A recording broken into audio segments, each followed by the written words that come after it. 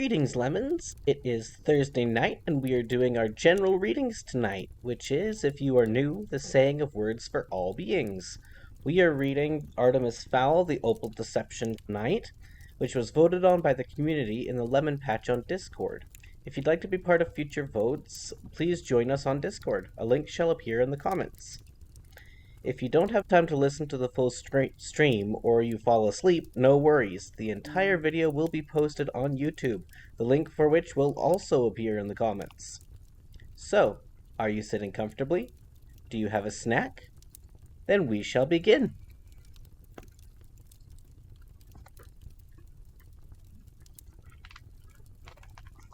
Prologue. This article was posted on the fairy internet, on the site www.horsesense.gnom. It is believed that this site is maintained by the Centaur Foley, technical consultant to the Lower Elements Police, although this has never been proved. Almost every detail of the following account contradicts the official release from the LEP press office. We've all heard the official explanation for the tragic events surrounding the Zyto probe investigation. The LEP's statement contained little in the way of concrete detail, preferring to fudge the facts and question the decisions of a certain female officer. I know for an absolute fact that the officer in question, Captain Holly Short, behaved in an exemplary manner, and if it had not been for her skill as a field operative, many more lives would have been lost. Instead of scapegoating Captain Short, the Lower Elements Police should give her a medal. Humans are at the center of this particular case. Most humans aren't smart enough to find the leg holes in their trousers, but there are certain mudmen clever enough to make me nervous. If they discover the existence of an underground fairy city, they will certainly do their best to exploit the residents. Most men would be no match for superior fairy technology, but there are some humans who are almost smart enough to pass as fairies. One human in particular. I think we all know who I'm talking about. In fairy history, only one human has bested us, and it really sticks in my hoof that this particular human is little more than a boy. Artemis Fowl, the Irish criminal mastermind. Little Artie led the LEP on a merry dance across the continents, until finally they used fairy technology to wipe the knowledge of our existence from his mind. But even as the gifted Centaur Foley pressed the mind wipe button, he wondered if the fairy people were being fooled again. Had the Irish boy left something behind to make himself remember? Of course he had, as we were all to find out later. Artemis Fowl does play a significant role in the following events, but for once he was not trying to steal from the people, as he had completely forgotten we existed. No, the mastermind behind this episode is actually a fairy. So, who is involved in this tragic tale of two worlds? Who are the main fairy players? Obviously, Foley is the real hero of the piece. Without his innovations, the LEP would soon be beating the Mudmen back from our doors. He is the unsung hero who solves the riddles of the ages, while the reconnaissance and retrieval teams swan about above ground, taking all the glory. Then there's Captain Holly Short, the officer whose reputation is under fire. Holly is one of the LEP's best and brightest, a natural-born pilot with a gift for improvisation in the field. She's not the best at taking orders, a trait that has landed her in trouble on more than one occasion. Holly was the fairy at the center of all the Artemis Fowl incidents. The pair had almost become friends when the council ordered the LEP to mind-wipe Artemis, and just when he was becoming a nice mud boy, too. As we all know, Commander Julius Root had a role in the proceedings, the youngest ever full commander of the LEP, an elf who had steered the people through many a crisis. Not the easiest fairy to get along with, but sometimes the best leaders do not make the best friends. I suppose Mulch Diggums deserves mention. Until recently, Mulch was imprisoned, but he had once again managed to wriggle his way out. This kleptomaniac flatulent dwarf has played a reluctant part in many of the Fowl adventures. But Holly was glad to have his help on this mission. If not for Mulch and his bodily functions, things could have turned out a lot worse than they did. And they turned out badly enough. At the very center of this case lies Opal Cowboy, the pixie who bankrolled the Goblin Gang's attempted takeover of Haven City. Opal had been facing a lifetime behind laser bars. That is, if she ever recovered from the coma that had claimed the pixie when Holly Short foiled her plan. For almost a year, Opal Cowboy had languished in the padded cell wing of the J. Argon Clinic, showing no response to the medical warlocks who tried to revive her. In all that time, she spoke not a single word, ate not a mouthful of food, and exhibited no response to stimuli. At first, the authorities were suspicious. It is an act, they declared. Cowboy is faking catatonia to avoid persecution. But as the months rolled by, even the most skeptical were convinced. No one could pretend to be in a coma for almost a year. Surely not. A fairy would have to be totally obsessed. Chapter 1. Totally Obsessed. The J. Argon Clinic, Haven City, the lower elements, 3 months earlier. The J. Argon Clinic was not a state hospital. Nobody stayed there for free. Argon and his staff of psychologists only treated fairies who could afford it. Of all the clinic's wealthy patients, Opal Cowboy was unique. She had set up an emergency fund for herself more than a year before she was committed, just in case she ever went insane and needed to pay for treatment. It was a smart move. If Opal hadn't set up the fund, her family would undoubtedly have moved her to a cheaper facility. Not that the facility itself made much difference to Cowboy, who had spent the past year drooling and having her reflexes tested. Dr. Argon doubted if Opal would have noticed a bull troll beating his chest before her. The fund was not the only reason why Opal was unique. Cowboy was the Argon Clinic's celebrity patient. Following the attempt by the Boakal Goblin Triad to seize power, Opal Cowboy's name had become the most infamous 4 syllables under the world. After all, the pixie billionairess had formed an alliance with disgruntled LEP officer Briar Cudgeon and funded the Triad's war on Haven. Cowboy had betrayed her own kind, and now her own mind was betraying her. For the first 6 months of Cowboy's incarceration, the clinic had been besieged by media filming the pixie's every twitch. The LEP guarded her cell door in shifts, and every staff member in the facility was treated to background checks and stern glares. Nobody was exempt. Even Dr. Argon himself was subjected to random DNA swabs to ensure that he was who he said he was. The LEP wasn't taking any chances with Cowboy. If she escaped from Argon Clinic, not only would they be the laughingstock of the fairy world, but a highly dangerous criminal would be unleashed on Haven City. But as time went by, fewer camera crews turned up at the gates each morning. After all, how many hours of drooling can an audience be expected to sit through? Gradually, the LEP crews were more downsized from a dozen to 6, and finally to a single officer per shift.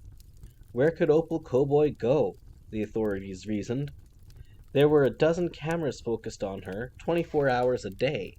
There was a subcutaneous seeker sleeper under the skin of her upper arm, and she was DNA swabbed 4 times daily.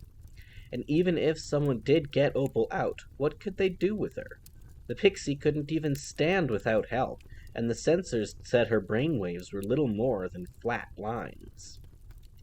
That said, Dr. Argon was very proud of his prize patient, and mentioned her name often at dinner parties. Since Opal Cowboy had been admitted to the clinic, it had become almost fashionable to have a relative in therapy. Almost every family on the rich list had a crazy uncle in the attic. Now that crazy uncle could receive the best of care, in the lap of luxury. If only every fairy in the facility was as docile as Opal Cowboy. All she needed was a few intravenous tubes and a monitor, which had been more than paid for by her first 6 months' medical fees. Dr. Argon fervently hoped that little Opal never woke up, because once she did, the LEP would haul her off to court, and when she had been convicted of treason, her assets would be frozen, including the clinic's fund. No, the longer Opal's nap lasted, the better for everyone, especially her.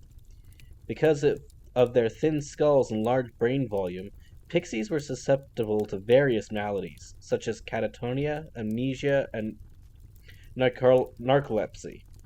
So it was quite possible that her coma would last for several years.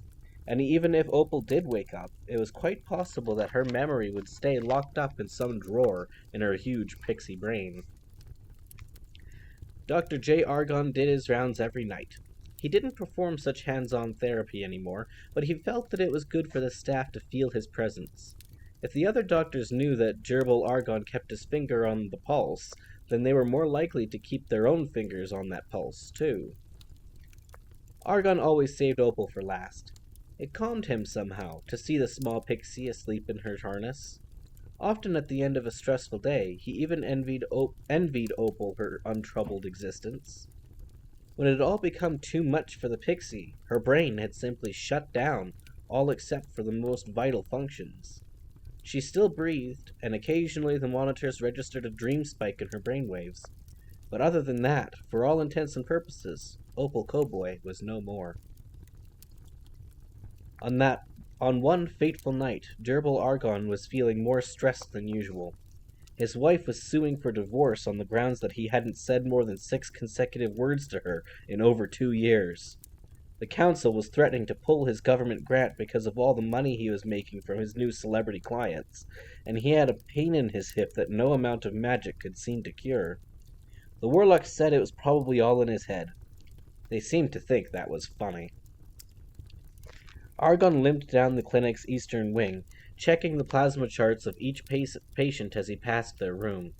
He winced each time his left foot touched the floor.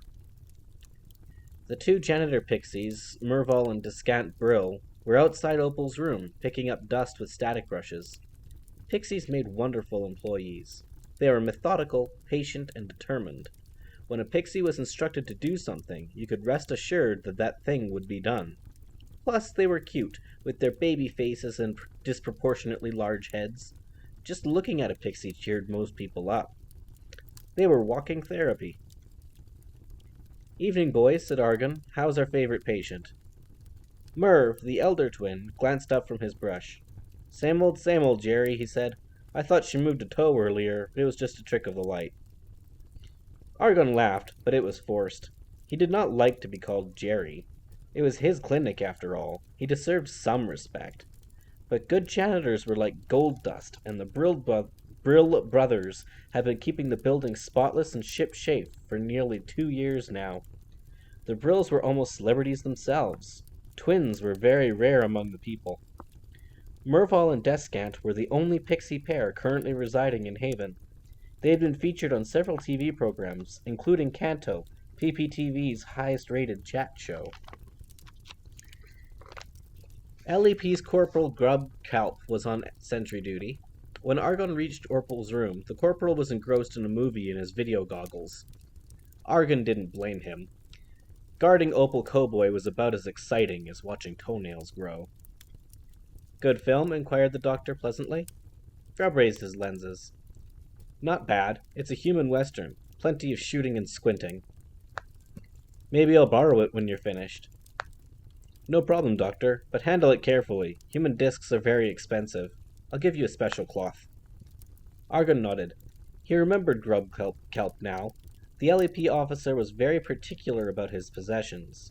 He had already written 2 letters of complaint to the clinic board about a protruding floor rivet that had scratched his boots. Argon consulted Cowboy's chart. The plasma screen on the wall displayed a constantly updated feed from the sensors attached to her temples. There was no change, nor did he expect there to be. Her vitals were all normal, and her brain activity was minimal. She'd had a dream earlier in the evening, but now her mind had settled. And finally, if he needed telling, the seeker sleeper implanted in her arm informed him that Cowboy was indeed where she was supposed to be. Generally, the seeker sleepers were implanted in the head, but pixie skulls were too fragile for any local surgery. Gerbil punched in his personal code in the reinforced door's keypad. The heavy door slid back to reveal a spacious room with gently pulsing floor mood lights.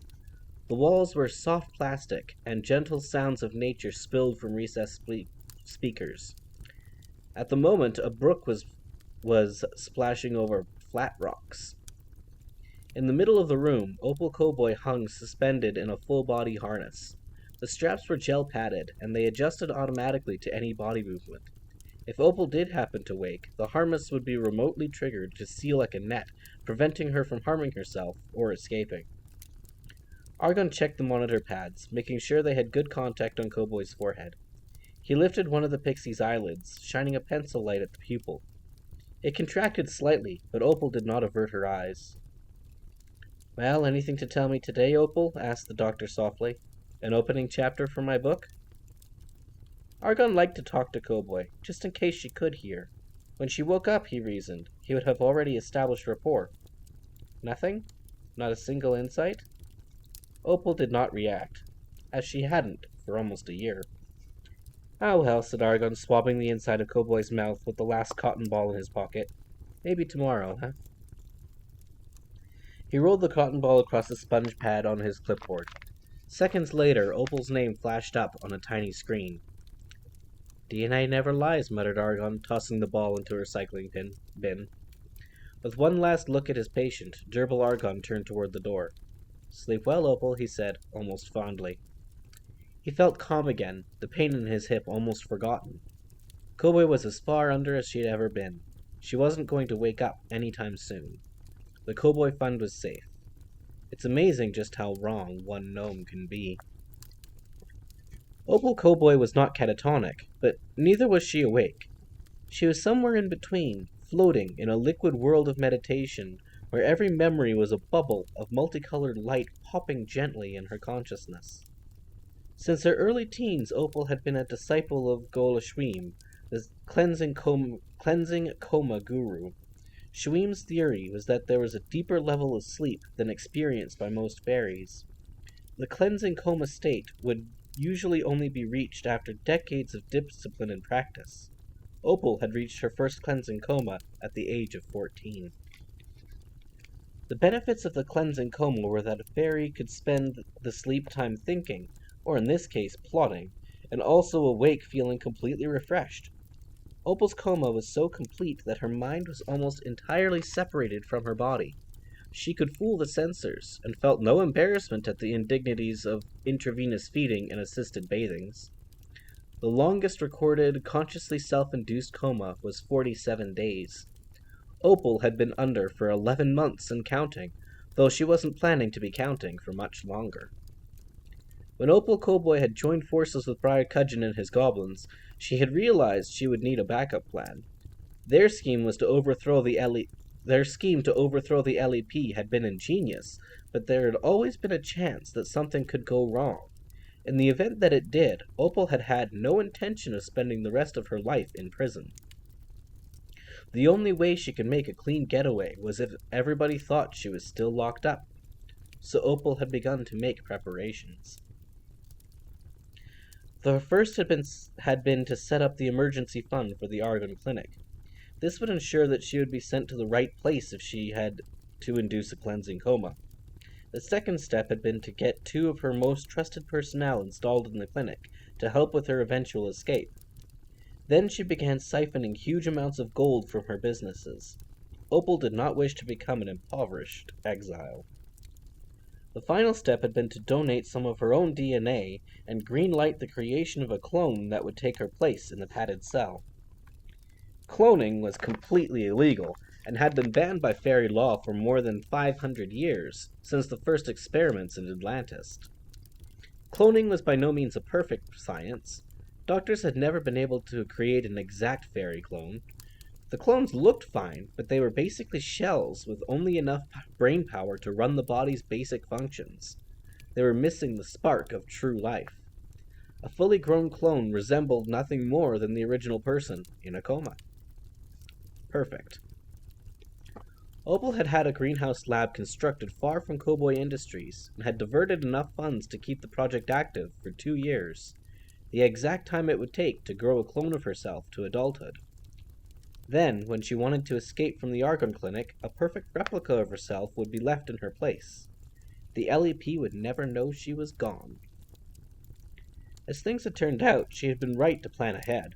Briar had proved treacherous, and a small group of fairies and humans had ensured that his betrayal would lead to her own downfall. Now Opal had a goal to bolster her willpower. She would maintain this coma for as long as it took, because there was a score to be settled. Foley, Root, Holly Short, and the human, Artemis Fowl. They were the ones responsible for her defeat. Soon she would be free of this clinic, and then she would visit those who had caused her such despair and give them a little despair of their own. Once her enemies were defeated, she could proceed with the second phase of her plan, introducing the Mudmen to the people in a way that could not be covered up by a few mind wipes. The secret life of fairies was almost at an end. Opal Cowboy's brain released a few happy endorphins. The thought of revenge always gave her a warm, fuzzy feeling. The Brill brothers watched Dr. Argon limp up the corridor. "Moron," muttered Merv, using his telescopic vacuum pole to chase some dust out of a corner. "You said it," agreed Scant. "Old Jerry couldn't analyze a bowl of vole curry. No wonder his wife is leaving him. If he was any good as a shrink, he'd have seen that coming." Merv collapsed the vacuum. "How are we doing?" Scant checked his moonometer. 8:10. "Good. How's Corporal Kelp?" "Still watching the movie. This guy is perfect. We have to go tonight. The LAP could send someone smart for the next shift, and if we wait any longer, the clone will grow another inch." "You're right. Check the spy cameras." Scant lifted the lid on what appeared to be a janitor's trolley, festooned as it was with mops, rags, and sprays. Hidden beneath a tray of vacuum nozzles was a color monitor split into several screens. "Well?" hissed Merv. Scant did not answer immediately, taking time to check all the screens. The video feed was from various microcameras that Opal had installed around the clinic before her incarceration. The spy cameras were actually genetically engineered organic material, so the pictures they sent were literally a live feed. The world's first living machines, totally undetectable by bug sweepers. "Night crew only," he said at last. "Nobody in this sector except Corporal Idiot over there." "What about the parking lot?" "Clear." Merv held out his hand. "Okay, brother, this is it. No turning back. Are we in? Do we want Opal Cowboy back?" Scant blew a lock of black hair from one round pixie eye. "Yes, because if she comes back on her own, Opal will find a way to make us suffer," he said, taking his brother's hand. "So yes, we're in." Merv took a remote control from his pocket. The device was turned to a sonics receiver planted in the clinic's gable wall. This, in turn, was connected to a balloon of acid that lay gently on the clinic's main power cube in the parking lot junction box. A second balloon sat atop the backup cube in the maintenance basement. As the clinic's janitors, it had been a simple matter for Merv and Scant to plant the acid balloons the previous evening. Of course, the Argon Clinic was also connected to the main grid, but if the cubes did go down, there would be a 2-minute interval before the main power kicked in. There was no need for more elaborate arrangements. After all, this was a medical facility, not a prison. Merv took a deep breath, flicked the safety cover, and pressed the red button. The remote control emitted an infrared command, activating 2 sonics charges. The charges sent out sound waves that burst the balloons, and the balloons dumped their acidic contents on the clinic's power cubes. 20 seconds later, the cubes were completely eaten away, and the whole building was plunged into darkness. Merv and Scant quickly put on night vision goggles. As soon as the power failed, green strip lights began pulsing gently on the floor, guiding the way to the exits. Merv and Scant moved quickly and purposefully. Scant steered the trolley. Merv made straight for Corporal Kelp. Grub was pulling the video glasses from over his eyes. "Hey," he said, disoriented by the sudden darkness. "What's going on here?" "Power failure," said Merv, bumping into him with calculated clumsiness. "Those lines are a nightmare. I've been telling Dr. Argon, but nobody wants to spend money on maintenance when there are fancy company cars to be bought." Merv was not chatting for the fun of it. He was waiting for the soluble sedative pad he had pressed into Grub's wrist to take effect. "Tell me about it," said Grub, suddenly blinking a lot more than he generally did. I've been lobbying for new lockers at Police Plaza. I'm really thirsty. Is anyone else thirsty? Grubb stiffened, frozen by the serum that was spreading through his system. The LEP officer would snap out of it in under 2 minutes and be instantly alert. He would have no memory of his unconsciousness, and with luck, he would not notice the time lapse. Go, said Scant tersely. Merv was already gone. With ease, he punched Dr. Argon's code into Opal's door.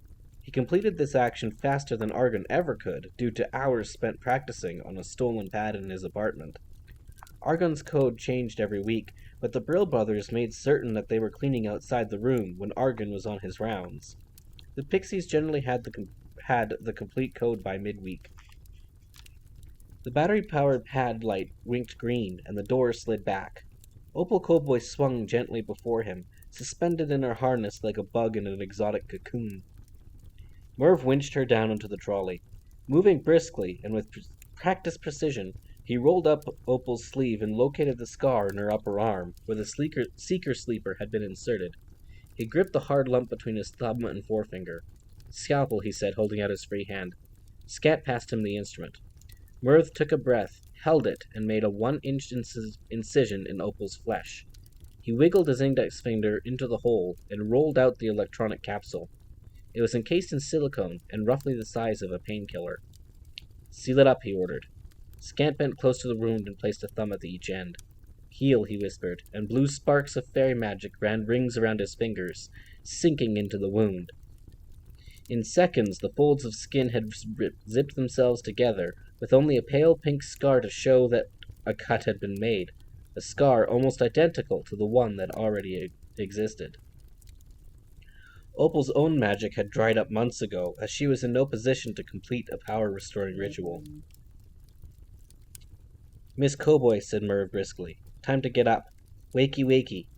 He unstrapped Opal completely from the harness. The unconscious pixie collapsed onto the lid of the clinging trolley. Merv slapped her across the cheek, bringing a blush to her face. Opal's breathing rate increased slightly, but her eyes remained closed. Jolt her, said Scant. Merv pulled an LEP-issue buzz baton from inside his jacket. He powered it up and touched Opal on the elbow. The pixie's body jerked spasmodically, and Opal Cowboy shot into unconsciousness, a sleeper waking from a nightmare. Cudgeon, she screamed. You betrayed me! Merv grabbed her shoulders. Miss Cowboy, it's us, Merval and Descant. It's time. Opal glared at him, wild-eyed. Brill, she said, after several deep breaths. That's right, Merv and Scant. We need to go. Go? What do you mean? Leave, said Merv urgently. We have about a minute. Opal shook her head, dislodging the after-trance daze. Merv and Scant. We need to go. Merv helped her from the trolley's lid. That's right. The clone is ready. Scant peeled back a sealed foil false bottom in the trolley. Inside lay a cloned replica of Opal Cowboy, wearing an Argon Clinic coma suit. The clone was identical, down to the last follicle. Scant removed an oxygen mask from the clone's face, hauled it from its resting place, and began cinching her into the harness. Remarkable, said Opal, brushing the clone's skin with her knuckle. Am I that beautiful? Oh yes, said Merv. That and more. Suddenly, Opal screeched, Idiots! Its eyes are open! It can see me! Scant closed the clone's lids hurriedly. Don't worry, Miss Cowboy, it can't tell anyone, even if its brain could decipher what it sees. Opal climbed groggily into the trolley, but its eyes can register images. Foley may think to check. That infernal centaur. Don't fret, miss, said Scant, folding the trolley's false bottom over his mattress. Mistress. Very soon now, that will be the least of Foley's worries. Opal strapped the oxygen mask across her face. Later, she said, her voice muffled by the plastic. Talk later. Cowboy drifted into a natural sleep, exhausted by even this small exertion. It could be hours before the pixie regained consciousness. After a coma of that length, there was even the risk that Opal would never be quite as smart as she once was. Time, said Merv. Scant glanced at his moonometer. 30 seconds left. Merv finished cinching the straps exactly as they had been. Pausing only to dab sweat from his brow, he made a second incision with his scalpel, this time in the clone's arm, and inserted the seeker sleeper. While Scant sealed the cut with a blast of magical sparks, Merv rearranged the cleaning paraphernalia over the trolley's false section. Scant bobbed impatiently. 8 seconds. 7. By gods, this is the last time I break the boss out of a clinic and replace her with a clone. Merv spun the trolley on its casters, pushing it through the open doorway. 5, 4. Scant did one last check around, running his eyeballs across everything they had touched. 3, 2. They were out, pulling the door behind them. 1. Corporal Grubb slumped slightly, then jerked to attention. Hey, what the... I'm really thirsty.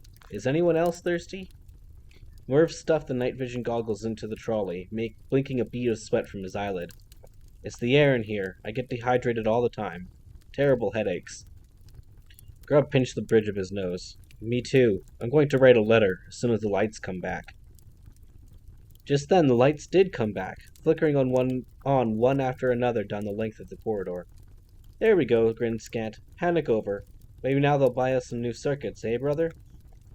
Dr. Argon came barreling down the passageway, almost keeping pace with the flickering lights. Your hip is better than Jerry? Said Merv. Argon ignored the pixies, his eyes wide, his breath ragged. Corporal Kelp, he panted. Cowboy, has she... Grubb rolled his eyes. Calm yourself, Doctor. Miss Cowboy is still suspended where you left her. Take a look. Argon flattened his palms against the wall, first checking the vitals. Okay, no change. A 2-minute lapse, but that's okay.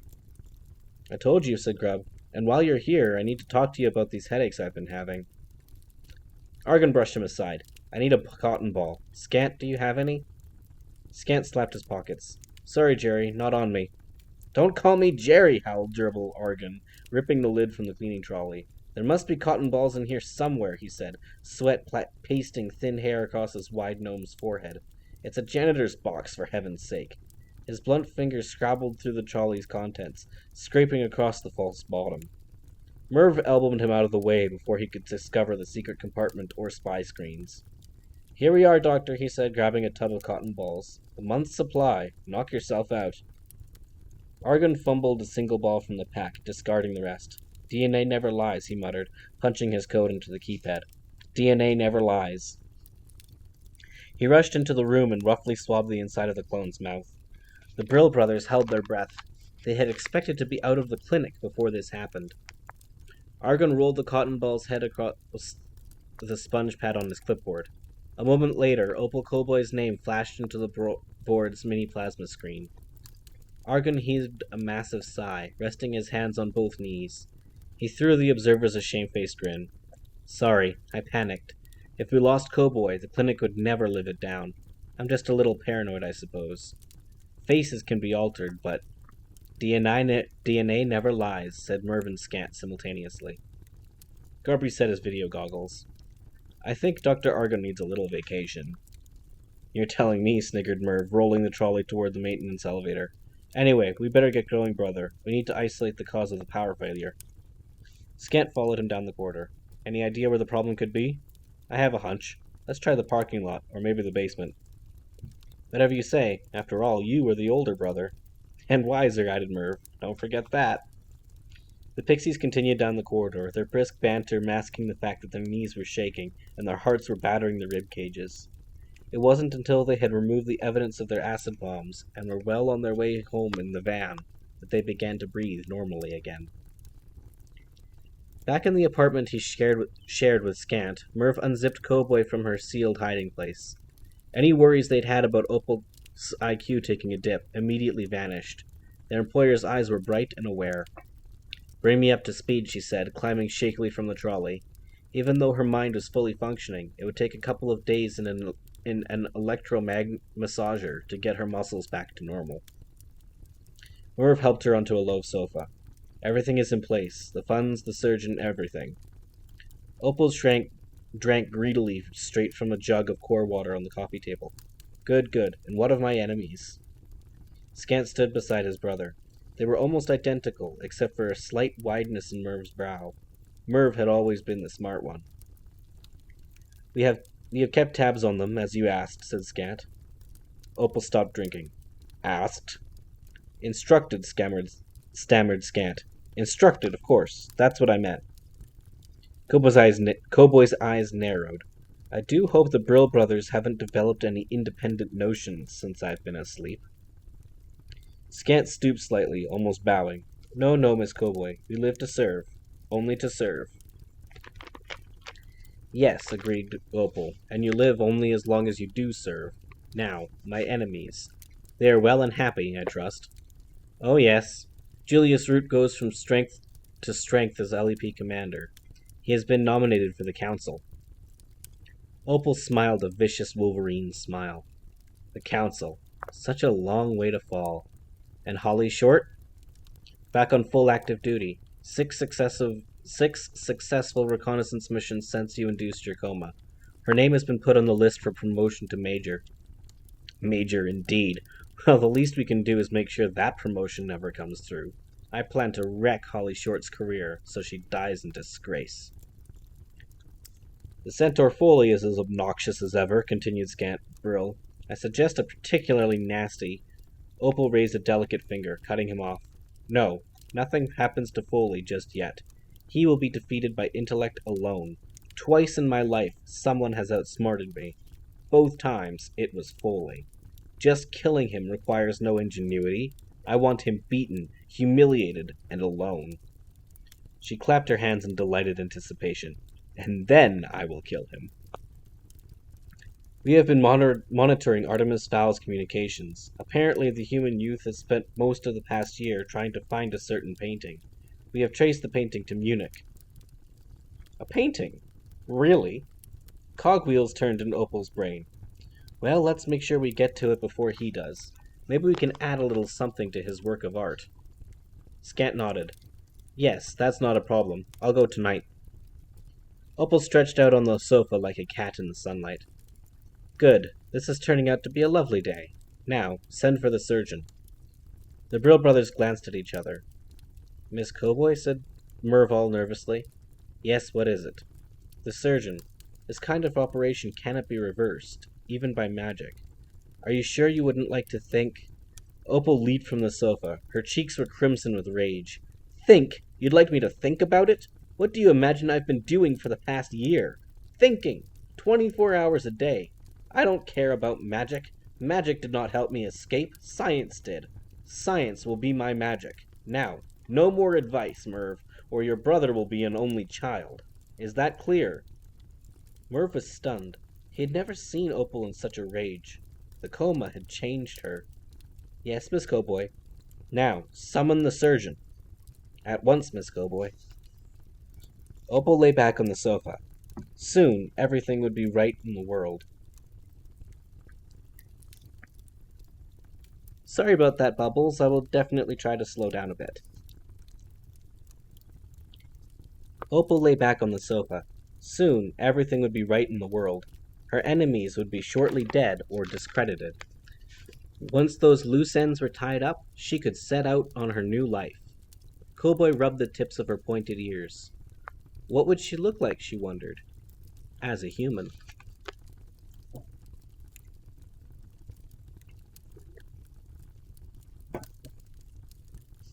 Chapter 2. The Fairy Thief. Munich, Germany, present day. Thieves have their own folklore. Stories of ingenious heists and death-defying robberies. One such legend tells of an Egyptian cat burglar, Fazil Mahmud, who scaled the dome of St. Peter's Basilica in order to drop in on a visiting bishop and steal his crozier. Another story concerns confidence woman Red Mary Kennelly, who dressed as a duchess and talked her way into the King of England's coronation.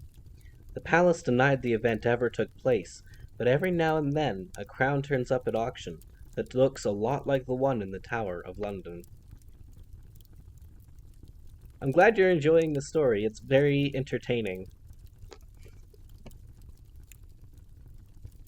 Perhaps the most thrilling legend is the tale of the lost Hervé masterpiece.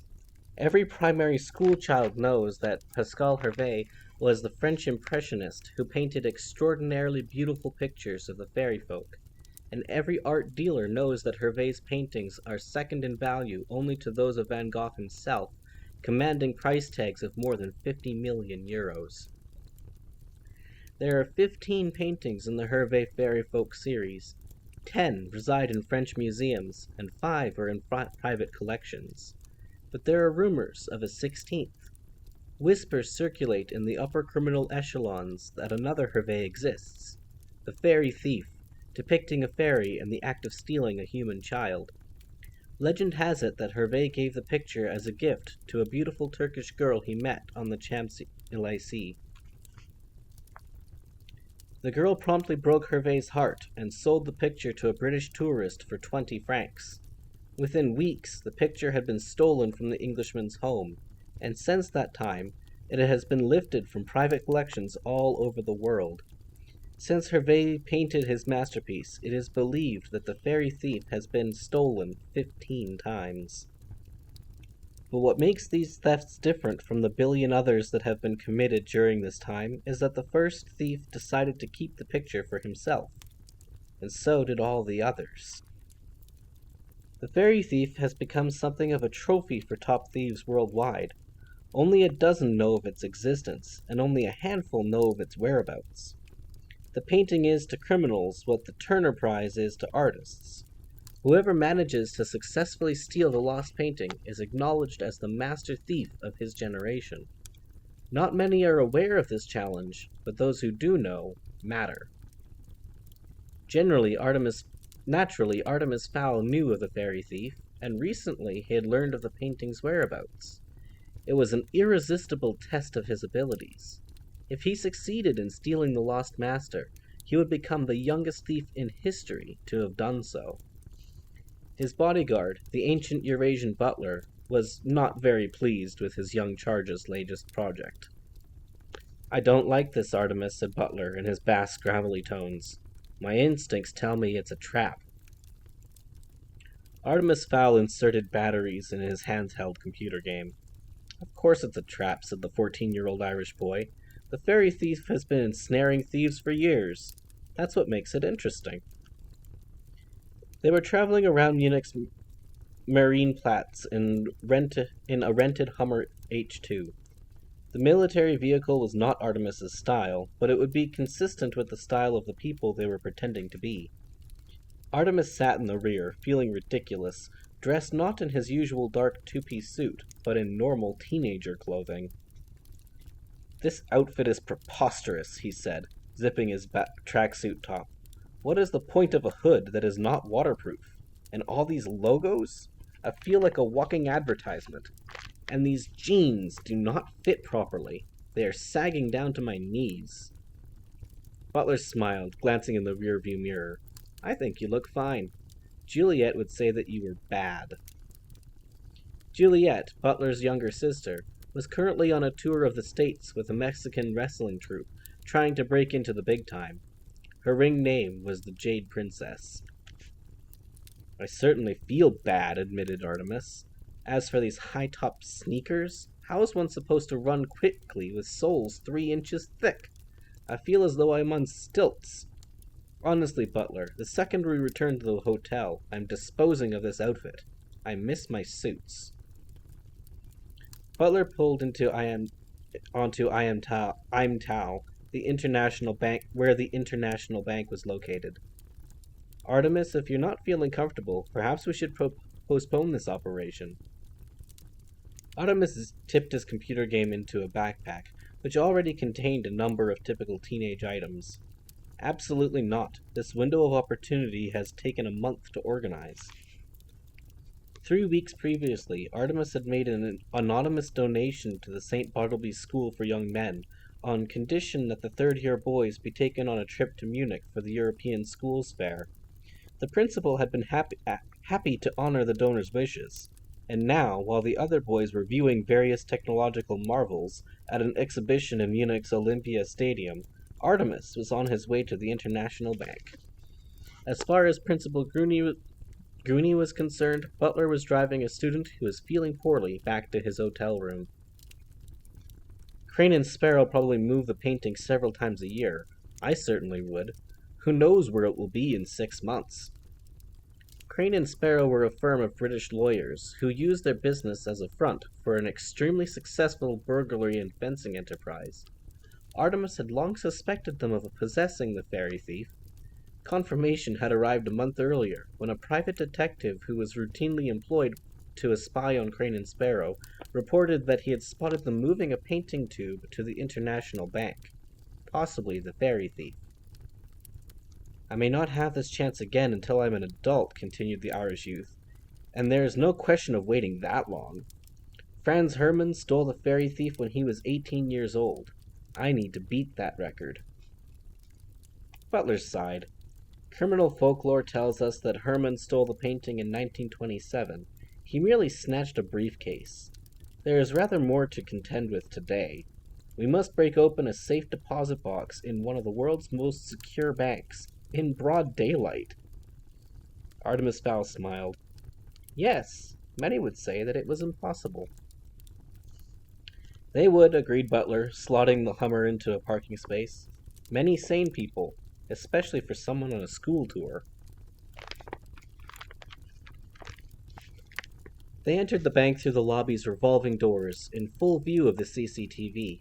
Butler led the way, striding purposefully across the gold-veined marble toward an inquiries desk. Artemis trailed behind, bobbing his head to some music on his portable disc player. In fact, the disc player was empty. Artemis wore mirrored sunglasses that concealed his eyes, but allowed him to scan the bank's interior unobserved. The International Bank was famous in certain circles for having the most secure safe deposit boxes in the world, including Switzerland. It was rumored that if the International Bank's deposit boxes were cracked open and the contents dumped onto the floor, perhaps 1/10 of the world's wealth would be heaped on the marble. Jewels, bearer bonds, cash, deeds, art, at least half of it stolen from its rightful owners. But Artemis was not interested in any of these objects. Perhaps next time. Butler stopped at the inquiries desk, casting a broad shadow across the slim line monitors perched there. The thin man who had been working on the monitor lifted his head to complain, then thought better of it. Butler's sheer bulk often had that effect on people. "How can I help you, Herr Lee, Colonel Xavier Lee? I wish to open my deposit box," replied Butler, in fluent German. "Yes, Colonel. Of course. My name is Berthold, and I will be assisting you today." Berthold opened to Colonel Xavier Lee's file on his computer with one hand, the other twirling a pencil-like mini-baton. "We just need to complete the usual security check. If I may have your passport?" "Of course," said Butler, sliding a People's Republic of China passport across the desk. "I expect nothing less than the most stringent security procedures." Berthold took the passport in slim fingers, first checking the photograph, then placing it into a scanner. "Alphonse," snapped Butler at Artemis, "stop fidgeting and stand up straight, son. You slouch so much that sometimes I think you don't have a spine." Berthold smiled with the insincerity a toddler would have seen through. "Alphonse, nice to meet you." "Dude," said Artemis, with equal hypocrisy. Butler shook his head. "My son does not communicate well with the rest of the world. I look forward to the day he can join the army.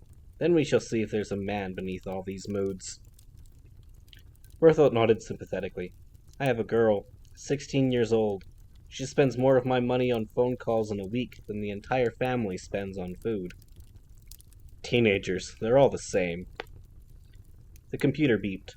"Ah yes, your passport has been cleared. Now all I need is a signature." Berthold slid a handwriting tablet across the desk. A digipen was attached to the tablet by a length of wire. Butler took it and scrawled his signature across the line. The signature would match. Of course it would. The original writing was Butler's own, Colonel Xavier Lee being one of a dozen aliases the bodyguard had created over the years. The passport was also authentic, even if the details typed upon it weren't. Butler had purchased it years previously from a Chinese diplomat's secretary in Rio de Janeiro. Once again the computer beeped. "Good," said Berthold. "You are indeed who you say you are. I shall bring you to the deposit box room. Will Alphonse be accompanying us?" Butler stood. "Absolutely. If I leave him here, he'll probably get himself arrested." Berthold attempted a joke. "Well, if I may say so, Colonel, he's in the right place." "Hilarious, dude," muttered Artemis. "You should, have your own show." But Berthold's comment was accurate. Armed security men were dotted throughout the building. At the first sign of any impropriety, they would move to strategic points, covering all exits. Berthold led the way to a brushed steel elevator, holding his ID card up to a camera over the door. The bank official winked at Artemis. "We have a special security system here, young man. It's all very exciting." "I know. I think I'm going to faint," said Artemis. "No more attitude, son," scolded Butler. "Berthold is simply trying to make conversation." Berthold stayed civil in the face of Artemis's sarcasm. "Maybe you'd like to work here when you grow up, eh, Alphonse?" For the first time, Artemis smiled sincerely, and for some reason the sight sent shivers down Berthold's spine. "Do you know something, Berthold? I think some of my best work will be in banks." The awkward silence that followed was cut short by a voice from a tiny speaker below the camera. "Yes, Berthold, we see you. How many?" "Two," replied Berthold. "One key holder and one miner, coming down to open a box." The lift door slid back to reveal a steep steel cuboid with no buttons or panels, just a camera elevated in one corner. They stepped inside, and the elevator was remotely activated. Artemis noticed Berthold wringing his hands as soon as they began to descend. "Hey, Berthold, what's the problem? It's only an elevator." Berthold forced a smile. Barely a glint of tooth showed beneath his mustache. "You don't miss much, do you, Alphonse? I don't like small spaces, and there are no controls in here, for security reasons. The lift is operated from the desk. If it were to break down, we would be relying on the guards to rescue us. This thing is virtually airtight. What if a guard had a heart attack, or went on a coffee break? We would all—" The bank official's nervous rant was cut off by the hiss of the elevator door. They had arrived at the deposit box floor. "Here we are," said Berthold, mopping his forehead with a Kleenex. A section of the paper remained trapped in the worry lines of his forehead, and fluttered there like a windsock in the air conditioner blast. "Safe, you see. Absolutely no need to worry. All is well." He laughed nervously. "Shall we?" A bulky security guard waited for them outside the lift. Artemis noticed the sidearm on his belt, and the earpiece cord winding along his neck. "Willkommen, Berthold. You made it in one piece. Again." Berthold plucked the strand of tissue from his forehead. "Yes, Kurt, I made it, and don't think the scorn in your voice goes unnoticed. Kurt sighed mightily, allowing the escaping air to flap his lips. "Please pardon my phobic countryman," he said to Butler. "Everything terrifies him, from spiders to elevators. It's a wonder he gets out of bed. Now, if you could stand on the yellow square and raise both arms to shoulder level." There was a yellow square taped onto the steel floor. Butler stepped into it, raising his arms. Kurt performed a body search that would have shamed a customs official before ushering him through a metal detector arch. "He's clean," he said aloud. The words would be picked up by the microphone in his lapel and relayed to the security booth. "You next, boy," said Kurt. "Same drill." Artemis complied, slouching onto the square. He raised his arms barely 6 inches from his sides. Butler glared at him. "Alphonse, can't you do what the man says? In the army I would have you cleaning the latrines for this kind of behavior." Artemis glared back. "Yes, Colonel, but we're not in the army here, are we?" Kurt slipped Artemis's pack from his back and riffled through the contents. "What's this?" he asked, pulling out a toughened plastic frame. Artemis took the frame, unfolding it with 3 deft movements. "It's a scooter, dude. You may have heard of them. Transportation that doesn't pollute the air we breathe." Kurt snatched back the scooter, spinning the wheels and checking the joints. Artemis smirked. "Of course, it's also a laser cutter, so I can break into your boxes." "You're a real smart aleck boy," snarled Kurt, stuffing the scooter back into the bag. "And what's this?" Artemis turned on the video game. "It's a game box. They were invented so teenagers wouldn't have to talk to grown-ups." Kurt glanced at Butler. "He's a gem, sir. I wish I had one just like him." He rattled a ring of keys on Artemis's belt. "And what are these?" Artemis scratched his head. Keys?" Kurt ground his teeth audibly. "I know they're keys, boy. What do they open?" Artemis shrugged. "Stuff. My locker, my scooter lock, couple of diaries. Stuff."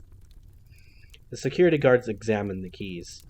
They were everyday keys and wouldn't open a complicated lock, but the bank had a no-key rule. Only the safe deposit box keys were allowed through the metal detector. Sorry, the keys stay here. Kurt unclipped the ring and placed the keys on a flat tray. You can pick them up on your way out. Can I go now? Yes, said Kurt. Please do, but pass the bag through to your father first.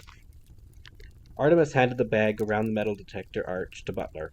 He passed through himself, setting off the buzzer. Kurt followed him impatiently. Do you have anything else metallic on you? A belt buckle? Some coins? Money? Scoffed Artemis. I wish. What's setting off the detector then? Said Kurt, puzzled. I think I know, said Artemis. He hooked a finger inside his top lip, pulling it up. 2 metal bands ran across his teeth. Braces. That would do it, said Kurt. The detector is extremely sensitive. Artemis removed his finger from his mouth. Should I take these out too? Rip them from my teeth? Kurt took the suggestion at face value. No, I think you're safe enough. Just go on through, but behave yourself in there. It's a vault, not a playground. Kurt paused, pointing to a camera above their heads. Remember, I'll be watching. Watch all you like, said Artemis brazenly. Oh, I will, boy. You so much as spit on one of those doors, and I'll eject you from the premises. Forcibly. Oh, for heaven's sake, Kurt, said Berthold. Don't be so theatrical. Those are not network television cameras, you know. Berthold ushered them through the vault door. I apologize for Kurt. He failed the Special Forces exam and ended up here.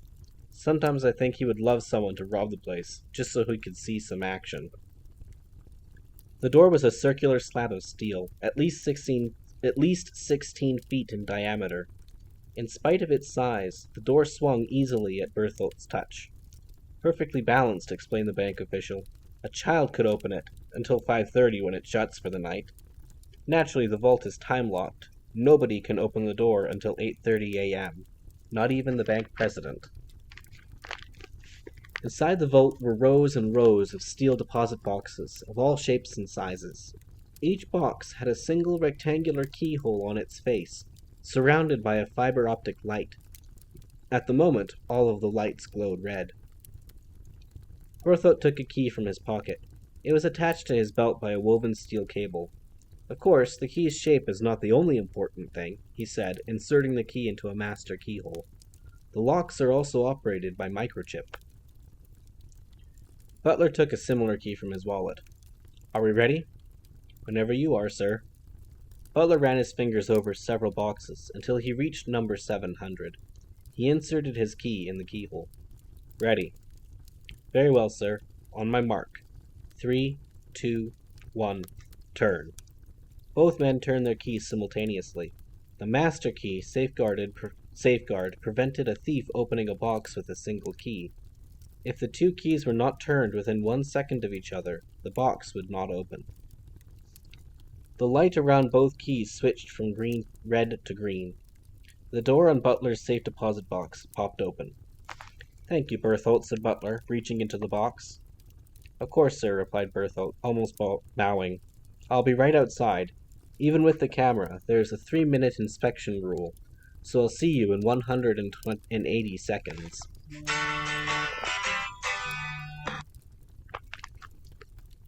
Once the bank official had gone, Artemis shot his bodyguard a quizzical look. Alphonse, he said out of the side of his mouth. I don't remember deciding on a name for my character. Butler set the stopwatch on his chronograph. I was improvising, Artemis. I thought the situation required it. If I may say so, you make a very convincing, obnoxious teenager. Thank you, old friend. I try. Butler removed an architect's drawing from his deposit box, unfolding the document until it was almost 6 feet square. He held it at arm's length, apparently studying the design inked onto the paper. Artemis glanced upward at the ceiling-mounted camera. Raise your arms another 2 inches and take a step to your left. Butler did so casually, covering the movements with a cough and a shake of the parchment. Good. Perfect. Stay right there. When Butler had rented the box on his last visit, he had taken numerous photographs of the vault with a button camera. Artemis had used these photos to render a digital reconstruction of the room. According to his calculations, Butler's present position provided Artemis with a 33-foot box of cover. In that area, his movements would be hidden by the drawing. At the moment, only his trainers could be seen by the security guards.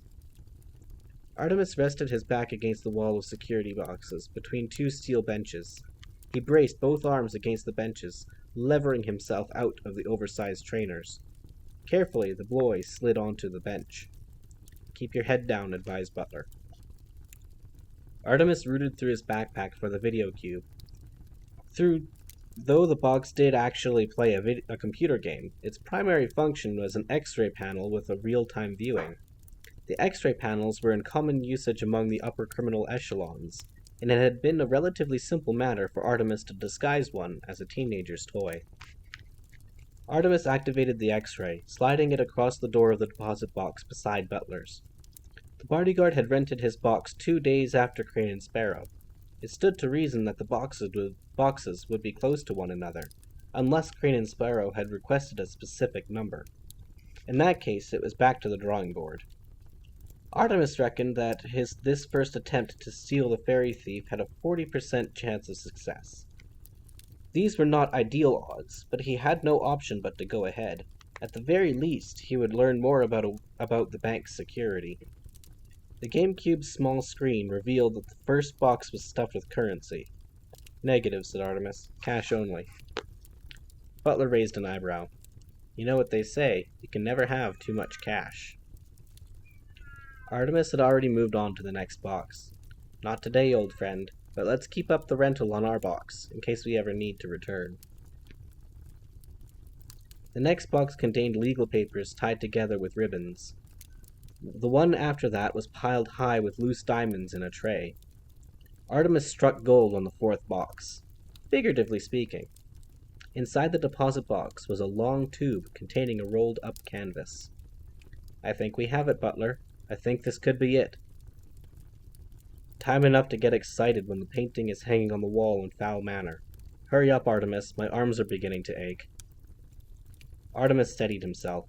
Of course, Butler was right. They were still a long way from possessing the fairy thief, if indeed this painting was Hervé's lost masterpiece. It could just as easily be some proud grandfather's crayon drawing of a helicopter. Artemis moved the X-ray machine down to the bottom of the box. There were no manufacturer's markings on the door, but often craftsmen were proud and could not resist placing a signature somewhere, even if nobody knew it was there but them. Artemis searched for maybe 20 seconds before he found what he was looking for. Inside the door itself, on a real panel, was engraved the word "Blocken." "Blocken," said the boy triumphantly. "We were right." There were only 6 firms in the world capable of constructing deposit boxes of this quality. Artemis had hacked their computers and found International Bank on the Blocken client list. Blocken was a small family company in Vienna that also made boxes for several banks in Geneva and the Cayman Islands. Butler had paid their workshop a little visit and stolen 2 master keys. Of course, the keys were metal and could not escape the detector arch, unless for some reason metal had been allowed through. Artemis reached 2 fingers into his mouth, dislodging the brace from his upper teeth. Behind the brace itself was a plastic retainer, and clipped to that were 2 keys. The master keys. Artemis rotated his jaw for a few seconds. "That feels better," he said. "I thought I was going to gag." The next problem was one of distance. There were 8 feet between the deposit box and the master keyhole by the door. Not only was it impossible for one to open the door unassisted, but whoever stood by the master keyhole would be visible to the security guards. Artemis pulled his scooter from the backpack. He yanked one pin from its socket, detaching the steering column from the footrest. This was no ordinary scooter. An engineer friend of Butler's had constructed it from very specific blueprints. The footrest was completely regular, but the steering column turned into a telescope at the touch of a spring-release button.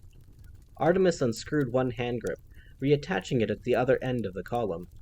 There was a slit at the end of each grip, into which Artemis screwed a master key. Now all he had to do was insert both keys into their corresponding keyholes, and turn them simultaneously. Artemis slotted one key into Crane and Sparrow's box. "Ready?" he asked Butler. "Yes," replied his bodyguard. "Don't go one step farther than you have to." 3, 2, 1, go. Artemis pressed the spring-release button on the steering column. He shuffled across the bench, pulling the telescopic pole behind him. As the boy moved, Butler swiveled his trunk so that Artemis remained shielded by the blueprint. He moved the plan just far enough to cover the master keyhole, without exposing Artemis's legless shoes. However, the target box, complete with telescoping pole, was visible for the time it took Artemis to insert the second key. The master keyhole was 3 feet beyond the end of the steel bench. Artemis leaned as far as he could without losing his balance, slotting the key into its hole. It fit snugly. Artemis shuffled back quickly. Now Butler could once again mask Crane and Sparrow's box. The entire plan hinged on the assumption that the guards would be concentrating on Butler and not notice a slim pole extending toward the master keyhole. It would help that the pole was precisely the same color as the safe deposit boxes. Artemis returned to the original box, twisting the hand grip. A pulley and cable system inside the pole twisted the other hand grip simultaneously. Both locks flashed green. Crane and Sparrow's box popped open. Artemis felt a moment of satisfaction. His contraption had worked. Then again, there was no reason it shouldn't. All the laws of physics had been obeyed. Amazing how the tightest electronic security could be defeated by a pole, a pulley, and a brace. "Artemis," groaned Butler, "keeping my arms up is becoming uncomfortable, so, if you wouldn't mind." Artemis cut short his mental celebration. They were not out of the vault yet. He turned the grips back to their original position, then yanked the bar toward him. Both keys popped from their holes. With a touch of a button, the pole snapped back to its original length. Artemis did not reassemble the scooter just yet. The pole may be needed to search other boxes. Artemis studied the locker with the X-ray panel before opening the door any wider. He was searching for any wires or circuits that might trigger secondary alarms. There was one, a circuit breaker attached to a portable klaxon. It would be extremely embarrassing for any thief if the authorities were alerted by the raucous wailing of a foghorn. Artemis smiled. It seemed as though Crane and Sparrow had a sense of humor. Maybe he would employ them as his lawyers. Artemis unhooked the headphones from around his neck, popping off the earpieces. Once the wire inside was exposed, he twisted a length around each side of the breaker. Now he could safely pull apart the breaker without opening the circuit. Artemis pulled. The klaxon remained silent. At last the box lay open before him. Inside, a single tube stood, propped against the rear wall. The tube was fashioned from perspex and contained a rolled-up canvas. Artemis removed the tube and held it up to the light. For several seconds he studied the painting through the transparent plastic. He could not risk opening the tube until they were safely back in the hotel. A hasty job now could cause accidental damage to the painting. He had waited years to obtain the fairy thief. He could wait a few more hours. "The brushwork is unmistakable," he said, closing the box. "Strong strokes, thick blocks of light. It's either Hervé or a brilliant copy. I do believe we've done it, Butler, but I can't be sure without X-ray and paint analysis." "Good," said the bodyguard, glancing at his watch. "That can be done at the hotel. Pack up, and let's get out of here." Artemis shoved the cylinder into his backpack, along with the reassembled scooter. He clipped the keys to his retainer, slotting the brace over his teeth. The vault door slid back just as the Irish youth lowered himself into his trainers. Bertholt's head appeared in the gap. "Everything all right in here?" asked the bank official. Butler folded the drawing, slotting it into his pocket. "Fine, Bertholt. Excellent, in fact. You may escort us to the main level." Bertholt bowed slightly. "Of course. Follow me." Artemis was back in the role of argumentative teenager. "Thanks so much, Bertie. This has been a real blast. I just love spending my holidays in banks, looking at papers." All credit to Bertholt. His smile never wavered. Kurt was waiting for them by the X-ray arch, arms folded across a chest the size of a rhino's. He waited until Butler had gone past, then tapped Artemis's shoulder. "You think you're really smart, don't you, boy?" he said, grinning. Artemis grinned back. "Compared to you? Definitely." Kurt bent over, hands on knees, until his eyes were level with Artemis's. "I was watching you from the security booth. You didn't do a thing. Your kind never does." "How do you know?" asked Artemis. "I could have been breaking into those safe deposit boxes." "I know all right. I know because I could see your feet the whole time. You barely moved an inch." Artemis grabbed his ring of keys from the tray and ran after Butler to make the lift. "You win this time, but I'll be back." Kurt cupped his hands around his mouth. "Bring it on," he shouted. "I'll be waiting."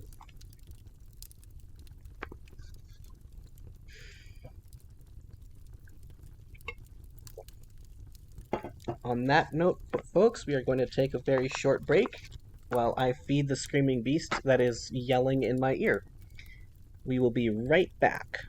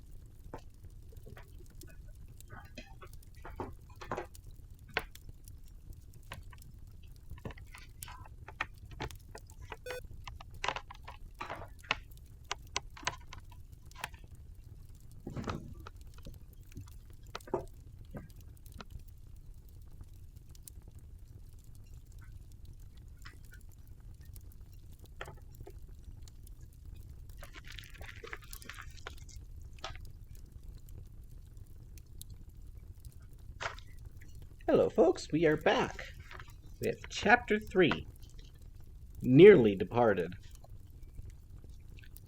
Police Plaza, Haven City, the lower elements. Captain Holly Short was up for a promotion. It was the career turnaround of the century. Less than a year had passed since she had been the subject of 2 internal affairs inquiries, but now, after 6 successful missions, Holly was the lower elements police reconnaissance squad's golden fairy. The council would soon meet to decide whether or not she would be the first female major in LEP Recon's history. And to tell the truth, the prospect did not appeal to her one bit. Majors rarely got to strap on a set of wings and fly between land and stars. Instead, they spent their time sending junior officers topside on missions. Holly had made up her mind to turn down the promotion if it were offered to her. She could live with a smaller paycheck if it meant she could still see the surface on regular basis. Holly decided it would be wise to tell Commander Julius Root what she planned to do. After all, it was Root who had stood by her through the inquiries, and it was Root who had recommended her for promotion in the first place. The commander would not take the news well. He never took any kind of news well. Even good news was received with a gruff thank you and a slammed door. Holly stood outside Root's office on that morning, working up the courage to knock. And even though, at 3 feet exactly, she was just below the average of fairy height, Holly was glad of the half-inch granted by her spiky auburn hair. Before she could knock, the door was yanked open, and Root's rosy-cheeked face appeared in the doorway. "Captain Short!" he roared, his gray buzz cut quivering. "Get in here!" Then he noticed Holly standing beside the door. "Oh, there you are. Come in. We have a puzzle that needs solving. It involves one of our goblin friends." Holly followed Root into the office. Foley, the LEP's technical advisor, was already there, close enough to the wall plasma screen to singe his nose hairs. "Howler's Peak video," explained Root. "General Scaling escaped." "Escaped?" echoed Holly. "Do we know how?" Foley snapped his fingers. "Darvit, that's what we should be thinking about instead of standing around here playing I Spy." "We don't have time for the usual sarcastic small talk," Foley snapped Root, his complexion deepening to burgundy. "This is a PR disaster. Scaling is public enemy number 2, second only to Opal Cowboy herself. If the journos got wind of this, we'll be the laughingstock of Haven. Not to mention the fact that Scaling could round up a few of his goblin buddies and reactivate the Triad." Holly crossed to the screen, elbowing Foley's hindquarters out of the way. Her little talk with Commander Root could wait.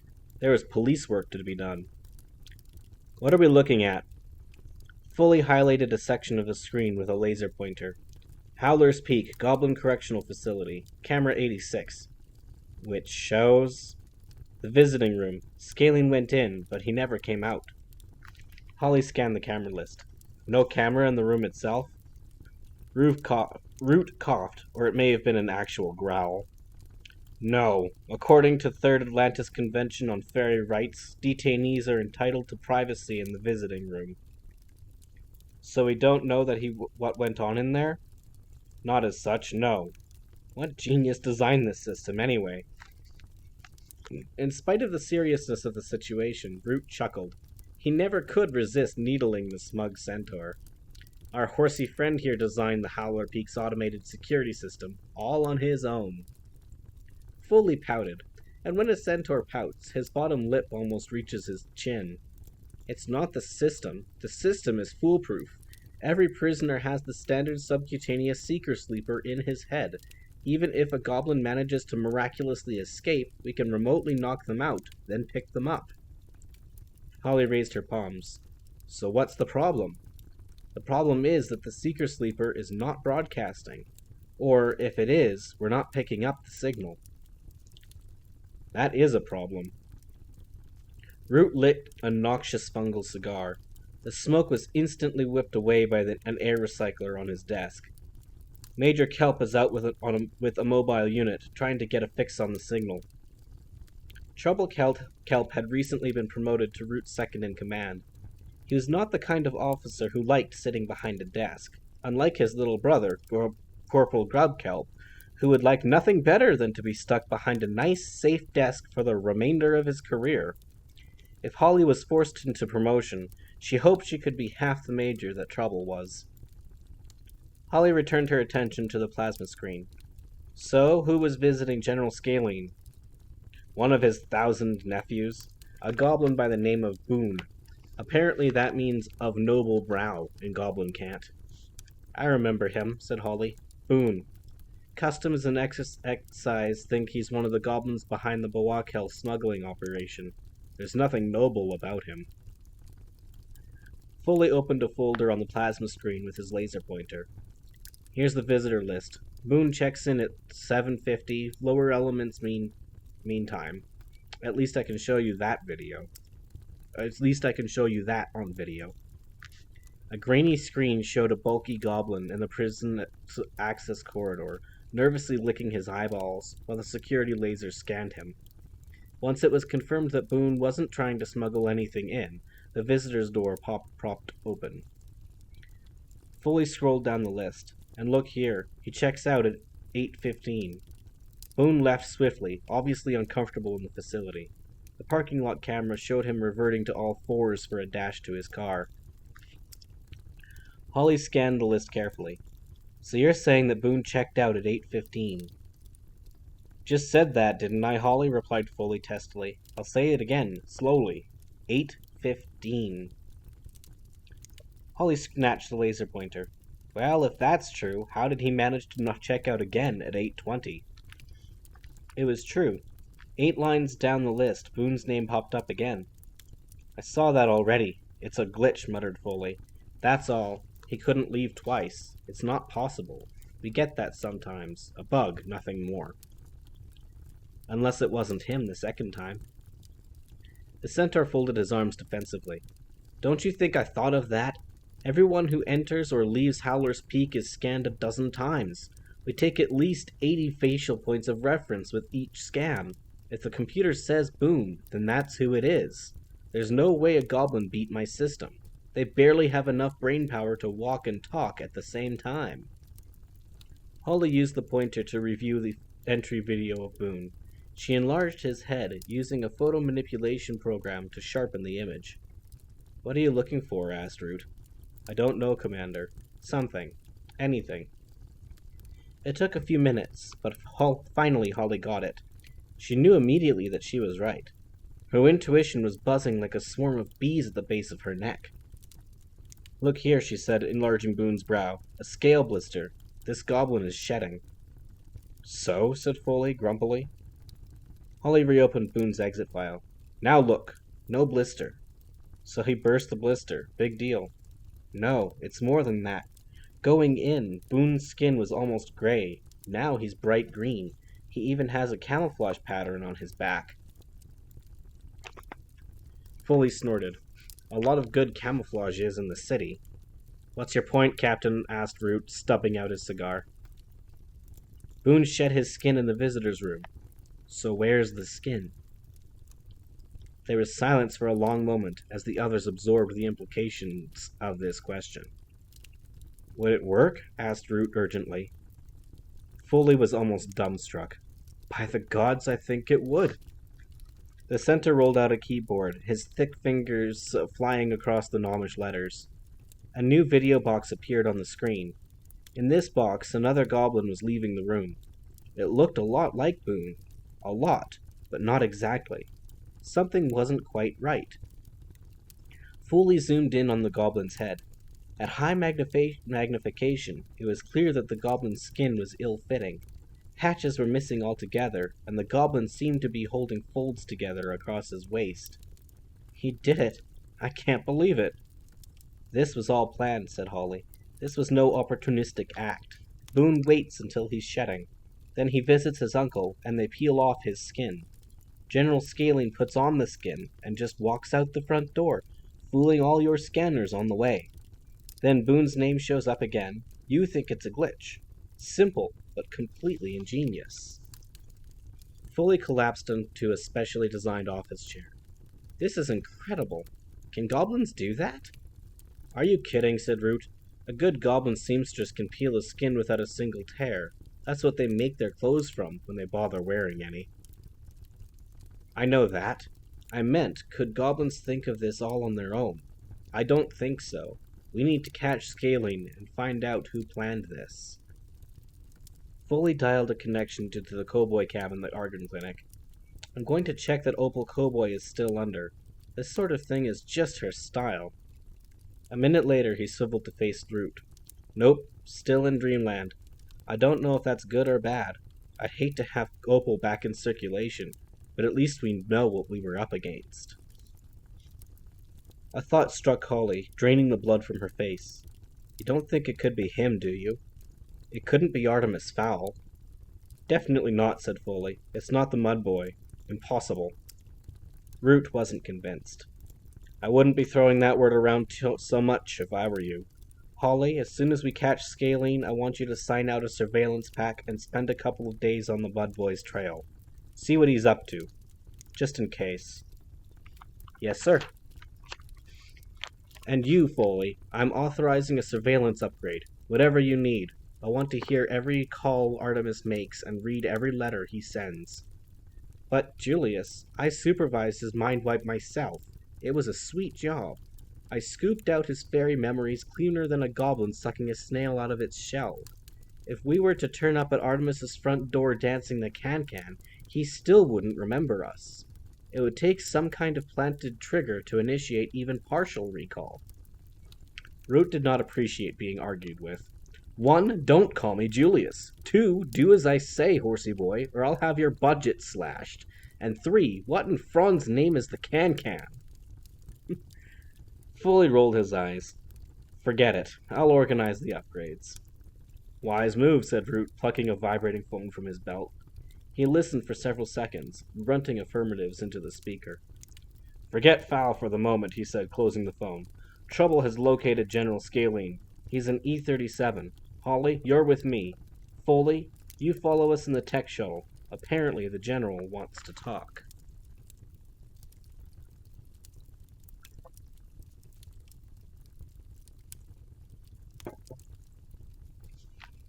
Haven City was waking up for morning trade. Although to call it morning was a bit misleading, as there was only artificial light this far underground. By human standards, Haven was barely more than a village, having fewer than 10,000 inhabitants.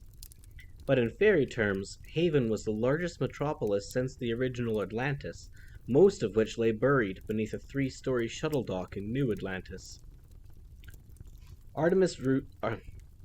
Commander Root's LEP cruiser cut through the rush hour traffic, its magnetic field automatically shunting other vehicles out of the way into slots in the slow lane.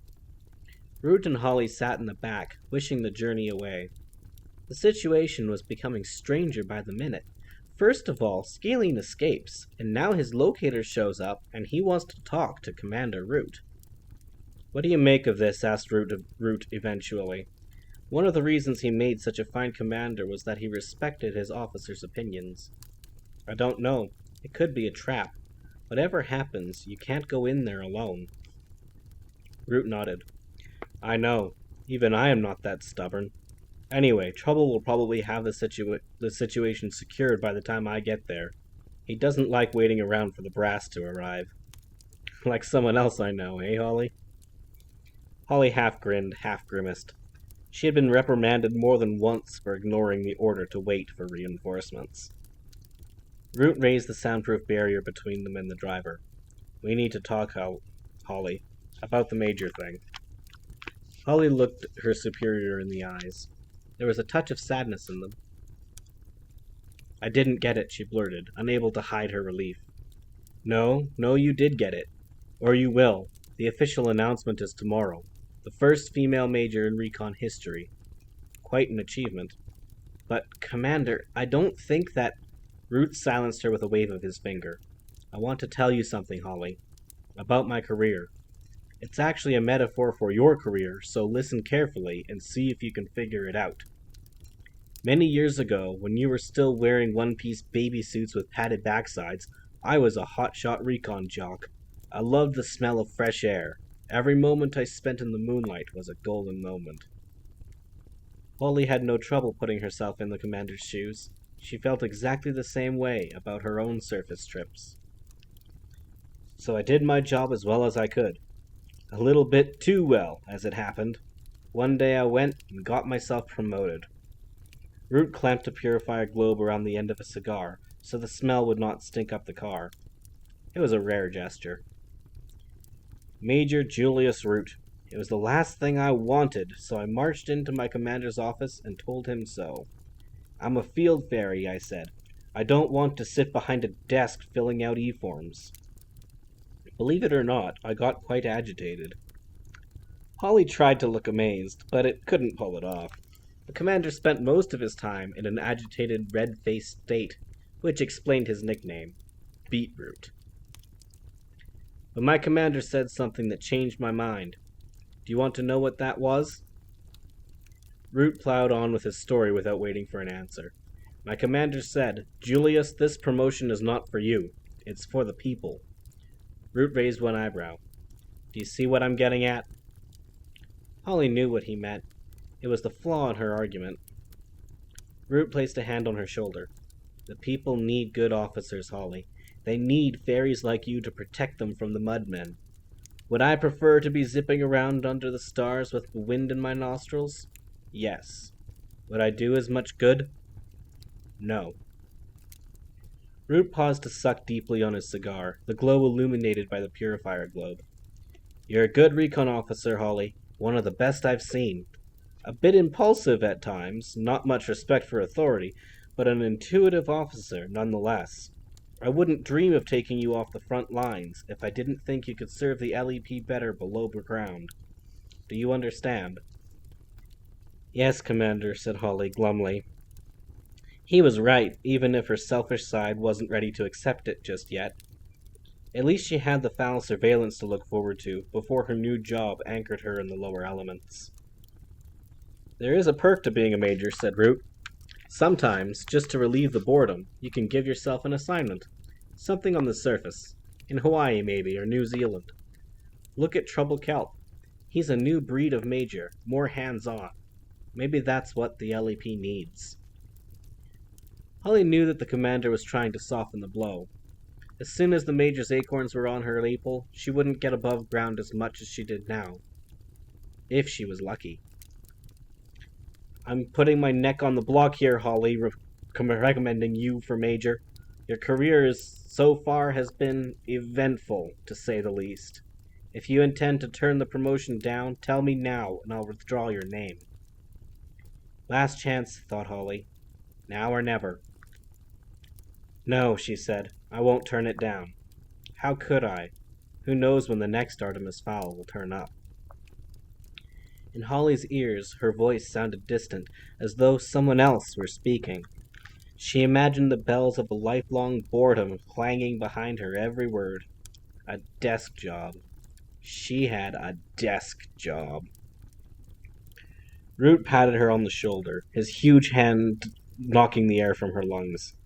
Cheer up, Captain. There is life below ground, you know. I know, Holly said, with an utter lack of conviction. The police cruiser pulled in beside E-37. Root opened the car door, began to disembark, then stopped. If it makes any difference, he said quietly, almost awkwardly. I'm proud of you, Holly. Then he was gone, out the door and into the throng of LEP officers training their weapons on the chute entrance. It does make a difference, thought Holly, watching the commander instantly take command of the situation. A big difference.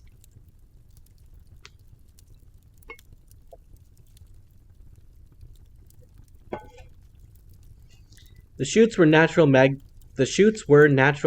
vents that stretched from the Earth's core to the planet's surface.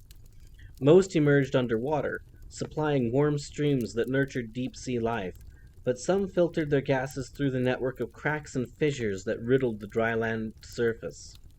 The LEP used the power of magma flares to propel their officers to the surface in titanium eggs. A more leisurely shuttle trip could be taken in a dormant chute. E-37 emerged in downtown Paris, and, until recently, had been the chute used by goblins in their smuggling operations. Closed to the public for many years, the chute's terminal had fallen into disrepair. Currently, E-37's only occupants were members of a movie company that was making a TV film about the Bawakal Rebellion. Holly was being portrayed by three-time AMP winner Skylar Pete, and Artemis Fowl was to be completely computer-generated. When Holly and Root arrived, Major Trouble Kelp had 3 squads of tactical LEP ranged around the terminal's entrance. Fill me in, Major, ordered Root. Kelp pointed to the entrance. We have one way in and no way out. All the secondary entrances have long since subsided, so if Scalene is in there, he has to go through us to go home. Are we sure he's there? No, admitted Major Kelp. We picked up his signal. Well, whoever helped him to escape could have sliced open his head and removed the transmitter.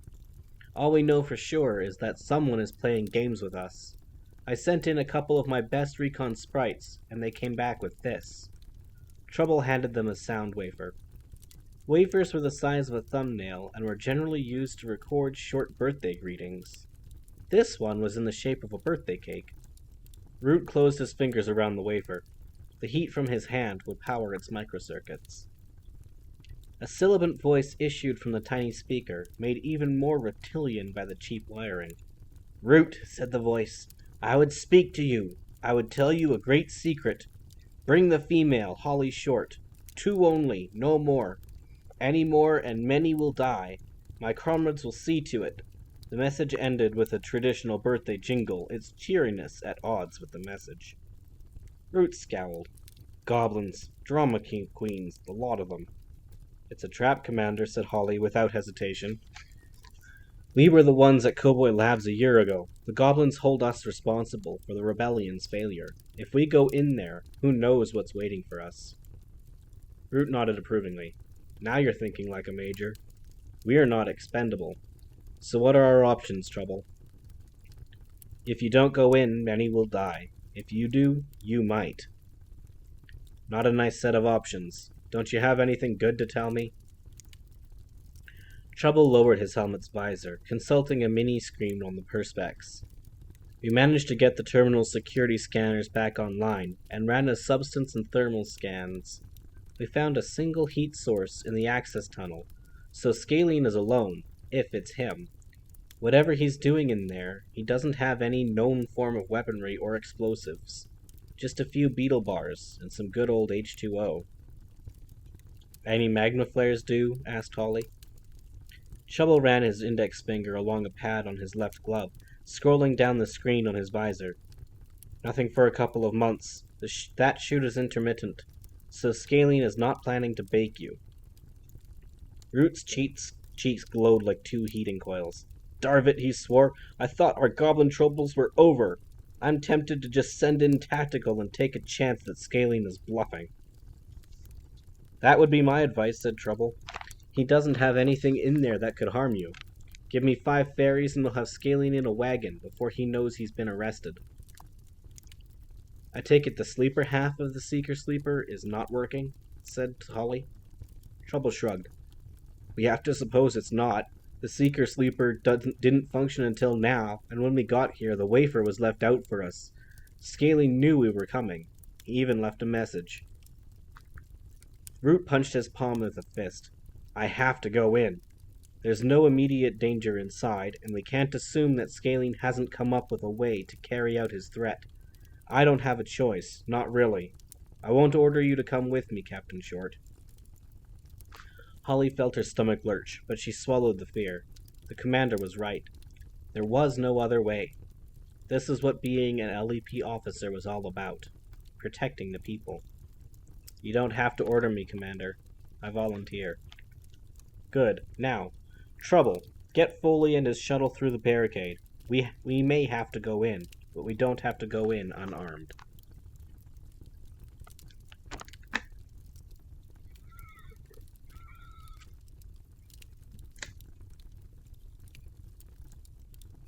Foley had more weaponry crammed into the back of a single shuttle than most human police forces had in their entire arsenal. Every inch of wall space had a power cable screwed into it or a rifle dangling from a hook. The Centaur sat in the center, fine-tuning a neutrino handgun. He tossed it to Holly as she entered the van. She caught it deftly. "Hey, careful with that." Foley snickered. "Don't worry, the trigger hasn't been coded yet. Nobody can fire this weapon until its computer registers an owner. Even if this weapon did fall into goblin hands, it would be useless to them. One of my latest developments. After the Bawakel rebellion, I thought it was time to upgrade our security." Holly wrapped her fingers around the pistol's grip. A red scanner light ran the length of the plastic butt, then switched to green. "That's it. You're the owner. From now on, that Neutrino 3000 is a 1 female gun." Holly hefted the transparent gun to her fist. "It's too light. I prefer the 2000. Foley brought the gun specifications up on a wall screen. It's light, but you'll get used to it. On the plus side, there are no metal parts. It's powered by kinetics, the motion of your body, with a backup mini-nuke cell. Naturally, it's linked to a targeting system in your helmet. That casing is virtually impregnable, if I do say so myself, it's a cool piece of hardware. Fully passed a larger version of the gun to Root. Every shot is registered on the LAP computer, so we can tell who fired, when they fired, and in what direction. That should save internal affairs a lot of computer time. He winked at Holly. Something you'll be glad to hear. Holly leered back at the Centaur. She was well known to IA. They had already conducted 2 inquiries into her professional conduct, and would just love the opportunity to conduct a 3rd. The one good thing about being promoted would be the looks on their faces when the commander pinned those major's acorns to her lapel. Hoot holstered his weapon. Okay, now we can shoot, but what if we get shot? You won't get shot, insisted Foley. I've hacked into the terminal scanners. I planted a couple of sensors of my own, too. There's nothing in there that can harm you. Worst case scenario, you trip over your own feet and get a sprained ankle. Root's complexion reddened all the way down his neck. Foley, do I have to remind you that your sensors have been fooled before, in this very terminal, if I remember correctly? Okay, take it easy, Commander, said Foley under his breath. I haven't forgotten about last year. How could I with Holly reminding me every 5 minutes? The Centaur lifted 2 sealed suitcases onto a workbench. He keyed in a number sequence on their security pads and propped the lids. These are the next generation recon suits. I was planning to unveil them at the LEP conference next month, but with a real-life commander going into action, you better have them today. Holly pulled a jumpsuit from the case. It glittered briefly, then turned the color of the van walls. The fabric is actually woven from camfoil, so you are virtually hidden all the time. It saves you using your magical shield, explained Foley. Of course, the function can be turned off. The wings are built into the suit. A completely retractable whisper design, a brand new concept in wing construction. They take their power from a cell on your belt, and of course each wing is coated with mini solars for above-ground flights. The suits also have their own pressure equalizers. Now you can go directly from one environment to another without getting the bends. Root held the second suit before him. These must cost a fortune. Foley nodded. You have no idea. Half of my research budget for last year went in developing those suits. They won't replace the old suit for 5 years at least. Those 2 are the only operational models we have, so I'd appreciate getting them back. They are shockproof, fire-resistant, invisible to radar, and relay a continuous stream of diagnostic information back to Police Plaza. The current LEP helmet sends us basic vitals data, but the new suit sends a second stream of information that can tell us if your arteries are blocked, diagnose fractured bones, and even detect dry skin. It's a flying clinic. There's even a bulletproof plate on the chest, just in case a human shoots at you. Holly held the suit before a green plasma screen. The camfoil instantly turned emerald. I like it, she said. Green is my color. Trouble Kelp had commandeered spotlights left on site by the movie company and directed them onto the shuttleport's lower level. The Stark light picked up every floating speck of dust, giving the entire departures area an underwater feel. Commander Root and Captain Short edged into the room, weapons drawn and visors down. What do you think of the suit? Asked Holly, automatically keeping track of the various displays on the inside of her visor. LEP trainees often had difficulty developing the double focus needed to watch the terrain and their helmet screens. This often resulted in an action known as filling the base, which was how LEP officers referred to throwing up in one's helmet. Not bad, replied Root. Light as a feather, and you wouldn't even know you were wearing wings. Don't tell Foley I said that. His head is swelled enough as it is. No need to tell me, Commander, said Foley's voice in his earpiece. The speakers were a new gel vibration variety, and it sounded as though the Centaur was in the helmet with him. I'm with you every step of the way, from the safety of the shuttle, of course. Of course, said Root dourly. The pair advanced cautiously past a line of check-in booths. Foley had assured them that there was no possible danger in this area of the terminal, But the center had been wrong before, and mistakes in the field cost lives. The film company had decided that the actual dirt in the terminal was not authentic enough, and so had sprayed piles of gray foam in various corners. They had even added a doll's head to one mound. Poignant touch, or so they thought. The walls and escalator were blackened with fake laser burns. "Quite a shooting match," said Root, grinning. "Slightly exaggerated. I doubt if half a dozen shots were fired." They proceeded through the embarkation area into the docking zone. The original chute used by the goblins in their smuggling runs had been resurrected and lay in the docking bay. The shuttle had been painted gloss black to make it seem more menacing, and a goblin-esque decorated prow had been added to its nose. "How far?" said Root into his mic. "I'm transferring the thermal signature to your helmets," replied Foley. Seconds later, a schematic appeared in their visors. The plan was slightly confusing, as, in effect, they were looking down on themselves. There were 3 heat sources in the building. 2 were close together, moving slowly toward the chute itself. Holly and the commander. The third figure was stationary, in the access tunnel. Inches past the third figure, the thermal scan was whited out by the ambient heat from E-37. They reached the blast doors. 7 feet of solid steel that separated the access tunnel from the rest of the terminal. Shuttles and eggs would glide in on a magnetized rail to be dropped into the chute itself. The doors were sealed. "Can you open these remotely, Foley?" "But of course, Commander. I have managed, quite ingeniously, to marry my operating system with the terminal's old computers. That wasn't as easy as it sounds." "I'll take your word for it," said the commander, cutting Foley off. "Just push the button before I come out there and push it with your face." "Some things never change," muttered Foley, pushing the button. The access tunnel smelled like a blast furnace. Ancient swirls of melted ore hung from the roof, and the ground underfoot was cracked and treacherous. Each footfall punctured a crust of soot, leaving a trail of deep footprints.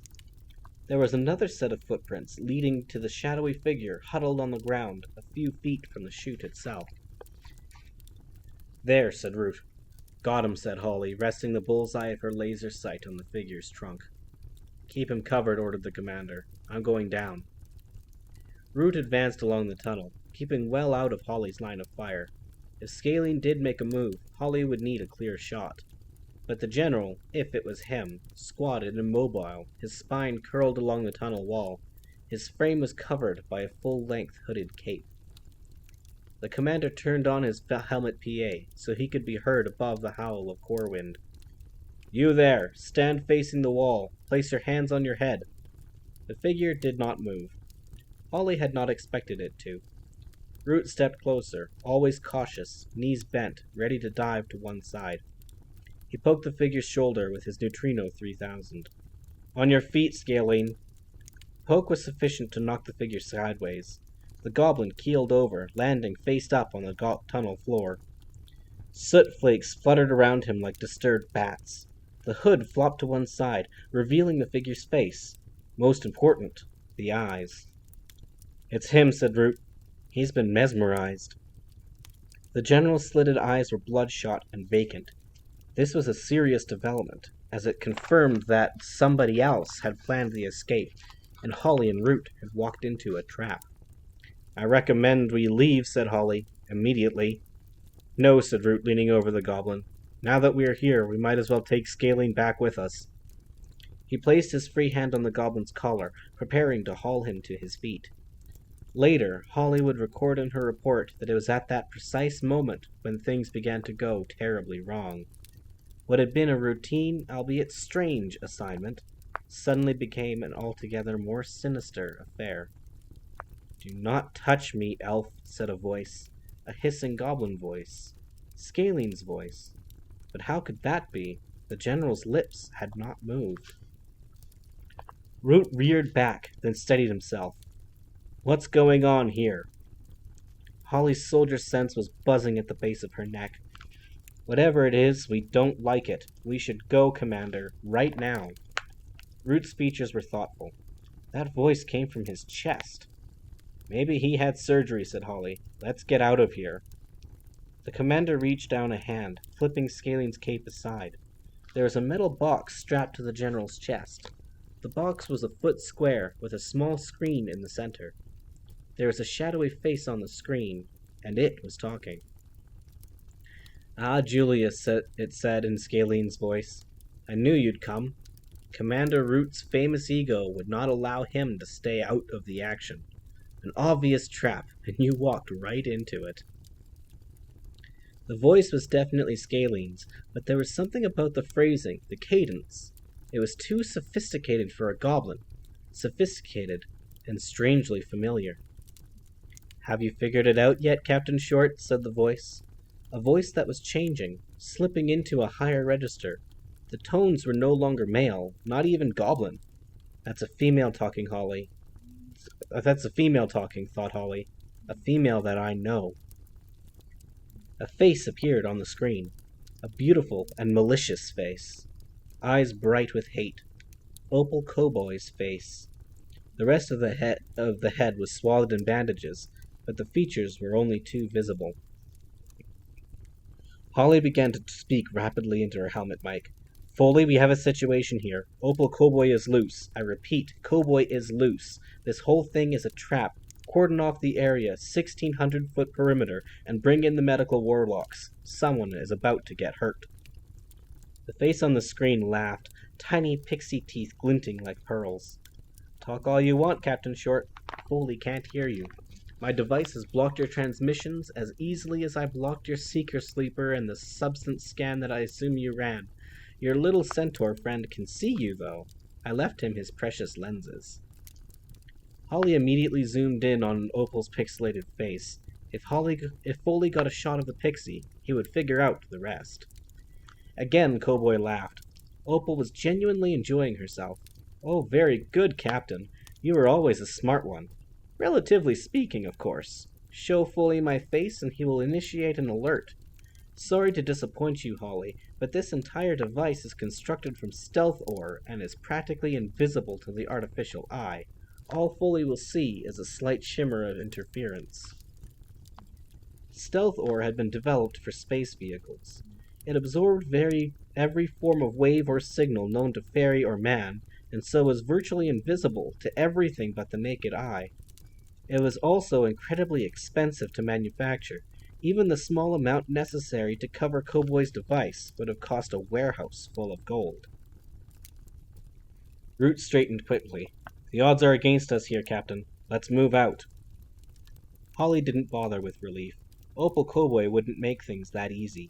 There was no way they were just walking out of here. If Foley could hijack the terminal's computers, then so could Cowboy. Opal's laugh stretched to an almost hysterical screech. "Move out? How very tactical of you, Commander. You really need to expand your vocabulary. Whatever next? Duck and cover?" Holly peeled back a Velcro patch on her sleeve, revealing a gnomish keypad. She quickly accessed her Elmet's LEP criminal database, opening Opal Cowboy's file in her visor. "Opal Cowboy," said Corporal Frond's voice. The LEP always used Frond for voiceovers and recruitment videos. She was glamorous and elegant, with flowing blonde tresses and inch-long manicured nails that were absolutely no use in the field. "LEP enemy number 1, currently under guard in the J. Argon Clinic. Opal Cowboy is a certified genius, scoring over 300 on the standardized IQ test. She is also a suspected megalomaniac with an obsessive personality. Studies indicate Cowboy may be a pathological liar and suffers from mild schizophrenia. For more detailed information, please consult the LEP Central Library on the second floor of Police Plaza." Holly closed the file. An obsessive genius and a pathological liar. Just what they needed. The information didn't help much. It pretty much told her what she already knew. Opal was loose, she wanted to kill them, and she was smart enough to figure out how to do it. Opal was still enjoying her triumph. "You don't know how long I have waited for this moment," the pixie said, then paused. "Actually, you do know. After all, you were both the ones who wrecked my plan. And now I have you both." Holly was puzzled. Opal may have serious mental issues, but that could not be confused with stupidity. Why would she prattle on? Was she trying to distract them? The same thing occurred to Root. Holly, the doors! Holly whirled around to see the blast doors sliding across, the sound of their engines masked by core wind. If those doors closed, they would be completely cut off from the LEP, and at the mercy of Opal Cowboy. Holly targeted the magnetic rollers along the door's upper rim, sinking blast after blast from her neutrino into their mechanisms. The doors jerked in their housings, but they did not stop. 2 of the rollers blew out, but the massive portal's momentum carried them together. They connected with an ominous bong. Alone at last, said Opal, sounding for all the world like an innocent college fairy on her first date. Root pointed his weapon at the device belted around Scalen's middle, as if he could somehow hurt Cowboy. What do you want? He demanded. You know what I want, replied Opal. The question is, how am I going to get it? What form of revenge would be the most satisfying? Naturally, you will both end up dead, but that's not enough. I want you to suffer, as I did, discredited and despised. Well, one of you at least. The other will have to be sacrificed. I don't really care which. Root retreated to the blast doors, motioning for Holly to follow. Options, he whispered, his back to Cowboy's device. Holly raised her visor, wiping a bead of sweat from her brow. The helmets were air-conditioned, but sometimes sweating had nothing to do with temperature. We have to get out of here, she said. The chute is the only way. Root nodded. Agreed. We fly up far enough to clear Cowboy's blocker signal, then alert Major Kelp. What about Scalene? He's mesmerized to the gills. He can't look after himself. If we do escape, Opal is not going to leave him around as evidence. It is basic criminal logic. Your typical take-over-the-world types are not adverse to knocking off a few of their own if it means a clean getaway. Root actually growled. It really tugs my beard to put us in harm's way over a goblin, but that's the job. We take Scalene with us. I want you to sink a few charges into that box around his waist, and when the buzzing stops, I throw him over my shoulder and we're off to up E37. Understood, said Holly, lowering the setting on her weapon to minimum. Some of the charge would be transferred to Scalene, but it wouldn't do much more than dry up his eyeballs for a couple of minutes. Ignore the pixie. Whatever she says, keep your mind on the job. Yes, sir. Root took several deep breaths. Somehow it calmed Holly to see the commander as nervous as she was. Okay, go. The 2 elves turned and strode rapidly toward the unconscious goblin. Have we come up with a little plan? Said Cowboy, mocking them from the small screen. Something ingenious, I hope. Something I haven't thought of? Grim-faced, Holly tried to shut out the words, but they wormed their way into her thoughts. Something ingenious? Hardly. It was simply the only option open to them. Something Cowboy hadn't thought of? Doubtful. Opal conceivably could have been planning this for almost a year. Were they just about to do exactly what she wanted? Sir, began Holly, but Root was already in position beside Scalene. Holly fired 6 charges at the small screen. All 6 impacted on Cowboy's pixelated features. Opal's image disappeared in a storm of static. Sparks squeezed between the metal seams, and acrid smoke leaked through the speaker grid. Root hesitated for a moment, allowing any charge to disperse, then grabbed Scalene firmly by the shoulders. Nothing happened. I was wrong, thought Holly, releasing a breath she did not realize she'd been holding. I was wrong, thank the gods. Opal has no plan. But it wasn't true, and Holly didn't really believe it. The box around Scalene's midriff was secured by a net of octobonds, 8 telescoping cables often used by LEP to restrain dangerous criminals. They could be locked and unlocked remotely, and once cinched, could not be removed without the remote, or an angle grinder. As soon as Root leaned over, the octobonds released Scalene and whiplashed around the commander's torso, releasing Scalene and drawing the metal box tight to Root's own chest. Cowboy's face appeared on the reverse side of the box. The smokescreen had been just that. A smokescreen. Commander Root, she said, almost breathless with malice. It looks like you're the sacrifice. Darvit, swore Root, beating the metal box with the butt of his pistol. The cords tightened until Root's breath came in agonized spurts. Holly heard more than one rib crack. The commander fought the urge to sink to his feet. Magical blue sparks played around his torso, automatically healing the broken bones. Holly rushed forward to help, but before she could reach her superior officer, an urgent beeping began to emanate from the device's speaker. The closer she got, the louder the beep. "Stay back," grunted Root. "Stay back, it's a trigger." Holly stopped in her sooty tracks, punching the air in frustration. But the commander was probably right. She had heard of proximity triggers before. Dwarfs used them in the mines. They would set a charge in the tunnels, activate a proximity trigger, and then set it off from a safe distance, using a stone. Opal's face reappeared on the screen. "Listen to your Julius, Captain Short," advised the pixie. "This is a moment for caution. Your commander is quite right.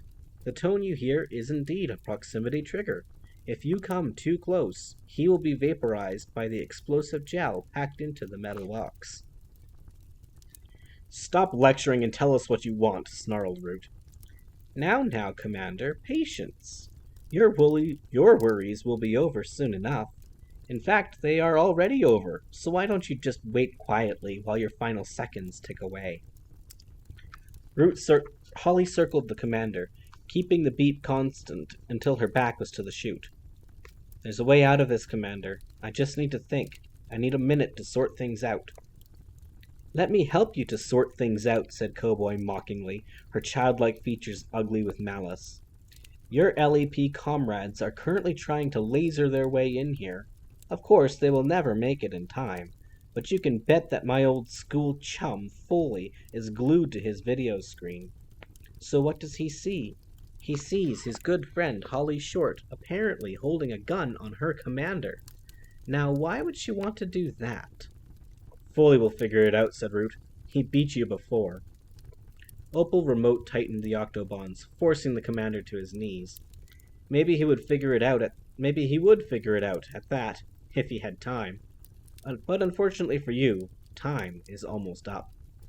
On Root's chest, a digital readout flickered to life. There were 2 numbers on the readout, a 6 and a 0. 60 seconds. 1 minute to live, Commander. How does that feel? The numbers began ticking down. The ticking and the beeping and Opal's snide sniggers drilled into Holly's brain. "Shut it down, Cowboy. Shut it down, or I swear I'll—" Opal's laughter was unrestrained. It echoed through the access tunnel like the attack screech of a harpy. "You will what, exactly? Die beside your commander?" More cracks, more ribs broken. The blue sparks of magic circled Root's torso like stars caught in a whirlwind. "Go now," he grunted. "Holly, I am ordering you to leave." "With respect, Commander, no. This isn't over yet." 48, said Opal in a happy sing-song voice. 47. "Holly, go!" "I'd listen if I were you," said Cowboy. "There are other lives at stake. Root is already dead. Why not save someone who can be saved?" Holly moaned, another element in an already overloaded equation. "Who can I save? Who is in danger?" "Oh, no one important. Just a couple of mudmen." Of course, thought Holly, Artemis and Butler, 2 others who had put a stop to Cowboy's plan. "What have you done, Opal?" said Holly, shouting above the proximity trigger and core wind. Cowboy's lips drooped, mimicking a guilty child. "I'm afraid I may have put your human friends in danger. At this very moment they are stealing a package from the International Bank in Munich. A little package I prepared for them. If Master Fowl is as clever as he is supposed to be, he won't open the package until he reaches the Kronsky Hotel and can check for booby traps. Then a biobomb will be activated, and bye-bye obnoxious humans. You can stay here and explain all this. I'm sure it won't take more than a few hours to sort out with internal affairs. Or you can try to rescue your friends." Holly's head reeled. The commander, Artemis, Butler, all about to die. How could she save them? There was no way to win. "I will hunt you down, Cowboy. For you, there won't be a safe inch on the planet." Such venom. What if I gave you a way out? One chance to win. Root was on his knees now, blood leaking from the corner of his mouth. The blue sparks were gone. He was out of magic. "It's a trap," he gasped, every syllable making him wince. "Don't be fooled again."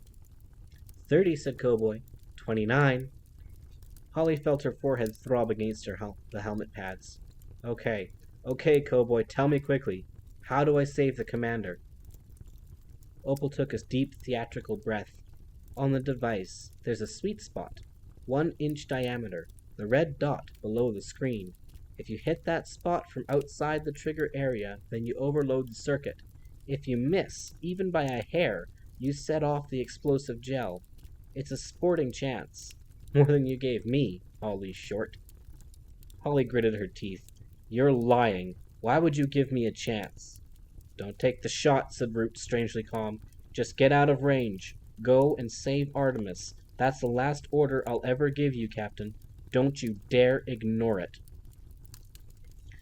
Holly felt as though her senses were being filtered through 3 feet of water. Everything was blurred and slowed down. I don't have any choice, Julius. Root frowned.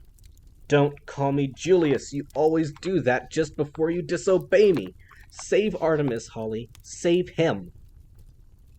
Holly closed one eye and aimed her pistol. The laser sights were no good for this kind of accuracy. She would have to do it manually. I'll save Artemis next, she said. Holly took a deep breath, held it, and squeezed the trigger. Holly hit the red spot.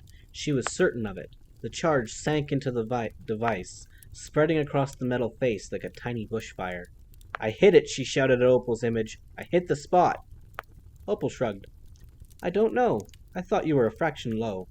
Hard luck. I mean that sincerely. No! Screamed Holly.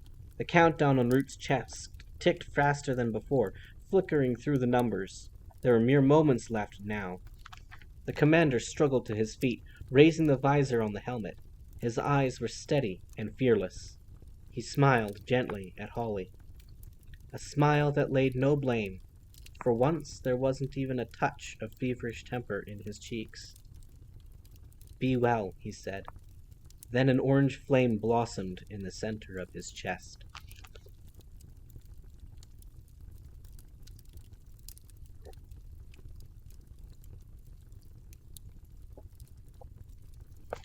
The explosion sucked the air from the tunnel, feeding on the oxygen. Multicolored flames roiled like the plumage of battling birds. Holly was shunted backward by a wall of shockwaves, the force impacting every surface facing the commander. Microfilaments blew in her circuit as they were overloaded with heat and force. The camera cylinder on her helmet popped right out of its groove, spinning into E-37. Holly herself was borne bodily into the chute, spinning like a twig in a cyclone. Sonic sponges in her earpieces sealed automatically as the sound of the explosion caught up with the blast. The commander had disappeared inside a ball of flame. He was gone, there was no doubt about it. Even magic could not help him now. Some things are beyond fixing. The contents of the access tunnel, including Root and Scaling, disintegrated into a cloud of shrapnel and dust, particles ricocheting off of the tunnel walls. The cloud surged down the path of least resistance, which was, of course, directly after Holly. She barely had time to activate her wings and climb a few meters before flying shrapnel drilled a hole in the chute wall below her. Holly hovered in the vast tunnel, the sound of her own breathing filling the helmet. The commander was dead. It was unbelievable, just like that, at the whim of a vengeful pixie. Had there been a sweet spot on the device, or had she actually missed the target? She would probably never know. But to the LEP observers, it would seem as though she had shot her own commander. Holly glanced downward. Below her, fragments from the explosion were spiraling toward the Earth's core. As they neared the revolving plasma sphere, the heat ignited each one, utterly cremating all that was left of Julius Root. For the briefest moment, the particles twinkled gold and bronze, like a million stars falling to Earth. Holly hung there for several minutes, trying to absorb what had happened. She couldn't. It was too awful. Instead, she froze the pain and guilt, preserving it for later. Right now, she had an order to follow, and she would follow it, even if it was the last thing she ever did, because it had been the last order of Julius Root ever gave. Holly increased the power to her wings, rising through the massive charred chute. There were mudmen to be saved. Chapter 4. Narrow Escapes. Munich. Munich during working hours was like any other major city in the world, utterly congested. In spite of the U-Bahn and an efficient and comfortable rail system, the general population preferred the privacy and comfort of their own cars, with the result that Artemis and Butler were stuck on the airport road in a rush-hour traffic jam that stretched all the way from the International Bank to the Kronsky Hotel. Master Artemis did not like delays, but today he was too focused on his latest acquisition, the Fairy Thief, still sealed in its Perspex tube. Artemis itched to open it, but the previous owners, Sparrow and Crane, could have somehow booby-trapped the container. Just because there were no visible traps didn't mean that there couldn't be an invisible one. An obvious trick would be to vacuum pack the canvas, then inject a corrosive gas that would react with oxygen and burn the painting. It took almost 2 hours to reach the hotel, a journey that should have taken 20 minutes. Artemis changed into a dark cotton suit, then called up Fowl Manor's number on his mobile phone's speed dial. But before he connected, he linked the phone by firewire to his PowerBook so he could record the conversation. Angeline Fowl answered on the third ring. Artie, said his mother, sounding slightly out of breath, as though she had been in the middle of something. Angeline Fowl did not believe in taking life easy, and was probably halfway through a Tableau workout. How are you, Mother? Angeline sighed down the phone line. I'm fine, Artie, but you sound like you're doing a job interview, as usual. Always so formal. Couldn't you call me Mom, or even Angeline? Would that be so terrible? I don't know, Mother. Mom sounds so infantile. I'm 14 now, remember?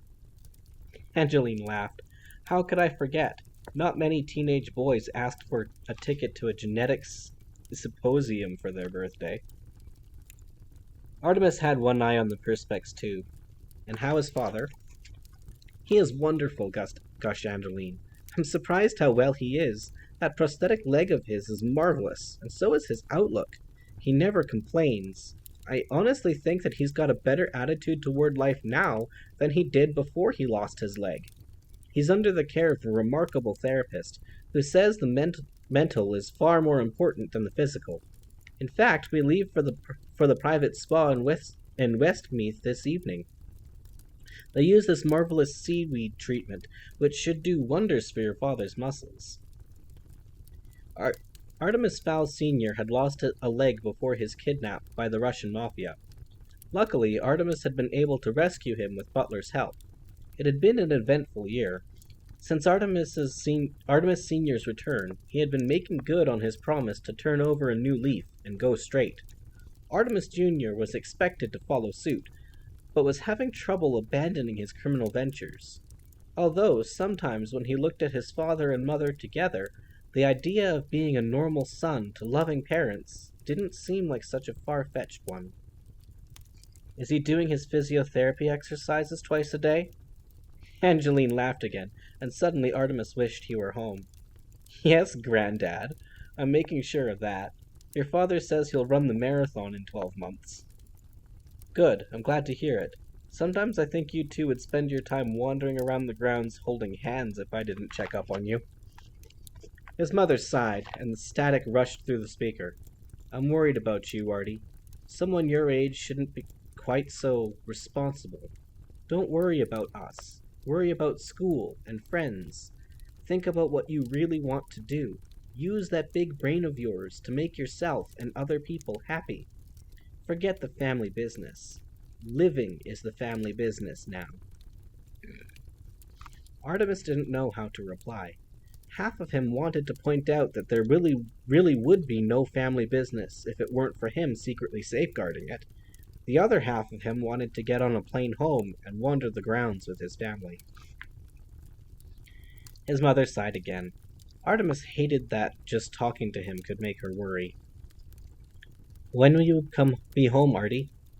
The trip ends in 3 more days. I mean, when you'll be home will you be home for good? I know St. Bartleby's is a family tradition, but we want you home with us. Principal Grooney will understand. There are plenty of good day schools locally.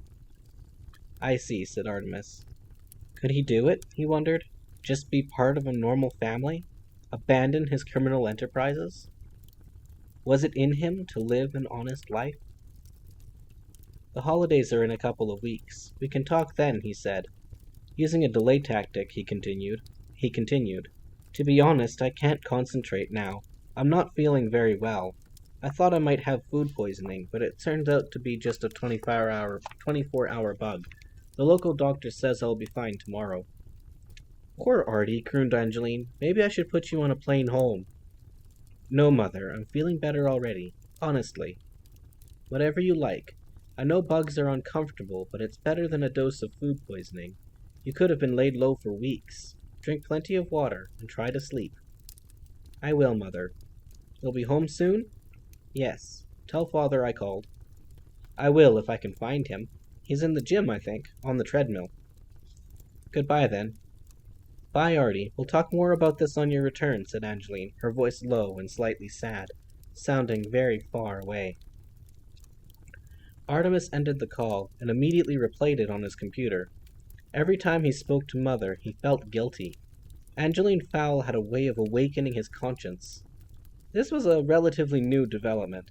A year ago, he may have felt a tiny pinprick of guilt at lying to his mother, but now even the minor trick he was about to play would haunt his thoughts for weeks. Artemis watched the sound wave meter on his computer screen. He was changing, no doubt about it. This kind of self-doubt had been increasing over the past several months, ever since he had discovered mysterious mirrored contact lenses in his own eyes one morning. Butler and Juliet had been wearing the same lenses. They had tried to find out where the lenses had come from, but all that Butler's contact in that field would say was that Artemis himself had paid for them. Curiouser and curiouser. The lenses remained a mystery, and so did Artemis's feelings. On the table before him was Hervé's the Fairy Thief, an acquisition that established him as the foremost thief of the age, a status he had longed for since the age of 6. But now that his ambition was literally in his grasp, all he could think about was his family. Is now the time to retire, he thought. Age 14 and 3 months, the best thief in the world. After all, where can I go from here? He replayed a section of the phone conversation again. Don't worry about us. Worry about school and friends. Think about what you really want to do. Use that big brain of yours to make yourself and other people happy. Maybe his mother was right. He should use his talents to make others happy. But there was a darkness in him, a hard surface on his heart that would not be satisfied with the quiet life. Maybe there were ways to make people happy that only he could achieve. Ways on the far side of the law, over the thin blue line. Artemis rubbed his eyes. He could not come to a conclusion. Perhaps living at home full-time would make the decision for him. Best to continue with the job at hand. Buy some time, then authenticate the painting. Even though he felt some guilt about stealing the masterpiece, it was not really enough to make him give it back, especially to Messrs. Crane and Sparrow. The first task was to deflect any inquiries from the school as to his activities. He would need at least 2 days to authenticate the painting, as some of the tests would need to be contracted out. Artemis opened an audio manipulation program on his PowerBook and set about cutting and pasting his mother's words from the recorded phone call. When he had selected the words he wanted and put them in the right order, he smoothed the levels to make the speech sound natural. When Principal Gurney turned on his mobile phone after the visit to Munich's Olympia Stadium, there would be a new message waiting for him. It would be from Angeline Fowl, and she would not be in a good mood. Artemis routed the call through Fowl Manor, then sent the edited sound file by infrared to his own mobile phone. Principal Gurney. The voice was unmistakably Angeline Fowl's, and the caller ID would confirm it. I'm worried about Artie. He has a dose of food poisoning. His outlook is marvelous and he never complains, but we want him home with us. You understand. I put Artie on a plane home. I am surprised he got a dose of food poisoning under your care. We will talk more on your return. That took care of school for a few days. The dark half of Artemis felt an electric thrill at the subterfuge, but his growing conscience felt a tug of guilt at using his mother's voice to weave his web of lies. He banished the guilt. It was a harmless lie. Butler would escort him home, and his education would not suffer through a few days' absence. As for stealing the fairy thief, theft from thieves was not real crime. It was almost justifiable. Yes, said a voice in his head, unbidden, if you give the painting back to the world. No, replied his granite-hearted self. This painting is mine until someone can steal it away. That's the whole point. Artemis banished his indecision and turned off his mobile phone. He needed to focus completely on the painting, and a vibrating phone at the wrong moment could cause his hand to jitter. His natural inclination was to pop the stopper on the Perspex tube's lid, but that could be more than foolish. It could be fatal. There were any number of little gifts that Crane and Sparrow could have left for him. Artemis took a chromatograph from the rigid suitcase that contained his lab equipment. The instrument would take a sample of the gas inside the tube and process it. He chose a needle nozzle from a selection of several and screwed it onto the rubber tube, protruding from the chromatograph's flat end. He held the needle carefully in his left hand. Artemis was ambidextrous, but his left hand was slightly steadier. With care, he poked the needle through the tube's silicon seal and into the space around the painting. It was essential that the needle be moved as little as possible so the container's gas could not leak out and mingle with the air. The chromatograph siphoned a small sample of gas, sucking it into a heated injection port. Any organic impurities were driven off by heating, and a carrier gas transported the sample through a separation column and into a flame ionization detector. There, individual components were identified. Seconds later, a graph flashed up on the instrument's digital readout. The percentages of oxygen, hydrogen, methane, and carbon dioxide matched a sample taken earlier from downtown Munich. There was a 5% slice of gas which remained unidentified. That was normal. This was probably caused by a complex pollution gases or equipment sensitivity. Mystery gas aside, Artemis knew that it was perfectly safe to open the tube. He did so, carefully slitting the seal with a craft knife. Artemis put on a set of surgical gloves and teased the painting from the cylinder. It popped onto a table in a tight roll, but sprung loose almost immediately. It hadn't been in the tube long enough to retain the shape. Artemis spread the canvas wide, weighing the corners with smooth gel sacks. He knew immediately that this was no fake. His eye for art took in the primary colors and layered brushwork. Hervé's figures seemed to be composed of light. So beautifully were they painted that the picture seemed to sparkle. It was exquisite. In the center, a swaddled baby slept in its sun-drenched cot near an open window. A fairy with green skin and gossamer wings had alighted on the windowsill and was preparing to snatch the baby from its cradle. Both of the creature's feet were on the outside of the sill. "It can't go inside," muttered Artemis absently, and was immediately surprised. How did he know that? He didn't generally voice opinions without some evidence to back them up. Relax, he told himself. It was simply a guess, perhaps based on the sliver of information he had picked up on one of his internet trawls. Artemis returned his attention to the painting itself. He had done it. The fairy thief was his, for the moment at any rate. He selected a surgical scalpel from his kit and scraped the teeniest sliver of paint from the picture's border. He deposited the sliver in a sample jar and labeled it. This would be sent to the Technical University of Munich, where they had one of the giant spectrometers necessary for carbon dating. Artemis had a contact there. The radiocarbon test would confirm that the painting, or at least the paint, was as old as it was supposed to be.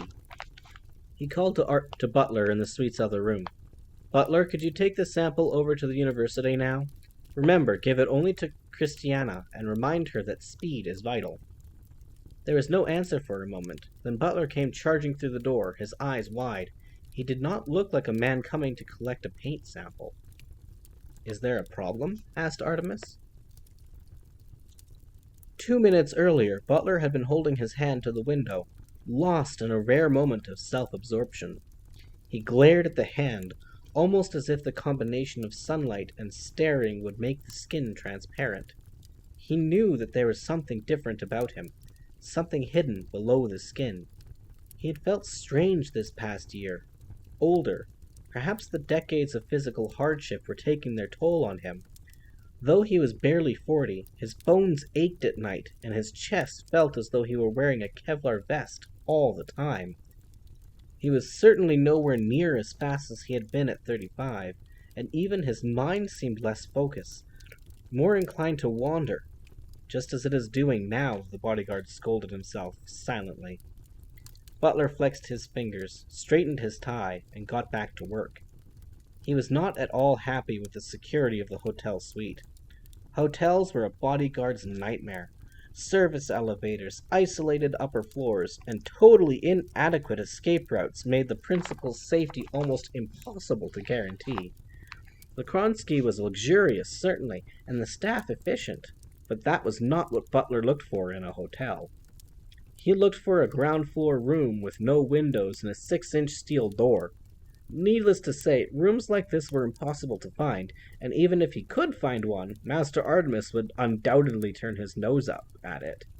Butler would have to make do with this third-story suite. Artemis wasn't the only one with a case of instruments. Butler opened a chrome briefcase on the coffee table. It was one of a dozen such cases that he held in safe deposit boxes around the world. Each case was full to bursting with surveillance equipment, counter-surveillance equipment, and weaponry. Having one in each country meant that he did not have to break customs laws on each overseas trip from Ireland.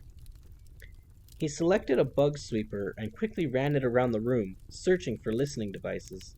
He concentrated on the electrical appliances: phone, television, fax machine. The electronic waffle from those items could often drown a bug signal, but not with this particular sweeper.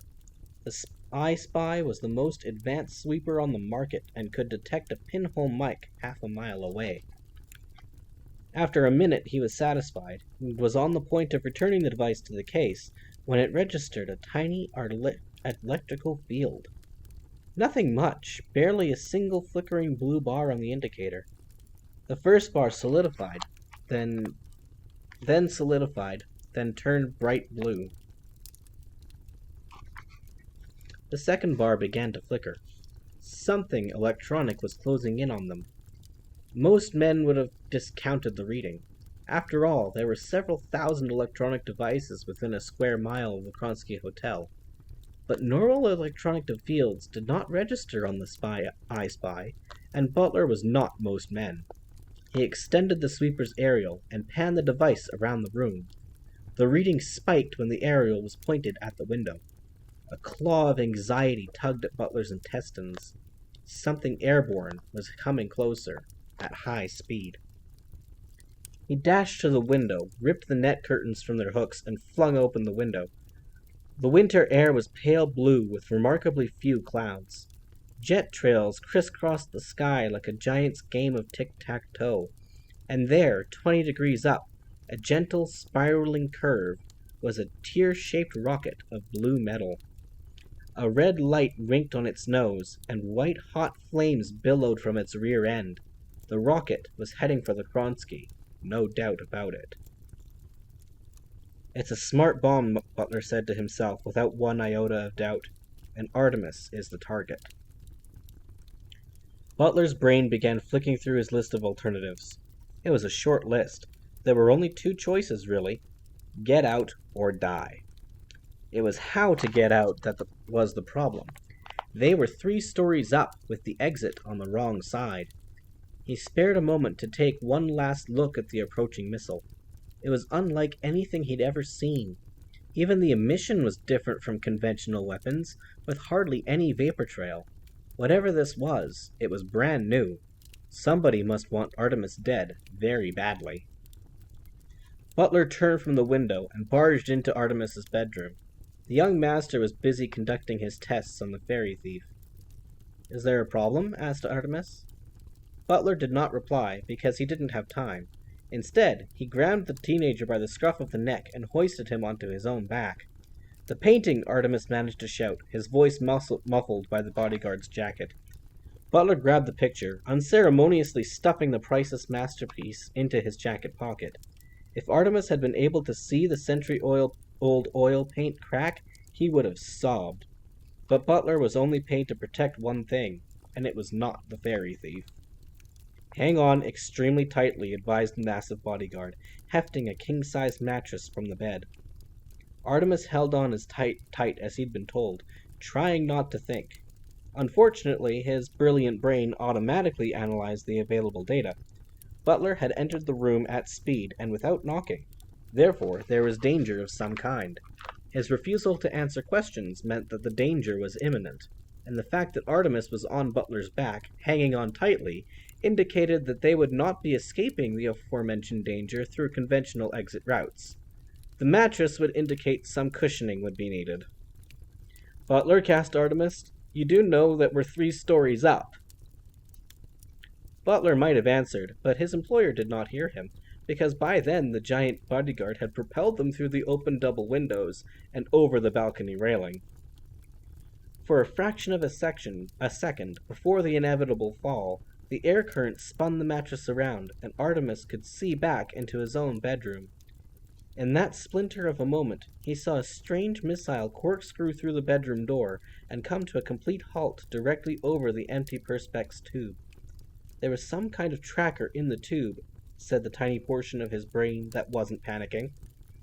"Someone wants me dead." Then came the inevitable fall, 30 feet, straight down. Butler automatically spread his limbs in a skydiving X, bearing down on the 4 corners of the mattress to stop it from tipping. The trapped air below the mattress slowed their fall slightly, but not much. The pair went straight down, fast, G-force increasing their speed with every inch. Sky and ground seemed to stretch and drip like oil paints on a canvas, and nothing seemed solid anymore. This impression came to an abrupt halt when they slammed into the extremely solid tiled roof of a maintenance shed at the hotel's rear. The tiles seemed to almost explode under the impact, though the roof timbers held, barely. Butler felt as though his bones had been liquidized, but he knew that he would be okay after a few moments of unconsciousness. He had been in worse collisions before. His last impression before his senses deserted him was the feel of Master Artemis's heartbeat through his jacket. Alive then. They had both survived. But for how long?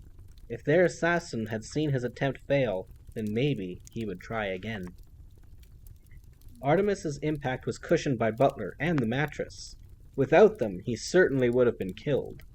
As it was, the bodyguard's muscle-bound frame was dense enough to break 2 of his ribs. Artemis bounced a full 3 feet into the air before coming to rest on the unconscious bodyguard's back, facing the sky. Each breath was short and painful, and 2 nubs of bone rose like knuckles from his chest. 6th and 7th rib, he guessed. Overhead, a block of iridescent blue light flashed from his hotel window. It lit the sky for a split second, its belly busy with even brighter blue flares that wriggled like hooked worms. No one would pay much attention. The light could easily have been from an oversized camera flash. But Artemis knew better. Biobomb, he thought. Now, how do I know that? Butler was unconscious, or else he would be moving, so it was up to Artemis to foil their attacker's next murderous attempt. He tried to sit up, but the pain in his chest was ferocious and intense enough to knock him out for a second. When he came to, his entire body was slick with sweat. Artemis knew that it was too late to escape. His assassin was already there, crouched cat-like on the shed of the wall. The killer was a strange individual, no bigger than a child, but with adult proportions. She was female, with pretty, sharp features, cropped auburn hair, and huge hazel eyes. but that didn't necessarily mean any mercy would be forthcoming. Butler had once told him that 8 of the top 10 paid hitters in the world were women. She wore a strange jumpsuit that shifted colors to suit the background, and those large eyes were red from crying. Her ears are pointed, thought Artemis. Either I'm in shock, or she's not human. Then he made the mistake of moving again, and one of his broken ribs actually punched through the skin. A red stain blossomed on his shirt, and Artemis gave up the fight to stay conscious.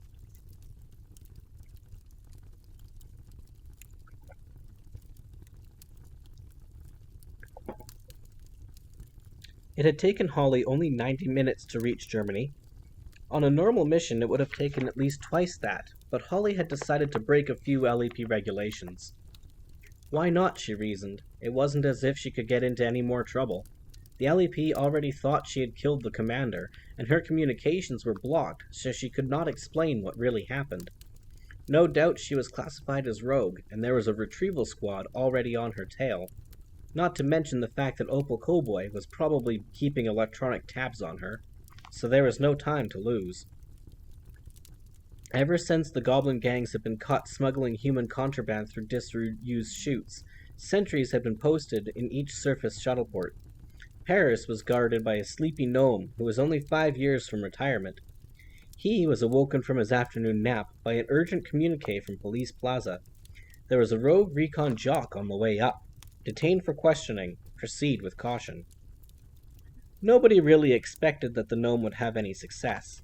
Holly Short was in peak physical condition and had once lived through a tussle with a troll. The gnome sentry couldn't even remember the last time he had been in shape, and he had to lie down if he got a hangnail. Nevertheless, the sentry gamely guarded the shuttle bay until Holly blew past him on her way to the surface. Once in the air, she peeled back a Velcro patch on her forearm and ran a search on her computer. The computer found the Kronsky Hotel and flashed up 3 route options. Holly chose the shortest one, even though it meant passing over several major human population centers. More LEP regulations smashed to bits. At this point, she didn't really care. Her own career was beyond salvaging, but that didn't matter. Holly had never been in a career elf anyway. The only reason she hadn't already been booted out of the LEP was the commander. He had seen her potential, and now he was gone. The earth flashed by below. European smells drifted through her helmet filters. The sea, baked earth, vines, and the tang of pure snow. Generally, this was what Holly lived for, but not today. Today, she felt none of the usual above-ground euphoria. Today, she simply felt alone. The commander had been the closest thing to family she had left. Now he was gone too. Perhaps because she had missed the sweet spot. Had she effectively killed Julius herself? It was too awful to think about, and too awful to forget. Holly opened her visor to clear the tears. Artemis Fowl must be saved, as much for the commander as for himself.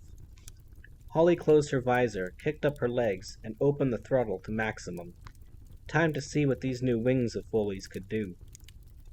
In a little more than an hour, Holly sped into Munich's airspace. She dropped to 100 feet and activated her helmet's radar. It would be a shame to make it this far, only to be pasted by an oncoming aircraft. The Kronsky showed up as a red dot on her visor. Foley could have sent a live satellite feed, or at least the most recent video footage, but she had no way to contact the Centaur, and even if she did, the Council would order her back to Police Plaza immediately. Holly zeroed in on the red dot in her visor. That was where the biobomb would be headed, so she had to go there too. She dropped lower until the Kronsky's roof was below her toes, and touched down on the rooftop. She was on her own now. This was as far as the onboard tracker could take her. She'd have to locate Artemis's room on her own. Holly chewed her lip for a moment, then typed a command into the keyboard on her wrist. She could have used voice command, but the software was touchy, and she did not have time for computer error.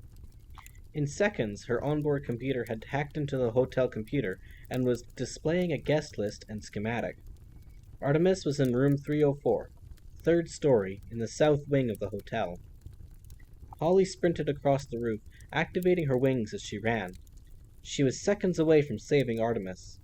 Having a mythological creature drag him from his hotel room might be a bit of a shock, but not as much of a shock as being vaporized by a biobomb. She stopped dead. A guided missile was arcing in from the horizon toward the hotel. It was fairy manufactured, no doubt about it, but it was new, slicker and faster, with bigger tail rockets than she'd ever seen on a missile. Opal Cowboy had obviously been making upgrades. Holly spun on her heels, racing for the other side of the hotel. In her heart, she knew that she was too late, and the realization hit her that Opal had set her up again. There never was any hope of rescuing Artemis, just as there never had been any chance of rescuing the commander.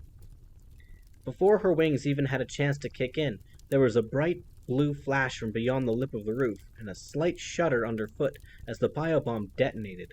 It was the perfect weapon. There would be no structural damage to the hotel room, and the bomb casing would consume itself and leave no evidence that it had ever been there. Holly dropped to her knees in frustration, peeling off her helmet to gulp breaths of fresh air. The Munich air was laced with toxins, but it still tasted better than the below-ground filtered variety. But Holly did not notice the sweetness. Julius was gone. Artemis was dead. Butler was dead. How could she go on? What was the point? Tears dropped from her lashes, running into tiny cracks in the concrete. "Get up," said her core of steel, the part of her that made Holly Short such an excellent officer. "You are an LEP officer. There is more at stake here than your personal grieving. Time enough to cry later." "In a minute. I'll get up in a minute. I just need 60 seconds. Holly felt as though the grief had scooped out her insides. She felt hollow, numb, incapacitated. "How touching," said a voice, robotic and familiar. Holly did not even look up. "Cowboy, have you come to gloat? Does murder make you happy?" Said the voice, seriously considering the question. "You know, it does. It actually does make me happy." Holly sniffled, shaking the last tears from her eyes. She decided that she would not cry again until Cowboy was behind bars. "What do you want?" she asked, rising from the concrete roof. Hovering at head height was a small biobomb. This model was spherical, about the size of a melon, and equipped with a plasma screen. Opal's happy features were plastered across the monitor. "Oh, I just followed you from the chute because I wanted to see what total despair looks like. It's not very fetching, is it?" For a few moments, the screen displayed Holly's own distraught face before flashing back to Opal. "Just detonate, and be damned," growled Holly. The biobomb rose a foot, slowly circling Holly's head. "Not just yet. I think there's a spark of hope in you yet. So I would like to extinguish that. In a moment, I will detonate the biobomb. Nice, isn't it? How do you like the design? 8 separate boosters, you know. It's what happens after the detonation that's important." Holly's law enforcer curiosity was piqued in spite of the circumstances. "What happens then, Cowboy? Don't tell me. World domination?" Cowboy chuckled, the volume distorting her laugh through the bomb's microspeakers. "World domination? You make it sound so unattainable. The first step is simplicity itself. All I have to do is put humans in contact with the people." Holly felt her own troubles instantly slip away. Put humans in contact with the people? Why would you do that? Opal's speeches lost their merry cast. "Because the LEP imprisoned me. They studied me like an animal in a cage, and now we shall see how they like it. There will be a war, and I will supply the humans with the weapons to win. And after they have won, my chosen nation will be the most powerful on Earth, and I, inevitably, will become the most powerful person in that nation." Holly almost screamed. All this for a childish pixie's revenge. Seeing Holly's discomfort cheered Opal immediately. "Oh no, I'm not a pixie anymore." Cowboy slowly unwound the bandages circling her head to reveal 2 surgically rounded humanoid ears. "I'm one of the mud people now. I intend to be on the winning side. And my new daddy has an engineering company.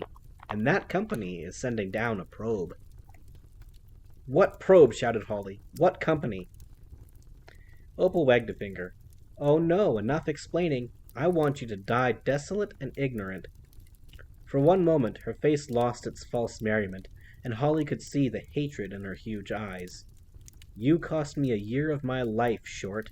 A year of a brilliant life. My time is too special to be wasted, especially answering to pathetic organizations like the LEP. Soon I will never have to answer to anyone, ever again." Opal raised one hand into view. It was clutching a small remote. She pressed the red button, and as everyone knows, the red button can only mean one thing. Holly had milliseconds to come up with a plan. The monitor fizzled out, and a green light on the missile's console winked red. The signal had been received. Detonation was imminent. Holly jumped up, hooking her helmet over the spherical bomb. She put her weight on the helmet, bearing it down. It was like trying to submerge a football. The LEP helmets were composed of a rigid polymer that could deflect selenium flares. Of course, the rest of Holly's suit was not rigid and could not protect her from the biobomb, but maybe the helmet would be enough. The bomb exploded, spinning the helmet into the air. Pure blue light gushed from the underside of the helmet, dissipating across the concrete. Ants and spiders hopped once, then their tiny hearts froze. Holly could feel her own heart speed up, battling against the deadly selenium. She held on for as long as she could, then the concussion bucked her off. The helmet spun away, and the fatal light was free. Holly flipped her wing control to rise, reaching for the skies. The blue light was after her like a wall of death. It was a race now. Had she gained enough time and distance to outrun the biobomb? Holly felt her lips drag back across her teeth. G-force rippled the skin on her cheeks. She was counting on the fact that the biobomb's active agent was light. This meant that it could be focused to a certain diameter. Cowboy would not want to draw attention to her device by wiping out a city block. Holly alone was her target. Holly felt the light swipe at her toes. A dreadful feeling of nothingness crept up her leg before the magic banished it. She streamlined her body, arcing her head back, folding her arms across her chest, willing the mechanical wings to accelerate her to safety. Suddenly, the light dissipated, flashed out, leaving only a dozen squirrely flares in its wake. Holly had outrun the deadly light, with only minor injuries. Her legs felt weakened, but the sensation would recede shortly. Time enough to worry about that later. Now she had to return to the lower elements, and somehow warn her comrades what Opal was planning. Holly glanced down at the roof. Nothing remained now to suggest she'd ever been there, except the remains of her helmet, which spun like a battered top.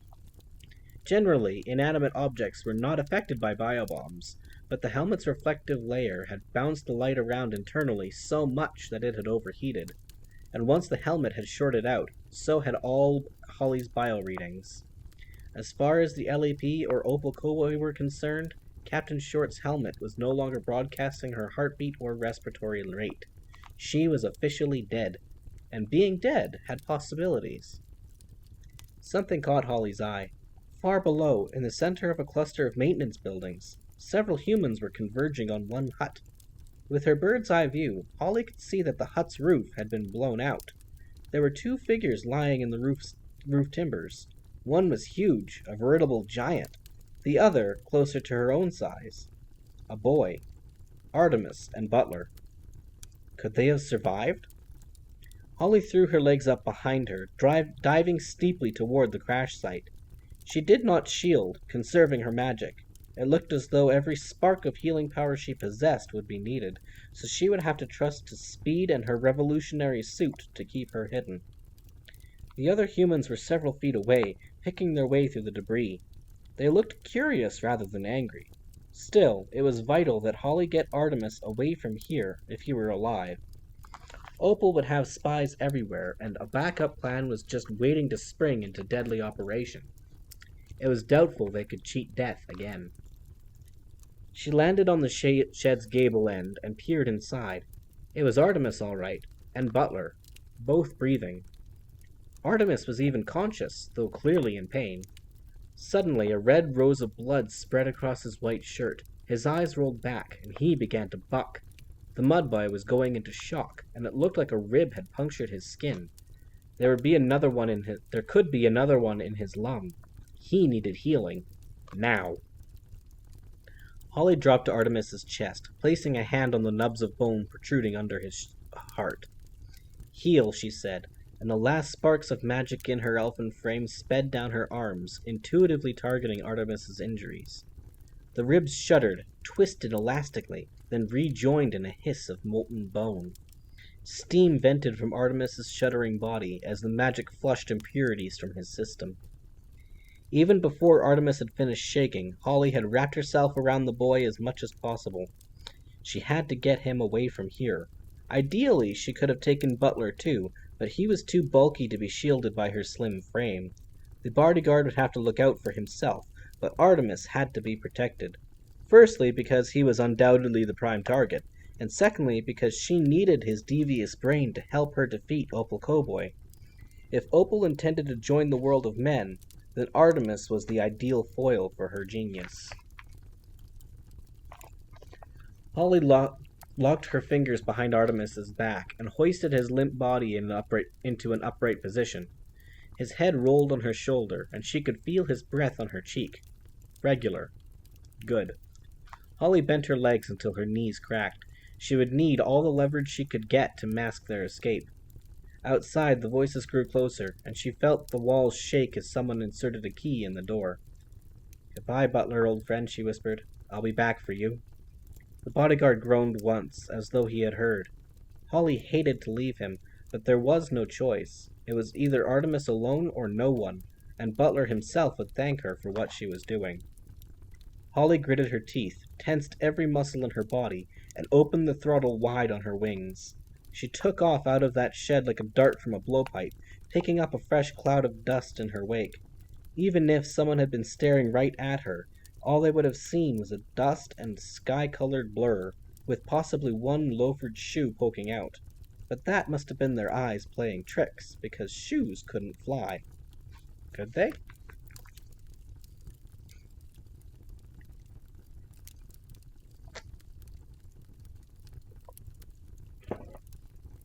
Chapter 5. Meet the Neighbors. E37, the Lower Elements. Foley could not believe what was happening. His eyes were sending information to his brain, but his brain refused to accept it. Because if he were to accept this information, he would have to believe that his friend, Holly Short, had just shot her own commander and was now attempting to escape to the surface. This was completely impossible, though not everybody was so reluctant to accept this. The Centaur's mobile tech unit had been commandeered by Internal Affairs. This operation now fell under their jurisdiction because an LEP officer was suspected of a crime. All LEP personnel had been ejected from the shuttle, but Foley was allowed to stay simply because he was the only one able to operate the surveillance equipment. Commander Ark Sewell was an LEP gnome who went after suspect police ferries. Sewell was unusually tall and thin for a gnome, like a giraffe in a baboon's skin. His dark hair was slicked straight back in a no-nonsense style, and his fingers and ears boasted none of the golden adornments usually so beloved of the gnome families.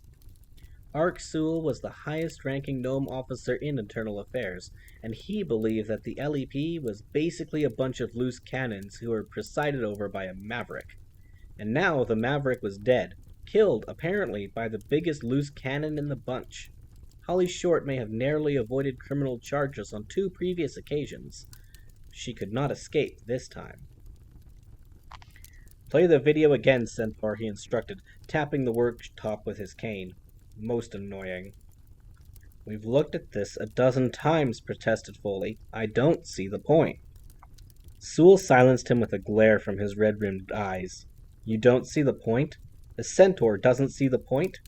I don't see where there's an important I don't see where that's an important factor in the current equation. You, Mr. Foley, are here to press buttons, not to offer opinions. Commander Root placed far too much value on your opinions, and look where that got him, huh? Foley swallowed the dozen or so acidic responses that were queuing on his tongue. If he was excluded from this operation now, he could do nothing to help Holly. Play the video. Yes, sir. Holly cued the video from E37. It was damning stuff. Julius and Holly hovered around General Scaling for several moments. They appeared to be quite agitated. Then, for some reason, and incredible as it sounded, Holly shot the commander with some kind of incendiary bullet. At this point, they lost all video feeds from both helmets. Back up the tape 20 seconds, ordered Sewell, leaning in close to the monitor. He poked his cane into the plasma screen. What's that? Careful with the cane, said Foley. These screens are expensive. I get them from Atlantis. Answer the question, Centaur. What is that? Sewell potted the screen twice, just to show how little he cared about Foley's gizmos. The Internal Affairs Commander was pointing to a slight shimmer on Root's chest. I'm not sure, admitted Foley. It could be heat distortion, or maybe equipment failure. Or perhaps just a glitch. I'll have to run some tests. Sewell nodded. Run your tests, though I don't expect you'll find anything. Short as a burnout, simple as that. She always was. I nearly had her before, but this time is cut and dried. Foley knew he should bite his tongue, but he had to defend his friend. Isn't this all a bit convenient? First we lose sound, so we don't know what was said. Then there's this fuzzy patch that could be anything, and now we're expected to believe that a decorated officer just up and shot her commander, an elf who is like a father to her. Yes, I see your point, Foley, said Sewell silkily. Very good. Nice to know you're thinking on some level. But let's stick to our respective jobs, huh? You build the machinery, and I operate it. For example, these new neutrinos that our field personnel are armed with? Yes, what about them, said Foley suspiciously. They are personalized to each officer, am I right? Nobody else can fire them, and each shot is registered? That is correct, admitted Foley, all too aware where this was leading. Sewell waved his cane like a symphony conductor. Well, then, surely all we have to do is check Captain Short's weapon log to see if she fired a shot at the precise time indicated on the video. If she did, then the film is authentic, and Holly Short did indeed murder her commander, regardless of what we can or cannot hear. Foley ground his horsey teeth. Of course, it made perfect sense. He had thought of it half an hour ago, and already knew what the cross-referencing would reveal. He pulled up Holly's weapons log and read the relevant passage. Weapon registered at 0940 HMT, 6 pulses at 0956, and then 1 level 2 pulse fired at 0958. Sewell slapped the cane into his palm in triumph. 1 level 2 pulse fired at 0958. Exactly right. Whatever else happened in that shoot, Short fired on her commander. Foley leaped out of his specially tailored office chair. But a level 2 pulse couldn't cause such a big explosion. It practically caved in the entire access tunnel. Which is why Short isn't in custody right now, said Sewell. It will take weeks to clean out that tunnel. I've had to send a retrieval team through E1 in Tara. They will have to travel over ground to Paris and pick up her trail from there. But what about the explosion itself? Sewell grimaced, as though Foley's questions were a bigger nugget in an otherwise delicious Sewell grimaced, as though Foley's questions were a bitter nugget in an otherwise delicious meal. Oh, I'm sure there's an explanation, Centaur. Combustible gas, or a malfunction, or just bad luck. We'll figure that out. For now, my priority, and yours, is to bring Captain Short back here for trial. I want you to liaise with the retrieval team. Feed them constant updates on Short's position.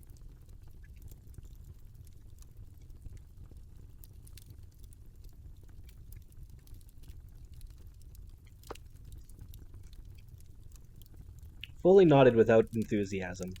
Holly was still wearing her helmet.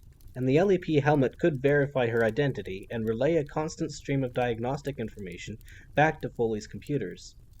They had no sound or video, but there was plenty of information to track Holly wherever she might go in the world, or under it. At the moment, Holly was in Germany. Her heart rate was elevated, but otherwise she was okay.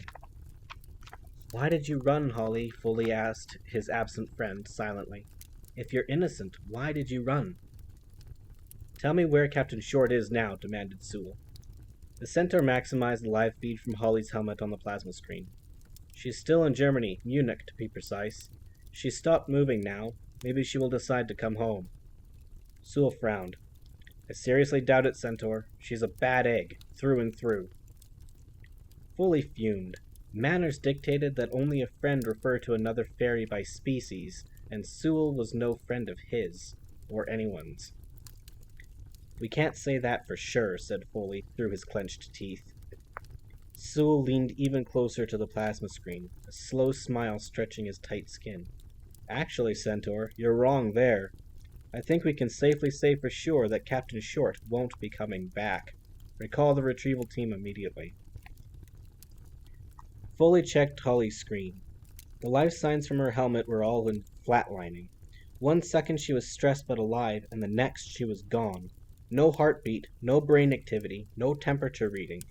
She couldn't have simply taken off the helmet, as there was an infrared connection between each LEP officer and their helmet. No, Holly was dead, and it hadn't been by natural causes. Holly felt the tears brimming on his eyelids. Not Holly, too. "Recall the retrieval team? Are you insane, Sewell? We have to find Holly. Find out what happened." Sewell was unaffected by Foley's outburst. If anything, he appeared to enjoy it. "Short was a traitor, and she was obviously in collusion with the goblins. Somehow her nefarious plan backfired, and she was killed. I want you to remote activate the incinerator in her helmet immediately, and we'll close the book on a rogue officer." Foley was aghast. "Activate the remote incinerator? I can't do that." Sewell rolled his eyes. "Again with the opinions. You don't have authority here. You just obey it." "But I'll have a satellite picture in 30 minutes, protested the Centaur. "We can wait that long, surely." Sewell elbowed past Foley to the keyboard. "Negative. You know the regulations. No bodies are left exposed for the humans to find. It's a tough rule, I know, but necessary." "The helmet could have malfunctioned," said Foley, grasping at straws. "Is it likely that all the life sign readings would have flatlined at the same moment through equipment failure?" "No," admitted Foley. "And just how unlikely is it?" "About 1 chance in 10 million, said the technical advisor miserably. Sewell picked his way around the keyboard. "If you don't have the stomach for it, Centaur, I'll do it myself." He entered his password and detonated the incinerator in Holly's helmet. On a rooftop in Munich, Holly's helmet dissolved in a pool of acid, and in theory, so did Holly's body. "There," said Sewell, satisfied.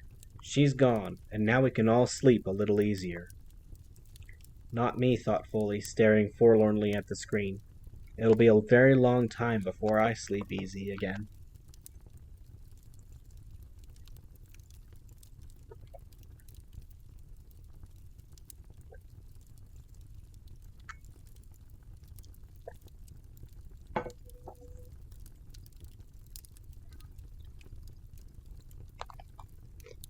Temple Bar, Dublin, Ireland. Artemis Fowl woke from a sleep haunted by nightmares. In his dreams, strange red-eyed creatures had ripped open his chest with scimitar tusks and dined on his heart. He sat up in an undersized cot, both hands flying to his chest.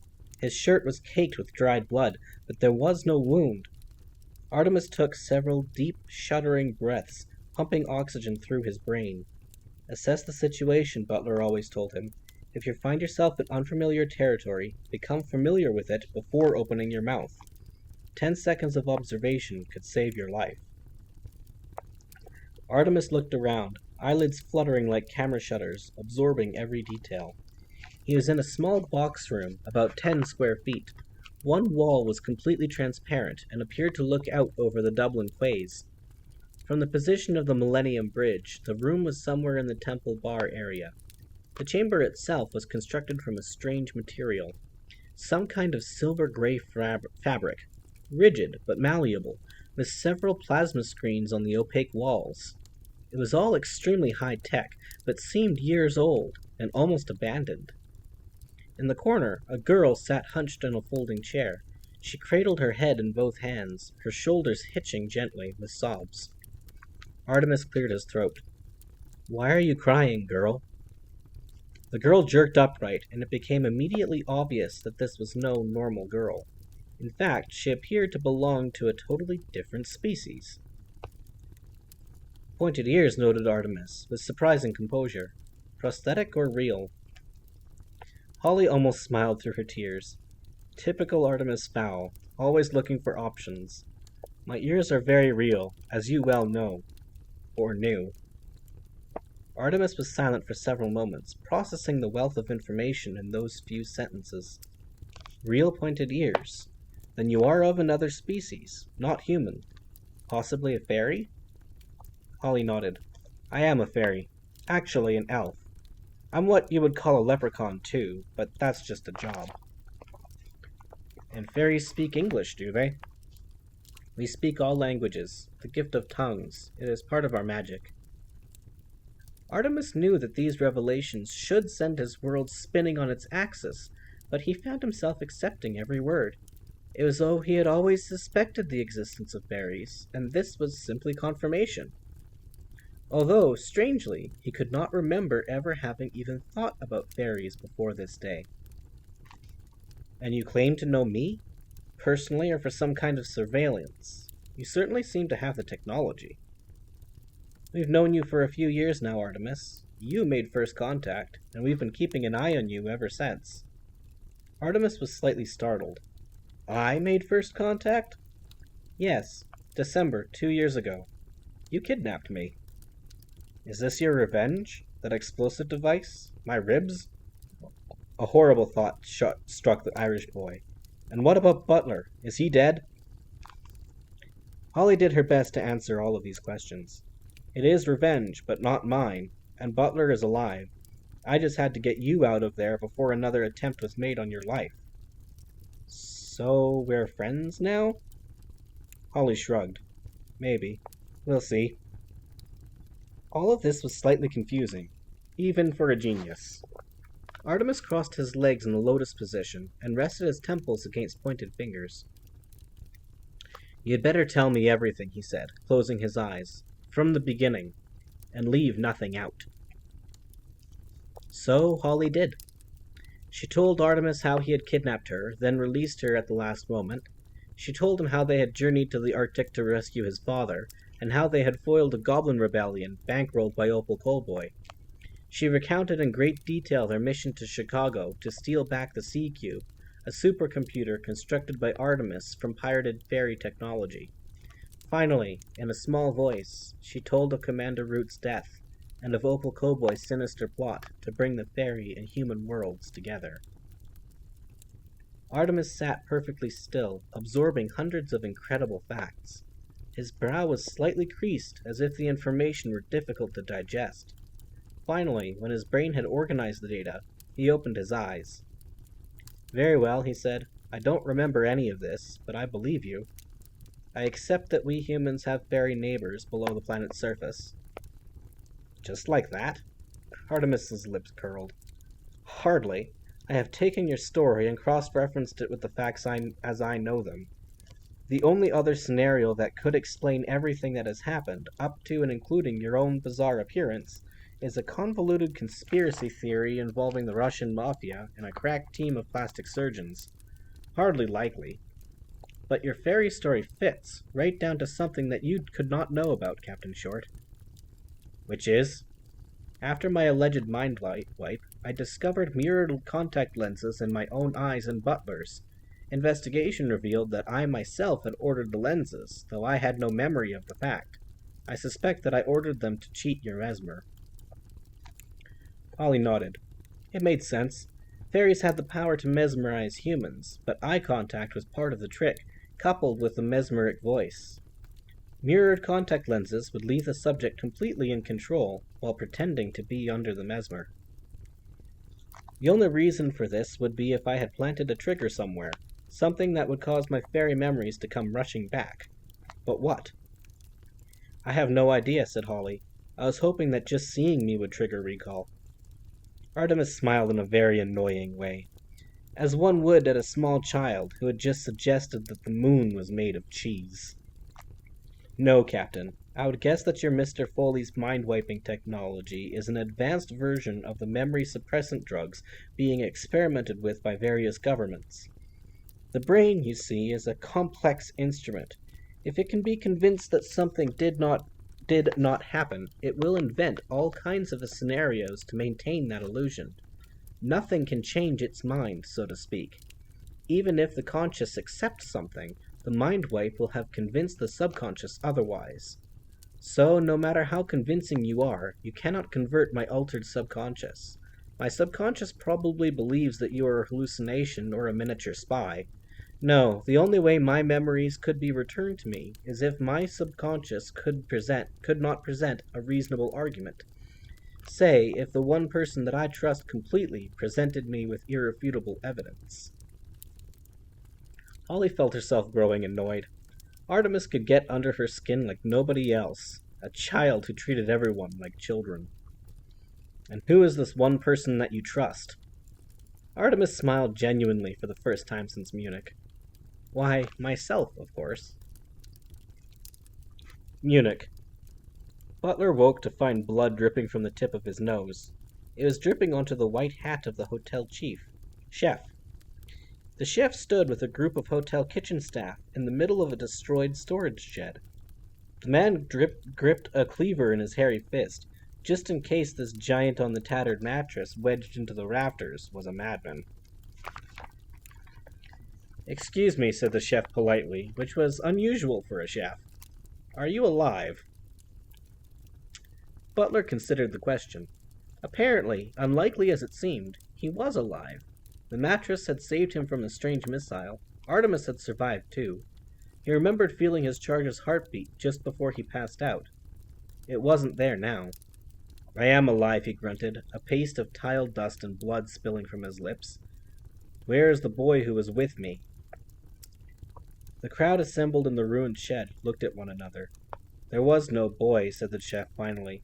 "You fell through the roof all on your own."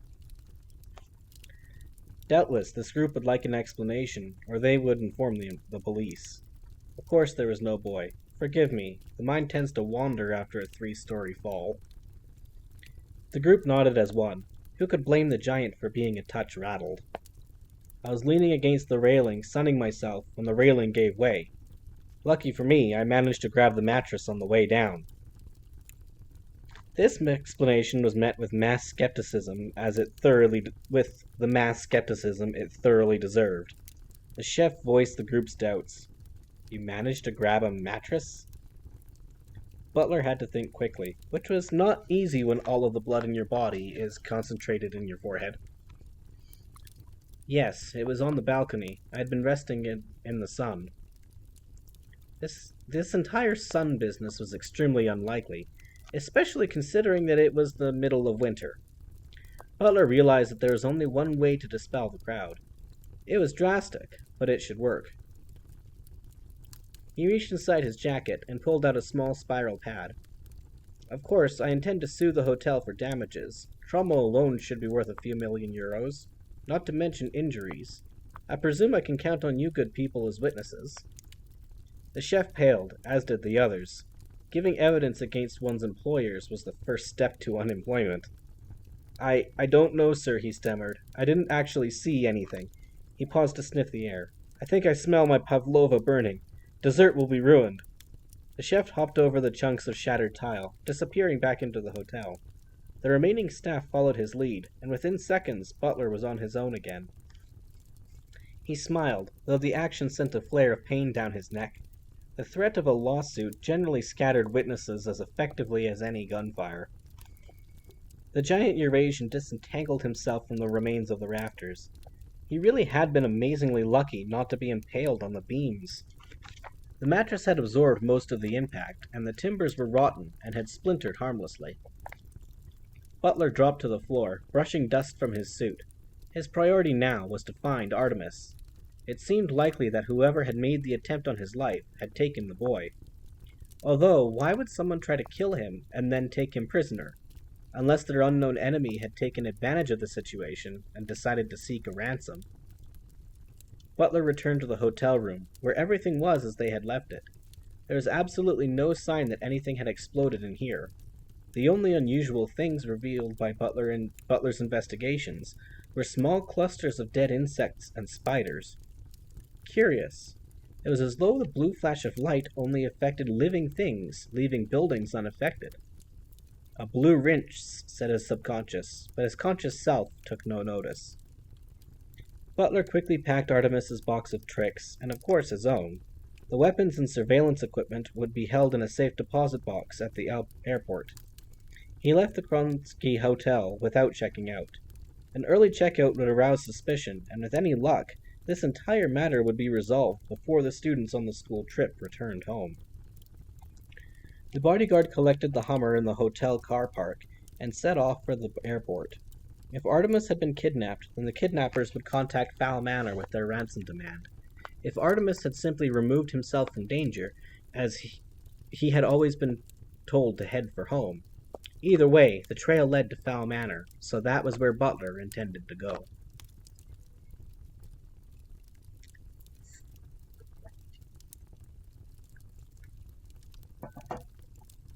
Temple Bar, Dublin, Ireland.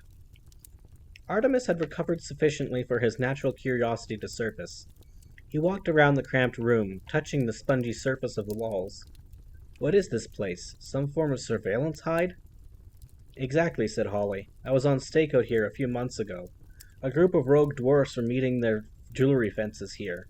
From the outside, this is just another patch of sky on the top of a building. It's a cam pod. Cam, camouflage? No, cam, chameleon. This suit is cam, camouflage. You do know, I suppose, that chameleons don't actually change color to suit their surroundings. They change according to mood and temperature.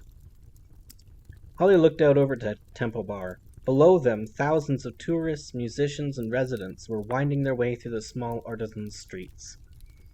You have to tell Foley about that. He names all of this stuff. Ah, yes, said Artemis. Foley. He has a centaur, is he not? That's right, Holly turned to face Artemis. You're taking this very calmly. Most humans completely freak out when they find out about us. Some go into shock. Artemis smiled. I am not most humans. Holly turned back to the view. She was not going to argue with that statement. So tell me, Captain Short, if all I am to the fairy people is a threat, why did you heal me? She rested her forehead against the campod's translucent face. It's our nature, she replied, and of course I need you to help me find Opal Cowboy. We've done it before, we can do it again. Artemis stood beside her at the windows. So first you mind-wiped me, and now you need me. Yes, Artemis, gloat all you like. The mighty LAP needs your help. Of course, there is the matter of my fee, said Artemis, buttoning his jacket across the bloodstain on his shirt. Holly rounded on him. Your fee? Are you serious? After all the mud people have done for you, can't you just do something good for once in your life? Obviously you elves are an emotional race. Humans are slightly more business-minded. Here are the facts. You are a fugitive from justice, on the run from a murdering pixie genius. You have no funds and few resources. I am the only one who can help you track down this Opal Cowboy. I think that's worth a few bars of anybody's gold. Holly glowered at him. Like you said, Mudboy, I don't have any resources. Artemis spread his hands magnanimously. I'm prepared to accept your word. If you can guarantee me 1 metric ton of gold from your hostage fund, I will devise a plan to defeat this Opal Cowboy. Holly was in a hole, and she knew it. There was no doubt that Artemis could give her the edge over Opal, but it galled her to pay someone who used to be a friend. And what if Cowboy defeats us? If Cowboy defeats and presumably murders us both, then you can consider the debt null and void. Great, growled Holly. It would almost be worth it. She left the window and began raiding the pod's medical chest. You know something, Artemis? You're exactly how you were when we first met. A greedy mud boy who doesn't care about anyone besides himself. Is that really how you want to be for the rest of your life? Artemis's features remained static, but below the surface his emotions were in turmoil. Of course he was right to ask for a fee. It would be stupid not to. But even asking had made him feel guilty. It was this idiotic newfound conscience. His mother seemed to be able to activate it at will, and this fairy creature could do it too. He would have to keep a tighter check on his emotions. Holly finished reading the cabinet. Well, Mr. Consultant, what's our first move? Artemis did not hesitate. There are only two of us, and we are not very tall. We need reinforcements. As we speak, Butler will be making for Fowl Manor. He may be there already. Artemis turned on his cell phone and speed-dialed Butler. A recorded message told him that the customer he was trying to reach was not available. He declined the offer to try again, instead dialing Fowl Manor. An answering machine cut in after the third ring.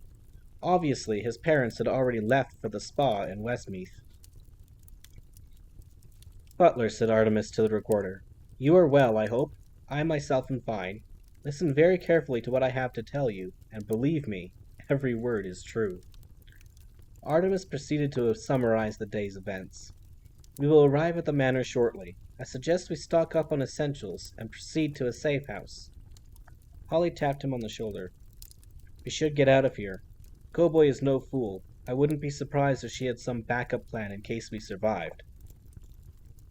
Artemis covered the mouthpiece with his palm. I agree. That is what I would do. This cowboy person is probably on her way right now. As if on cue, one of the pod walls fizzled and dissolved. Opal Cowboy stood in the hole, flanked by Merv and Scant Brill. The Pixie twins were armed with transparent plastic handguns. Merv's gun barrels glowed gently in the aftermath of his wall-melting shot. Murderer! Shouted Holly, reaching for her gun.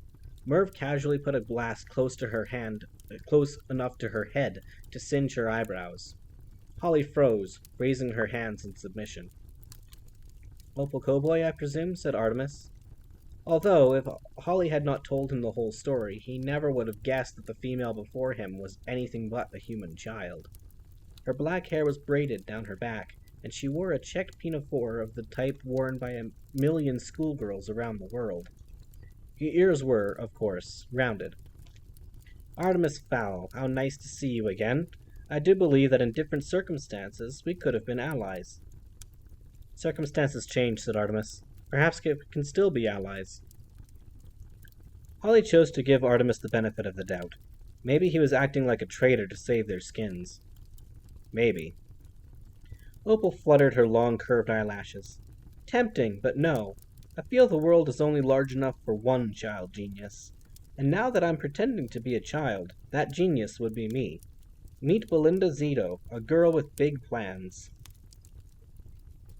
Holly reached a hand toward her weapon, but stopped when Merv leveled his transparent handgun at her. I know you, she said to the Brill brothers. The Pixie twins. You were on TV. Scant couldn't hold back a grin. Yes, on Canto. It was the season's highest-rated show. We're thinking of writing a book, aren't we, Merv? All about how we finish each other's sentences, completed Merv, though he knew what it would cost him. Shut up, you utter imbecile, snapped Opal, shooting Merv a poisonous glare. Keep your weapon up and your mouth closed. This is not about you. This is about me. Remember that, and I might not have to liquidize the pair of you. Yes, of course, Miss Cowboy. It's all about you. Opal almost purred. That's right. It's always about me. I am the only important one here. Artemis casually slipped one hand into his pocket, the one holding the cell phone that was still connected to Fowl Manor. If I may, Miss Cowboy, this delusion of self-importance is common among those recently awakened from comas. It is known as the narcissist syndrome. I wrote a paper on this precise subject for the Psychologist Yearbook, under the pseudonym Sir E. Brum. You have spent so much time in your own company, so to speak, that everyone else has become unreal. Opal nodded at Merv. For heaven's sake, shut him up. Merv was glad to oblige, sinking a blue power slug into Artemis's chest. The Irish boy dropped in mid-lecture. What have you done? Shouted Holly, dropping to Artemis's side. She was relieved to find a steady heartbeat under the bloodied shirt. Oh no, said Opal. Not dead, merely painfully stunned. He is having quite a day, young Artemis. Holly's pretty features were distorted by grief and outrage as she glared at the small pixie. What do you want from us? What else can you do? Opal's face was the picture of innocence. Don't blame me. You have brought this on yourself. All I wanted to do was bring down fairy society as we know it, but oh no, you wouldn't have it. Then I planned a couple of relatively simple assassinations, but you insisted on surviving. Kudos to you for evading the biobomb, by the way. I was watching the whole thing from 65 feet up in my stealth shuttle, containing the selenium with an LEP helmet. Good thinking. But now, because you have caused me so much trouble and exasperation, I think I will indulge myself a little. Holly swallowed the fear that was crawling up her throat. Indulge yourself? Oh yes. I had a nasty little scenario planned for Foley, something theatrical involving the 11 Wonders. But now I have decided that you were worthy of it. Holly tensed herself. She should go for her gun where there was no other option. But she had to ask. It was fairy nature. How nasty. Opal smiled, and evil was the only word for that expression. Troll nasty, she said. And one more thing. I am telling you this because you are about to die, and I want you to hate me at the moment of your death as much as I hate you. Opal paused, allowing the tension to build. Do you remember the sweet spot on the bomb I strapped to Julius? Holly felt as though her heart had expanded to fill her entire chest. I remember. Opal's eyes flared. Well, there wasn't one. Holly went for her gun, and Merv hit her in the chest with a blue charge. She was asleep before she hit the ground. Alright, folks, we are going to take a very short break, and I will be back in approximately 3 minutes. Do try to contain your enthusiasm.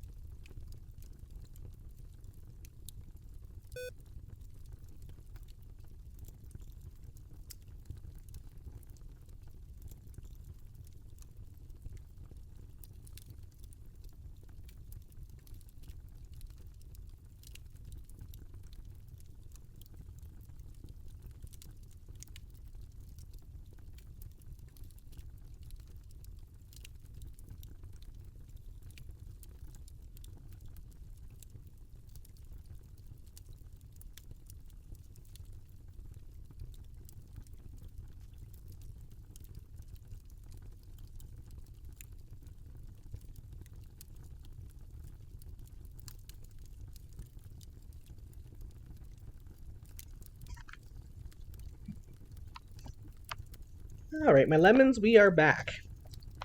Chapter 6 Troll Nasty. Under the Atlantic Ocean, 2 miles off the Kerry coast, Irish waters.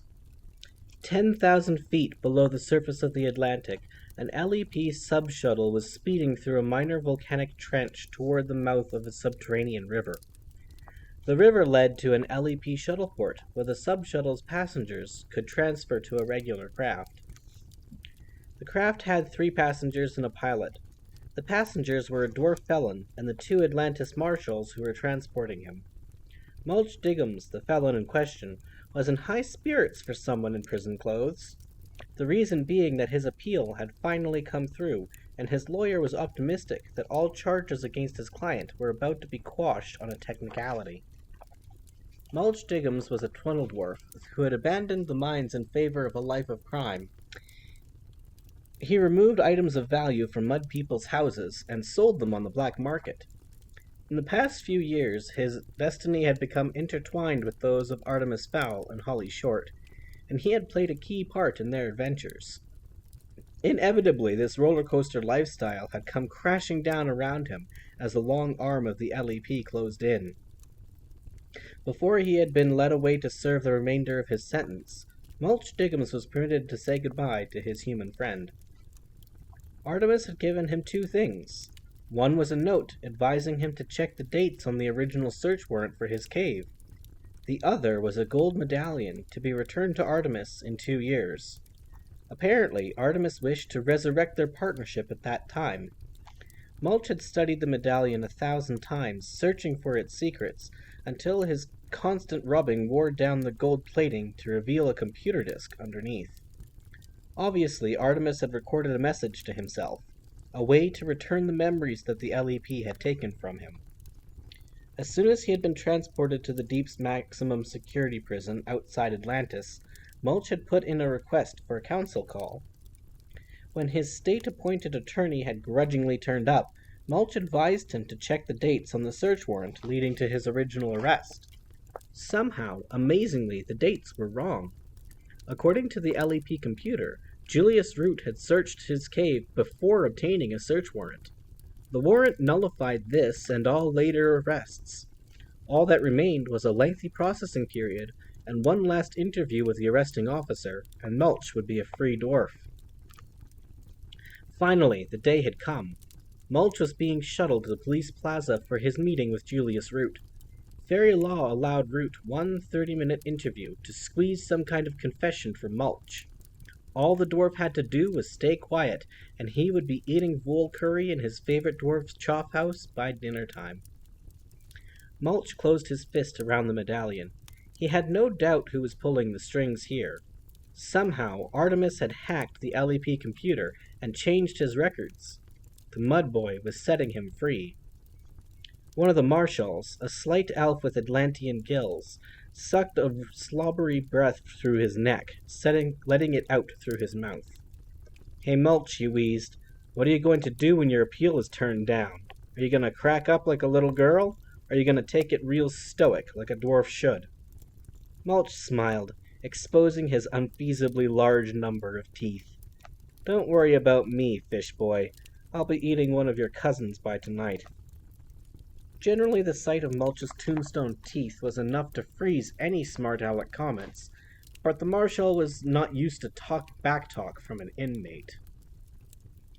"Keep at it with the big mouth, dwarf. I have plenty of rocks for you to chew back in the deeps." "In your dreams, fish boy," retorted Mulch, enjoying the banter after months of kowtowing. The officer rose to his feet. "It's Vishby. The name is Vishby." "Yes, fish boy. That's what I said." The second officer, a water sprite with bat-like wings folded behind his back, chuckled. "Leave him alone, Vishby. Don't you know who you're talking to? This here is Mulch Diggums, the most famous thief under the world." Mulch smiled, though fame is not a good thing when you're a thief. This guy has a whole list of genius moves to his credit. Mulch's smile faded as he realized that he was about to be the butt of more jokes. Yeah, so first he steals the Jules Rimet trophy from the humans and tries to sell it to an undercover LEP fairy. Vishby sat rubbing his hands in glee. You don't say. What a brain. How does it fit in that itty bitty head? The sprite strutted along the shuttle's aisle, delivering his lines like an actor. So then, he lifts some of the Artemis Fowl gold and lays low in Los Angeles. And do you want to know how he lays low? Mulch groaned. Tell me, wheezed Vishby, his gills unable to suck in air fast enough. He buys himself a penthouse apartment and starts building a collection of stolen Academy Awards. Vishby laughed until his gills flapped. Mulch could take it no longer. He shouldn't have to put up with this. He was virtually a free fairy, for goodness' sake. His self? I think you spent a bit too long underwater. The pressure is squashing your brain.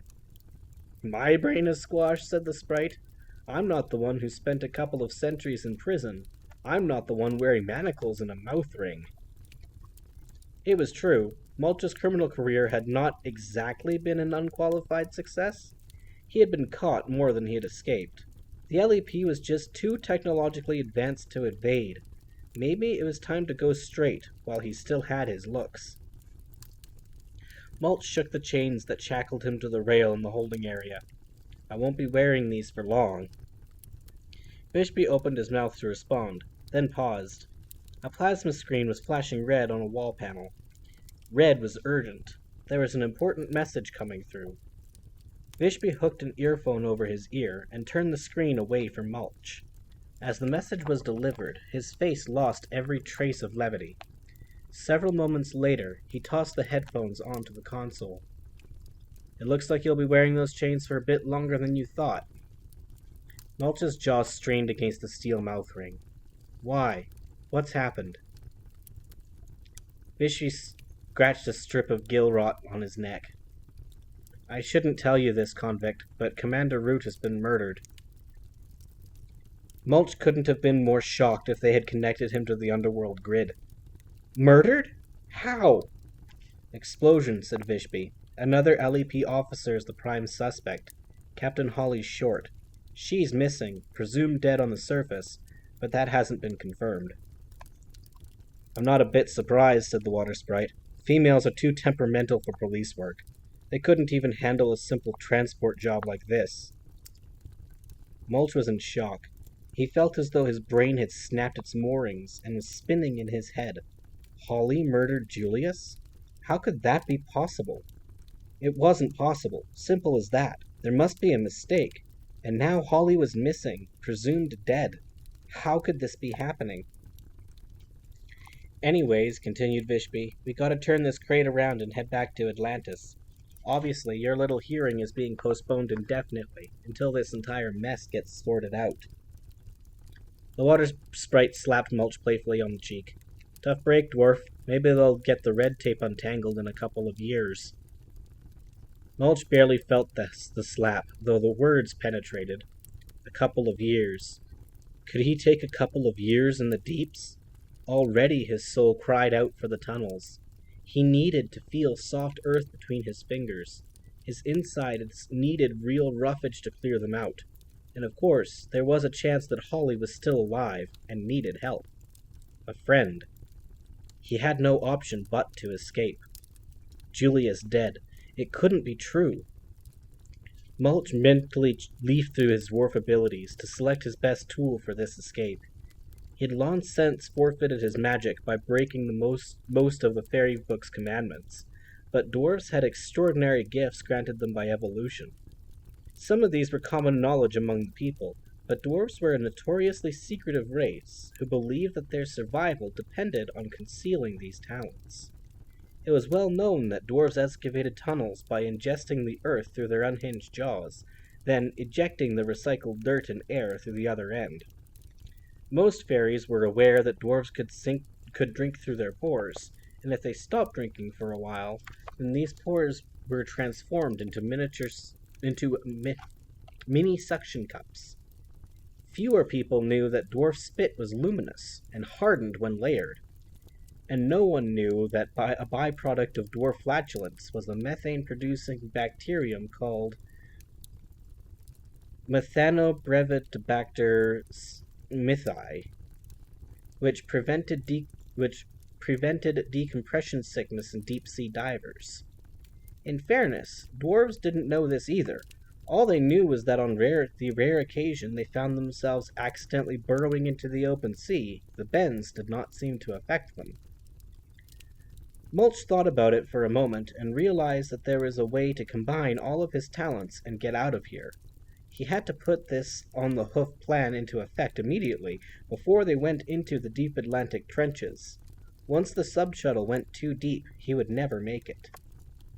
The craft swung in a long arc until it was heading back the way it had come. The pilot would punch the engines as soon as they were outside Irish fishing waters. Mulch began to lick his palms, smoothing the spittle through his halo of wild hair. Fishby laughed. "What are you doing, Diggums? Cleaning up for your cellmate?"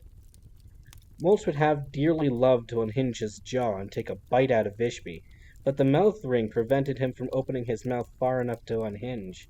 He had to content himself with an insult. "I may be a prisoner, fish boy, but in 10 years I'll be free. You, on the other hand, will be an ugly bottom feeder for the rest of your life." Vishby scratched his gill rot furiously. "You just bought yourself 6 weeks in solitary, mister." Mulch slathered his fingers with spittle and spread it around the crown of his head, reaching as far back as the manacles would allow. He could feel his hair hardening, clamping onto his head like a helmet. Exactly like a helmet. As he licked, Mulch drew great breaths of air through his nose, storing the air in his intestines. Each breath sucked air out of the pressurized space faster than the pumps could push it back in.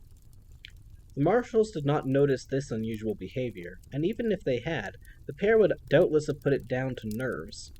Deep breathing and grooming, classic nervous traits. Who could blame Mulch for being nervous? After all, he was heading back to the very place criminals had nightmares about. Mulch licked and breathed, his chest blowing up like a bellows. He felt the pressure fluttering down below, anxious to be released. "Hold on," he told himself. "You'll need every bubble of that air." The shell on his head crackled audibly now, and if the lights had been dimmed, it would have glowed brightly. The air was growing thin, and Vishby's gills noticed, even if he didn't. They rippled and flapped, boosting their oxygen intake. Mulch sucked again, a huge gulp of air. A bow plate clanged as the pressure grew. The sea sprite noticed the change first. "Hey, fish boy." Vishby's pained expression spoke of years enduring this nickname. "How many times do I have to tell you?" "Okay, Vishby, keep your scales on. Is it getting hard to breathe in here? I can't keep my wings up." Vishby touched his gills. They were flapping like bunting in the wind. "Wow, my gills are going crazy. What's happening here?" He pressed the cabin intercom panel. "Everything all right? Maybe we could boost the air pumps." The voice that came back was calm and professional, but with an unmistakably anxious undertone. "We're losing pressure in the holding area. I'm trying to nail down the leak now." "Leak?" squeaked Vishby. "If we depressurize at this depth, the shuttle will crumple like a paper cup." Mulch took another huge breath. "Get everyone into the cockpit," the voice declared. "Come through the airlock right now." "I don't know," said Vishby. "We're not supposed to untie the prisoner. He's a slippery one." The slippery one took another breath, and this time the stern plate actually buckled with a crack like thunder. Okay, we're coming." Mulch held out his hands. "Hurry up, fish boy, we don't all have gills." Vishby swiped his security card along the magnetic strip on Mulch's manacles. The manacles popped open. Mulch was free. As free as you can be in a prison sub with 10,000 crushing feet of water overhead. He stood, taking one last gulp of air. Vishby noticed the act. "Hey, convict, what are you doing?" he asked. "Are you sucking in all the air?" Mulch burped. "Who, me? That's ridiculous." The sprite was equally suspicious.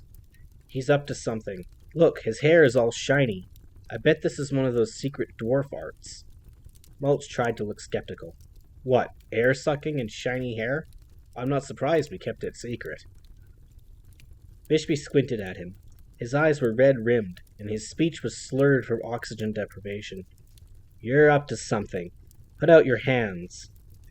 Being shackled again was not part of the plan.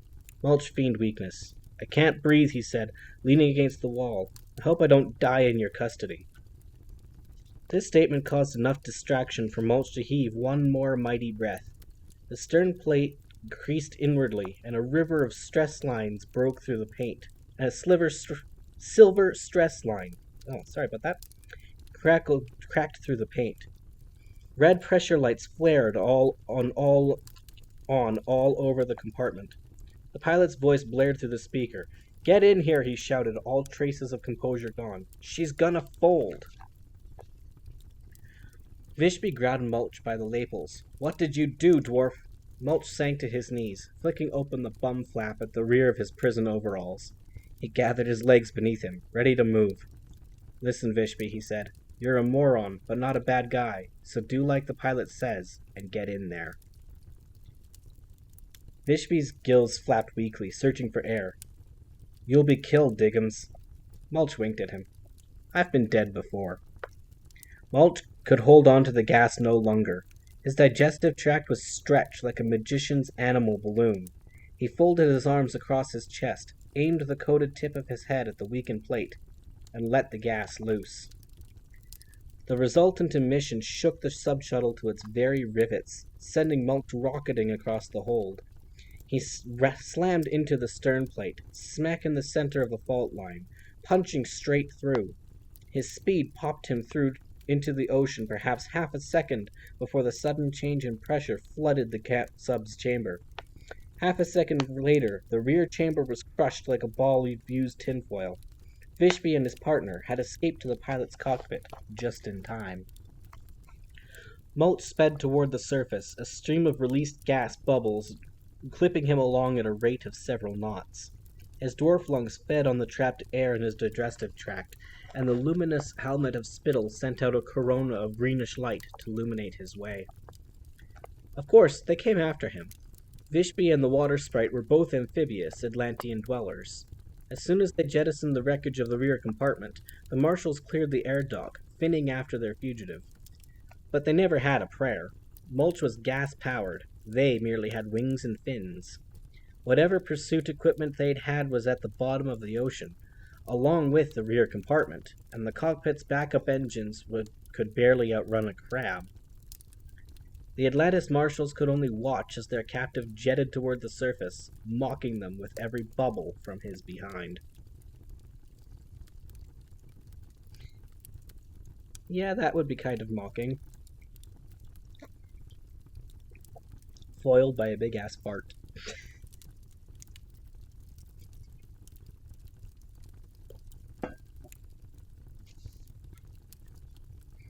Butler's cell phone had been reduced to so much plastic chips and wiring by the jump from the hotel window. This meant that Artemis could not call him if he needed immediate assistance. The bodyguard double-parked the Hummer outside the first phonetic store he saw and purchased a tri-band phone and car kit. Butler activated the phone on the way to the airport and punched in Artemis's number. No good. The phone was switched off. Butler hung up and tried Fowl Manor. Nobody home, and no messages. Butler breathed deeply, stayed calm, and floored the accelerator. The drive to the airport took less than 10 minutes. The giant bodyguard did not waste time returning the Hummer to the rental agency car park, preferring to abandon it in the passenger drop-off area. It would be towed, and he would be fined, but he didn't have time to worry about it now. The next plane to Ireland was fully booked, so Butler paid a Polish businessman 2,000 euros for his first-class ticket, and in 45 minutes he was on the Aer Lingus shuttle to Dublin Airport. He kept trying Artemis's number until they started the engines, and switched his phone on again as soon as the wheels touched down. It was dark by the time he left the arrivals terminal. Less than half a day had passed since they had broken into the safe deposit box in Munich's International Bank. It was incredible that so much could happen in such a short time. Still, when you worked for Artemis Fowl II, the incredible was almost a daily occurrence.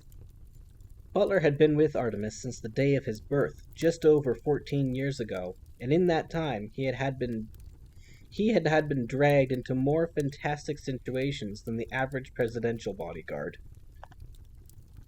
The Fowl Bentley was parked in the prestige level of the short-stay car park. Butler slotted his new phone into the car kit and tried Artemis again. No luck, but when he remote accessed the mailbox at Fowl Manor, there was one message. From Artemis. Butler's grip tightened on the leather steering wheel. Alive. The boy was alive, at least. The message started well enough, then took a decidedly strange turn. Artemis claimed to be unhurt, but perhaps was suffering from a concussion or post-traumatic stress, because Butler's young charge also claimed that fairies were responsible for the strange missile.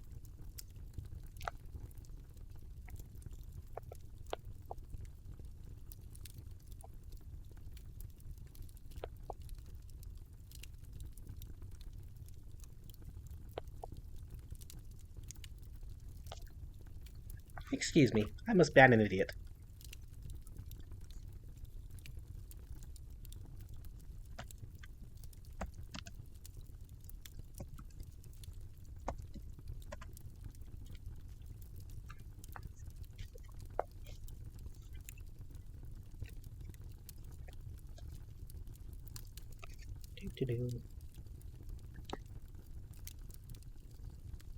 Artemis claimed to be unhurt, but perhaps was suffering from a concussion or post-traumatic stress, because Butler's young charge also claimed that fairies were responsible for the strange missile.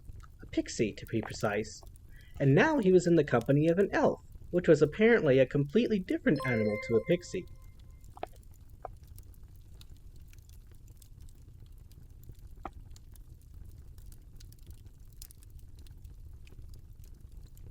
I'm a little confused as to how that person followed me when I just banned them. Oh well.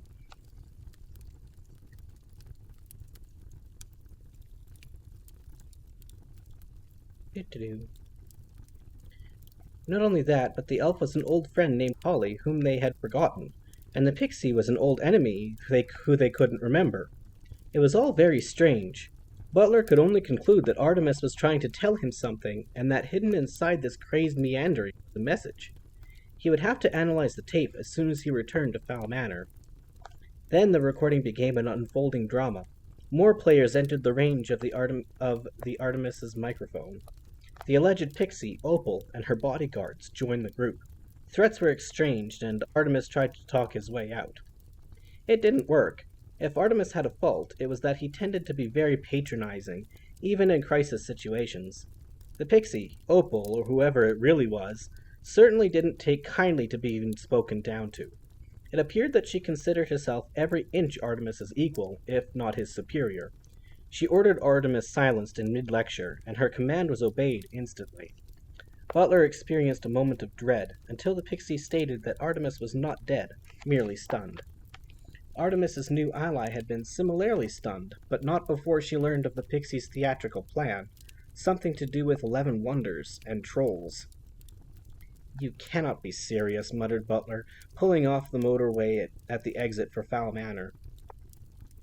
To the average passerby, it would seem as though several rooms in the manor at the end of the avenue were occupied, but Butler knew that the bulbs in these rooms were all on timers and would alternate at irregular intervals. There was even a stereo system wired to each room that would pump talk radio into various areas of the house. All measures designed to put off the casual burglar. None of which, Butler knew, would put off a professional thief. The bodyguard opened the electronic gates and sped up the pebbled driveway. He parked the car directly in front of the main door, not bothering to place it in the shelter of the double garage. He pulled his handgun and clip holster from a magnetic strip under the driver's seat. It was possible that the kidnappers could have sent a representative. He could already be inside the manor. Butler knew as soon as he opened the front door that something was wrong. The alarm's 30-second warning should have begun its countdown immediately, but it did not. This was because the entire box was encased in some shiny, crackling, fiberglass-like substance. Butler poked it gingerly. The stuff glowed and seemed almost organic.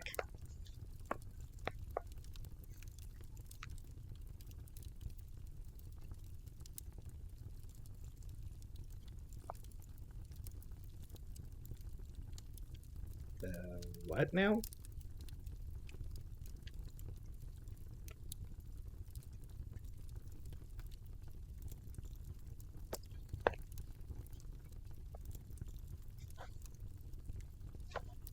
Butler proceeded along the lobby, sticking to the wall. He glanced toward the ceilings. Green lights winked in the shadows. At least the CCTV cameras were still working.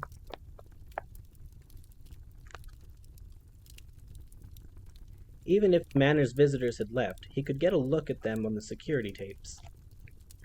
The bodyguard's foot brushed against something. He glanced down.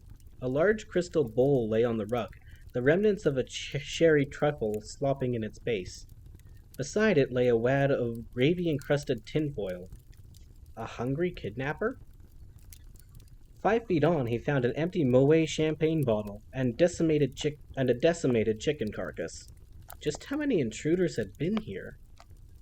The remnants of food formed a trail that led toward the study.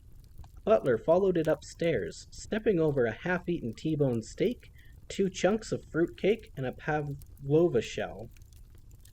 A light shone from the study doorway, casting a small shadow into the hall. There was someone in the study. A not very tall someone. Artemis? Butler's spirits rose for a second when he heard his employer's voice, but they sank just as quickly. He recognized those words. He had listened to them himself in the car. The intruder was playing the taped message on the answering machine. Butler crept into the study, stepping so lightly that his footfalls would not have alerted a deer. Even from the back, this intruder was a strange fellow. He was barely 3 feet tall, with a stocky torso and thick, muscled limbs.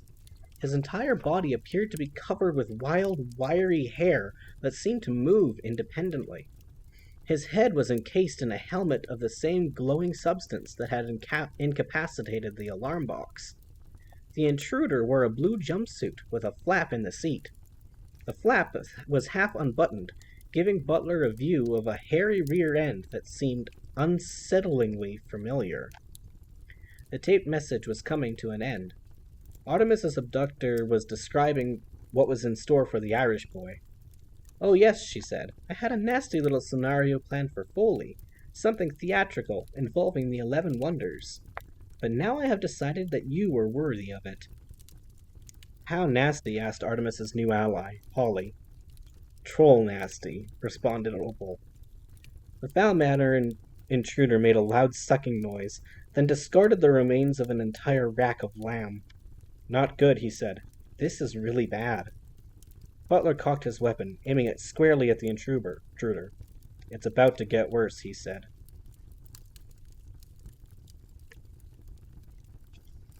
Butler sat the intruder in one of the study's leather armchairs, then pulled a second chair around to face him. From the front, this little creature looked even stranger. His face was basically a mass of wire-like hair with eyes and teeth. The eyes occasionally glowed red like a fox's, and the teeth looked like 2 rows of picket fencing. This was no hairy child. This was an adult creature of some sort.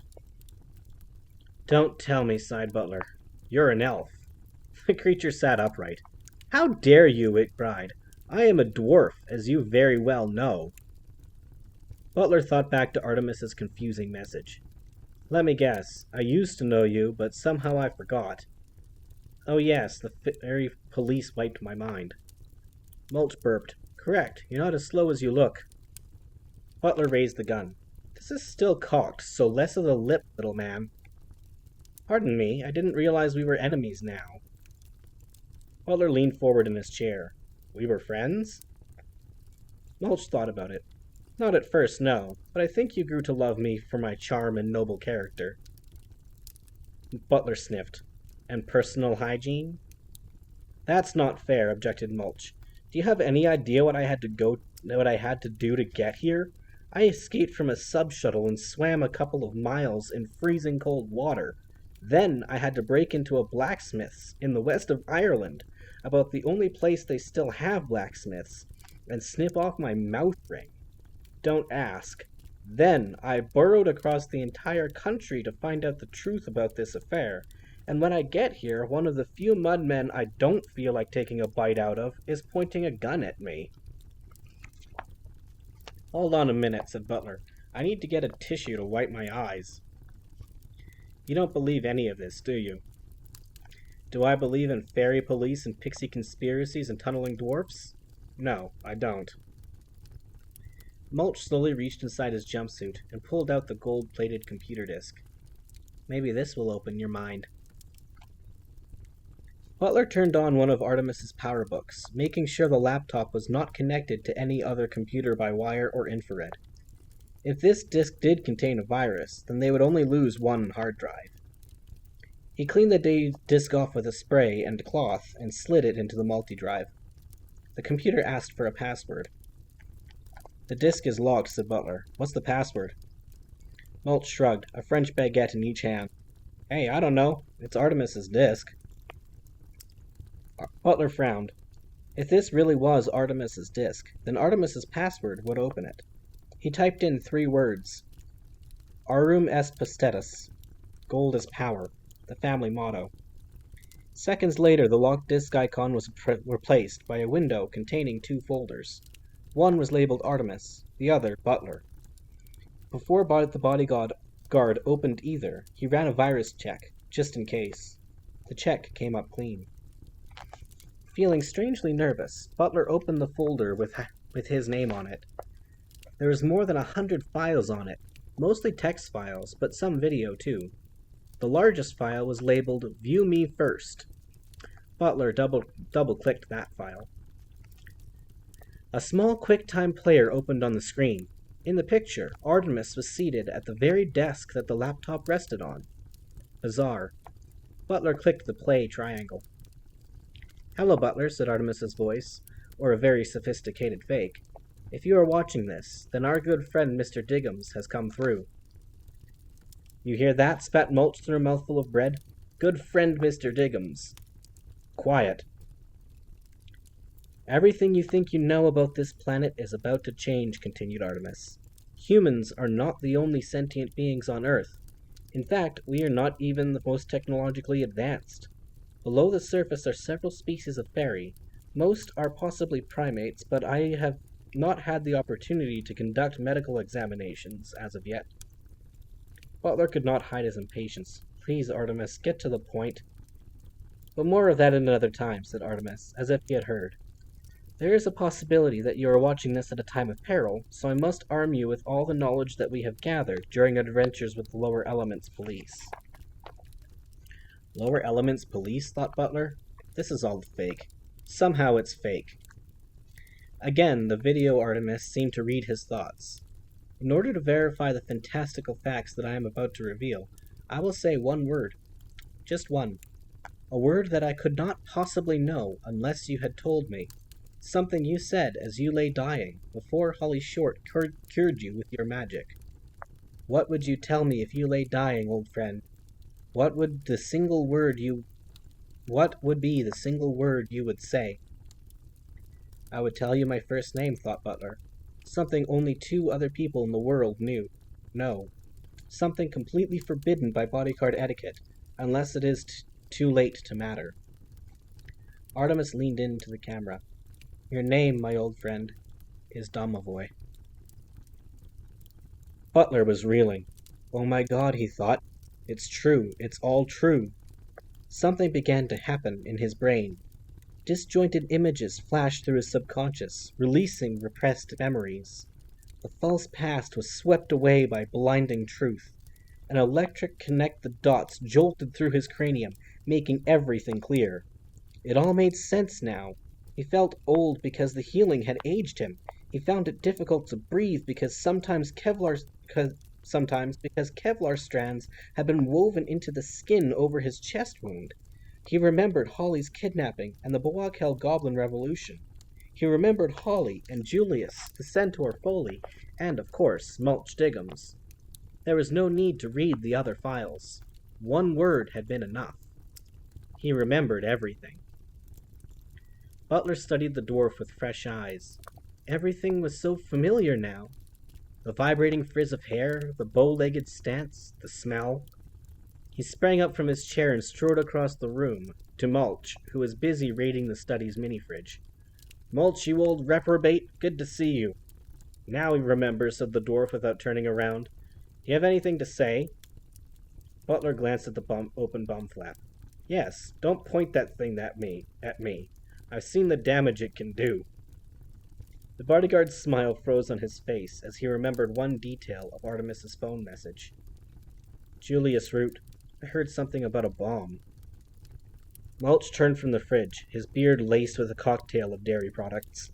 "Yes, Julius is gone. I can't believe it. He's been chasing me for so many years." Butler felt a terrific weariness weigh on his shoulders. He had lost too many comrades over the years. "And what's more," continued Mulch, Holly is accused of murdering him." "That's just not possible," said Butler. "We have to find them." "Now you're talking," said the dwarf, slamming the fridge door. "Do you have a plan?" "Yes, find Holly and Artemis."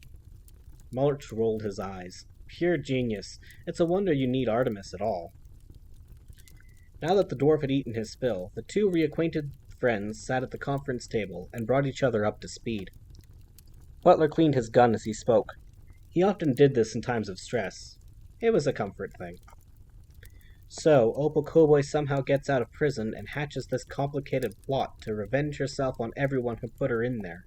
Not only that, but she sets Holly up to take the blame." "Remind you of anyone?" asked the dwarf. Butler polished the Sig Sauer's slide. "Artemis may be a criminal, but he is not evil." "Who said anything about Artemis?"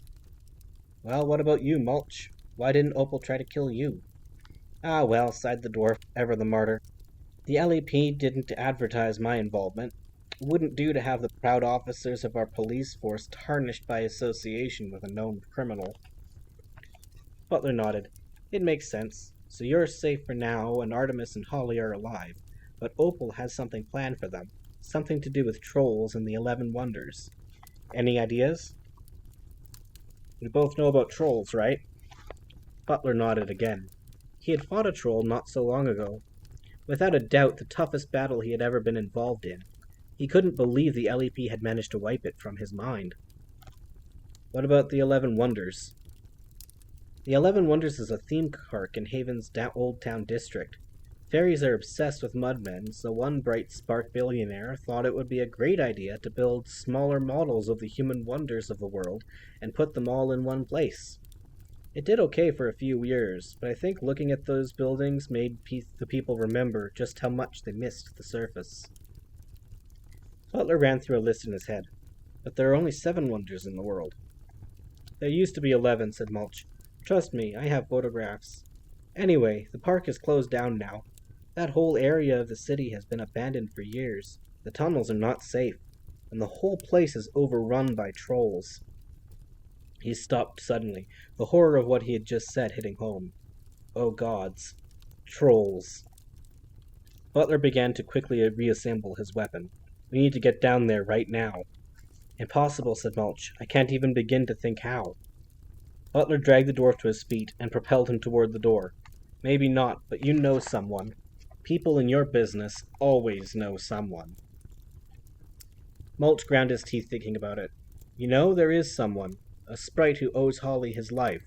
But whatever I persuade him to do for us won't be legal." Butler grabbed a bag of weaponry from a cabinet. "Good," he said. "Illegal is always faster."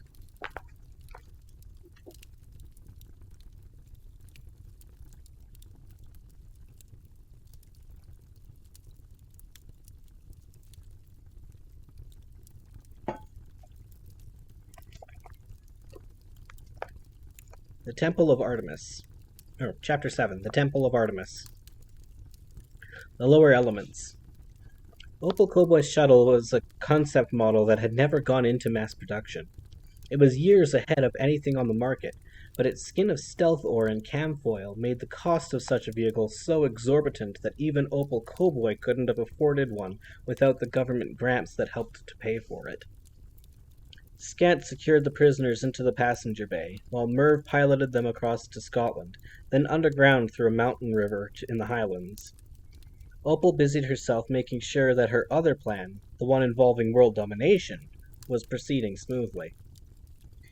She closed the screen on her video phone and dialed a connection to Cecily. The person at the other end picked up in the middle of the first ring. "Belinda, my dear, is it you?" The man who had answered was in his late 40s, with Latin good looks and gray-streaked black hair framing his tanned face. He wore a white lab coat over an open-necked striped Versace shirt. "Yes, Papa, it's me. Don't worry, I'm safe." Opal's voice was layered with the hypnotic mesmer. The poor human was utterly in her power, as he had been for over a month. "When are you coming home, my dear? I miss you." "Today, Papa, in a few hours. How is everything there?" The man smiled dreamily. "Molto bene. Wonderful. The weather is fine. We can take a drive to the mountains. Perhaps I can teach you to ski."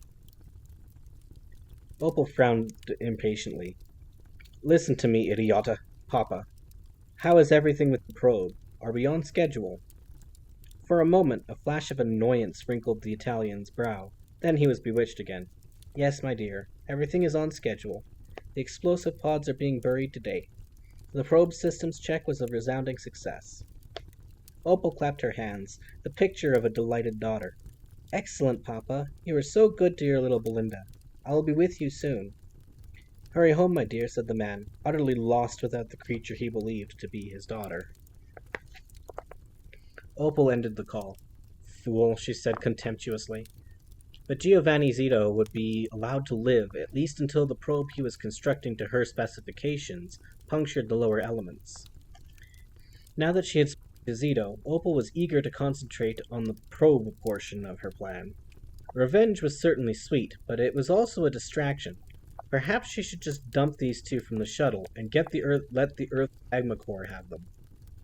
"Merv," she barked, "how long to the theme park?" Merv checked the instruments on the shuttle's dashboard.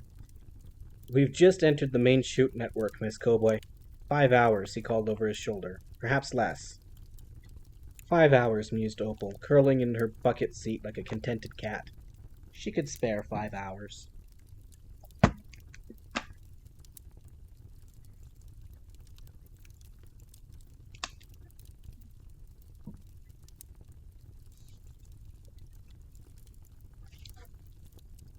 Sometime later, Artemis and Holly were stirring in their seats. Scant helped them into consciousness with a couple of jolts from a buzz baton. "Welcome back to the land of the condemned," said Opal. "How do you like my shuttle?" The craft was impressive, even if it was ferrying Artemis and Holly to their deaths.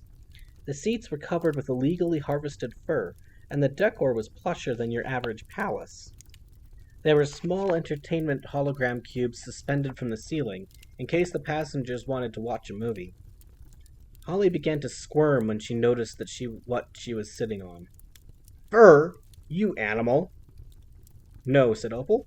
"You're sitting on the animals. As I told you, I am human now, and that is what humans do, skin animals for their own comfort. Isn't that right, Mr. Fowl?" "Some do," said Artemis coolly. "Not me, personally." "Really, Artemis," said Opal archly, "I hardly think that qualifies you for sainthood. From what I hear, you're just as eager to exploit the people as I am." "Perhaps. I don't remember." Opal rose from her seat and fixed herself a light salad from the buffet. "Of course, they mind-wiped you, but surely you must remember now. Not even your subconscious could deny this is happening." Artemis concentrated. He could remember something. Vague, out-of-focus images. Nothing very specific. "I do remember something." Opal lifted her eyes from her plate. "Yes?" Artemis fixed her with a cool stare. "I remember how Foley defeated you before with superior intellect. I'm certain he will do it again."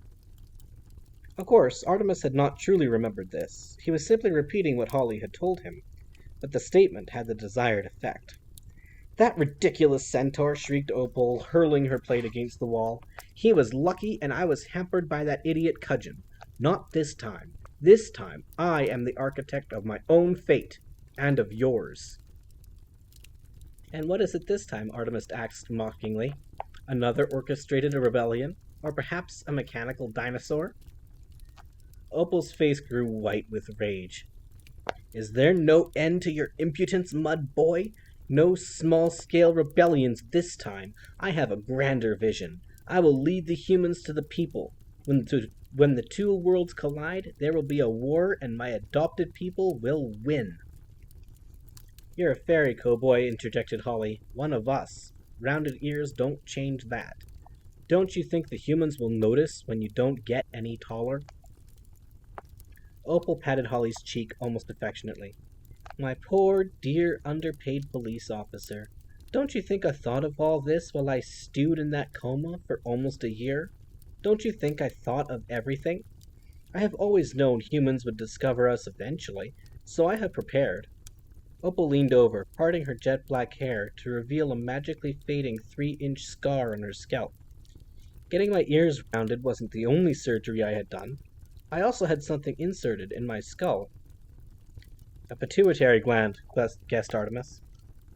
Very good, mud boy. A rather tiny artificial human pituitary gland. HGH is one of 7 hormones secreted by the pituitary. HGH? Interrupted Holly. Human growth hormone, explained Artemis. Exactly. As the name implies, HGH enhances the growth of various organs and tissues, especially muscle and bone.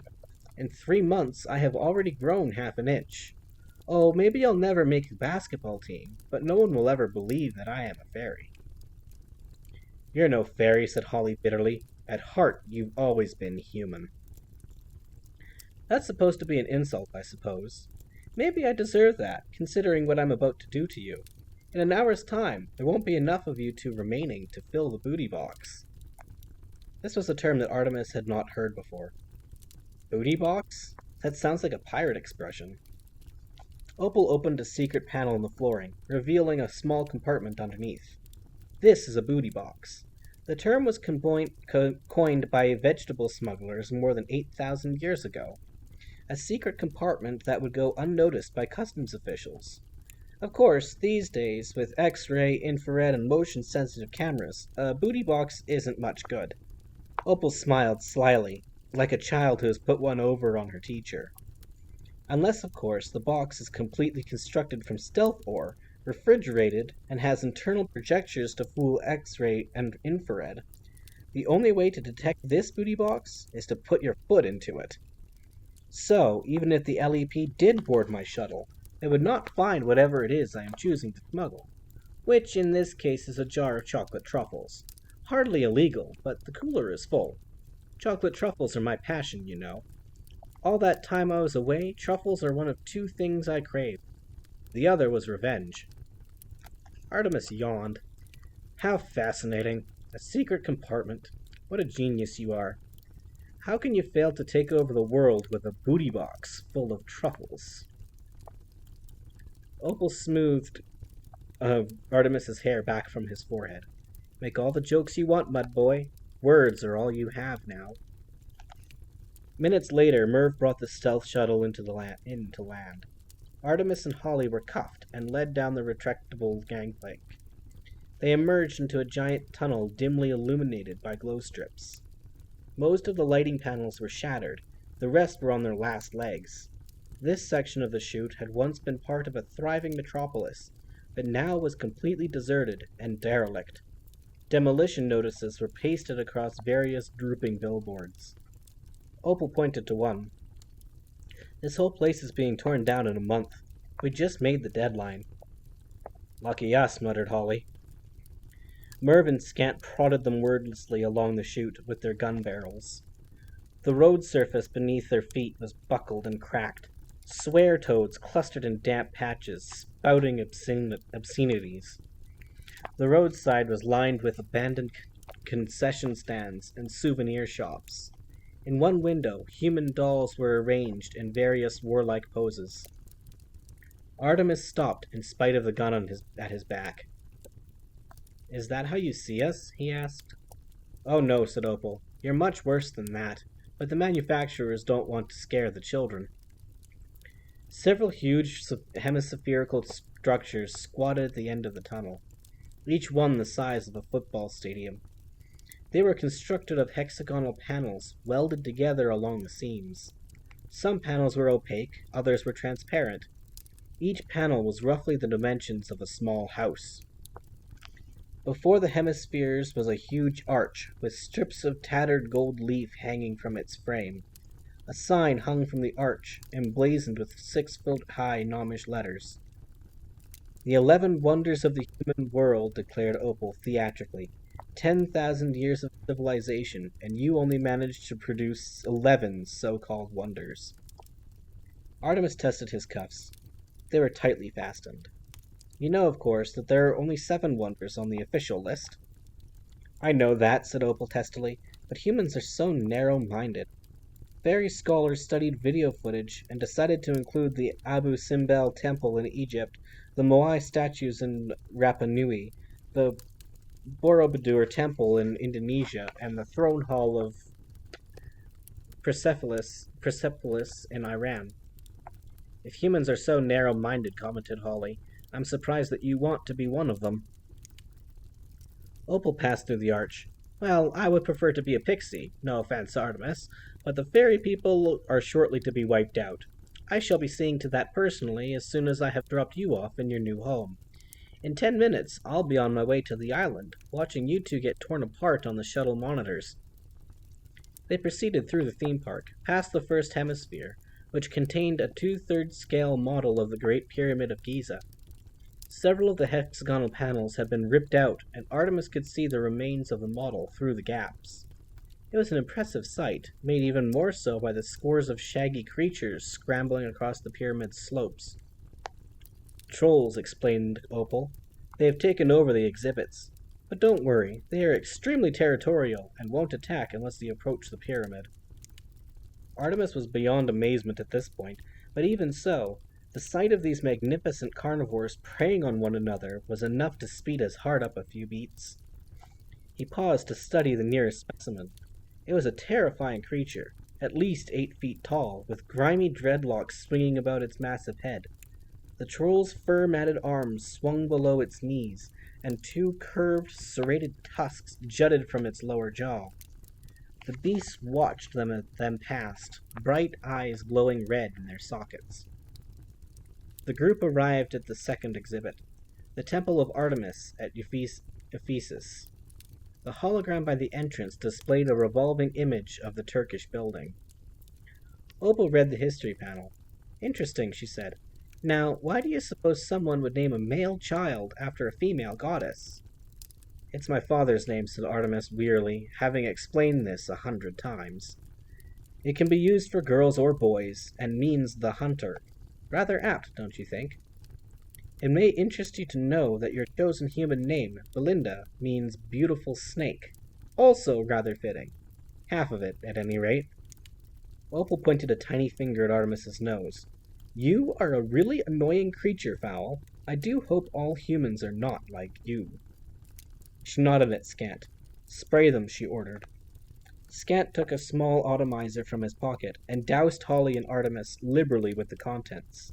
The liquid was yellow and foul-smelling. "Troll pheromones," said Scant, almost apologetically. "These trolls will take one whiff of you and go absolutely crazy. To them, you smell like females in heat. When they find out you're not, they'll tear you into 1,000 little bits, then chew on the pieces. We've had all of the broken panels repaired, so there's no escape. You can jump in the river if you like. The scent should wash off in about 1,000 years. And Captain Short, I have removed the wings from your suit and shorted out the camfoil. I did leave the heating coils. After all, one deserves a sporting chance." "A lot of use heating coils will be against trolls," thought Holly glumly. Merv was checking the entrance through one of the transparent panels. "Okay, we're clear." The pixie opened the main entrance by remote. Distant howls resonated from inside the exhibit. Artemis could see several trolls brawling on the steps of the replica temple. He and Holly would be torn apart. The Brill brothers propelled them into the hemisphere. "Best of luck," said Opal, and the door slid shut. "Remember, you're not alone. We'll be watching you on the camera."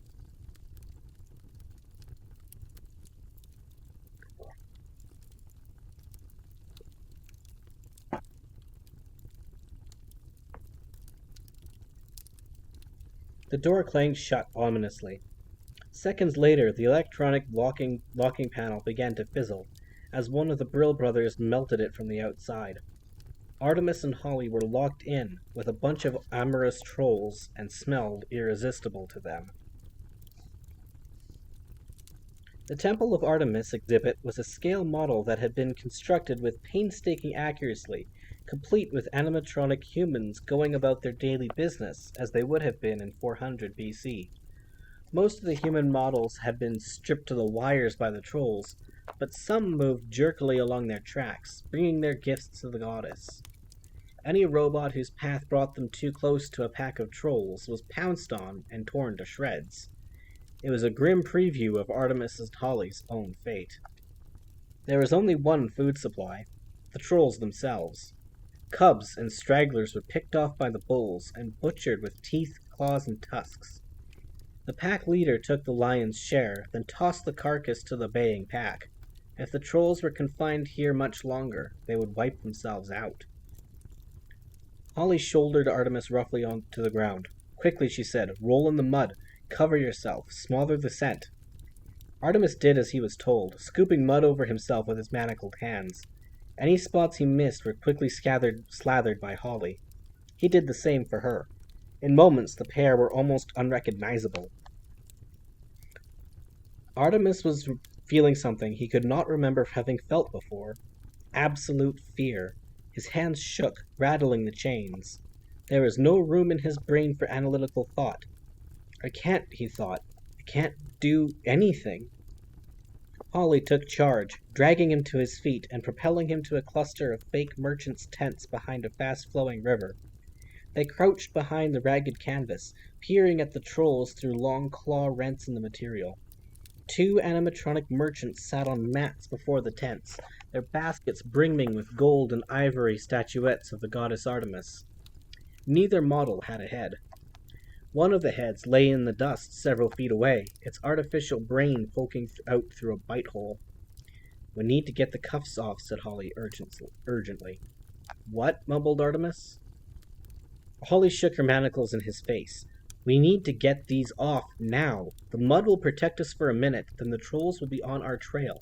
We have to get in the water, and with cuffs on, we'll drown in the current." Artemis's eyes had lost their focus. The current? "Snap out of it, Artemis," Holly hissed into his face. "Remember your gold? You can't collect it if you're dead. The great Artemis Fowl, collapsing at the first sign of trouble.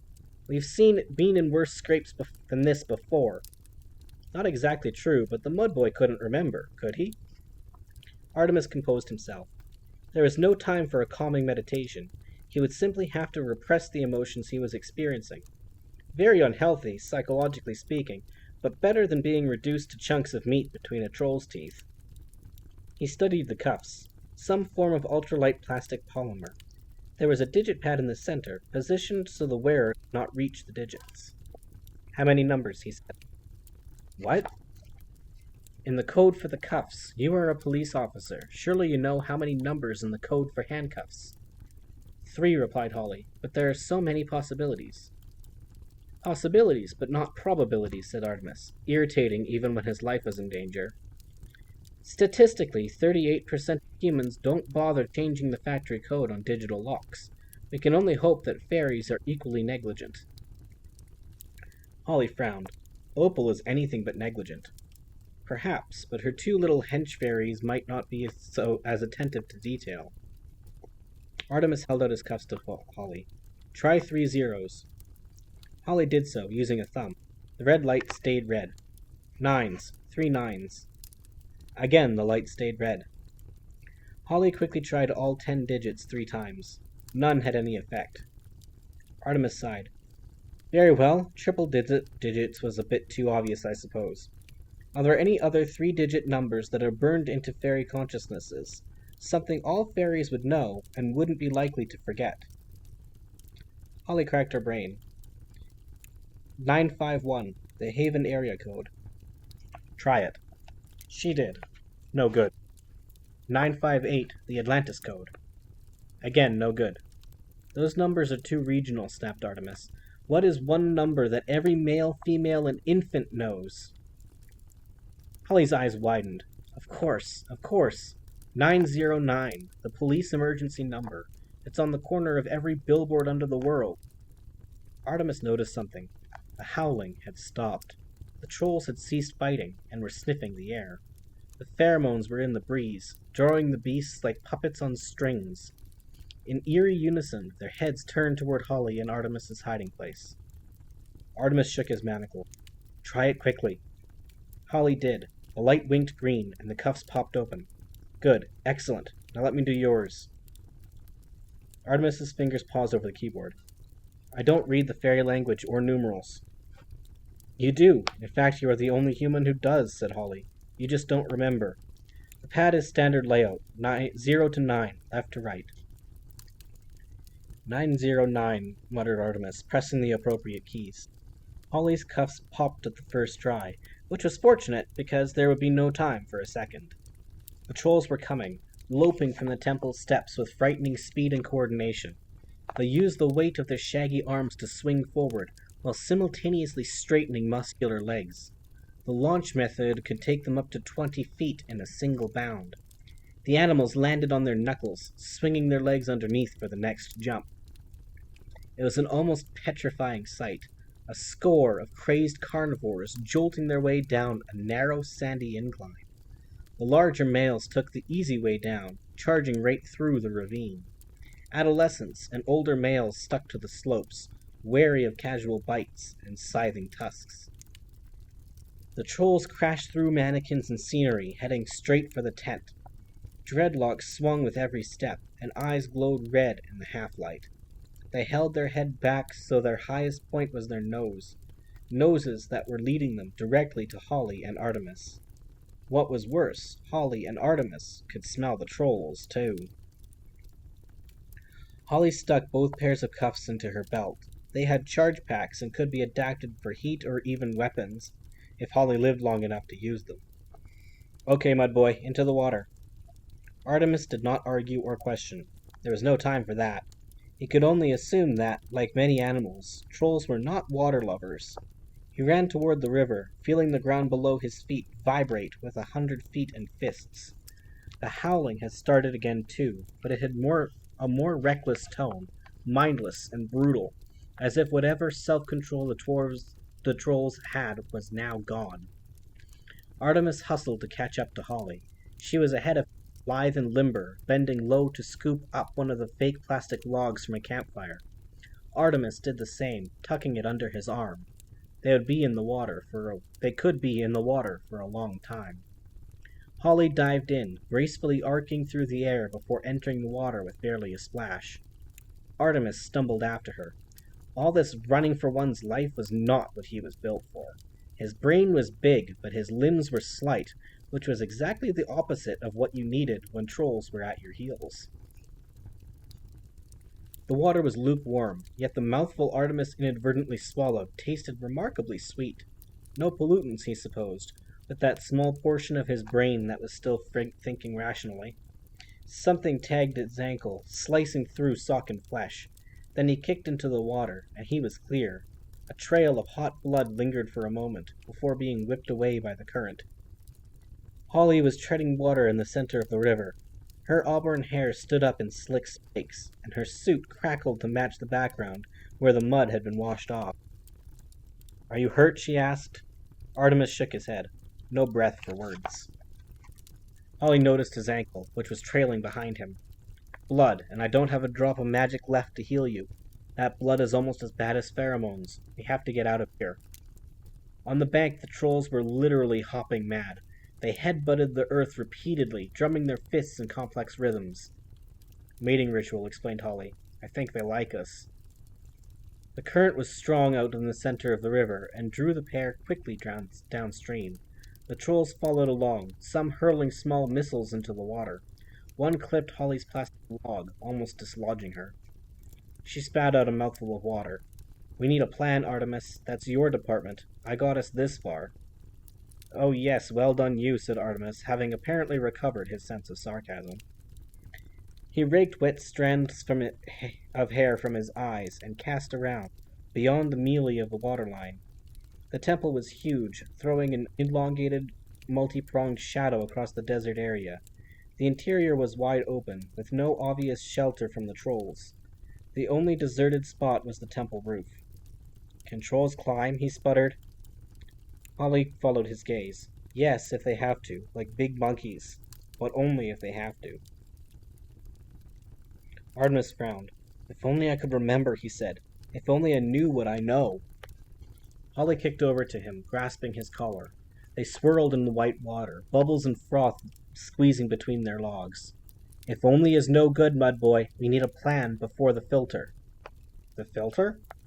"This is an artificial river. It's filtered through a central tank." A bulb went on in Artemis's brain. "A central tank. That's our way out." "We'll be killed. I have no idea how long we'll be underwater." Artemis took one last look around, measuring, calculating. Given the present circumstances, there is no other option. Up ahead, the currents began to circle, pulling in any rubbish picked up from the banks. A small whirlpool formed in the middle of the river. The sight of it seemed to calm both the trolls. They gave up on the butting and banging, and settled down to watch. Some moved along the bank. These would later prove to be the clever ones. "We follow the current," shouted Artemis over the hiss. "We follow it and hope." "That's it? That's your brilliant plan?" Holly's suit crackled as the water wormed its way into the circuits. "It's not so much a plan as a life-saving strategy," retorted Artemis. He would have said more, but the river interrupted him, snatching him away from his elfin companion into the whirlpool. He felt about as significant as a twig in the face of such power. If he tried to resist the water, it would slap the air from his lungs like a bully slapping his victim. Artemis's chest compressed. Even when his gaping mouth was above water, he could not force adequate amounts of air to his lungs. His brain was starved of oxygen. He couldn't think straight. Everything was curved. The swirl of his body, the sweep of the water. White circles on blue ones on green ones. His feet dancing little Mobius strip patterns below his body. River dance. Ha ha. Holly was before him, pinioning the two logs between them. A makeshift raft. She shouted something, but it was lost. There was only water now. Water and confusion. She held up 3 fingers. 3 seconds. Then they were going under. Artemis breathed as deeply as his constricted chest would allow. 2 fingers now. Then 1. Artemis and Holly let go of their logs, and the current sucked them under like spiders down a drain. Artemis fought to hold on to his air, but the buffeting water squeezed it from between his lips. Bubbles spiraled behind them, racing for the surface. The water was not so deep or dark, but it was fast and would not allow many images to stand still long enough to be identified. Holly's face flashed past Artemis, but all he could make out were big hazel eyes. The whirlpool's funnel grew narrower, forcing Holly and Artemis together. They were swept diagonally down in a flurry of bumping torsos and flapping limbs. They pressed their foreheads together, finding some comfort in each other's eyes. But it was short-lived. Their progress was brutally cut short by a metal grill covering the drainage pipe. They slammed into it, feeling the sharp wire leave indents on their skin. Holly slapped at the grill, then wormed her fingers through the holes. The grill was shiny and new. Fresh weld marks dotted its rim. This was new, and everything else was old. Cowboy. Something nudged Holly's arm. An aquapod. It was anchored to the grill by a plastic tie. Opal's face filled the small screen sealed inside, and her grin filled most of her face. She was saying something again and again on a short loop. The words were inaudible over the din of sluice and bubble, but the meaning was clear. "I beat you again." Holly grabbed the aquapod, ripping it from its tether. The effort threw her from the slipstream into the relatively calm surrounding waters. Her strength was gone, and she had no option but to go where the river led her. Artemis dragged himself from the flat surface of the grill, using the last of his oxygen to kick his legs, just twice. He was free of the whirlpool, floating along after Holly toward a dark mound further down the river. Air, he thought, with keen desperation. I need to breathe. Not soon. Now. If not now, never. Artemis broke the surface mouth first. His throat was sucking down air before the water cleared. The first breath came back up, laced with fluid, but the second was clear, and the third. Artemis felt the strength flow back into his limbs, like mercury in his veins. Holly was safe, lying on a dark island in the river. Her chest heaved like a bellows, and the aquapod lay beneath her splayed fingers. Said Opal Cowboy on screen. So predictable. She said it over and over until Artemis struggled from the shallow water, climbed the mound, and found the mute button. I am really starting to dislike her, he panted. She may come to regret little touches like the underwater television, because it's things like this that give me the motivation to get out of here. Holly sat up, looking around. They were sitting on a mound of rubbish. Artemis guessed that since Opal had welded the grill across the filter pipe, the current had swept everything that the trolls discarded to this shallow spot. A small island of junk in the river bend. There were disembodied robot heads on the heap, along with battered statues and troll remains. The troll skulls with the thick wedge of forehead bone and rotting pelts. At least those particular trolls could not eat them. The dangerous trolls that followed them were working themselves into a lather again along the banks on both sides. But there was at least 20 feet of 6-inch deep water separating them from the land. They were safe, for the moment. Artemis felt memories attempting to break through the surface. He was on the verge of remembering everything. He was certain of it. He sat completely still, willing it to happen. Unconnected images flashed behind his eyes.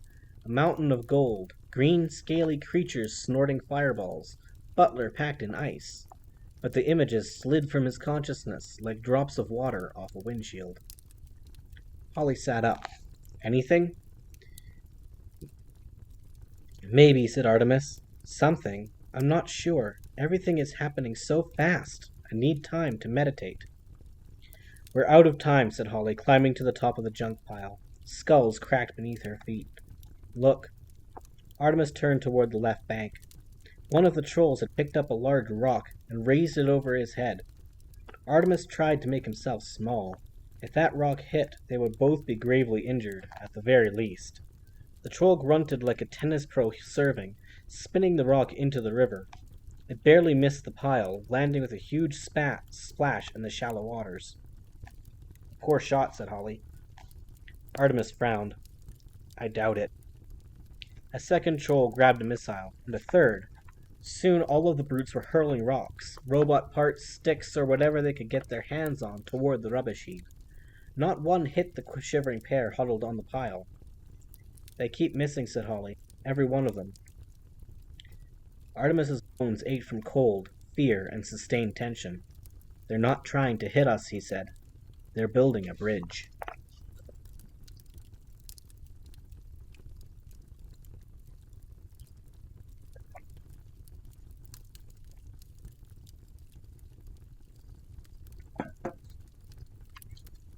Tara, Ireland. Dawn. The ferry shuttleport in Tara was the biggest in Europe. More than 8,000 tourists a year passed through its X-ray arches. 30,000 cubic feet of terminal concealed beneath an overgrown hillock in the middle of the McGraney farm. It was a marvel of subterranean architecture. Mulch Diggums, fugitive kleptomaniac dwarf, was pretty marvelous himself in the subterranean area. Butler drove the foul Bentley north from the manor, and on Mulch's instructions, slowed the luxury car down 500 yards from the shuttleport's camouflaged entrance. This allowed Mulch to dive from the rear door straight into the earth. He quickly submerged below a layer of rich Irish soil, the best in the world. Mulch knew the shuttleport layout well. He had once broken his cousin Nord out of police custody here when the LEP had arrested him on industrial pollution charges. A vein of clay ran right up to the shuttleport wall, and if you knew where to look, there was a sheet of metal casing that had been worn thin by years of Irish damp. But on this particular occasion, Mulch was not interested in evading the LEP. Quite the opposite. Mulch surfaced inside the holographic bush that hid the shuttleport service entrance. He climbed from his tunnel, shook the clay from his behind, got all the tunnel wind out of his system, a bit more noisily than was absolutely necessary, and waited. 5 seconds later, the entrance hatch slid across, and 4 grabbing hands reached out, yanking Mulch into the shuttleport's interior. Mulch did not resist, allowing himself to be bundled along a dark corridor and into an interview room. He was plonked onto an uncomfortable chair and left on his own to stew. Mulch did not have time to stew. Every second he spent sitting here picking the insects from his beard hair, was another second that Artemis and Holly had to spend running from trolls. The dwarf rose from his chair and slapped his palms against the two-way mirror inset in the interview room wall. "Chicks verbal," he shouted. "I know you're watching me. We need to talk. It's about Holly Short." Mulch kept right on banging the glass until the cell door swung open and Chicks Verbal entered the room. Chicks was the LEP's fairy on the surface. Chicks had been the first LEP casualty in the Bawakal Goblin Revolution a year previously, and had it not been for Holly Short, he would have been its first fatality. As it turned out, he got a medal from the committee, a series of high-profile interviews on network television, and a cushy surface job in E1. Chicks entered suspiciously, his sprite wings folded behind him. The strap was off his neutrino holster. "Mulch Diggums, isn't it? Are you surrendering?" Mulch snorted. "What do you think? I go to all the trouble of breaking out just to surrender to a sprite? I think not, lame brain." Chicks bristled, his wings fanning out behind him. "Hey, listen, dwarf. You're in no position to be making cracks. You're in my custody, in case you hadn't noticed. There are 6 security fairies surrounding this room." "Security fairies? Don't make me laugh. They couldn't secure an apple in an orchard. I escaped from a sub-shuttle under a couple of miles of water. I can see at least 6 ways out of here without breaking a sweat." Chicks hovered nervously. "I'd like to see you try. I'd have 2 charges in your behind before you could unhinge that jaw of yours." Mulch winced. Dwarves don't like behind jokes. "Okay, easy there, Mr. Gung-Ho. Let's talk about your wing. How's it healing up?" "How do you know about that?" "It was big news. You were all over the TV for a while, even on pirate satellite. I was watching your ugly face in Chicago not so long ago." Chicks preened. "Chicago?" "That's right. You were saying, if I remember properly, how Holly Short saved your life, and how sprites never forget a debt, and whenever she needed you, you were there, whatever it took." Chicks coughed nervously. "A lot of that was scripted, and anyway, that was before one of the most decorated officers in the LAP decided to suddenly go crazy and shoot her own commander?" "Yes, before that." Mulch looked Verbal straight in his green face. "You don't believe that, do you?" Chicks hovered even higher for a moment, his wings whipping the air into currents. Then he settled back down to earth and sat in the room's second chair. "No, I don't believe it. Not for a second. Julius Root was like a father to Holly. To all of us." He covered his face with his hands, afraid to hear the answer to his next question. "So, Diggums, why are you here?" Mulch leaned in close. "Is this being recorded?" "Of course. Standard operating procedure." "Can you switch off the mic?" "I suppose. Why should I?" "Because I'm going to tell you something important for the people's survival, but I'll only tell you if the mics are off." Chick's wings began to flap once more. "This better be really good. I better really like this, dwarf." Mulch shrugged. "Oh, you're not going to like it, but it is really good." Chick's green fingers tapped a code into the keyboard on the table. "Okay, Diggums, we can talk freely." Mulch leaned forward across the desk. "Thing is, Opal Cowboy is back." Chicks did not respond verbally, but the color drained from his face. Instead of its usual robust emerald, the sprite's complexion was now pasty lime green. "Opal has escaped somehow, and she set this big revenge thing in motion. First General Scalene, then Commander Root, and now Holly and Artemis Fowl. Opal? Stammered Chicks, his wounded wings suddenly throbbing. She's taking out anyone who had a hand in her imprisonment, which, if memory serves, includes you.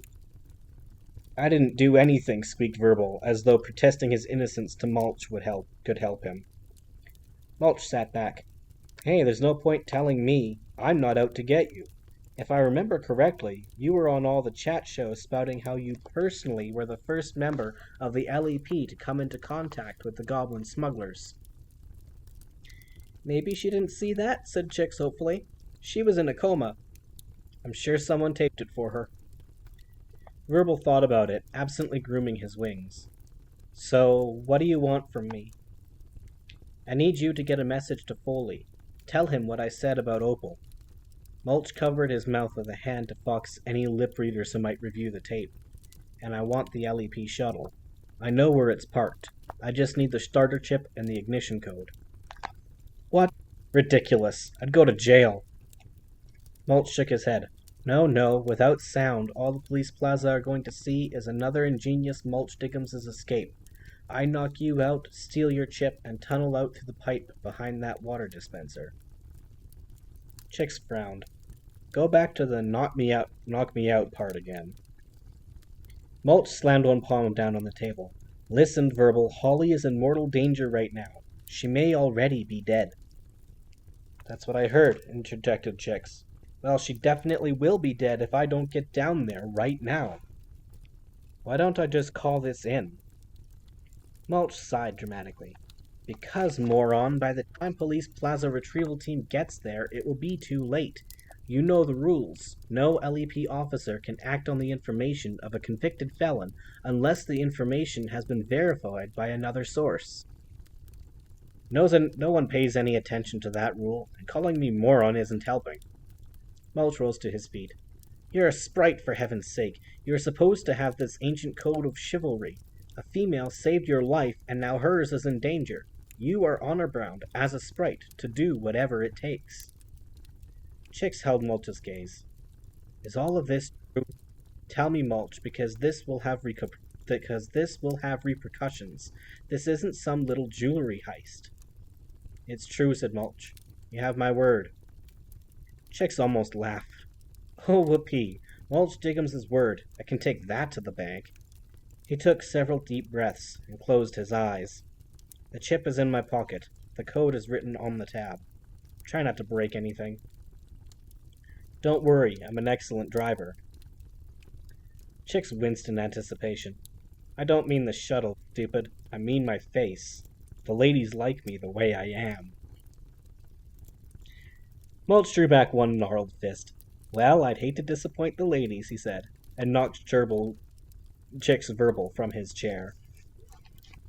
Mulch expertly ruffled through Chicks's pockets. The sprite was not actually unconscious, but he was pretending. A wise move. In seconds, Mulch had removed the starter chip and stuffed it into his beard.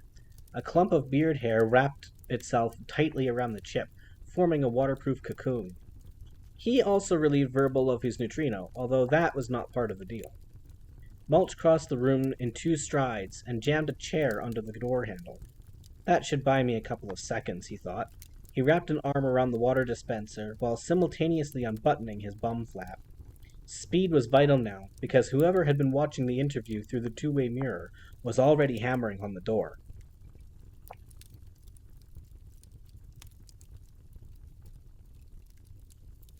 It is not the first book, it is the 4th book. You can find the other 3 on my YouTube channel, though, if you'd like to listen.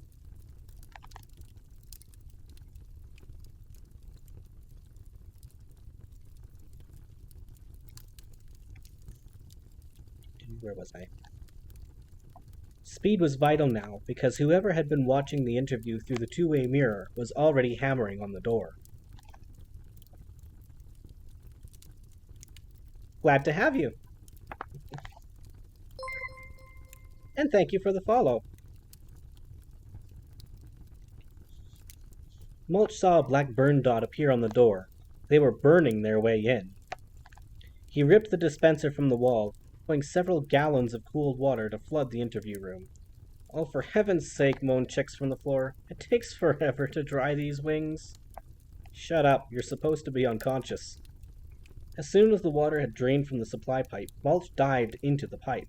He followed it to the first joint, then kicked it loose. Clumps of clay fell through, blocking the pipe. Mulch unhinged his jaw. He was back in the earth. No one could catch him now.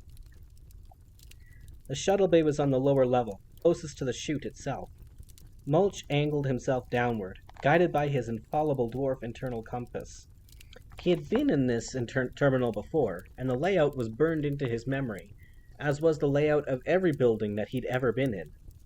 60 seconds of chewing earth, stripping it of its minerals, and ejecting the waste at the other end, brought Mulch face to face with an air duct.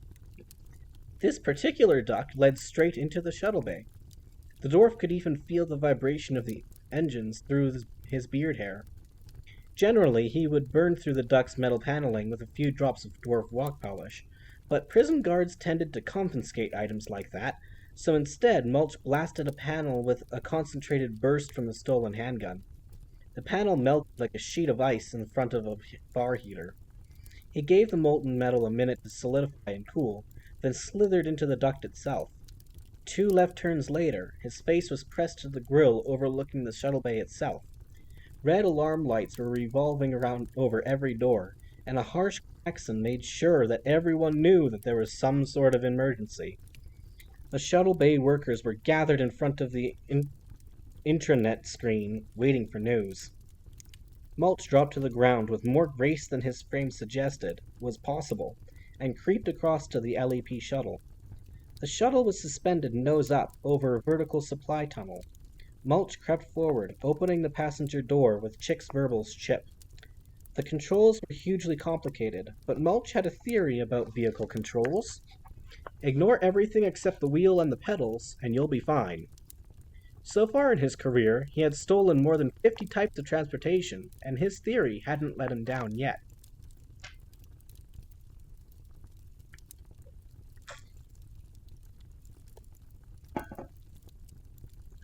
The dwarf thrust the starter chip into its socket, ignoring the computer's advice that he run a systems check, and hit the release button. 8 tons of LEP shuttle dropped like a stone into the chute, spinning like an ice skater. The Earth's gravity grabbed hold of it, reeling it in toward the Earth's core. Mulch's foot jabbed the thruster pedal, just enough to halt the drop. The radio on the dash started talking to him. You in the shuttle, you'd better come back here right now. I am not kidding. In 20 seconds, I personally am going to press the self-destruct button. Mulch spat a wad of dwarf spittle onto the speaker, muffling the irate voice. He gargled up another wad in his throat and deposited it on a circuit box below the radio. The circuit sparked and fizzled. So much for the self-destruct. The controls were a bit heavier than Mulch was used to. Nevertheless, he managed to tame the machine after a few scrapes along the chute wall.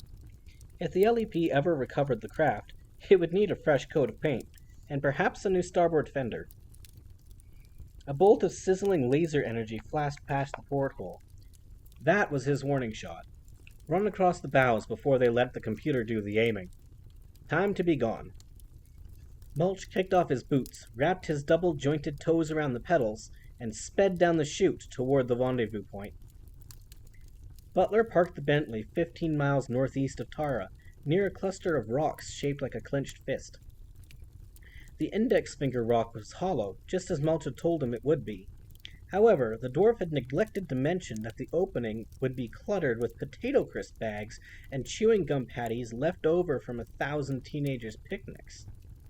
Butler picked his way through the rubbish to discover 2 boys huddled at the rear, smoking secret cigarettes. A Labrador pup was asleep at their feet. Obviously, these 2 had volunteered to walk the dog so they could sneak some cigarettes.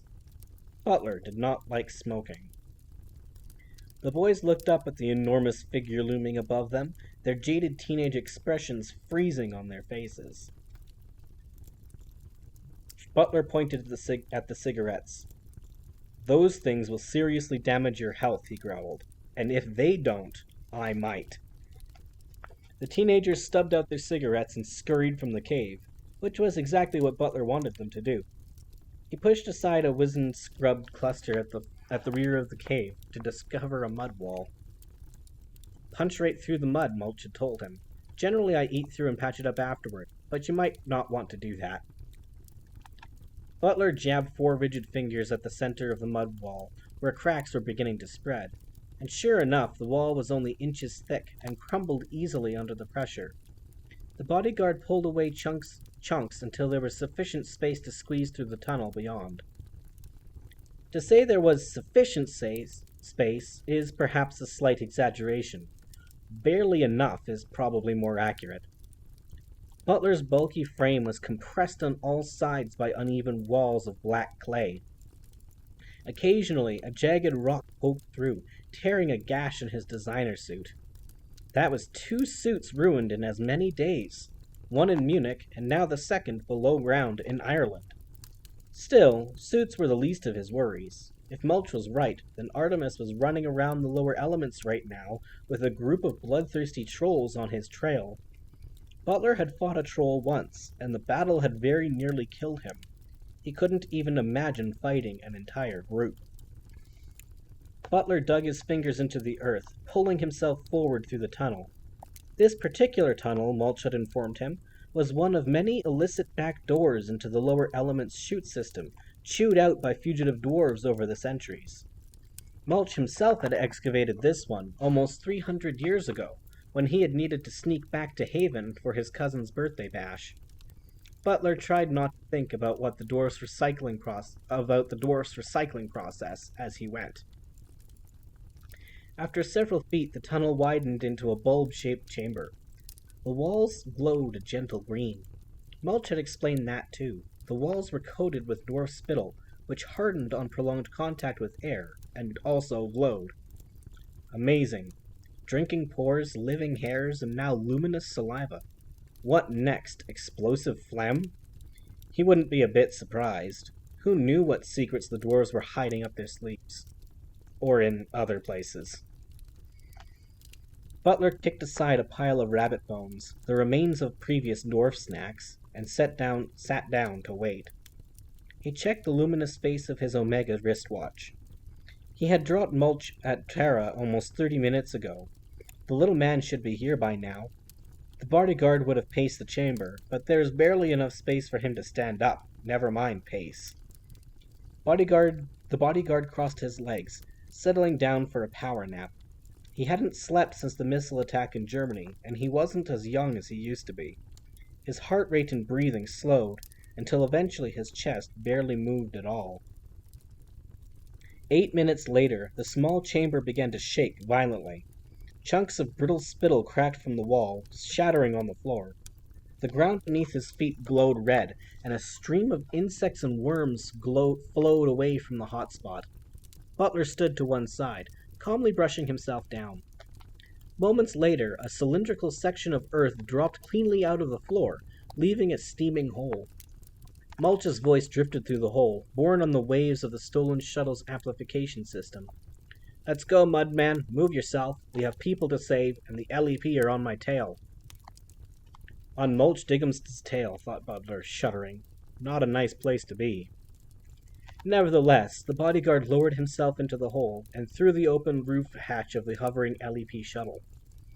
Police shuttles were cramped, even for ferries, but Butler could not even sit up straight in a chair if there had been a chair wide enough for him. He had to content himself with kneeling behind the command seat. "All set?" he inquired. Mulch picked a beetle from Butler's shoulder. He shoved it into his beard, where the unfortunate insect was immediately cocooned by hair. "For later," he explained, "unless you want it." Butler smiled, but it was an effort. "Thanks, I already ate." "Oh, really? Well, whatever you ate, hold on to it, because we are in a hurry, and I may have to break a few speed limits." The dwarf cracked every joint in his fingers and toes, then sent the craft into a steep, spiraling dive. Butler slid to the rear of the craft, and had to hook 3 seatbelts together to prevent further jostling. "Is this really necessary?" he grunted through rippling cheeks. "Look behind you," replied Mulch. Butler struggled to his knees, directing his gaze through the rear window. They were being pursued by a trio of what looked like fireflies, but what were actually smaller shuttles. The crafts matched their every spiral and jink exactly. One fired a small, sparking torpedo that sent a shockwave sparking through the... Butler felt the pores in his shaven head tingle. LAP unipods, explained Melch. They just took out our communications mast in case we have accomplices in the chute somewhere. Those pods have got a lock on our navigation system. Their own computers will follow us forever, unless... Unless what? Unless we can outrun them. Get out of their range. Butler straightened the belts across his torso. And can we? Mulch flexed his fingers and toes. Let's find out, he said, flicking the throttle wide.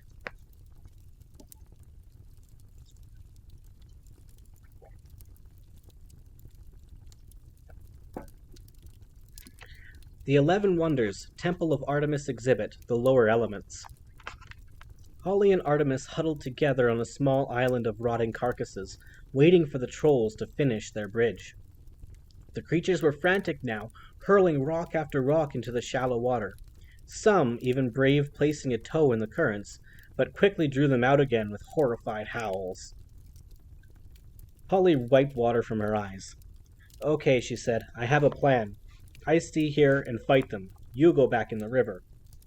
Artemis shook his head curtly. I appreciate it, but no, it would be suicide for both of us. The trolls would devour you in a second, then simply wait for the current to sweep me right back here. There must be another way. Holly threw a troll skull at the nearest creature. The brute caught it deftly in its talons, crushing it to shards. I'm listening, Artemis. Artemis rubbed a knuckle against his forehead, willing the memory block to dissolve. If I could remember, then maybe... Don't you remember anything? Images. Something. Nothing coherent, just nightmare pictures. This could all be a hallucination. That is the most likely explanation. Perhaps I should just relax and wait to wake up. Think of it as a challenge. If this were a role-playing game, how would the character escape? If this were a war game, I would need to know the other side's weaknesses. Water is one. And light, blurted Holly. Trolls hate light. It burns their retinas. The creatures were venturing onto their makeshift bridge now, testing each step carefully. The stink of their unwashed fur and fetid breath drifted across to the little island. Light, repeated Artemis. That's why they like it here. Hardly any light. Yes, the glow strips are on emergency power, and the fake sun is on minimum. Artemis glanced upward. Holographic clouds scudded across an imitation sky, and right in the center, poised dramatically above the temple's roof, was a crystal sun with barely a flicker of power in its belly. An idea blossomed in his mind. There is scaffolding in the near corner of the temple. If we could climb up and get to the sun, could you use the power cells from our cuffs to light up the sun? Holly frowned. Yes, I suppose, but how do we get past the trolls? Artemis picked up the waterproof pod that had been playing Opal's video message. We distract them with a little television. Holly fiddled with the pod's on-screen controls until she found the brightness. She flicked the setting to maximum. Opal's image was whited out by a block of glaring light. Hurry, advised Artemis, tugging Holly's sleeve. The first troll was halfway across the bridge, followed by the rest of the precariously balanced bunch. The world's shaggiest conga line. Holly wrapped her arms around the telepod. This is probably not going to work, she said. Artemis moved behind her. I know, but there is no other option. Okay, but if we don't make it, I'm sorry you don't remember. It's good to be with a friend at a time like this. Artemis squeezed her shoulder. If we make it through this, we will be friends, bonded by trauma. The little island was shaking now. Skulls were dislodged from their perches, rolling into the water. The trolls were almost upon them, picking their way across the precarious walkway, squealing at every drop of water that landed on their fur. Any trolls still on the shoreline were hammering the earth with their knuckles, long ropes of drool swinging from their jaws. Holly waited until the last moment for maximum effect. The telepod screen was pressed into the rubbish heap, so the approaching animals would not have a clue as to what was coming. Holly, said Artemis urgently. Wait, whispered Holly. Just a few seconds more. First troll on the line reached their island. This was obviously the pack leader. He reared up to the height of almost 10 feet, shaking his shaggy head and howling at the artificial sky. Then he appeared to notice that Artemis and Holly were not, in fact, female trolls, and a savage rage took hold of its tiny brain. Dribbles of venom dropped from his tusks, and he inverted his talons for an upward slash. Troll's preferred kill kill strike was under the ribs. This popped the heart quickly and did not give the meat time to toughen. More trolls crowded onto the tiny island, eager for a share in the kill or a shot at a new mate. Holly chose that moment to act. She swung the telepod upward, pointing the buzzing screen directly at the nearest troll.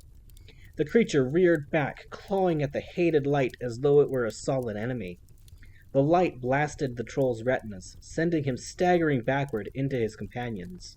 A group of the animals tumbled into the river. Panic swept back along the line like a virus. The creatures reacted to water as though it were acid dappling their fur, and backpedaled furiously toward the shore. This was no orderly retreat. Anything in the way got scythed or bitten.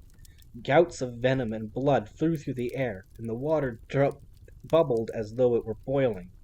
The trolls' howls of bloodlust changed to keening screams of pain and terror. This can't be real, thought a stunned Artemis Fowl. I must be hallucinating. Perhaps I am in a coma following the fall from the hotel window. And because his brain provided this possible explanation, his memories stayed under lock and key.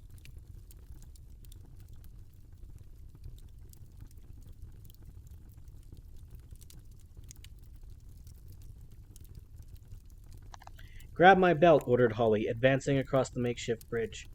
Artemis obeyed instantly. This was not the time to argue about leadership. In any case, if there were the slightest possibility that this was actually happening, then Captain Short was better qualified to handle these creatures. Holly wielded the telepod like a portable laser cannon, advancing step by step across the makeshift bridge. Artemis tried to concentrate on keeping his balance on the treacherous ground.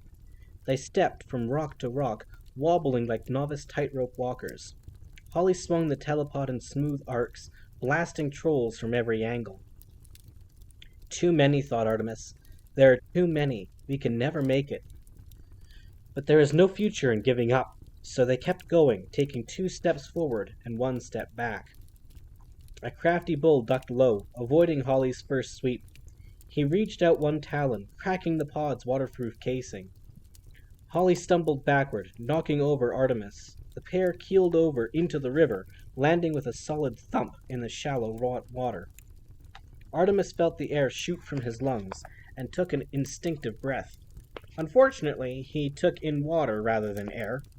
Holly kept her elbows locked, so the ruptured casing stayed out of the river. Some splash drops crept into the crack, and sparks began to play across the screen. Holly struggled to her feet, simultaneously aiming the screen at the bull troll. Artemis came up behind her, coughing water from his lungs. The screen's damaged, panted Holly. I don't know how much time we have. Artemis wiped strands of hair from his eyes. Go, he spluttered. Go. They trudged through the water, stepping around thrashing trolls. Holly chose a clear spot on the bank to climb ashore. It was a relief to be on dry land again, but at least the water had been on their side, as it were. Now they were truly in troll territory. The remaining animals encircled them at a safe distance. Whenever one came too close, Holly swung the telepod in its direction, and the creature skipped back as though stung. Artemis fought the cold and the fatigue and the shock in his system. His ankle was scalded where the troll had snagged him. We need to go straight for the temple, he said through chattering teeth. Up the scaffolding. Okay. Hold on. Holly took several deep breaths, building up her strength. Her arms were sore from holding the telepod, but she would not let the fatigue show in her face, or the fear. She looked these trolls straight in their red eyes, and let them know they were dealing with a formidable enemy. Ready? Ready, replied Artemis, although he was no such thing. Holly took one final breath, then charged. The trolls were not expecting this tactic. After all, what kind of a creature would attack a troll? They broke ranks in the face of the arc of white light, and their disconcertion lasted just long enough for Artemis and Holly to charge through the hole in the line. They hurried up the incline toward the temple. Holly made no attempt to avoid the trolls, running straight at them. When they lashed out in temporary blindness, they only caused more confusion among themselves. A dozen vicious squabbles erupted in Holly and Artemis's wake, as the animals accidentally sliced each other with razor-sharp talons. Some of the cannier trolls used the opportunity to settle old scores. The squabbles chain-reacted across the plain until the entire area was a mass of writhing animals and dust. Artemis grunted and puffed his way up the ravine, his fingers wrapped around Holly's belt. Captain Short's breathing had settled into a steady rhythm of quick bursts. I am not physically fit, thought Artemis, and it may cost me dearly. I need to exercise more than my brain in the future. If I have a future. The temple loomed above them, a scale model, still over 50 feet high.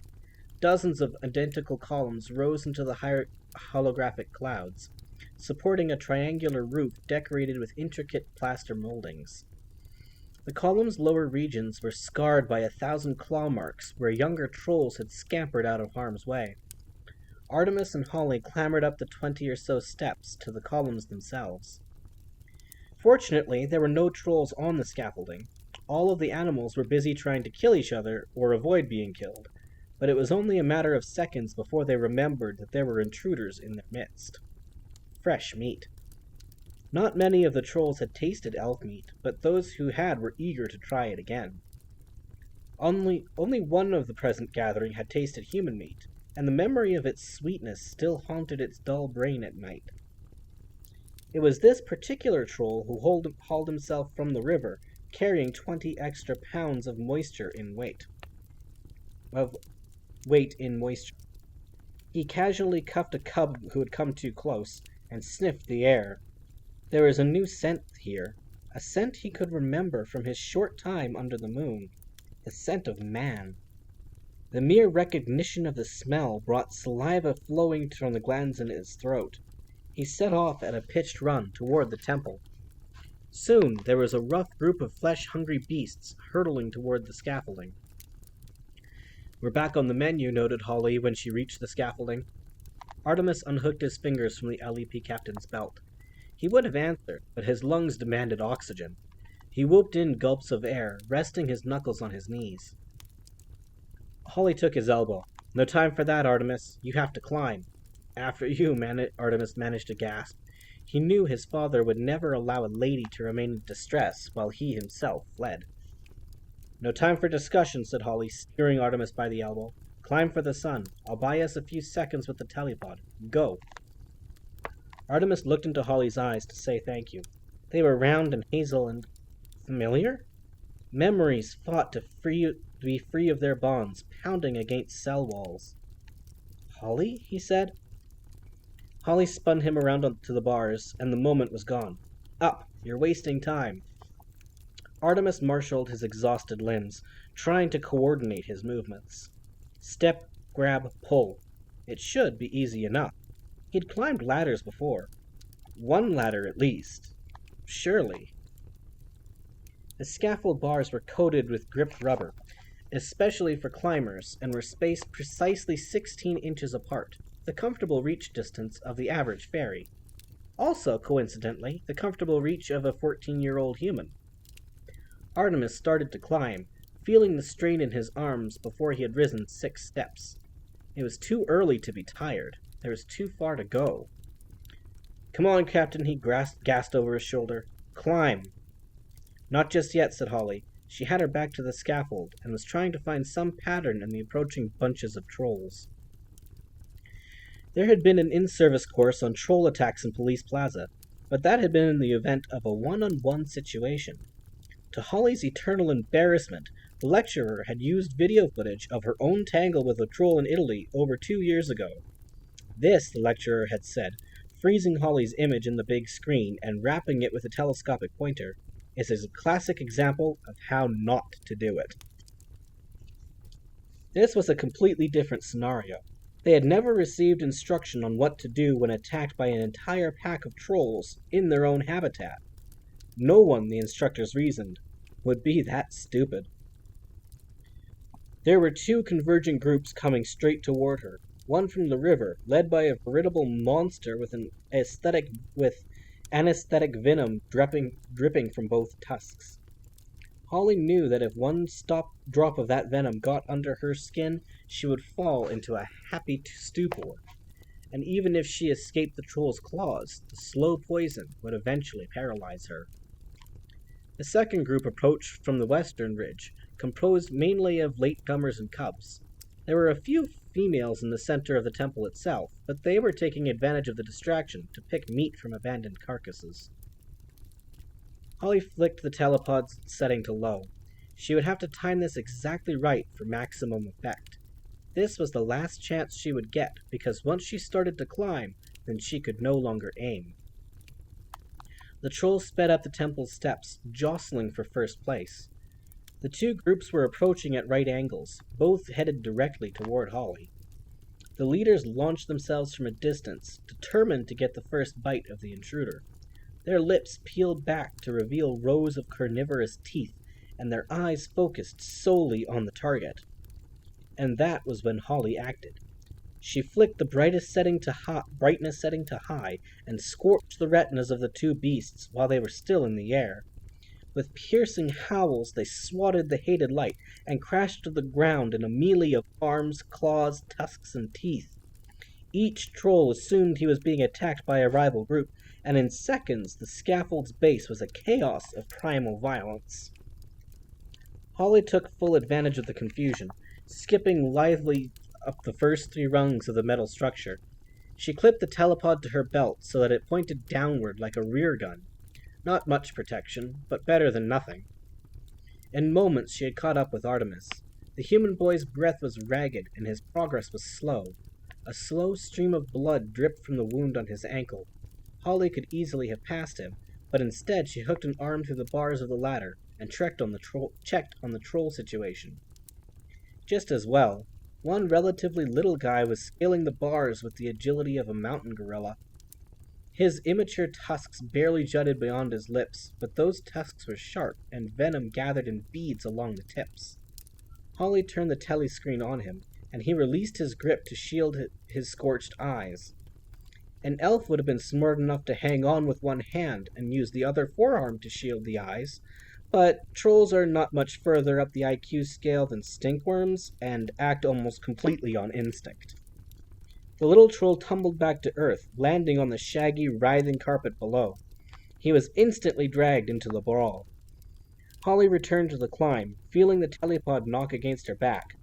Artemis's progress was painfully slow, and in less than a minute, she was tight at his shoulder. "Are you all right?" Artemis nodded, tight-lipped, but his eyes were wide, on the verge of panic. Holly had seen that look before, on the faces of battle-stressed LEP officers. She needed to get the mud boy to safety before he lost his reason. "Come on now, Artemis. Just a few more steps. We're going to make it." Artemis closed his eyes for 5 seconds, breathing deeply through his nose. When he opened them again, they shone with a new resolve. "Very well, Captain. I'm ready." Artemis reached above him for the next bar, hauling himself 16 inches closer to salvation. Holly followed, urging him on like a drill sergeant. It took a further minute to reach the roof itself. By this time, the trolls had remembered what they were chasing and had begun to scale the scaffolding. Holly dragged Artemis onto the slanted roof, and they scampered on all fours toward its highest point. The plaster was white and unmarked. In the low light, it seemed as though they were walking across a field of snow. Artemis paused. The sight had awoken a vague memory. "Snow," he said uncertainly. "I remember something." Holly caught his shoulder, dragging him forward. "Yes, Artemis. The Arctic, remember? We'll discuss it at great length later, when there are no trolls trying to eat us." Artemis snapped back to the present. "Very well. Good tactic." The temple roof sloped upward at a 40-degree angle, toward the crystal orb that was the fake sun. The pair crawled as quickly as Artemis's exhausted limbs would allow. A ragged trail of blood marked their path across the white plaster. The scaffold shook and banged against the roof as the trolls climbed ever closer. Holly straddled the roof's apex and reached up to the crystal sun. The surface was smooth beneath her fingers. "Darn it," she swore, "I can't find the power port. There must be an external socket." Artemis crawled around the other side. He was not particularly afraid of heights, but even so, he tried not to look down. One did not have to suffer from vertigo to be worried by a 50-foot drop and a pack of ravenous trolls. That's kind of fair enough. He reached upward, probing the globe with fingers of one hand. His index finger found a small indent. "I've got something," he announced. Holly scooted around to his side, examining the hole. "Good," she said. "An external power port. Power cells have uniform connection points, so the cuff cells should clip right on." She fondled the cuffs from her pocket and popped the cell covers. The cells themselves were about the size of credit cards and glowed bright blue along their length. Holly stood up on the razor-edge rooftop, balancing nimbly on her toes. The trolls were swarming over the lip of the roof now, advancing like the hounds of hell. The white roof plaster was blanketed by the black, brown, and ginger of troll fur. Their howls and stink preceded them as they closed in on Holly and Artemis.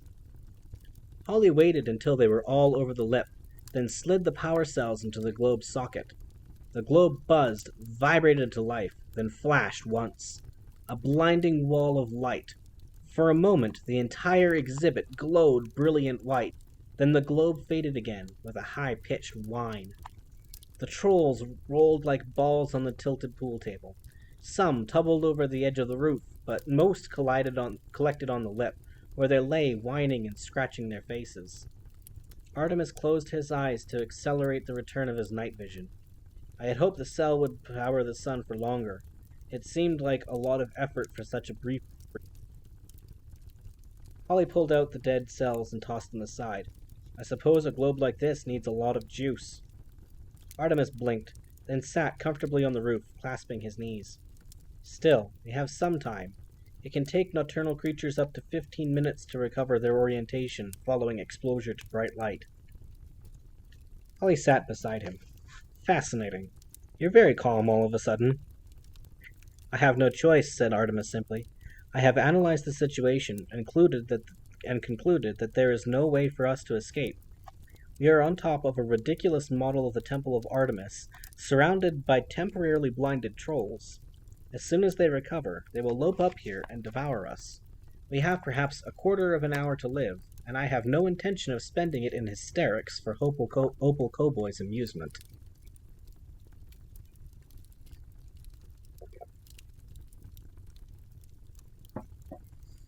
Holly looked up, searching the hemisphere for cameras. At least a dozen telltale red lights winked from the darkness. Opal would be able to watch her revenge from every angle. Artemis was right. Opal would be tickled pink if they fell to pieces for the cameras. She would probably replay the video to cheer herself up when being princess of the world got to be too stressful. Holly drew back her arm and sent the spent power cells skidding across the roof. It seemed then that this was it. She felt more frustrated than scared.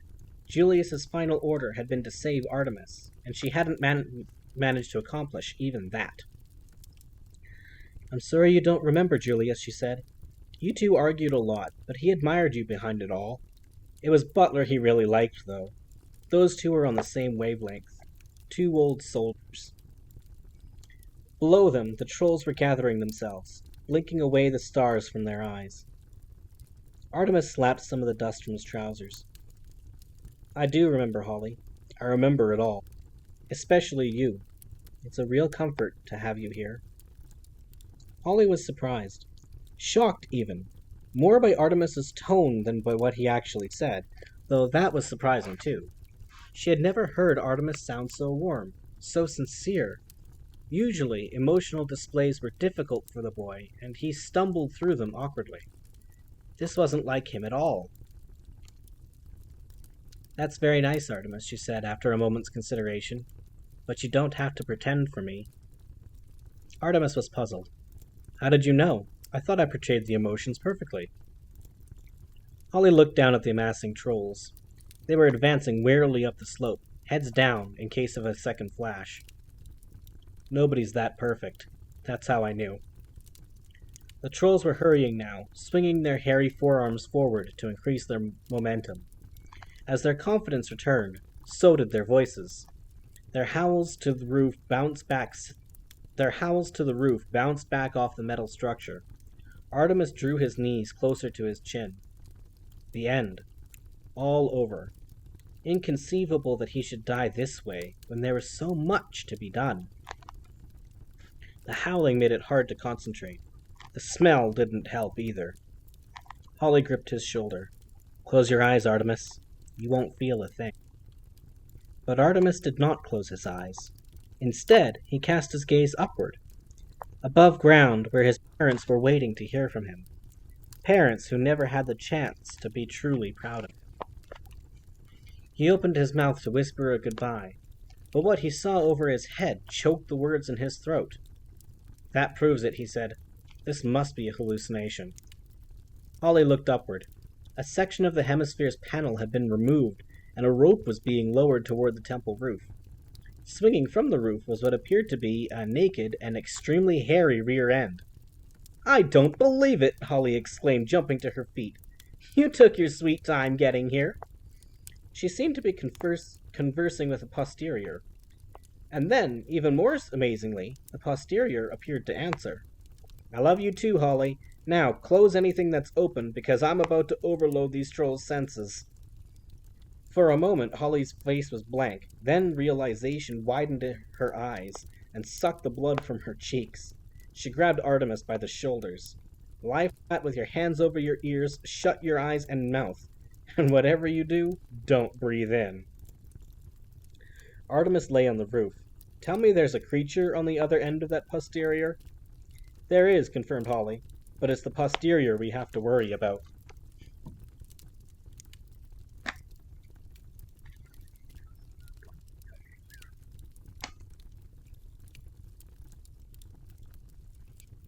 The trolls were seconds away by this point, close enough for Holly and Artemis to see the red in their eyes and the years of dirt caked in every dreadlock. Overhead, Mulch Diggums, for of course it was he, released a gentle squib of wind from his backside, just enough to propel him in a gentle circle on the other end of his rope. The circular motion was necessary to ensure an even spread of the gas he intended to release. Once he had completed 3 revolutions, he bore down internally and let fly with every bubble of gas in his bloated stomach. Because trolls are by nature tunnel creatures, they are guided as much by their sense of smell as by their night vision. A blinded troll can often survive for years navigating his way to food and water supplies by smell alone. Mulch's sudden gaseous recycling sent a million conflicting scent messages to each troll's brain. The smell was bad enough, and the wind was sufficient to blow back the troll's dreadlocks, but the combination of scents inside the dwarf gas, including clay, vegetation, insect life, and everything else Mulch had eaten over the past few days, was enough to short out the troll's entire nervous systems. They collapsed to their knees, clasping their poor aching heads in taloned hands. One was so close to Artemis and Holly that its shaggy forearm rested across the LEP captain's back. Holly wriggled out from under the limb. Let's go, she said, pulling Artemis to his feet. The gas won't put the trolls out for any longer than the light. Overhead, Mulch's revolutions were slowing. I thank you, he said with a theatrical bow, which is not easy on a rope. The dwarf scampered up the rope, gripping with fingers and toes, then lowered it to Artemis and Holly. Jump on, he said, quickly. Artemis tested the rope skeptically. Surely that strange creature is too small to haul both of us all the way up there. Holly placed her foot on a loop at the rope's end. True, but he's not alone. Artemis squinted at the hemisphere's missing panel. Another figure had appeared in the gap. The figure's features were in deep shadow, but the silhouette was unmistakable. Butler, he said through his smile. You're here! And suddenly, in spite of everything, Artemis felt completely safe. Hurry up, Artemis, called his bodyguard. We don't have a second to waste. Artemis stepped onto the rope beside Holly, and Butler quickly pulled them both out of danger. Well, said Holly, her face inches from his own, we survived. Does that mean we're friends now? Bonded by trauma? Artemis frowned. Friends? Did he have room in his life for a friend? Then again, did he have a choice in the matter? Yes, he replied. I've had little experience in this area, so I may have to read up on it. Holly rolled her eyes. Friendship is not a science, mud boy.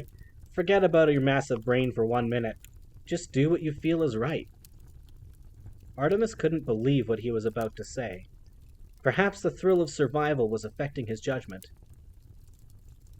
I feel I shouldn't be paid to help a friend. Keep your fairy gold. Opal Cowboy has to be stopped. Holly smiled with genuine warmth for the first time since the commander's death, but there was a hint of steel in there, too. With the 4 of us on her tail, she doesn't stand a chance. Chapter 8. Some intelligent conversation. Mulch had left the stolen LEP shuttle at the theme park gate. It had been a simple matter for Butler to disable the park's cameras and remove a half-rotted section from the hemisphere's roof in order to effect the rescue. When they got back to the shuttle, Holly powered up the engines and ran a systems check. What on earth were you doing, Mulch? She asked, amazed by the readings the computer was displaying. The computer says you came all the way down here in first gear. There are gears, said the dwarf. I thought this crate was automatic. Some jockeys prefer gears. Old-fashioned, I know, but more control around the bends. And another thing, you didn't have to do all that gas thing on the rope. There are plenty of stun grenades in the weapons locker. This thing has a locker too? Gears and lockers. Well, I never. Butler was giving Artemis a field physical. You seem all right, he said, placing a massive palm over Artemis's chest. Holly fixed up ribs, I see. Artemis was in a bit of a daze. Now that he was out of immediate danger, the day's events were catching up to him. How many times could one person cheat death in 24 hours? Surely his odds were getting shorter. Tell me, Butler, he whispered so the others wouldn't hear. Is it all true, or is it a hallucination? Even as the words left his lips, Artemis realized that it was an impossible question. If this was all a hallucination, then his bodyguard was a dream, too. I turned down gold, Butler, continued Artemis, still unable to accept his own grand gesture. Me? I turned down gold. Butler smiled, much more of the smile of a friend than a bodyguard. That doesn't surprise me one bit. You were becoming quite charitable before the mind wipe. Artemis frowned. Of course you would say that, if you were part of the hallucination. Mulch was eavesdropping on the conversation, and couldn't resist a comment. Didn't you smell what I shot those trolls with? You think you could hallucinate that, mud boy? Holly started the engines. Hold on back there, she called over her shoulder. It's time to go. The sensors picked up some shuttles sweeping local chutes. The authorities are looking for us. I need to get us somewhere off the charts. Holly teased the throttle and lifted them smoothly from the ground. If the shuttle had not had portholes, the passengers would not have noticed the takeoff. Butler elbowed Mulch. Did you see that? That's a takeoff. I hope you learned something. The dwarf was highly offended. What do I have to do to get a bit of respect around here? You are all alive because of me, and all I get is abuse. Butler laughed. Okay, little friend, I apologize. I owe you our lives, and I, for one, will never forget it. Artemis followed this interaction curiously. I would deduce that you remember everything, Butler. If, for a moment, I accept this situation as reality, then your memory must have been stimulated. Did I perhaps leave something behind? Butler pulled the laser disc from his pocket. Oh yes, Artemis. There is a message on this disc for me. You left yourself a message, too. Artemis took the disc. At last, he said, some intelligent conversation.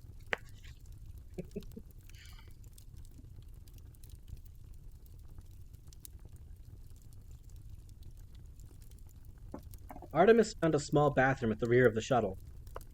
The indoor toilet itself was only to be used in an emergency, and the seat was made from a spongy material which Mulch had assured him would break down any waste as it passed through. Artemis decided he would test the filter at another time, and sat on a small ledge by the porthole. There was a plasma screen on the wall, presumably for in-restroom entertainment. All he had to do was slip the computer disk into the drive below the screen, and his fairy memories would be returned to him. A whole new world. An old one. Artemis spun the disk between his thumb and forefinger. Physiologically speaking, if he loaded this disk, it meant that some part of him accepted the truth of all this. Putting the disk in the slot could plunge him deeper into some kind of psychotic episode. Not putting it in could condemn the world to a war between species. The fairy and human worlds would collide. What would Father do? Artemis asked himself. He loaded the disk. 2 files appeared on the desktop, marked with animated 3D GIFs, something the fairy system had obviously added on. Both were tagged with file names in English and the fairy language. Artemis selected his own file by touching the plasma screen's transparent covering. The file glowed orange, then expanded to fill the screen. Artemis saw himself in foul manner, sitting at his desk in the study. "Greetings," said the screen, Artemis. "How nice for you to see me. Doubtless this will be the first intelligent conversation you have had for some time." The real Artemis smiled. "Correct," he replied. "I paused for a second there," continued the screen Artemis, "to give you a chance to respond, thus qualifying this as a conversation. There will be no more pausing, as time is limited. Captain Holly Short is downstairs, being distracted by Juliet, but doubtless she will check on me soon. We depart for Chicago presently to deal with Mr. John Spyro, who has stolen something from me. The price of fairy assistance in this matter is a mind wipe. All memories of the people will be erased forever, unless I leave a message for my future self, thus prompting recall. This is that message. The following video footage contains specific details of my involvement with the fairy people. I hope this information will get those brain cell pathways sparking again." Artemis rubbed his forehead. The vague, mysterious flashes persisted. It seemed as though his brain was ready to rebuild those pathways. All he needed was the right stimulus. "In conclusion," said the screen Artemis, "I would like to wish you, myself, the best of luck. And welcome back."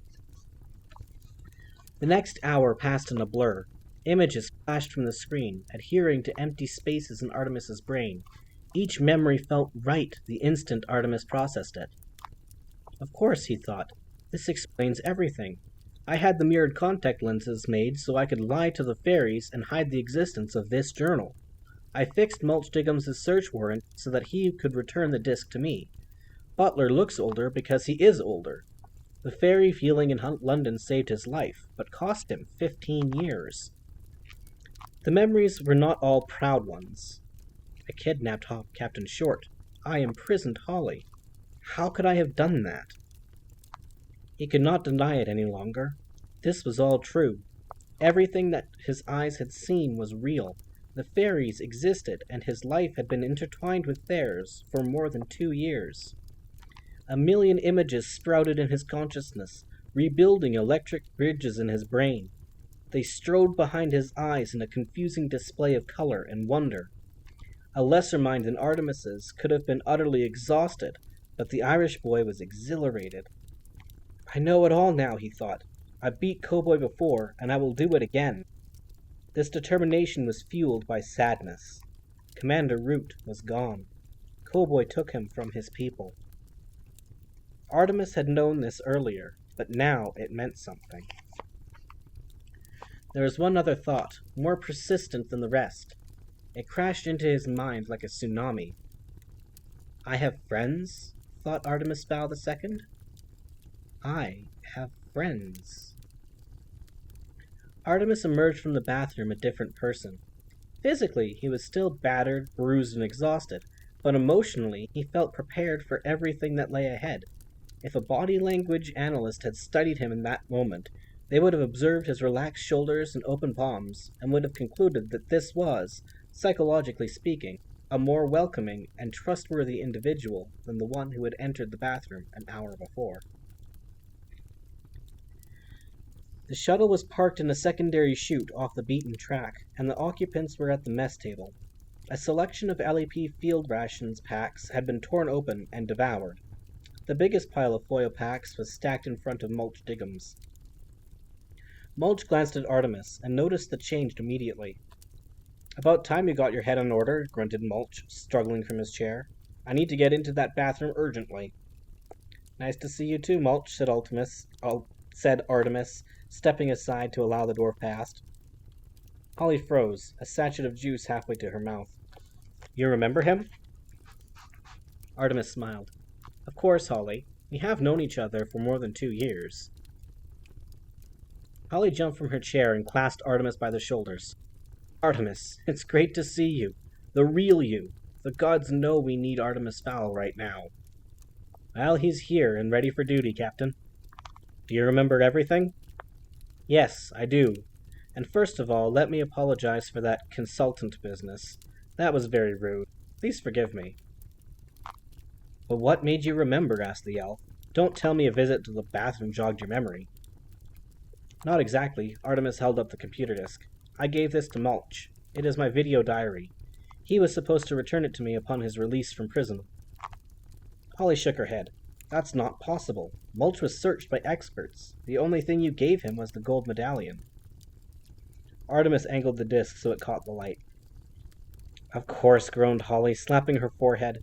"You passed off that disk as the gold medallion." "Very clever." Artemis shrugged. "Genius, actually. It seems merely clever in hindsight, but the original idea was pure genius."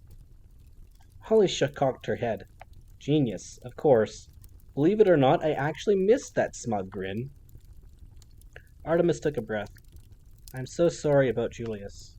I know our relationship was a rocky one, but I had nothing but respect and admiration for the commander." Holly wiped her eyes with the heels of her hands. She said nothing, just nodded. If Artemis needed another reason to go after Opal Cowboy, the sight of the elfin captain so disturbed was it. Butler ate the contents of a field ration pack in one mouthful. "Now that we're all reacquainted, we should try to track Opal Cowboy down. It's a big world." Artemis waved his fingers dismissively. "No need. I know exactly where our would-be murderer is. Like all megalomaniacs, she has a tendency to show off." He crossed to a plastic computer keyboard on the wall and called up a map of Europe. "I see your Nomish has come back to you," sniffed Holly. "Of course," said Artemis, enlarging part of the map. Opal revealed a little bit more of her plan than she knew. She let 2 words slip, though one would have been sufficient. She said that her human name was to be Belinda Zito.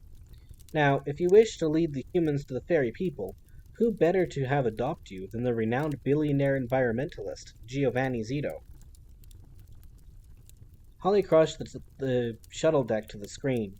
"And where would we find Dr. Zito?" Artemis tapped a few keys, zooming in on Sicily. "At his world-famous Earth Ranch, right here in the Messina province," he said. Mulch stuck his head out of the bathroom. The rest was mercifully hidden behind the door. "Did I hear you talking about a mud man named Zito?" Holly turned toward the dwarf, then kept right on turning. "Yes, so what? And for heaven's sake, close the door." Mulch pulled the door so only a crack remained. "I was just watching a bit of human television in here, as you do. Well, there's a Zito person on CNN. Do you think it's the same person?" Holly grabbed a remote control from the desktop. "I really hope not," she said, "but I bet my life it is." A group of scientists appeared on the screen. They were gathered in what looked like a prefabricated laboratory. Each wore a white coat. One stood out from the rest. He was in his mid-40s, with tanned skin, strong, handsome features, and long, dark hair curling over his collar. He wore rimless glasses and a lab coat. A striped Versace shirt protruded from beneath his white lapels. "Giovanni Zito," said Artemis. "It is incredible, really," Zito was telling the reporter in slightly accented English. "We have sent crafts to other planets, and yet we have no idea what lies beneath our feet. Scientists can tell us the chemical makeup of Saturn's rings, but we don't honestly know what lies at the center of our own planet. But probes have been sent down before, said the reporter, trying to pretend he hadn't just picked up his knowledge from his earpiece. Yes, agreed Zito, but only to a depth of about 9 miles. We need to get through to the outer core itself, almost 2,000 miles down. Imagine if the currents of liquid metal in the outer core could be harnessed. There's enough free energy in that metal to power mankind's machines forever. The reporter was skeptical. At least, the real scientist speaking in his earpiece told him to be skeptical. But this is all speculation, Dr. Zito. Surely a voyage to the center of the Earth is nothing but a fantasy, possible only in the 8 pages of science fiction. A brief flash of annoyance clouded Giovanni Zito's features. This is no fantasy, I assure you. Words are difficult. This is no fantastical voyage. We are sending an unmanned probe, bristling with sensors. Whatever is down there, we will find it. The reporter's eyes widened in panic as a particularly technical question came over his earpiece. He listened for several seconds, mouthing the words as he heard them. Dr. Zito, this probe you are sending down, I believe it will be encased in 100 million tons of molten iron at about 5,500 degrees Celsius. Is that correct? Absolutely, confirmed Zito. The reporter looked relieved. Yes, I knew that. Anyway, my point is, it would take several years to gather so much iron. So why did you ask us here today? Zito clapped his hands excitedly. This is the wonderful part. As you know, the core probe was a long-term project. I had planned to accumulate the iron over the next 10 years. But now laser drilling has revealed a deep ore body of hematite iron ore at the bottom edge of the crust right here in Sicily. It's incredibly rich, perhaps 85% iron. All we need to do is detonate several charges inside that deposit, and we have our molten iron. I have already secured the mining permits from the government. The reporter asked the next question all on his own. So, Dr. Zito, when do you detonate? Giovanni Zito removed 2 thick cigars from his lab coat pocket. We detonate today, he said, passing a cigar to the reporter. 10 years early.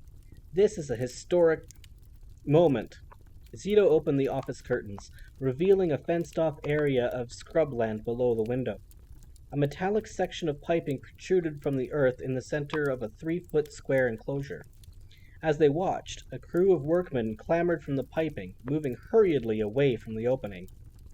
Wisps of gaseous coolant spiraled from the pipe. The men climbed into a golf trolley and exited the compound. They took shelter in a concrete bunker at the perimeter. There are several megatons of TNT buried at strategic points inside the ore body, explained Zito. If this was detonated on the surface, it would cause an earthquake measuring 7 on the Richter scale. The reporter swallowed nervously. Really? Zito laughed. Don't worry, the charges are shaped. The blast is focused down and in. The iron will be liquefied and begin its descent into the Earth's core, carrying the probe with it. We will feel nothing. Down and in? You're sure about that? Positive, says Zito. We are perfectly safe here. On the wall behind the Italian doctor, a speaker squawked 3 times. Dr. Zito, said a gruff voice. All clear. All clear. Zito picked a black remote detonator from the desk. The time has come, he said dreamily. He looked straight into the camera. My darling Belinda, this is for you. Zito pressed the button and waited, wide-eyed. The room's other occupants, the dozen or so scientists and technicians, turned anxiously to various readout panels and monitors. We have detonation, announced one. 16 yards below ground, 42 shaped charges exploded, simultaneously liquefying 118 million tons of iron. The raw content was pulverized and absorbed by the metal. A pillar of smoke blew out of the cylindrical opening, but there was no detectable vibration. The probe is functioning at 100%, said a technician. Zito breathed out. That was our big worry. Even though the probe is designed for exactly these conditions, the world has never seen this kind of explosion before. He turned to another lab worker. Any movement? The man hesitated before answering. Yes, Dr. Zito. We have vertical movement, 16 feet per second, exactly as you hypothesized. Below the Earth's crust, a behemoth of iron and rock began its painstaking descent toward the Earth's core. It chugged and churned, bubbling and hissing, prying apart the mantle below it. Inside the molten mass, a grapefruit-sized probe continued to broadcast data. Spontaneous euphoria erupted in the laboratory. Men and women hugged each other. Cigars were lit, and champagne corks popped. Someone even pulled out a violin. "We are on our way," shouted a jubilant Zito, lighting the reporter's cigar. "Man is going to the center of the Earth. Look out below." In the stolen LEP shuttle, Holly froze the picture. Zito's triumphant features were spread across the screen. "Look out below," she repeated glumly. "Man is coming to the center of the Earth."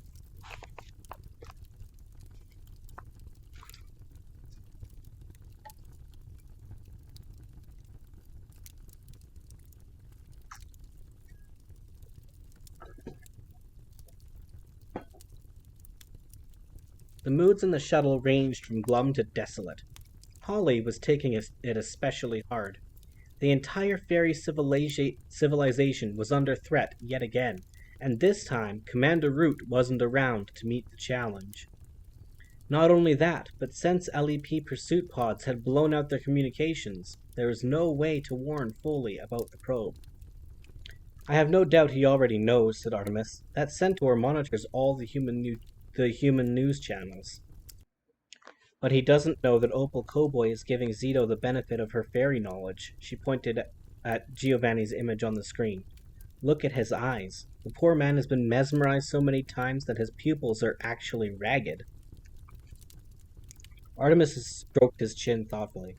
"If I know Foley, he's been monitoring this project since its initiation. He probably already has a contingency plan." "I'm sure he has a contingency plan for a crackpot scheme in 10 years' time that will probably never work." "Of course," agreed Artemis, "as opposed to a scientifically viable scheme, right now, that has every chance of succeeding." Holly headed for the cockpit. "I have to turn myself in, even if I am a murder suspect. There is more at stake here than my future." "Steady on," objected Mulch. "I broke out of prison for you. I have no desire to be shoved back in again." Artemis stepped in front of her. "Wait a minute, Holly. Think about what will happen if you do turn yourself in." "Artemis is right," added Butler. "You should think about this. If the LEP is anything like human police forces, fugitives are not exactly welcomed with open arms. Open cell doors, maybe." Holly forced herself to stop and think, but it was difficult. Every second she wasted was another second for the giant iron slug to eat its way through the mantle. "If I give myself up to internal affairs, I will be taken into custody. As an LEP officer, I can be held for 72 hours without counsel.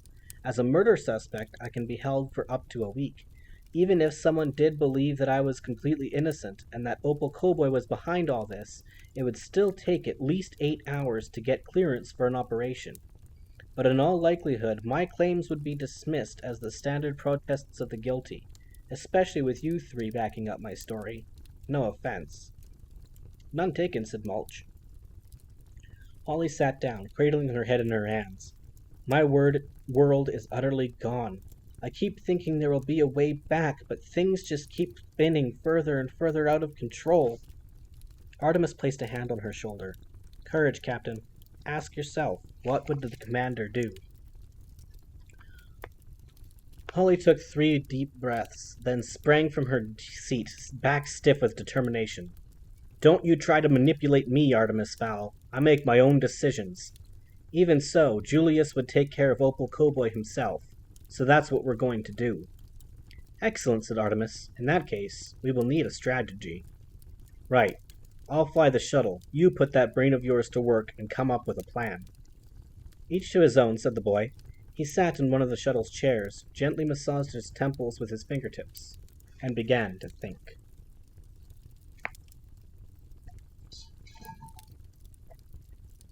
Well, that's sad. Running out of chocolate milk is always sad.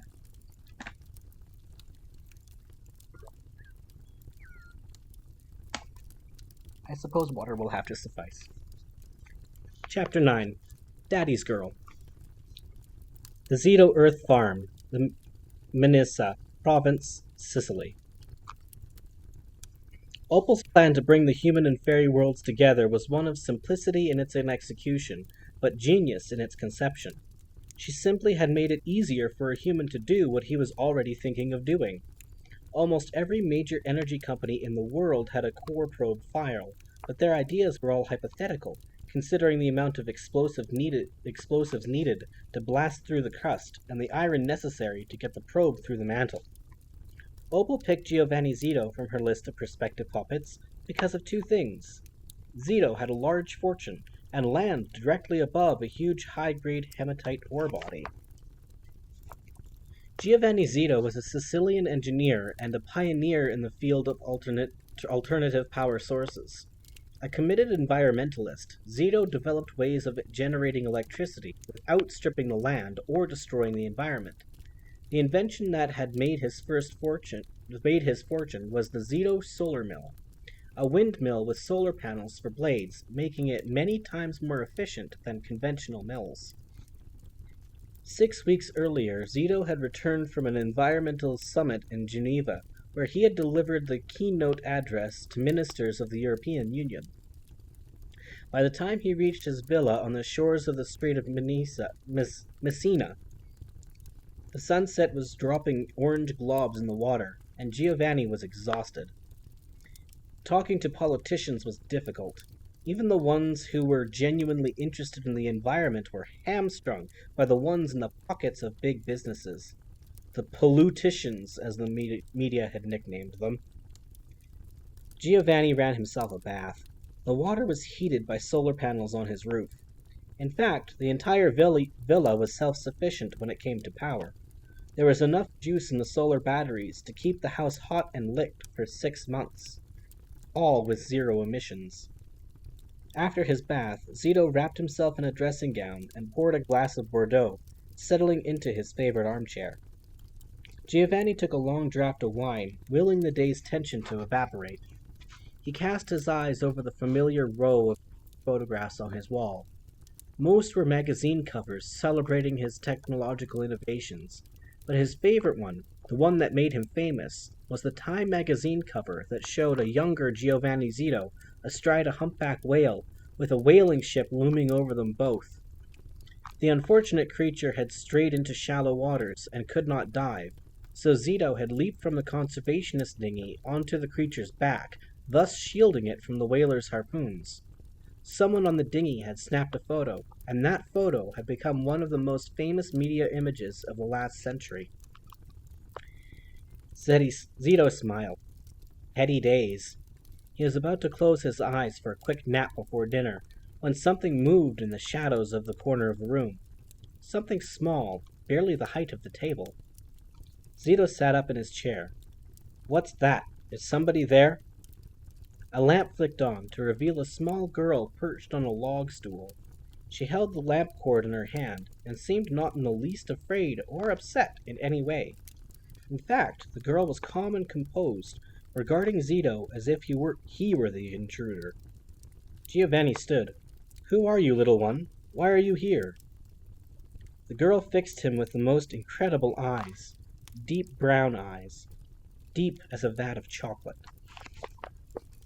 I'm here for you, Giovanni, she said in a voice that was as beautiful as her eyes. In fact, everything about the girl was beautiful. Her porcelain features, and those eyes, they would not let him go. Zito fought her spell. For me? What do you mean? Is your mother nearby? The girl smiled. Not nearby, no. You are my family now. Giovanni tried to make sense of this simple sentence, but he could not. Was it really important? Those eyes, and that voice, so melodic, layers of crystal tinkling. Humans react differently to the fairy mesmer.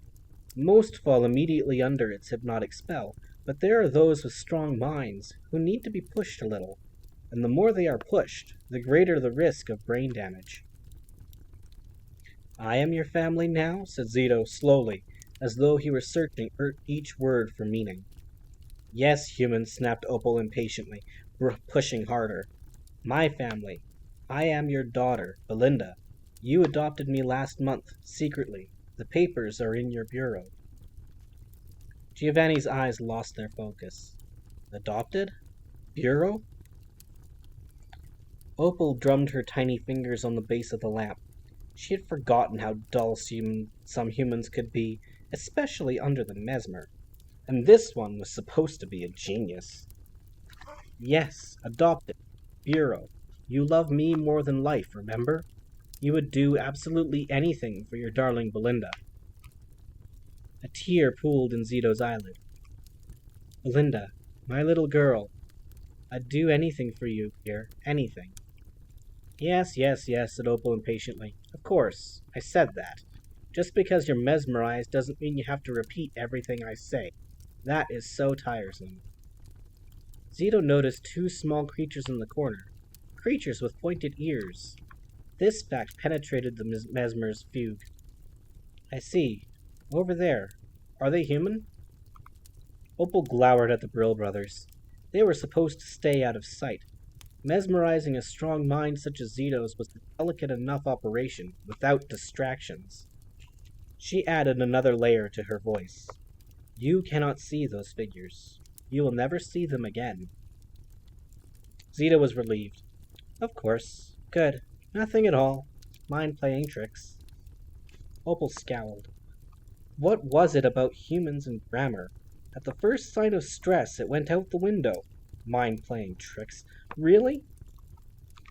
Now, Giovanni, Daddy, I think we need to talk about your next project.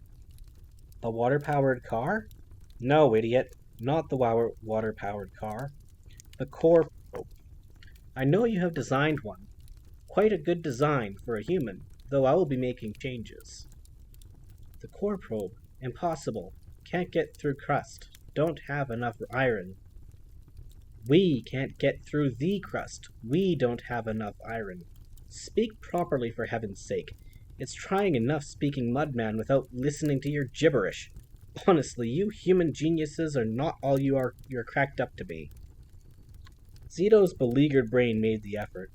I am sorry, dearest Belinda. I simply mean that the core probe project is long term. You will have to wait until we can find a practical way to gather the iron and cut through the Earth's crust. Opal looked at the dazed Sicilian. Poor dear stupid daddy. You developed a super laser to cut through the crust. Don't you remember?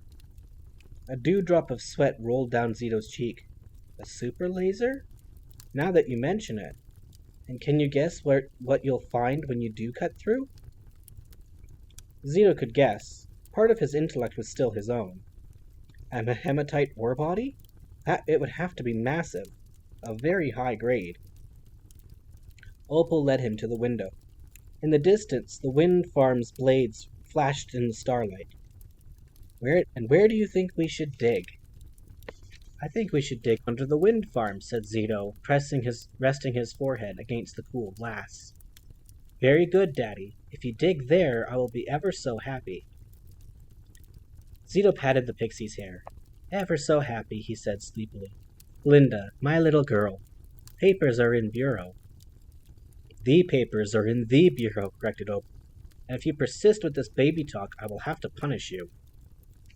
She wasn't joking. E7, below the Mediterranean.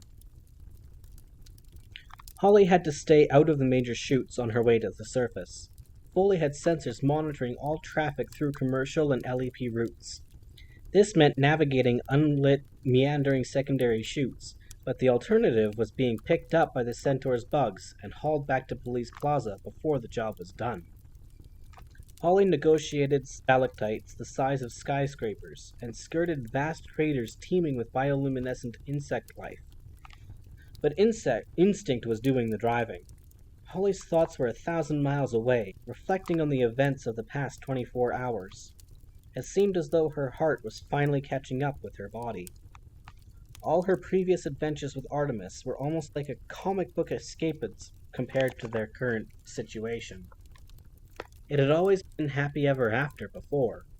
There had been a few close calls, but everyone had made it out alive. Holly studied her trigger finger. A faint scar circled the base where it had been severed during the Atlantic incident. She could have healed the scar or covered it with a ring, but she preferred to keep it where she could see it. The scar was part of her. The commander had been a part of her too. Her superior. Her friend. Sadness emptied her out, then filled her up again. For a while, thoughts of revenge had fueled her. But now, even the thoughts of dumping Opal Cowboy into a cold cell could not light a spark of vengeful joy in her heart. She would keep going to ensure that the people were safe from humans. Maybe when the task was done, it would be time to take a look at her life. Maybe there were a few things that needed changing. Artemis summoned everyone to the passenger area as soon as he had finished work on the computer. His new old memories were giving him immense pleasure. As fingers skimmed across the gnomish keyboard, he marveled at the ease with which he navigated the ferry platform. He marveled too at the technology itself, even though he was no stranger to it anymore. The Irish boy felt the same thrill of rediscovery that a small child feels when he has chanced upon a lost favorite toy. For the past hour, rediscovery had been a major theme in his life. Having a major theme for an hour doesn't seem like much, but Artemis had a catalog of memories, all clamoring to be acknowledged. The memories themselves were startling enough. Boarding a radioactive train near Murmansk, or flying across the ocean concealed beneath LEP camfoil. But it was the cumulative effect of these memories that interested Artemis. He could literally feel himself becoming a different person. Not exactly the way he used to be, but closer to that individual. Before the fairies had mind-wiped him as part of the John Spyro deal, his personality had been undergoing what could be seen as a positive change. So much so that he had decided to go completely legitimate and donate 90% of Spyro's massive fortune to the Amnesty International. Since his mind wipe, he had reverted to his old ways, indulging his passion for criminal acts. Now he was somewhere in the middle. He had no desire to hurt or steal from the innocent, but he was having difficulty giving up his criminal ways. Some people just needed to be stolen from. Perhaps the biggest surprise was the desire he felt to help his fairy friends, and the real sadness he felt at the loss of Julius Root. Artemis was no stranger to loss. At one time or another, he had lost and found everyone close to him. Julius's death cut him just as deeply as any of those. His drive to avenge the commander and stop Opal Cowboy was more powerful than any criminal urge he had ever felt. Artemis smiled to himself. It seemed as though good was a more powerful motivation than bad. Who would have thought it? The rest of the group gathered around the central holographic projector. Holly had parked the shuttle on the floor of a secondary chute, close to the surface. Butler was forced to squat on his hunkers in the fairy-sized ship. "Well, Artemis, what did you find out?" asked the bodyguard, trying to fold his massive arms without knocking someone smaller over. Artemis activated a holographic animation, which rotated slowly in the middle of the chamber. The animation showed a cutaway of the Earth from the crust to the core. Artemis switched on a laser pointer and began his briefing. As you can see, there is a distance of approximately 1,800 miles from the Earth's surface to the outer core. The projection's liquid outer core swirled and bubbled with molten magma. However, mankind has never managed to penetrate more than 9 miles through the crust. To go any deeper would necessitate the use of nuclear warheads or huge amounts of dynamite. An explosion of this magnitude could possibly generate huge shifts in the Earth's tectonic plates, causing earthquakes and tidal waves around the globe. Mulch was, as usual, eating something. Nobody knew what, as he had emptied the food locker over an hour since. Nobody really wanted to ask, either. "That doesn't sound like a good thing." "No, it isn't," agreed Artemis, which is why the ironclad probe theory has never been put into practice, until now. The original idea belongs to a New Zealander, Professor David Stevenson. It is quite brilliant, actually, if impractical. Encase a reinforced probe in 100 million tons of molten iron. The iron will sink through the crack generated by the explosive, even closing the crack behind it. Within a week, the probe will reach the core. The iron will be consumed by the outer core, and the probe will gradually disintegrate. The entire process is even environmentally sound. The projection put Artemis's words into pictures. How come the iron doesn't unmelt? Asked Mulch. Artemis raised a long, thin eyebrow. Unmelt? The ore body's sheer size stops it from solidifying. Holly stood, stepping into the projection herself and studying the ore body. Foley must know all about this. Humans couldn't keep something so big a secret. Indeed, said Artemis, opening a second holographic projection. I ran a search on the onboard database and found this. Foley ran several computer simulations over 80 years ago.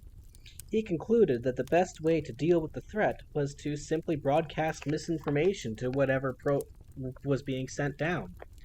As far as the humans were concerned, their probe would simply sink through a couple hundred miles of various low-grade ore, and then the ore body would solidify. A resounding and very expensive failure.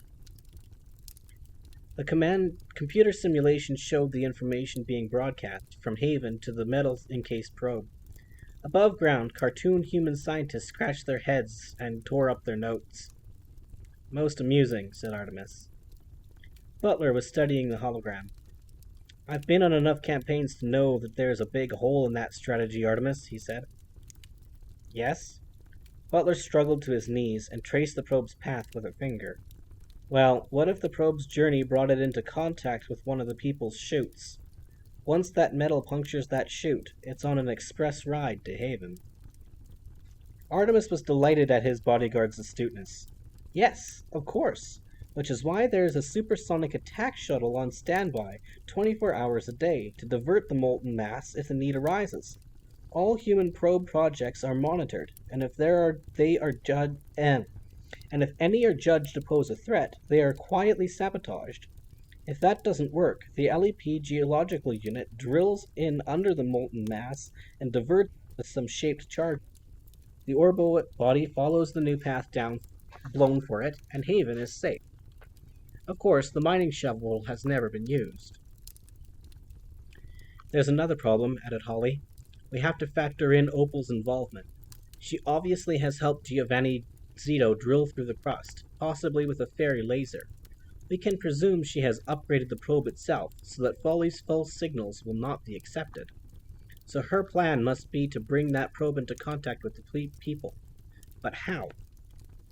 Artemis launched a third holographic animation, shutting down the first two. This 3D rendering portrayed Zito's Earth farm and the underlying crust mantle. This is what I think, he said. Zito, with Opal's help, liquefies his ore body here. It begins to sink at a rate of 16 feet per second toward the Earth's core, taking accurate readings thanks to Cowboy's upgrades. Meanwhile, Foley thinks his plan is working perfectly. Now, at a depth of 106 miles, the metal mass comes within 3 miles of its major chute, E7, which emerges in southern Italy. They run parallel for 186 miles, and diverge again. If Opal were to blow a crack between these two tunnels, the iron would follow the path of least resistance and flow into the chute. Holly felt the strength leave her limbs. Into the chute, and straight down to Haven. Exactly, said Artemis. This particular chute runs in a jagged westerly diagonal for 500 miles, coming within 500 yards of the city itself. With the speed the ore body will build up in free fall, it will slice off a good half of the city. Everything that's left will be broadcasting signals for the world to hear. But we have blast walls, objected Holly. Artemis shrugged. Holly, there isn't a force on Earth powerful enough to stop 100 million tons of molten hematite in free fall. Anything that gets in the way will be obliterated. Most of the iron will curve around and follow the tunnel, but enough will continue straight down to cut straight through the blast walls. The shuttle's occupants watched Artemis's computer simulation, in which the molten ore body smashed through Haven City's defenses, allowing all the ferry electronic signals to be picked up by the probe. We are looking at a 58% casualty rate, said Artemis. Possibly more. How can Opal do this without Foley's sensors picking her up? Simple, replied Artemis. She merely plants a shaped charge in E7 at a depth of 105 miles, detonating it at the last minute. That way, by the time Foley detects the explosion, it will be too late to either disarm it or do anything about it. So we need to remove that charge. Artemis smiled. If only it were that simple. Opal will not take any chances with the charge. She left it in the chute wall for If she left it on the chute wall for any amount of time, a tremor could shake it free, or one of Foley's sensors could pick it up. I'm sure the device is well shielded, but one leak in the plating would have it broadcasting like a satellite. No, Opal will not position the charge until the last minute. Holly nodded. Okay, so we wait until she plants it, then we disarm it. No, if we wait in the chute, then Foley will pick us up. If that happens, Opal will not even venture down the chute. That's good, isn't it? Not really. We may delay her for a few hours, but remember, Opal has a 200-mile window to plant the charge. She can wait for the LEP to arrest us, and still have ample time to complete her mission. Holly knuckled her eyes. I don't understand this. Surely everyone must know by now that Opal has escaped.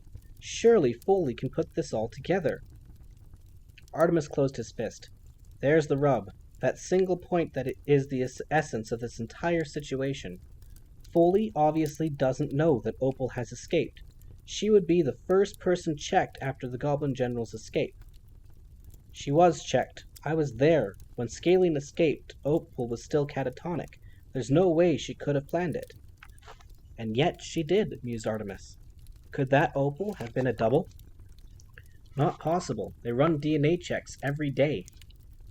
So the Opal under surveillance had Cowboy's DNA, but little or no brain activity. Exactly. She's been that way for a year. Artemis thought silently for over a minute. I wonder how far cloning technology has developed underground. He crossed briskly to the main computer terminal and called up LEP files on the subject. The mature clone is identical to the original in every way, except that its brain functions are limited to life support, he read. In greenhouse conditions, it takes 1 to 2 years to grow a clone to adulthood. Artemis stepped away from the computer, clasping his hands. That's it. That's how she did it. She induced that coma so that her replacement would not be noticed. This is impressive stuff. Holly pounded a fist into her palm. So even if we did survive the attempts on our lives, all talk of Opal's escape would be seen as ravings of the guilty. I told Chick's verbal that Opal was back, said Mulch. That's okay, though, because he already thinks I'm raving. With Opal on the loose, continued the Irish youth, the entire LEP would be on the lookout for a plot of some kind, but with Opal still deep in her coma, there's no cause for alarm, and this probe is simply a surprise and not an emergency. Artemis shut down the holographic projection. So we're on our own. We need to steal that final charge and detonate harmlessly above the parallel stretch. Not only that, but we need to expose Opal so she cannot simply put her plan into action all over again. Obviously, to do this, we need to find Opal's shuttle. Mulch was suddenly uncomfortable. You're going after Cowboy? Again? Well, best of luck. You can just drop me off at the next corner. Holly ignored him. How long do we have? There's a calculator on the plasma screen, but Artemis didn't need it. The ore body is sinking at a rate of 16 feet per second. That's 11 miles per hour. At that speed, it will take approximately 9.5 hours to reach the parallel stretch. 9 hours from now? No, corrected Artemis. From detonation, which was almost 2 hours ago. Holly walked rapidly into the cockpit and strapped herself into the pilot's chair. 7.5 hours to save the world. Isn't there some law that says we get at least 24? Artemis strapped himself into the co-pilot's chair. I don't think Opal bothers with laws, he said. Now, can you talk while you fly? There are a few things I need to know about shuttles and charges.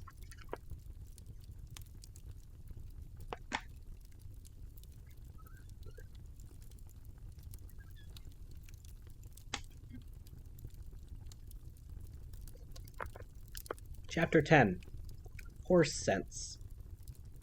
Police Plaza, Haven City, the lower elements. Everybody in Police Plaza was all talk about the Zito probe. In truth, it was a bit of a distraction from recent events. The LEP didn't lose many officers in the field, and now 2 on the same shift. Foley was taking it hard, especially the loss of Holly Short. It was one thing to lose a friend in the line of duty, but for that friend to be falsely accused of murder was unbearable. Foley could not stand the idea that the people would forever remember Holly as a cold-blooded killer. Captain Short was innocent. What's more, she was a decorated hero and deserved to be remembered as such. A comm screen flickered into life on his wall. One of his technical assistants in the outer office appeared. The elf's pointed ears were quivering with excitement. "The probe is down to 65 miles. I can't believe the humans have gotten this far." Foley opened a screen on his wall. He couldn't believe it either. In theory, it should have been decades before humans developed a laser sophisticated enough to puncture the crust without frying half a continent. Obviously, Giovanni Zito went right ahead and developed the laser without worrying about Foley's projections for his species. Foley almost regretted having to shut Zito's project down. The Sicilian was one of the brightest hopes for the human race. His plan to harness the power of the outer core was a good one, but the cost was fairy exposure, and that was too high a price to pay. "Keep a close eye on it," he said, trying to sound interested, "especially when it runs parallel to E7. I don't anticipate any trouble, but eyes peeled just in case." "Yes, sir. Oh, and we have Captain Verbal on line 2, from the surface." A tiny spark of interest lit the Centaur's eyes. Verbal? The sprite had allowed Mulch Jiggums to steal an LEP shuttle. Mulch escaped after a few hours. Mulch escaped a few hours after his friends on the Force had been killed. Coincidence? Perhaps. Perhaps not. Foley opened a window to the surface. In it, he could see Verbal's chest. Foley sighed. "Chicks, you're hovering. Come down where I can see you." "Sorry," said Chicks, alighting on the floor. "I'm a bit emotional. Trouble Kelp gave me a real grilling." "What do you want, Chicks? A hug and a kiss? I have things on my mind here." Verbal's wings flared up behind him. It was a real effort to stay on the ground. "I have a message for you, from Mulch Diggums." Foley fought the urge to whinny. No doubt Mulch would have some choice words for him. "Go on then, tell me what our foul-mouthed friend thinks of me. This is between us, right? I don't want to be pensioned off on the grounds that I'm unstable." "Yes, Chicks, it's between us. Everyone has a right to be temporarily unstable. Today of all days." "It's ridiculous, really. I don't believe it for a minute." Chicks attempted a confident chuckle. Foley snapped. "What's ridiculous? What don't you believe? Tell me, Chicks, or I'll reach down this comlink and drag it out of you." "Are we secure?" "Yes," the Centaur screeched. "We're secure. Tell me. Give me Mulch's message." Chicks took a deep breath, saying the words as he let it out. "Opal Cowboy is back." Foley's laughter started somewhere around his hooves and grew in volume and intensity until it burst out of his mouth. "Opal is back? Cowboy is back? I get it now. Mulch conned you into letting him steal the shuttle. He played on your fear of Opal waking up, and you bought it. Opal is back. Don't make me laugh." "That's what he said," the Chicks mumbled sulkily. "There's no need to laugh so hard. You're spitting on the screen. I have feelings, you know." Foley's laughter petered out. It wasn't real laughter, anyway. It was just an outburst of emotion. Mostly sadness, with some frustration mixed in. "Okay, Chicks, it's not your fault. Mulch has fooled smarter sprites than you." It took Chicks a moment to realize that he was being insulted. "It could be true," he said, miffed. "You could be wrong. It is possible, you know. Maybe Opal Cowboy conned you." Foley opened another window on his wall. "No, Verbal, it's not possible. Opal could not be back because I am looking at her right now." Live feed from the Argon Clinic confirmed that Opal was indeed still suspended in her coma harness. She'd had her DNA swab minutes beforehand. Chix's petulance crumbled. I can't believe it, he muttered. Mulch seems so sincere. I actually thought Holly was in danger. Fully's tail twitched. What? Mulch said Holly was in danger? But Holly is gone. She died. Yes, said Chicks morosely. Mulch was shoveling more horse dung, I suppose. No offense. Of course, Opal would set Holly up to take the blame for Julia. That little cruel touch would be just like Opal, if she wasn't right there in her harness. DNA never lies. Chicks wrapped the screen surrounded his end to get Foley's attention. Listen, Foley, remember what you promised. This is between us. No need for anyone else to know I got duped by a dwarf. I'll end up scraping vole curry off the sidewalk after crunchball matches. Foley absently shut the window. Yes, whatever. Between us. Right. Opal was still secure. No doubt about it. Surely she couldn't have escaped. If she had, then maybe this probe was more sinister than it seemed. She couldn't have escaped. It wasn't possible. But Foley's paranoid streak couldn't let it go. Just to be sure, there were a few little tests he could perform. He really should get authorization, but if he was wrong, nobody had to know.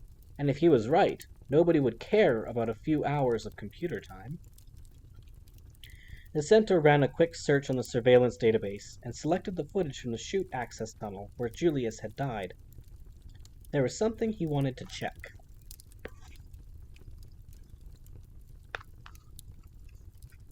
Uncharted chute, 3 miles below southern Italy. The stolen shuttle made good time to the surface. Holly flew as fast as she could without burning the gearbox or smashing them into a chute wall. Time may have been of the essence, but the motley crew would be of little use to anyone if they had to be scraped off the wall like so much crunchy pâté. These old rigs are mainly for watch changes, explained Holly. The LAP got this one second hand at a criminal assets auction. It's souped up to avoid customs ships. It used to belong to a curry smuggler. Artemis sniffed. A faint yellow odor still lingered in the cockpit. Why would anyone smuggle curry? Extra hot curry is illegal in Haven. Living underground, we have to be careful of emissions, if you catch my drift. Artemis caught her drift and decided not to pursue the subject. We need to locate Opal's shuttle before we venture above ground and give our position away.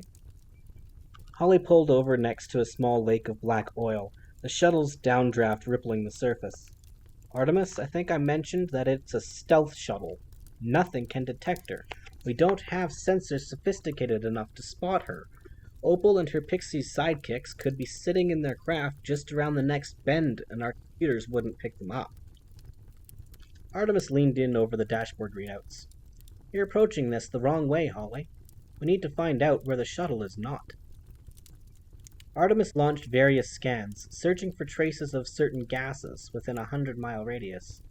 I think we can assume that the stealth shuttle is very close to E7, perhaps right at the mouth, but that still leaves us with a lot of ground to cover, especially if our eyes are all we have to rely on. That's what I've been saying, but do go on, I'm sure you have a point.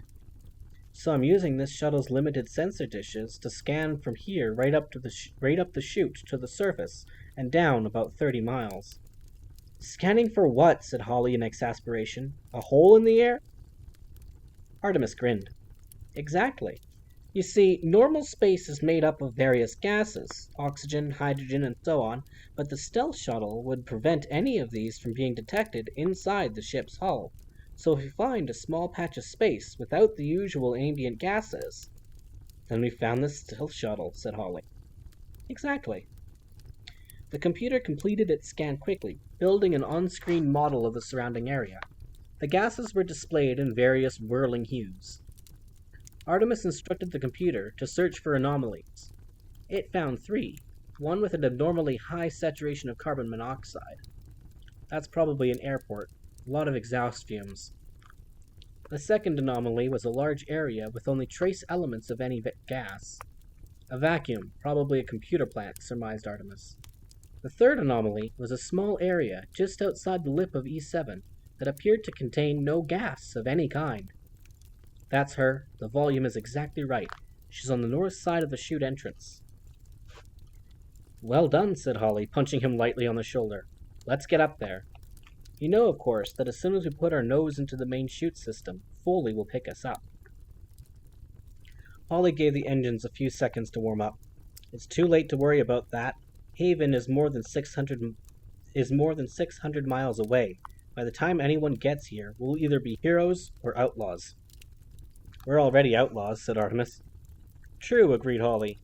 But soon we could be outlaws with no one chasing us.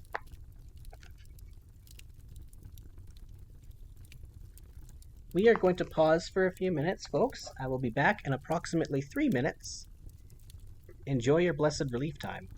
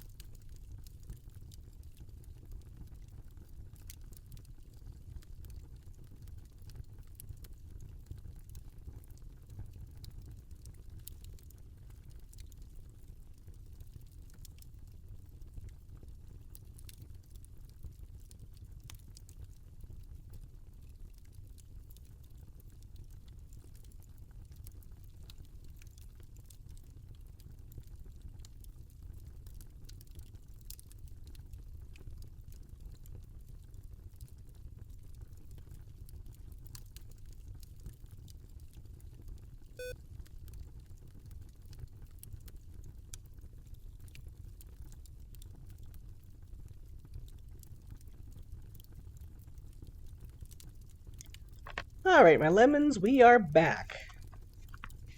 And we are in Police Plaza, the lower elements.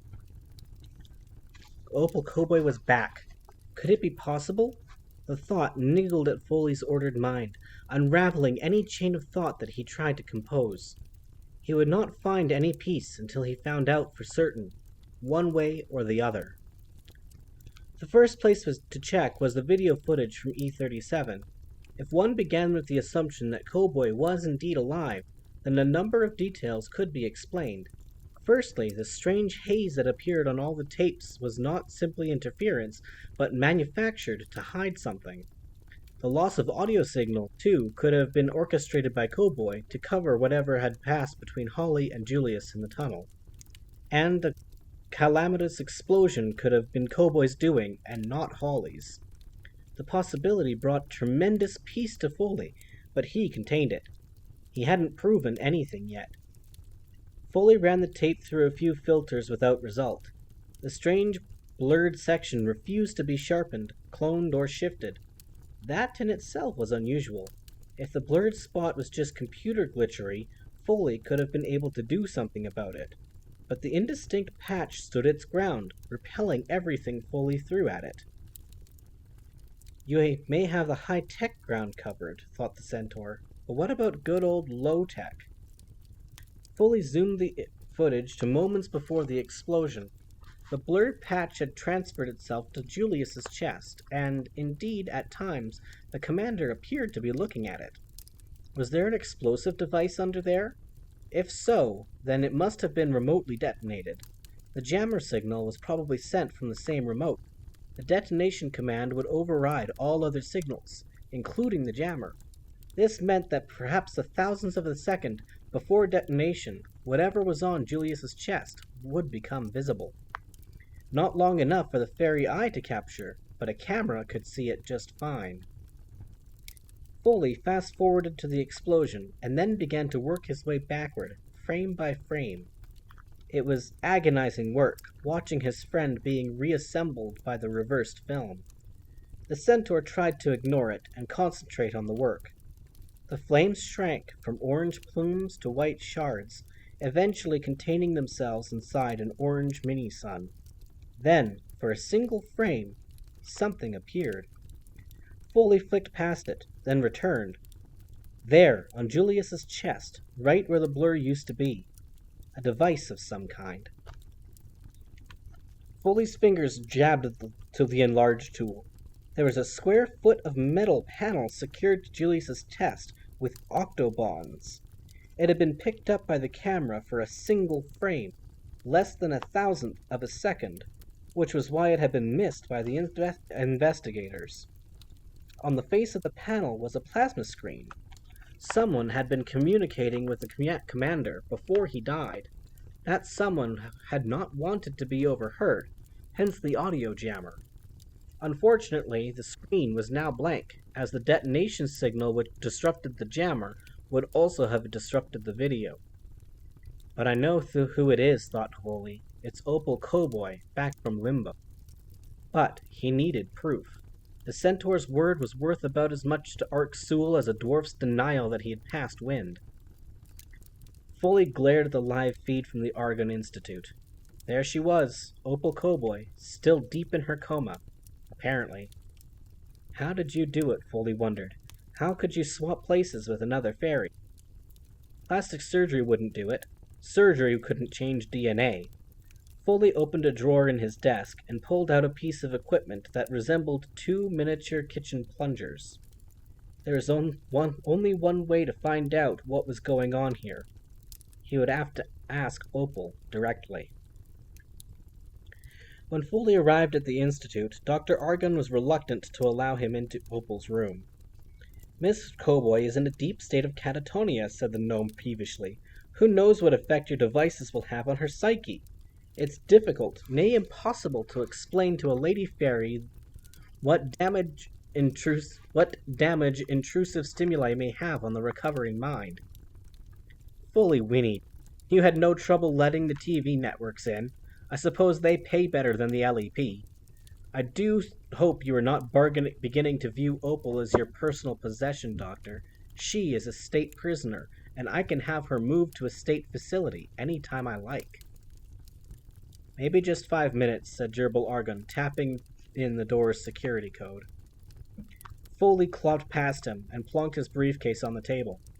Opal swung gently in the draft from the doorway. And it did seem to be Opal.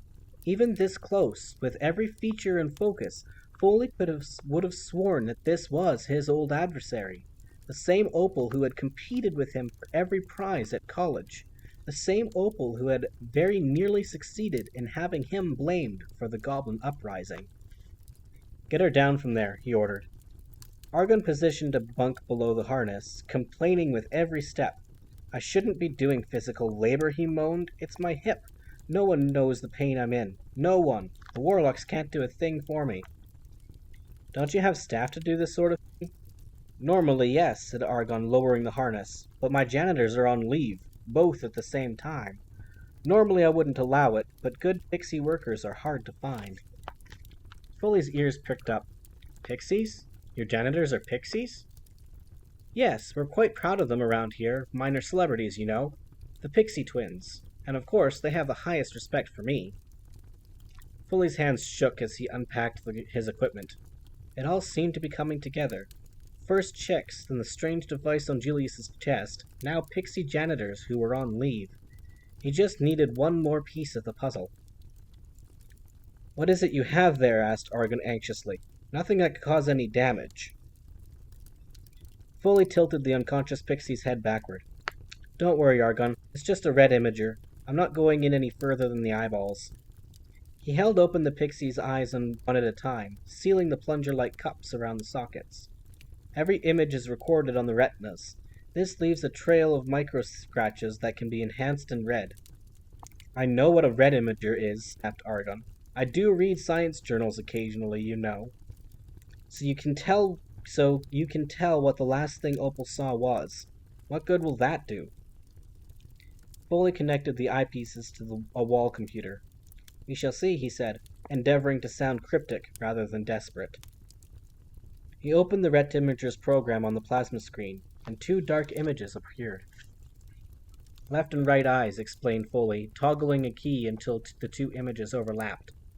The image was obviously a head from the side angle, but it was too dark to identify. "Ooh, such brilliance," gushed Argon sarcastically. "Shall I call the networks, or should I just faint in awe?" Foley ignored him.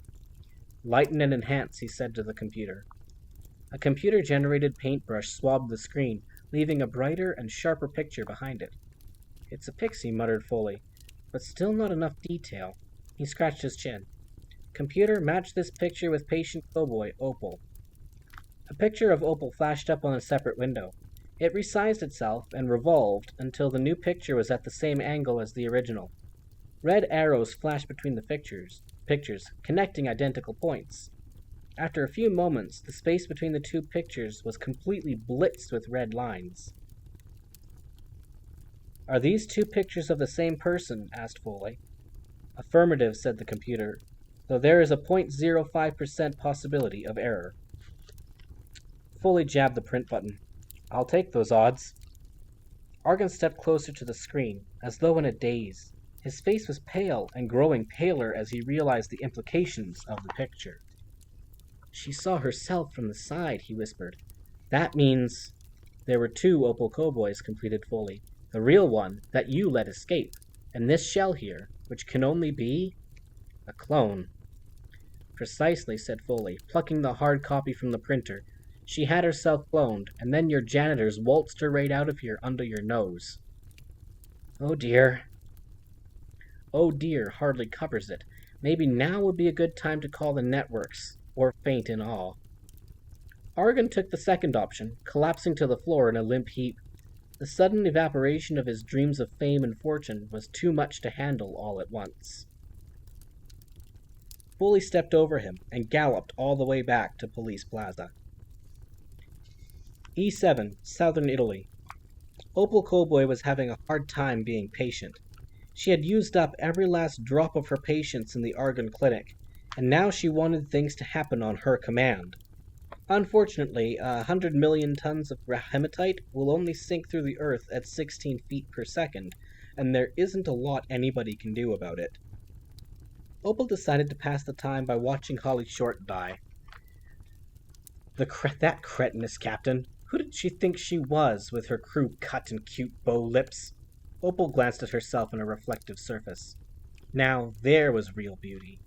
There was a face that deserved its own currency, and it was quite possible that she would soon have it. Merval, she snapped, bring me the 11 Wonders disc. I need something to cheer me up. Right away, Miss Cowboy, said Merv. Would you like me to finish preparing the meal first, or bring you the disc directly? Opal rolled her eyes at the reflection. What did I just say? You said to bring you the disc. So what do you think you should do, my dearest Merval? I think I should bring you the disc, said Merv. Genius, Merval. Pure genius. Merv left the shuttle's kitchenette and ejected a disc from the recorder. The computer would have the film on its hard drive, but Miss Cowboy liked to have her personal favorites on disc, so she could be cheered up wherever she happened to be. Highlights from the past included her father's nervous breakdown, the attack on Police Plaza, and Foley bawling his eyes out in the LAP operations booth. Merv handed the disc to Opal. And, said the tiny pixie. Merv was stumped for a moment. Then he remembered. One of Opal's new commandments was that the Brill brothers should bow when they approached their leader. He swallowed his pride and bowed low from the waist. Better. Now, weren't you supposed to be preparing dinner? Merv retreated, still bowing. There was a lot of pride swallowing going on around here in the last few hours. Opal was unhappy with the level of service and respect provided by the Brill brothers, and so she had drawn up a list of rules. These directives included the aforementioned bowing, never looking Opal in the eye, going outside the shuttle to pass wind, and not thinking too loudly within 10 feet of their employer. Because I know what you're thinking, Opal had said in a low, tremulous voice. I can see your thoughts swirling around your head. Right now, you're marveling at how beautiful I am. Uncanny, gasped Merv, while traitorously wondering if there was a cuckoo flitting about her head at that very moment. Opal was going seriously off the rails with all this changing her species and world domination. Scanton himself would have deserted her by now if she hadn't promised that they could have Barbados when she was Queen of the Earth. That, and the fact that they had deserted her now, Opal would add the Brill brothers to her vengeance list.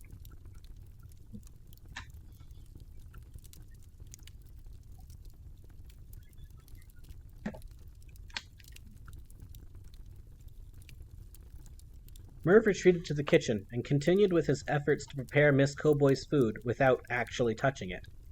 Another new rule. Meanwhile, Scant was in the cargo bay, checking the detonator relays on the last 2 shaped charges. One for the job, and one for backup. The charges were about the size of melons, but would make a much bigger mess if they exploded. He checked that the magnetic relay pods were secure in the casings. The relays were standard mining sparker units that would accept the signal from the remote detonator and send a neutron charge into the bellies of the charges. Scant winked at his brother through the kitchen doorway. Merv pursed his lips in silent imitation of a cuckoo. Scant nodded wearily. They were both getting tired of Opal's outrageous behavior. Only the thought of drinking pina coladas on the beach in Barbados kept them going. Opal, oblivious to all the discontent in her camp, popped the video disc into the multi-drive. To watch one's enemies die in glorious color and surround sound was surely one of the greatest advantages of technology. Several video windows opened on the screen. Each one represented the view from one of the hemisphere's cameras. Opal watched delightedly as Holly and Artemis were driven into the river by a pack of slobbering trolls. She oohed and awed as they took refuge on the tiny island of corpses. Her tiny heart beat faster as they scaled the temple scaffolding. She was about to instruct Merval to fetch her some chocolate truffles from the booty box to go with the movie, when the cameras blacked out. Merval, she squealed, wringing her delicate fingers. Descant, get in here! The Brill brothers rushed into the lounge, handguns drawn. Yes, Miss Cowboy, said Scant, laying the shaped charges down on a fur-covered lounger. Opal covered her face. Don't look at me, she ordered. Scant lowered his eyes. Sorry, no eye contact. I forgot. And stop thinking that. Yes, Miss Cowboy. Sorry, Miss Cowboy.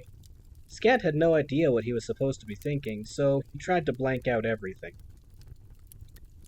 Opal crossed her arms and tapped her fingers on her forearms until both brothers were bowed before her. Something has gone wrong, she said, her voice trembling slightly. Our Temple of Artemis cameras seem to have malfunctioned. Merv backed the footage up to the last image. In it, the trolls were advancing on Artemis and Holly across the temple roof. It looks like they're done for anyway, Miss Cowboy. Yep, agreed Scant. No way out of that one. Opal cleared her throat. Firstly, yep is not a word, and I will not be spoken to in slang. New rule. Secondly, I assumed that Artemis Fowl was dead once before, and I spent a year in a coma as a result. We must proceed as though Fowl and Short have survived and are on our trail. With respect, Miss Cowboy, said Merv, directing the words at his own toes. This is a stealth shuttle. We didn't leave a trail. Moron, said Opal casually. Our trail is on every television screen above ground, and doubtless below it. If Artemis Fowl were not a genius, even if Artemis Fowl were not a genius, he would guess that I am behind the Zito probe. We need to plant the final charge now. How deep is the probe? Scant consulted a computer readout. 100 miles. We have 90 minutes to go to the optimum blast point.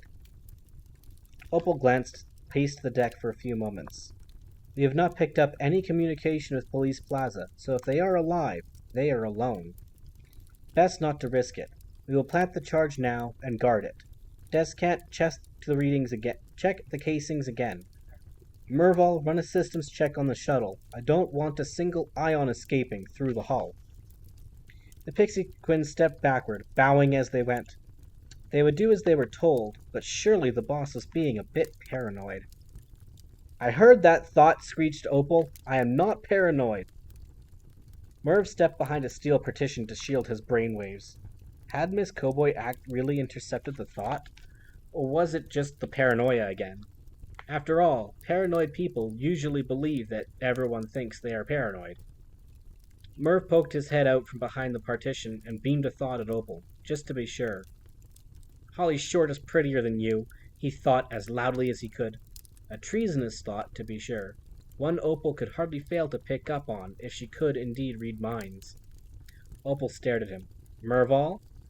Yes, Miss Cowboy. You're looking directly at me.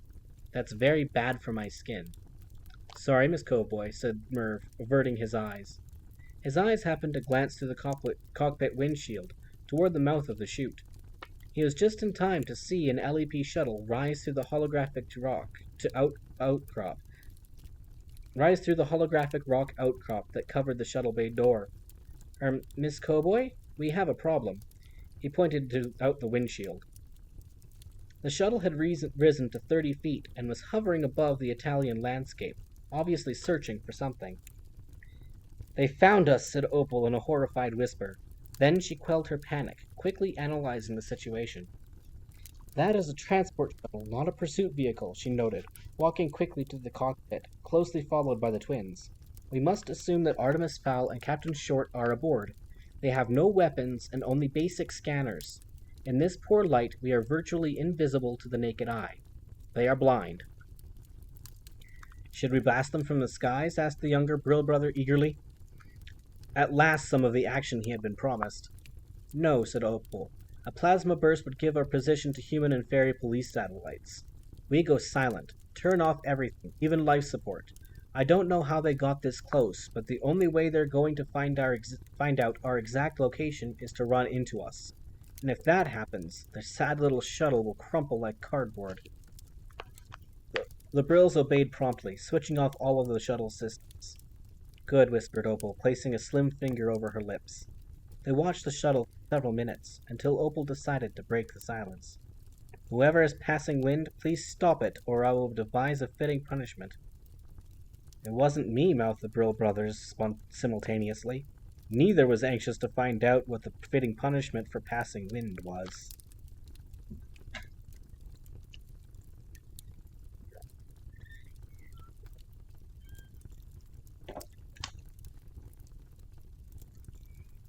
E7, 10 minutes earlier. Holly eased the LEP shuttle through a particularly tricky secondary shaft and into E7. Almost immediately, 2 red lights began pulsing on the console. The clock is ticking, she announced. We just triggered 2 of Foley's sensors. They're going to put the shuttle together with the probe and come running. How long? Asked Artemis. Holly calculated in her head. If they come supersonic in the attack shuttle, less than half an hour. Perfect, said Artemis, pleased. Glad you think so, moaned Mulch. Supersonic LEP officers are never a welcome sight among burglars. As a general rule, we prefer our police officers subsonic. Holly clamped the shuttle to a rocky outcrop in the chute wall. Are you backing out, Mulch, or is that just the usual moaning? The dwarf rotated his jaw, warming it up for the work ahead. I think I'm entitled to a little moan. Why do these plans always involve me putting myself in harm's way, while you three get to wait it out in the shuttle? Artemis handed him a cooler sack from the galley. Because you are the only one who can do this, Mulch. You alone can foil Cowboy's plan. Mulch was not impressed. I'm not impressed, he said. I'd better get a medal for this. Real gold, too. No more gold-plated computer disks. Holly hustled him to the starboard hatch. Mulch, if they don't lock me in prison for the rest of my life, I will start the campaign to give you the biggest medal in the LEP cabinet. An amnesty for any past and future crimes? Holly opened the hatch. Past, maybe. Future, not a chance. But no guarantees. I'm not exactly flavor of the month at Police Plaza. Mulch tucked the sack inside his shirt. Okay, possible big medal and probable amnesty. I'll take it. He put one foot outside and onto the flat surface of the rock. Tunnel wind sucked at his leg, threatening to tumble him into the abyss. We meet back here in 20 minutes. Artemis handed the dwarf a small walkie-talkie from the LEP locker. Remember the plan, shouted Artemis over the roar of the wind. Don't forget to leave the communicator. Only steal what you are supposed to. Nothing else. Nothing else, echoed Mulch, looking none too pleased. After all, who knew what valuables Opal may have lying about up there? Unless something really jumps out at me. Nothing, insisted Artemis. Now, are you sure you can get in? Mulch's grin revealed rows of rectangular teeth. I can get in. You just make sure their power is off and they're looking the other way. Butler hefted the bag of tricks that he had brought with him from Fowl Manor. Don't worry, Mulch. They'll be looking the other way. I guarantee it. Police Plaza, the lower elements. All the brass were in the operations room, watching live television updates on the probe's progress when Foley burst in. We need to talk, blurted the Centaur to the General Assembly. Quiet, hissed Council Chairman Cartez. Have a bowl of curry. Chairman Cartez ran a fleet of curry vans in Haven City. Vole curry was his specialty. Obviously, he was catering this little viewing session. Foley ignored the buffet table. He snatched a remote control from a chair armrest and muted the master volume. We have big trouble, ladies and gentlemen. Opal Cowboy is loose, and I think she's behind the Zito probe. A high-backed swivel chair swung around. Ark Sewell was lounging in it. Opal Cowboy? Amazing. And she's doing all this psychically, I suppose. No. What are you doing in that chair? That's the commander's chair.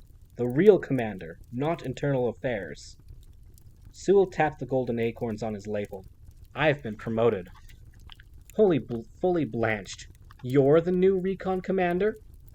Sewell's smile could have illuminated a dark room. Yes. The council felt that recon had been getting a bit out of hand lately. They felt, and I must say I agree, that recon needs a firm hand. Otherwise, of course, I will stay on at internal affairs until a suitable replacement can be found. Foley scowled. There was no time for this, not now. He had to get clearance for a supersonic launch immediately. Okay, Sewell, Commander, I can lodge my objection later. Right now we have an emergency on our hands. Everyone was listening now, but none with much enthusiasm, except Commander Vignea, who had always been a staunch supporter of Julius Root, and would certainly have not voted for Sewell. Vignea was all ears. What's the emergency, Foley? She asked. Foley slipped a computer disk into the room's multi-drive. That thing in the Argonne Clinic is not Opal Cowboy. It's a clone. Evidence? Demanded Sewell. Foley highlighted a window on the screen. I scanned her retinas and found the last image the clone saw was Opal Cowboy herself, obviously during her escape. Sewell was not convinced. I've never trusted your gadget, Foley. Your ret imager is not accepted as actual evidence in a courtroom. We're not in a courtroom, Sewell, said Foley through ground teeth. If we accept that Opal could be loose, then the events of the last 24 hours take on a whole new significance. A pattern begins to emerge. Scaling is Pixies are missing from the clinic, Julius Root is murdered, and Holly is blamed. Then, within hours of this, a probe is sent down a decade ahead of schedule. Cowboy is behind all of this. That probe is on its way here, and we're sitting around watching it on PPTV, eating stinking vole curry.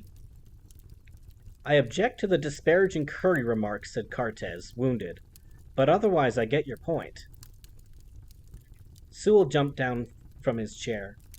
What point? Foley is connecting dots that don't exist. All he is trying to do is exonerate his late friend, Captain Short. Holly may be alive, snapped Foley, and trying to do something about Opal Cowboy. Sewell rolled his eyes. But her vitals flatlined, Centaur. We remote destructed her helmet. I was there, remember? A head poked into the room. One of Foley's lab apprentices. I got that case, sir, he panted, quick as I could. Well done, Rube, said Foley, snatching the case from the apprentice's hand. He spun the case around. I issued Holly and Julius with new suits. Prototypes. They both have biosensors and trackers. They are not linked with the LEP mainframe. I never thought to check them earlier. Holly's helmet may be out of action, but her suit is still functioning. What do the suit sensors tell us, Foley? Asked Vignea. Foley was almost afraid to look. If the suit sensors were flatlining, it would be like losing Holly again. He counted to 3, then consulted the small screen in the case.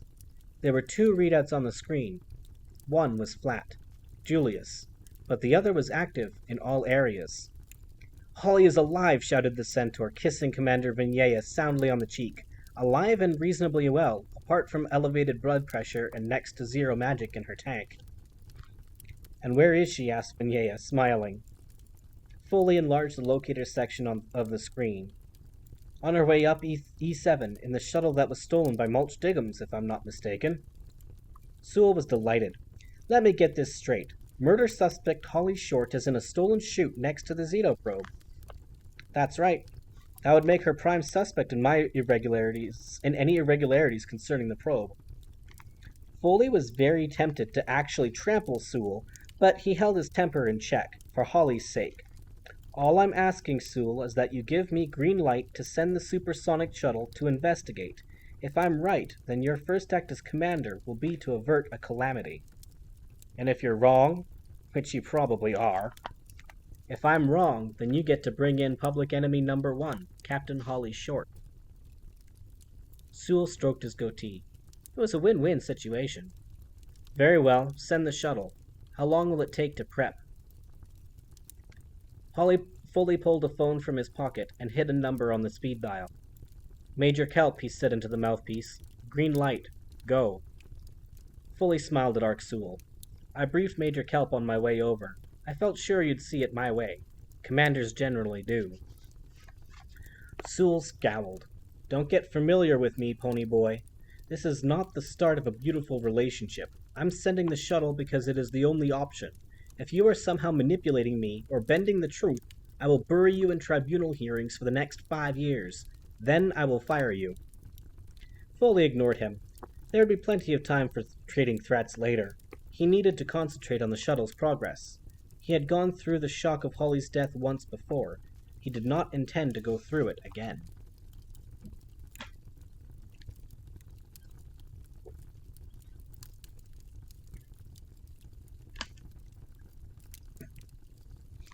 E7. Mulch Diggums could have been an athlete. He had the jaw and recycling equipment for sprint digging, or even cross-country. Plenty of natural ability, but no dedication. He tried it for a couple of months in college, but the strict regime of training and diet did not suit him. Mulch could still remember his college tunneling coach giving him a pep talk after training one night. You got the jaw, Diggums, the old dwarf admitted, and you sure got the behind. I ain't ever seen no one who could pump out the bubbles like you do.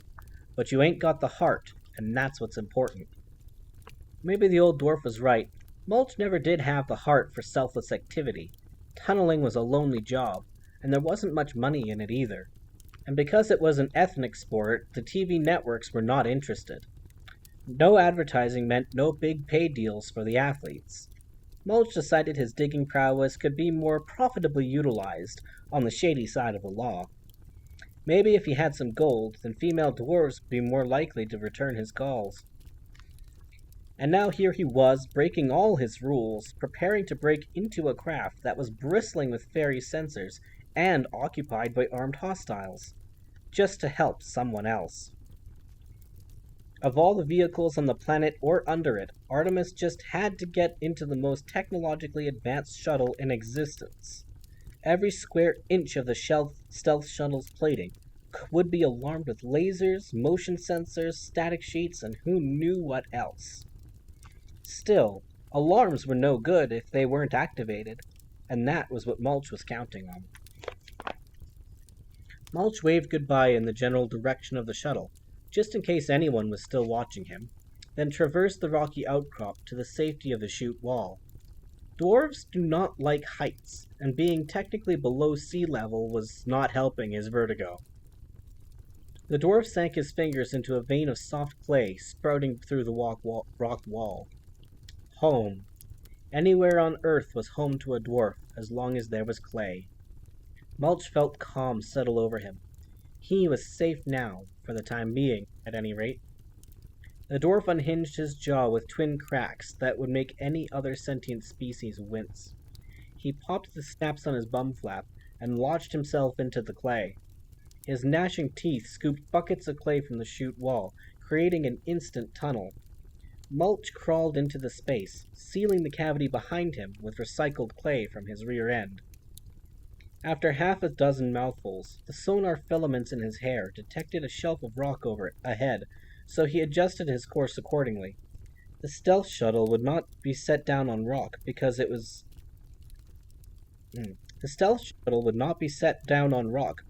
top of the range and as such would have a battery rod.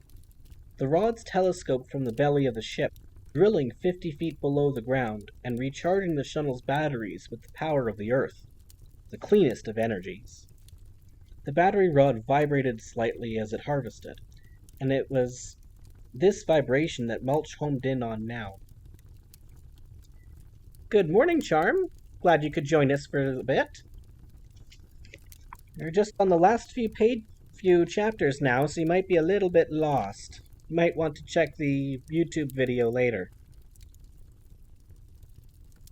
The battery rod vibrated slightly as it harvested, and it was this vibration that Mulch homed in on now. It took him just over 5 minutes of steady munching to clear the rock shelf and reach the tip of the battery rod. The vibrations had already loosened the earth, and it was a simple matter for Mulch to clear himself a little cave. He spread saliva on the walls and waited. Holly piloted the LEP craft through the small shuttle port, overriding the shuttle's doors with her recon access code. Police Plaza hadn't bothered to change her code because, as far as they were concerned, she was dead. A sheet of black rain clouds was spreading shadows across the Italian countryside as they cleared the holographic outcrop that shielded the shuttle port. A light frost coated the reddish clay, and a southerly wind lifted the shuttle's trail. "We can't stay out here for long," said Holly, throttling back to a hover. "This transporter doesn't have defenses." "We won't need long," said Artemis. "Fly in a grid search pattern, as though we're not certain where exactly the stealth shuttle is." Holly punched some coordinates into the flight computer. "You're the genius." Artemis turned to Butler, who was cross-legged in the aisle. "Now, old friend, can you make certain that Opal is looking this way?" "Can do," said Butler, crawling into the port side exit. He knuckled the access button and the door slid back. The shuttle bucked slightly as cabin pressure equalized, then settled. Butler opened his bag of weaponry and selected a handful of metal spheres, roughly the size of tennis balls. He flicked back the safety cap on one, then depressed the button below with his thumb. The button began to rise to its original position. 10 seconds until the button is flush with the surface. Then it makes a connection. "Thank you for the lecture," said Artemis dryly, "though now is hardly the time." Butler smiled, tossing the metal sphere into the air. 5 seconds later, it exploded, blowing a small crater in the earth below. Scorch lines emanated from the crater, leaving it the appearance of a black flower. "I bet Opal is looking now," said Butler, priming the next grenade. "I'm sure others will be looking soon. Explosions don't tend to go unnoticed for long. We are relatively isolated here. The nearest village is approximately 10 miles away. If we are lucky, that gives us a 10-minute window. Next grid square, please, Holly, but not too close. We don't want to scare them off." 50 feet below the ground, Mulch Diggums waited in his little do-it-yourself cave, watching the tip of the battery rod. As soon as it stopped vibrating, he began working his way upward through the loose clay. The telescopic rod was warm to the touch, heated by the energy it conducted to the shuttle's batteries. Mulch used it to help him on his journey, pulling himself upward, hand over hand. The clay he consumed was broken and aerated from the rod's drilling action, and Mulch was glad for that extra air. He converted it to wind, using it to boost himself upward. Mulch increased his pace, pumping the air and clay through his recycling passages. Opal would only be distracted by the shuttle for so long before it occurred to her that it was a diversion.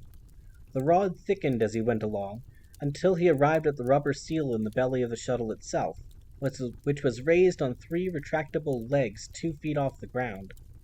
When the shuttle was in flight, the seal would be covered by a metal panel, but the shuttle was not in flight at the moment, and the sensors were turned off. Mulch climbed from his tunnel and rehinged his jaw. This was precision work, and he needed fine control of his teeth. Rubber was not a recommended part of a dwarf's diet, and so could not be swallowed. Half-digested rubber could seal up his insides as effectively as a barrel of glue. It was an awkward bite, difficult to get a grip. Mulch flattened his cheek against the battery rod, worming upward until his incisors could get some purchase on the seal. He bore down on the heavy rubber, rotating his jaw in small circles until his upper tooth broke through. Then he ground his teeth, enlarging the rent until there was a 6-inch tear in the rubber. Now Mulch could get one side of his mouth into the gap. He tore off large chunks, careful to spit them out immediately. In less than a minute, Mulch had torn a foot-square hole, just enough for him to squeeze through. Anyone unfamiliar with dwarfs would have bet money that Mulch would never squeeze his well-fed bulk through such a narrow aperture, but they would have lost their cash. Dwarves have spent millennia escaping from cave-ins, and have developed the ability to squeeze through tighter holes than this one. Mulch sucked in his gut and wiggled through the torn seal, head first. He was glad to be out of the faint morning sunlight. Sun was another thing dwarves did not like. After mere minutes in the direct sunlight, a dwarf's skin would be redder than a boiled lobster's. He shinnied along the battery rod into the shuttle's engine compartment. Most of the small space was taken up with flat batteries and a hydrogen generator. There was an access hatch overhead that led to the cargo bay. Light ropes ran the length of the compartment, giving off pale green light. Any radiation leak from the generator would show up purple. The reason that the light ropes were still working without the power was that illumination was supplied by specially cultivated decaying algae. Not that Mulch knew any of this. He just knew that the light was very similar to luminescence from dwarf spittle, and the familiarity made him relax. He relaxed a bit too much, as it happened, allowing a small squib of tunnel gas to escape through his bum flap. Hopefully no one would notice that. Maybe half a minute later, he heard Opal's voice from the outside. "Now, whoever is passing wind, please stop it, or I will devise a fitting punishment." Oops, thought Mulch guiltily. In dwarf circles, it is considered almost criminal to allow someone else to be blamed for your air bubbles. Through sheer force of habit, Mulch almost raised his hand and confessed, but luckily his instinct for self-preservation was stronger than his conscience. Moments later, the signal came. It was hard to miss. The explosion rocked the entire shuttle 20 degrees off-center. It was time to make his move, and trust Artemis when he said that it was almost impossible not to watch an explosion. Mulch nudged the hatch open a crack with the crown of his head. The dwarf half expected someone to stamp on the hatch, but the cargo bay was empty. Mulch folded the hatch back and crept all the way into the small chamber. There was a lot here to interest him. Crates of ingots, perspex boxes of human currency, and antique jewelry hanging from the mannequins. Obviously, Opal did not intend on being poor in her new role as a human. Mulch snagged a single diamond earring from a nearby bust. So Artemis had told him not to take anything. So what? One earring wouldn't slow him down. Mulch popped the pigeon's egg-sized diamond into his mouth and swallowed. He could pass that later when he was on his own. Until then, it would lodge in his stomach wall, and it would come out shinier than it went in.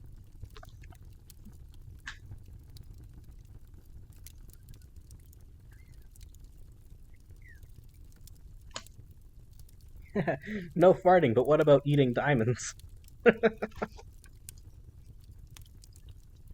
Another explosion hit the floor beneath his feet, reminding Mulch to move on. He crossed to the bay door, which was slightly ajar. The next chamber was the passenger area, and it was just as plush as Holly had described. Mulch's lips rippled at the sight of fur-covered chairs. Repulsive. Behind the passenger area was the cockpit. Opal and her two friends were clearly visible, staring intently out the front windshield. They were making not a sound, and saying not a word, just as Artemis had said. Mulch dropped to his knees and crawled across the lounge's carpet. He was now completely exposed. If one of the pixies decided to turn around, he would be stranded in the center of the lounge with nothing but a smile to hide behind. Just keep going and don't think about that, Mulch told himself. If Opal catches you, pretend you're lost or have amnesia, or just came out of a coma. Maybe she'll sympathize, give you some gold, and send you on your way. Yeah, right. Something creaked slightly beneath Mulch's knee. The dwarf froze, but the pixies didn't react to the sound. Presumably, that was the lid of the blue booty box. Opal's little hidey hole. Mulch crawled around the box. If there was one thing he didn't need, it was more creaks. Two shaped charges lay on a chair, level with Mulch's nose. He couldn't believe it. Right here, less than a yard away. This was the one part of the plan that relied on luck. If one of the Brill brothers had the charge tucked under his arm, or if there were more charges than he could carry, then they would have to ram the shuttle and hope to disable her. But here it was, almost begging to be stolen. When he was committing a robbery, Mulch often gave voices to the objects he was about to steal.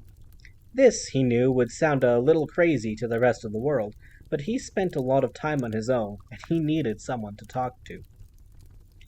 "Come on, Mr. Handsome Dwarf," said one of the charges in a breathy falsetto. "I'm waiting. I don't like it here, you know. Please rescue me." "Very well, madame," said Mulch silently, taking the bag from inside his shirt. "I'll take you, but we're not going very far." "Me too," said the other charge. "I want to go too." "Don't worry, ladies. Where you're going, there's plenty of room for both of you." When Mulch Diggums crept out through the torn seal a minute later, the charges were no longer on the chair. In their place was a small handheld communicator. The three pixies sat quietly in the stealth shuttle's cockpit.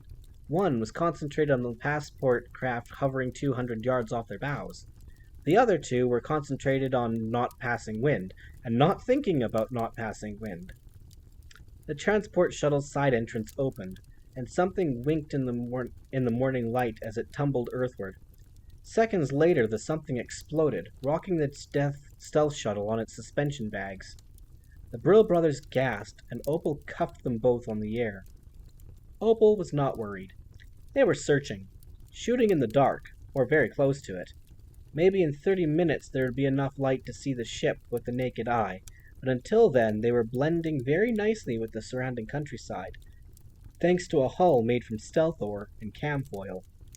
Fowl must have guessed where they were because of this chute's proximity to the probe, but all he had was an approximation. Of course, it would be delightful to blast them out of the air, but plasma bursts would light up Foley's satellite scanners and paint a bullseye on their hull. She plucked a digipad and pen from the dash and scrawled a message on it. "Stay quiet and calm. Even if one of those charges hits us, it will not penetrate the hull." Merval took the pad. "Maybe we should leave. Mudmen will be coming. Opal wrote a response. Dear Merval, please don't start thinking. You will hurt your head. We wait until they leave. At this close range, they could hardly actually hear our engines starting. Another explosion rocked the Earth stealth shuttle. Opal felt a bead of sweat roll down her forehead. This was ridiculous. She didn't perspire, certainly not in front of the help. In 5 minutes, the humans would come to investigate. It was their nature. So she would wait 5 minutes, then try to slip past the LEP shuttle, and if she couldn't slip past, then she would blast them out of the sky and take her chances with the supersonic shuttle that would no doubt come to investigate. More grenades dropped from the LEP craft, but they were further away now, and the shock waves barely caused a shudder in the stealth shuttle. This went on for 2 or 3 minutes, without the remotest danger to Opal or the Brills. Then suddenly the transport shuttle sealed its door and peeled back down the chute. Said Opal. Surprising. Maybe they ran out of ammunition, offered Merv, though he knew that Opal would punish him for offering an opinion. Is that what you think, Merval? They ran out of explosives, and so they decided to just let us go? Do you really imagine that to be true, you imbecilic excuse for a sentient being? Don't you have any frontal lobes? I was just playing devil's advocate, mumbled Merv weakly. Opal rose from her seat, waving a hand at each Brill brother. Just shut up. I need to talk to myself for a minute. She paced the narrow cockpit. What's going on here? They track us to the chute, then put on a big fireworks display, then leave. Just like that. Why? Why?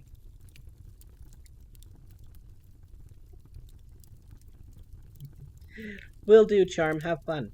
Thanks for the lurk. She rubbed both temples with a knuckle. Think. Suddenly, Opal remembered something. Last shuttle was stolen in E1. We heard about it on the police band. Who stole it? Scant shrugged. I don't know. Some dwarf. Is it important? That's right. A dwarf. And wasn't there a dwarf involved in the Artemis Fowl siege? And wasn't there rumors of the same dwarf helping Julius to break into Cowboy Labs? Rumors. No actual evidence.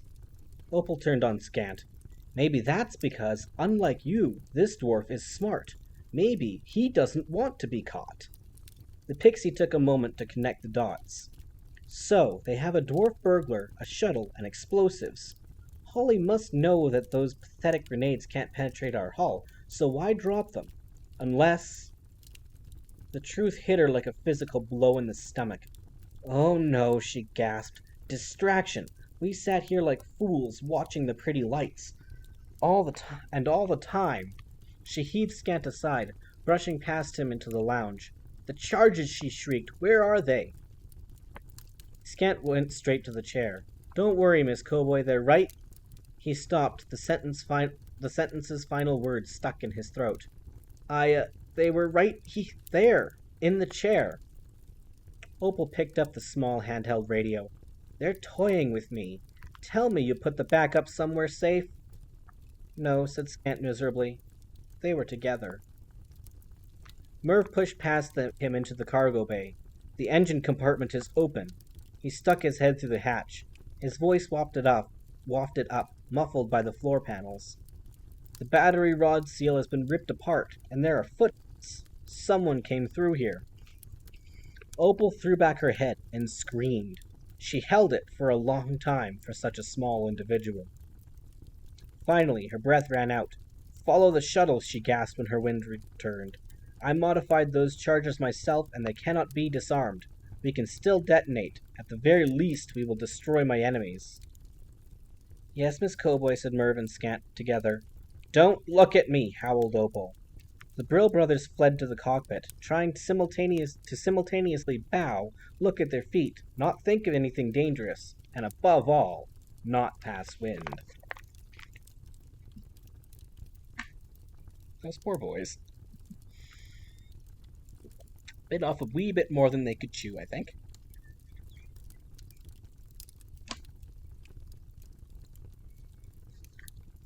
Mulch was waiting at the rendezvous site when the LEP shuttle arrived.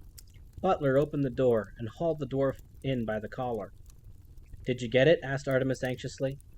Mulch passed him the bulging bag. Right here, and before you ask, I left the radio. So everything went according to plan? Completely, replied Mulch, neglecting to mention the diamond nestled in his stomach wall.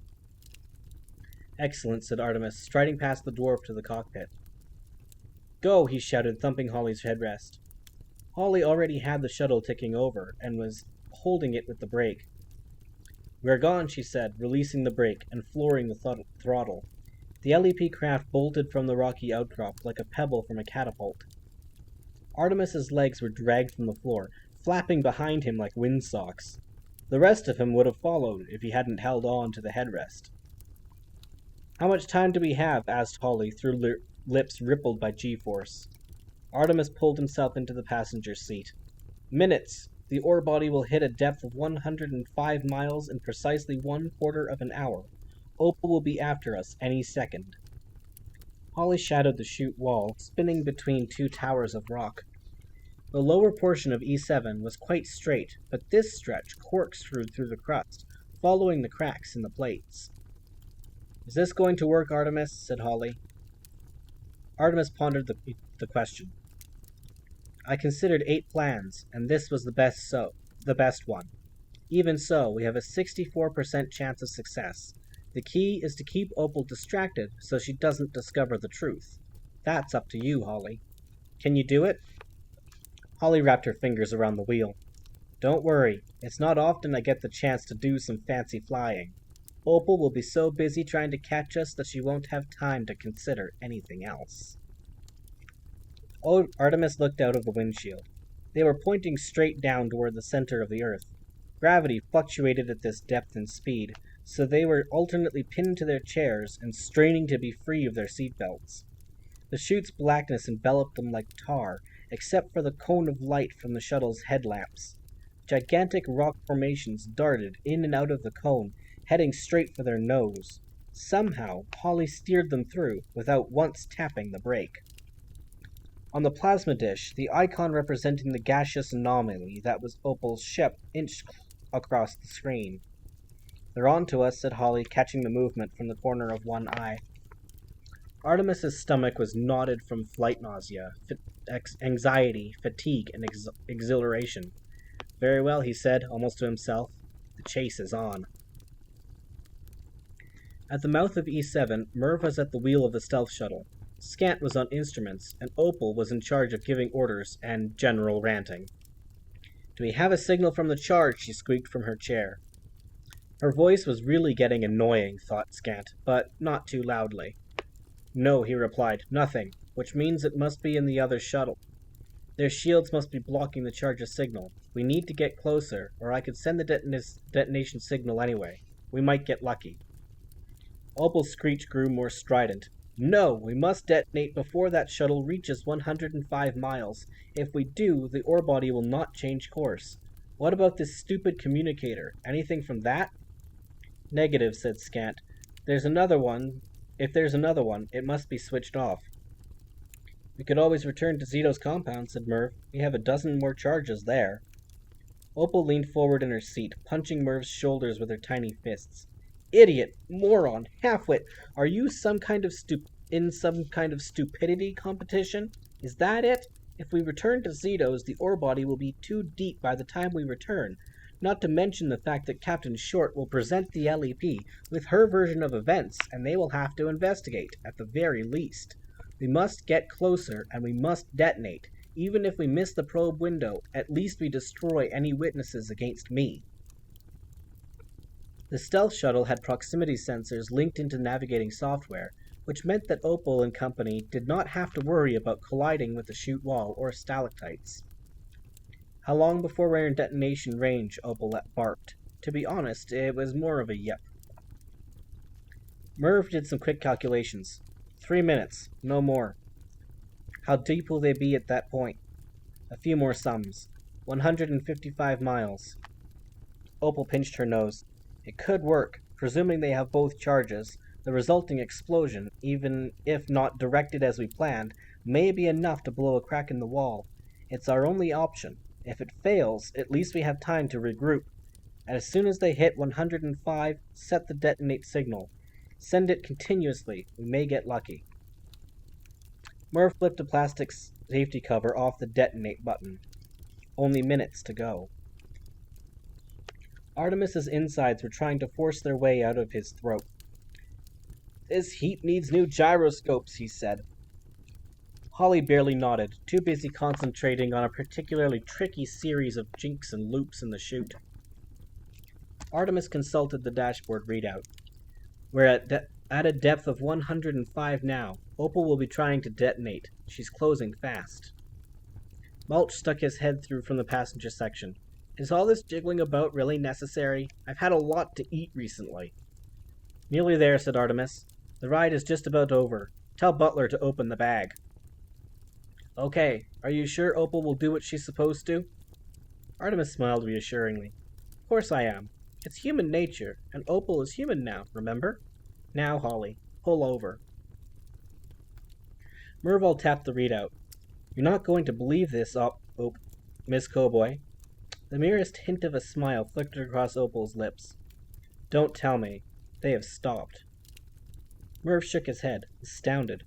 "Yes, they are hovering at 125. Why would they do that?" "There's no point trying to explain it, Merval. Just keep sending the detonation signal, but slow us down. I don't want to be too close when we get a connection." She drummed her nails on the handheld communicator left behind by the dwarf. Any second now. A red call light flashed on the communicator, accompanied by a slight vibration. Opal smiled, flipping open the walkie-talkie screen. Artemis's pale face filled the tiny screen. He was trying to smile, but it was obviously forced. "Opal, I am giving you one chance to surrender. You have disarmed your charges, and the LEP is on its way. It would be better for you to turn yourself over to Captain Short than shoot it out with an armed LEP ship." Opal clapped her hands. "Bravo, Master Fowl. What a wonderful fiction. Now, why don't I tell you the real truth? You have realized that the charges cannot be disarmed. The mere fact that I can receive your communication signal means that my detonation signal will soon penetrate your shields. You cannot simply jettison the explosives, or I will set them off in the chute, exactly as I had originally planned. Then I will simply fire a few heat seekers at your craft, and if you attempt further flight, then I will follow and penetrate your shields before you clear the parallel stretch. You are not in communication with the LEP. If you were, we would have picked up your broadcast. So your only alternative is this pathetic bluff. And it is pathetic. You are obviously attempting to stall me until the ore body passes your depth." "So you refuse to surrender?" Opal pretended to think about it, tapping her chin with a manicured nail. "Why, yes, I think I will fight on against all odds. And by the way, please don't look directly at the screen. It's bad for my skin." Artemis sighed dramatically. "Well, if we have to go, at least we'll go on full stomachs."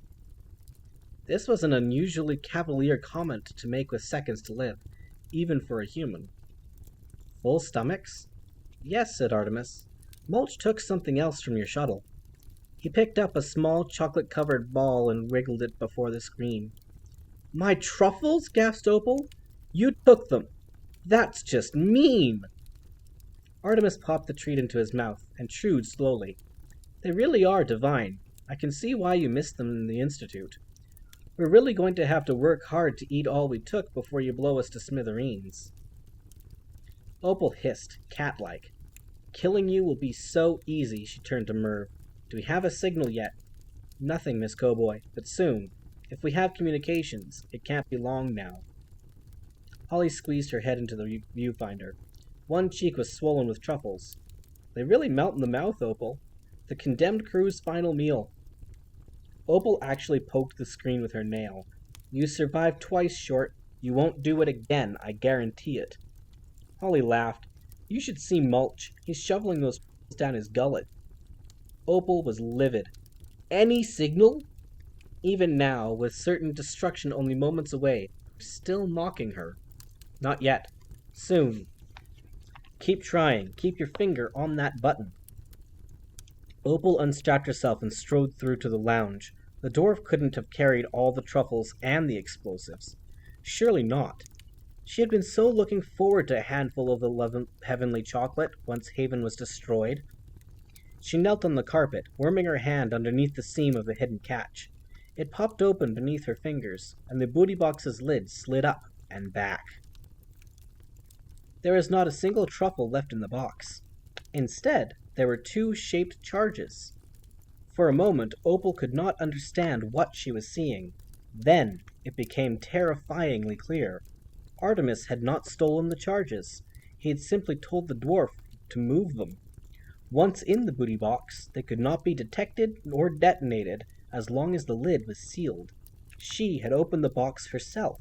Artemis had goaded her into sealing her own fate. The blood drained from Opal's face. "Merval," she screamed, "the detonation signal!" "Don't worry, Miss Cowboy," the pixie shouted from the cockpit. "We just got contact. Nothing can stop it now." Green countdown clocks activated on both charges and began counting back from 20, a standard mining fuse. Opal lurched into the cockpit. She had been tricked, duped. Now the charges would detonate uselessly at 75 miles, well above the parallel stretch.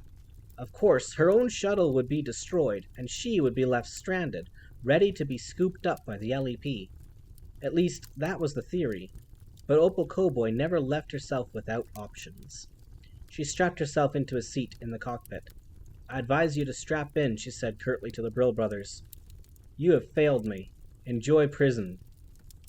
Merv and Scant barely had time to buckle up before Opal activated the ejector gel pods under their seats. They were immediately immersed in a bubble of amber impact gel and ejected through the panels that opened in the hull. The impact gel bubbles had no power source and relied on the initial gas propulsion to get them out of harm's way. The gel was fireproof, blast resistant, and contained enough oxygen for 30 minutes of shallow breathing. Merv and Scant were catapulted through black space until they came into contact with the chute wall. The gel stuck to the rocky surface, leaving the Brill brothers stranded thousands of miles from home. Opal, meanwhile, was rapidly keying codes into the shuttle's computer. She had less than 10 seconds left to complete her final act of aggression. Artemis Fowl may have beaten her this time, but he wouldn't live to gloat about it. Opal expertly activated and launched 2 heat-seeking plasma rockets from the nose tubes, then launched her own escape pod. No plasma gel for Opal Cowboy. She had, of course, included a luxury pod in the ship's design. Just one, though. No need for the help to travel in comfort. In fact, Opal didn't care much what happened to the Brill brothers, one way or the other. They were of no further use to her. She opened the throttles wide, ignoring safety regulations. After all, who cared if she scorched the shuttle's hull? It was about to get a lot more than just scorched.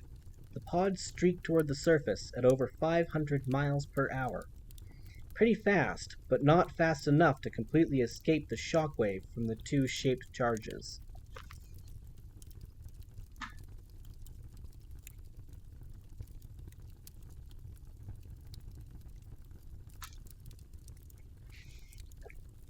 The stealth shuttle exploded in a flash of multicolored light. Holly pulled the LEP shuttle close to the wall to avoid falling debris. After the shockwaves had passed, the shuttle's occupants waited in silence for the computer to run a scan on the stretch of chute above them.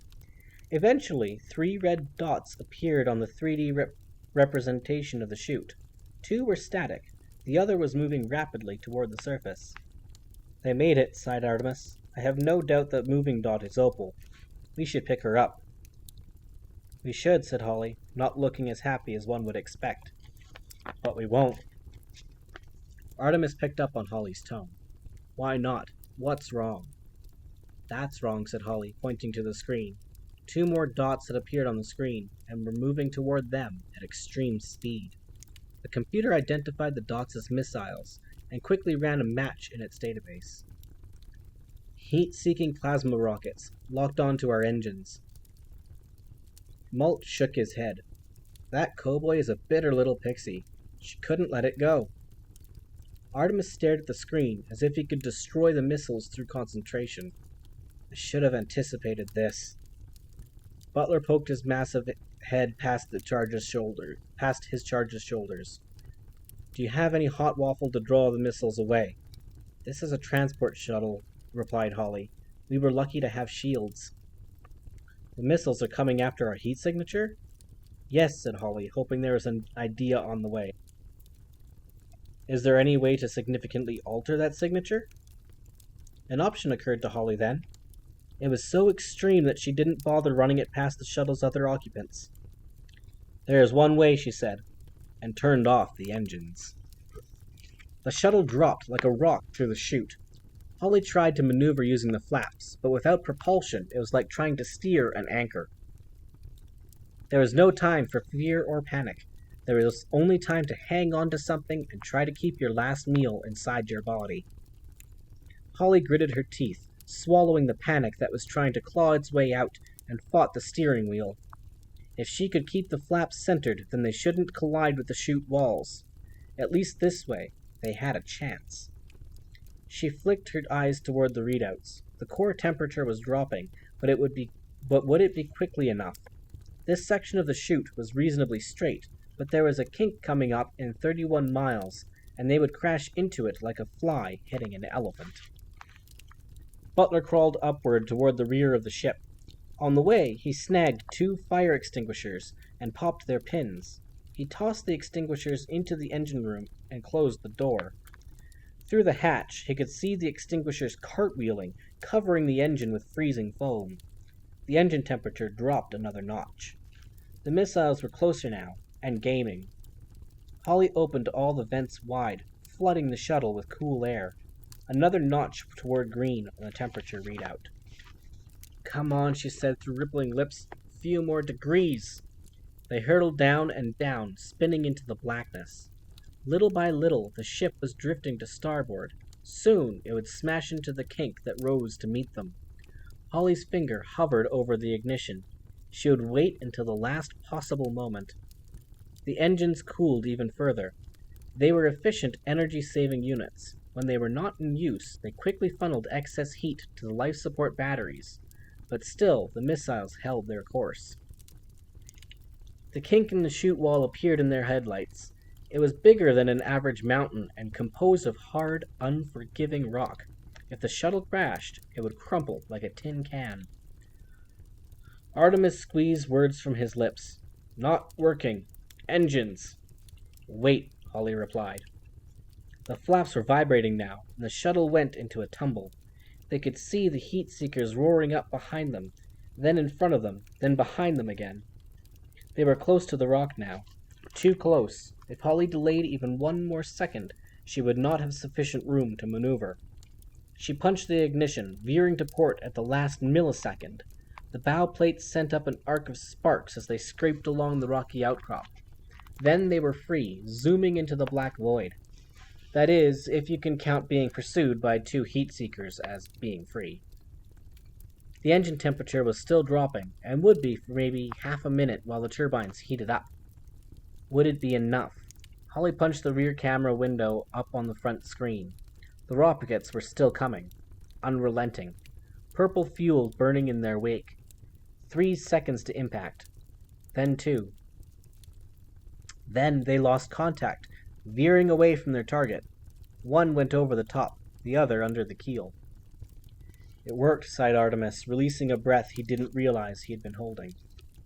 Well done, soldier, grinned Butler, ruffling Holly's hair. Mulch poked his head through the passenger area. His face was slightly green. I had a little accident, he said. No one inquired further. Let's not celebrate just yet, said Holly, checking her instruments.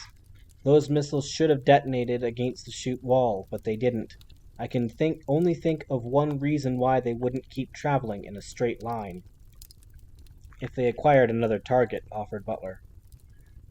A red dot appeared on the plasma screen. The 2 missiles were headed directly for it. Exactly. That's an LEP supersonic attack shuttle, and as far as they're concerned, we've just opened fire on them.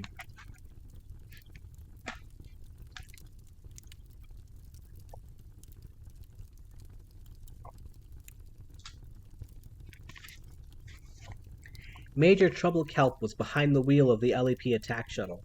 The craft was traveling at more than 3 times the speed of sound, booming along the chute like a silver needle. Supersonic flights were very rarely cleared, and they could cause cave-ins and, in rare cases, be detected by human seismographic equipment. The shuttle's interior was filled with impact gel to dampen otherwise bone-breaking vibration. Major Kelp was suspended in the gel in a modified pilot's suit. The ship's controls were connected directly to his gloves, and the video ran to his helmet. Foley was in constant contact from Police Plaza. Be advised that the stolen shuttle is back in the chute, he informed Trouble. It's hovering at 125 miles. I have it, said Trouble, locating the dot on his radar. He felt his heart race. There was a chance that Holly was alive and aboard that shuttle, and if that were true, he would do whatever it took to bring her home safely. A sunburst of white, yellow, and orange flared on his scopes. We have an explosion of some kind. Was it the stolen shuttle? No, Trouble. It came from nowhere. There was nothing there. Watch out for debris. The screen was streaked with dozens of jagged yellow lines, as hot metal shards plummeted toward the center of the Earth. Trouble activated the nose lasers, ready for anything that might head his way. It was unlikely that the vessel would be threatened. The chute was wider than the average city at this depth. The debris from the explosion would not spread more than half a mile. He had plenty of time to steer himself out of harm's way. Unless some of the debris followed him. 2 of the yellow streaks were veering unnaturally in his direction. The onboard computer ran a scan. Both items had propulsion and guidance systems. Missiles. I am under fire, he said into his microphone. 2 missiles incoming. Had Holly fired on him? Was it true what Sewell said? Had she really gone mad? Gone bad? Trouble reached into the air and tapped a virtual screen. He touched the representations for both missiles, targeting them for destruction. As soon as they came into range, the computer would hit them with a beam of laser fire. Trouble steered into the middle of the chute so that the lasers would have the longest possible line of fire. Lasers were only any good in a straight line. 3 minutes later, the missiles powered around the bend in the chute. Trouble barely spared them a glance, and the computer loosed 2 quick bursts, dispatching the missiles efficiently. Major Kelp flew straight through the shockwave, insulated by layers of impact gel. Another screen opened in his visor. It was the newly promoted Commander Ark Sewell. Major, you are authorized to return fire. Use all necessary force. Trouble scowled. But, Commander, Holly may be on board. Sewell raised a hand, silencing all objections. Captain Short has made her allegiances clear. Fire at will. Foley could not remain silent. Hold your fire, Trouble. You know Holly isn't behind all of this. Somehow Opal Cowboy fired those missiles. Sewell pounded the desk. How can you be so blind to the truth, donkey boy? What does Short have to do to convince you she's a traitor? Send you an email? She has murdered her commander, allied herself with a felon, and fired on an LEP shuttle. Blast her out of the air. No, insisted Foley. It sounds bad, I grant you, but there must be another explanation. Just give Holly a chance to tell us what it is. Sewell was apoplectic. Shut up, Foley. What are you doing giving tactical orders? You are a civilian. Now get off the line. Trouble, listen to me, began Foley, but that was all he managed to say before Sewell cut him off. Now, said the commander, calming himself, you have your orders. Fire on that shuttle. The stolen shuttle was actually in view now. Trouble magnified its image in his visor, and immediately noticed 3 things. First, the shuttle's communication mast was missing. Second, this was a transport shuttle, and not rigged for missiles. And third, he could actually see Holly Short in the cockpit, her face drawn and defiant. Commander Sewell, he said, I think we have some extenuating circumstances here. I said fire, screeched Sewell. You will obey me. Yes, sir, said Trouble, and fired. Holly had watched the radar screen, following Opal's missiles through unblinking eyes. Her fingers had gripped the steering wheel until the rubber squeaked. She did not relax until the needle-like attack shuttle destroyed the missiles and coasted through the wreckage. "No problem," she said, smiling bright-eyed at the rest of the crew. "Not for him," said Artemis, "but perhaps for us." The attack shuttle hovered off their port bow, sleek and deadly, bathing them with a dozen spotlights. Holly squinted into the pale light, trying to see who was in the captain's chair. A tube opened and a metallic cone nosed out. "That's not good," said Mulch. "They're going to fire at us." But strangely, Holly smiled. "It is good," she thought. "Someone down there likes me." The communications spike traveled the short distance between the two shuttles, burying itself in the stolen craft's hull. A quick-drying sealant erupted from the nozzles at the base of the spike, sealing the breach, and the nose cone unscrewed itself and dropped to the floor with a clang. Underneath was a conical speaker.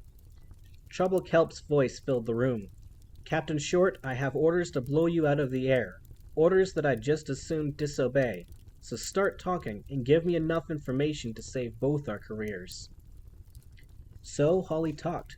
She gave Trouble the condensed version, how this entire affair was orchestrated by Opal, and how they would pick her up if they searched the chute. "That's enough to keep you alive for now," said Trouble, "though officially you and any other shuttle occupants are under arrest until we find Opal Cowboy." Artemis cleared his throat. "Excuse me, I don't believe you have any jurisdiction over humans. It would be illegal to arrest me or my associate." Trouble sighed. Over the speaker it sounded like a rasp of sandpaper. "Let me guess. Artemis Fowl, right? I should have known. You people are becoming quite the team. Well, let's say you're a guest of the LEP, if that makes you any happier. Now, a retrieval squad is in the chute. They will take care of Opal and her associates. You follow me back to Haven." Holly wanted to object. She wanted to catch Opal herself. She wanted the personal pleasure of tossing the poisonous pixie into an actual jail cell, and then throw away the key. But their position was precarious enough as it was, so for once she decided to follow orders.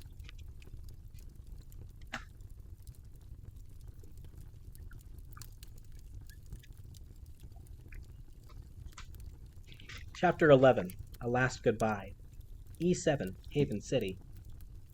Once they reached Haven, a squad of LEP foot soldiers boarded the shuttle to secure the prisoners. The police swaggered on board, barking orders. Then they saw Butler, and their cockiness evaporated like rainwater from a hot highway.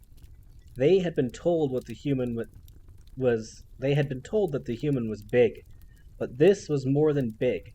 This was monstrous, mountainous. Butler smiled apologetically. "Don't worry, little fairies. I have this effect on most humans, too." The police breathed a collective sigh of relief when Butler agreed to go quietly. They could possibly have subdued him if he had put up a fight, but then the massive mudman might have fallen on someone. The detainees were housed in the shuttleport's executive lounge, evicting several grumbling lawyers and business fairies. It was all very civil. Good food, clean clothes, not for Butler, and entertainment centers. But they were under guard, nevertheless. Half an hour later, Foley burst into the lounge. "Holly," he said, wrapping a hairy arm around the elf. "I'm so happy that you're alive." "Me too, Foley," Holly grinned. "A little hello wouldn't hurt," said Mulch sulkily. "How are you, Mulch? Long time no see, Mulch. Here's your medal, Mulch."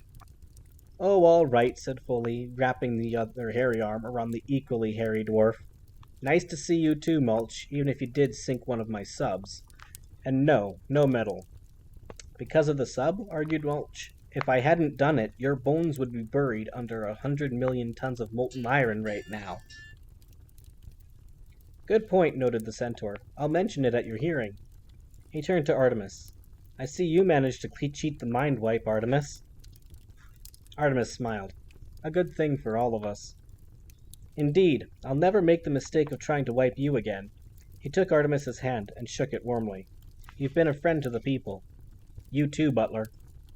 The bodyguard was hunched on a sofa, elbows on his knees. "You can repay me by building a room I can stand up in." "I'm sorry about this," said Foley apologetically. We don't have rooms for people your size. Sewell wants you all kept here until your story can be verified." "How are things going?" asked Holly. Foley pulled a file from inside his shirt. "I'm not actually supposed to be here, but I thought you'd like an update." They crowded around a table while Foley laid out the reports. "We found the Brill brothers on the chute wall. They're singing like stinkworms. So much for loyalty to your employer. Forensics have collected enough pieces of the stealth shuttle to prove its existence." Holly clapped her hands. "That's it, then." "It's not airtight," corrected Artemis. "Without Opal, we could still be responsible for everything. The Brills could be lying to protect us. Do you have her?" Foley clenched his fists. "Well, yes and no. Her escape pod was ruptured from the blast, so we could trace it. But by the time we reached the crashdown site on the surface, she had disappeared. We ran a thermal on the area and isolated Opal's footprints. We followed them to a small rustic homestead in the wine region near Bari. We can actually see her on satellite, but an insertion is going to take time to organize. She's ours, and we will get her, but it may take a week." Holly's face was dark with rage. She'd better enjoy that week, because it will be the best week of her life.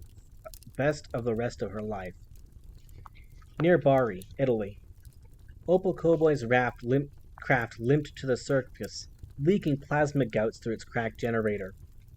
Opal was well aware that this plasma was as good as a trail of arrows for Foley. She must ditch the craft as soon as possible and find somewhere to lay low until she could access some of her funds. She cleared the shuttleport and made it nearly 10 miles across Crunchy before her engines seized, utterly forcing her to ditch in a vineyard. When she clambered from the pod, Opal found a tall, tanned woman of perhaps 40 waiting for her with a shovel and a furious expression on her face. "These are my vines," said the woman in Italian. "The vines are my life. Who are you to crash here in your little airplane and destroy everything I have?" Opal thought fast. "Where is your family?" she asked. "Your husband?" The woman blew a strand of hair from her eye. "No family, no husband. I work the vines alone. I'm the last in the line. These vines mean more to me than my life, and certainly more to me than yours." "You're not alone," said Opal, turning on the hypnotic fairy Mesmer. "You have me now. I am your daughter, Belinda." "Why not?" she reasoned. "If it worked once." "Belinda," said the woman slowly. "I have a daughter?" "That's right," agreed Opal. "Belinda, remember? We work these vines together. I help make the wine." "You help me?" Opal scowled. Humans never got anything the first time. "Yes," she said, barely concealing her impatience. "I help you. I work beside you." The woman's eyes cleared suddenly. "Belinda, what are you doing standing there? Get a shovel and clean up this mess. When you finish here, you must prepare dinner." Opal's heart skipped a beat. Manual labor? Not likely. Other people did that sort of thing. On second thought, she said, pushing the Mesmer as hard as she could, "I am your pampered daughter, Belinda. You never allow me to do any work in case it roughens my hands. You're saving me for a rich husband." That should take care of it. She would hide out with this woman for a few hours, and then escape to the city. But a surprise was coming Opal's way. "That's my Belinda," said the woman, "always dreaming. Now take this shovel, girl, or you'll go to bed hungry." Opal's cheeks flushed red. "Didn't you hear me, crone? I do not do physical work. You will serve me. That is your purpose in life." The Italian lady advanced on her tiny daughter. "Now listen here, Belinda. I'm trying not to hear these poisonous words coming out of your mouth, but it is difficult. We both work the vines, and that is the way it has always been. Now take the shovel, or I will lock you in your room with 100 potatoes to peel and none to eat." Opal was dumbstruck. She could not understand what was happening. Even strong-minded humans were putty before the Mesmer. What was happening here? The simple truth was that Opal had been too clever for her own good. By placing a human pituitary gland in her own skull, she had effectively humanized herself. Gradually, the human growth hormone was overpowering the magic in her system. It was Opal's own bad fortune that she had used her last drop of magic to convince this woman that she was her daughter. Now she was without magic. and a virtual prisoner in the Italian lady's vineyard. And what's more, she was being forced to work, and that was even worse than being in a coma.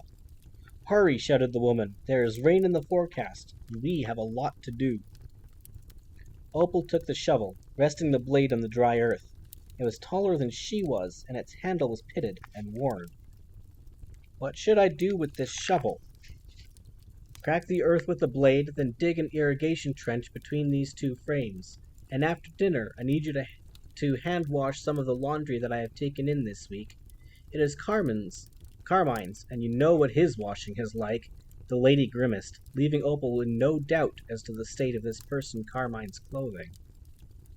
The Italian lady picked up a second shovel and began to dig beside Opal. "Don't frown so, Glinda. Work is good for the character. After a few more years, you will see that." Opal swung the shovel, dealing the earth a pathetic blow that barely raised a sliver of clay. Already her hands were sore from holding the tool. In an hour she would be a mass of aches and blisters. Maybe the LAP would come and take her away. Her wish was to be granted, but not until a week later, by which time her nails were cracked and brown, and her skin was rough with welts. She had peeled countless potatoes and waited on her new mother, hand and foot. Opal was also horrified to discover that her adopted parent kept pigs, and that cleaning out the sty was another of her seemingly endless duties. By the time the LEP retrieval team came for her, she was almost happy to see them.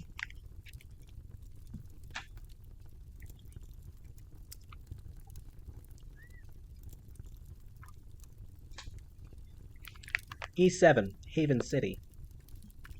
Julius Root's recycling ceremony was held the day after Artemis and Holly arrived in Haven City. All the brass turned up to the commitment ceremony. All the brass, but not Captain Holly Short. Commander Sewell refused to allow her to attend the commitment, even under armed guard. The tribunal investigating the case had not made its decision yet, and until it did, Holly was a suspect in a murder investigation. So Holly sat in the executive lounge, watching the commitment ceremony on the big screen. Of all the things Sewell had done to her, this was the worst. Julius Root had been her closest friend, and here she was watching his recycling on a screen while all the higher-ups attended, looking sad for the cameras. She covered her face with her hands when they lowered an empty casket into the ornate decomposition vat.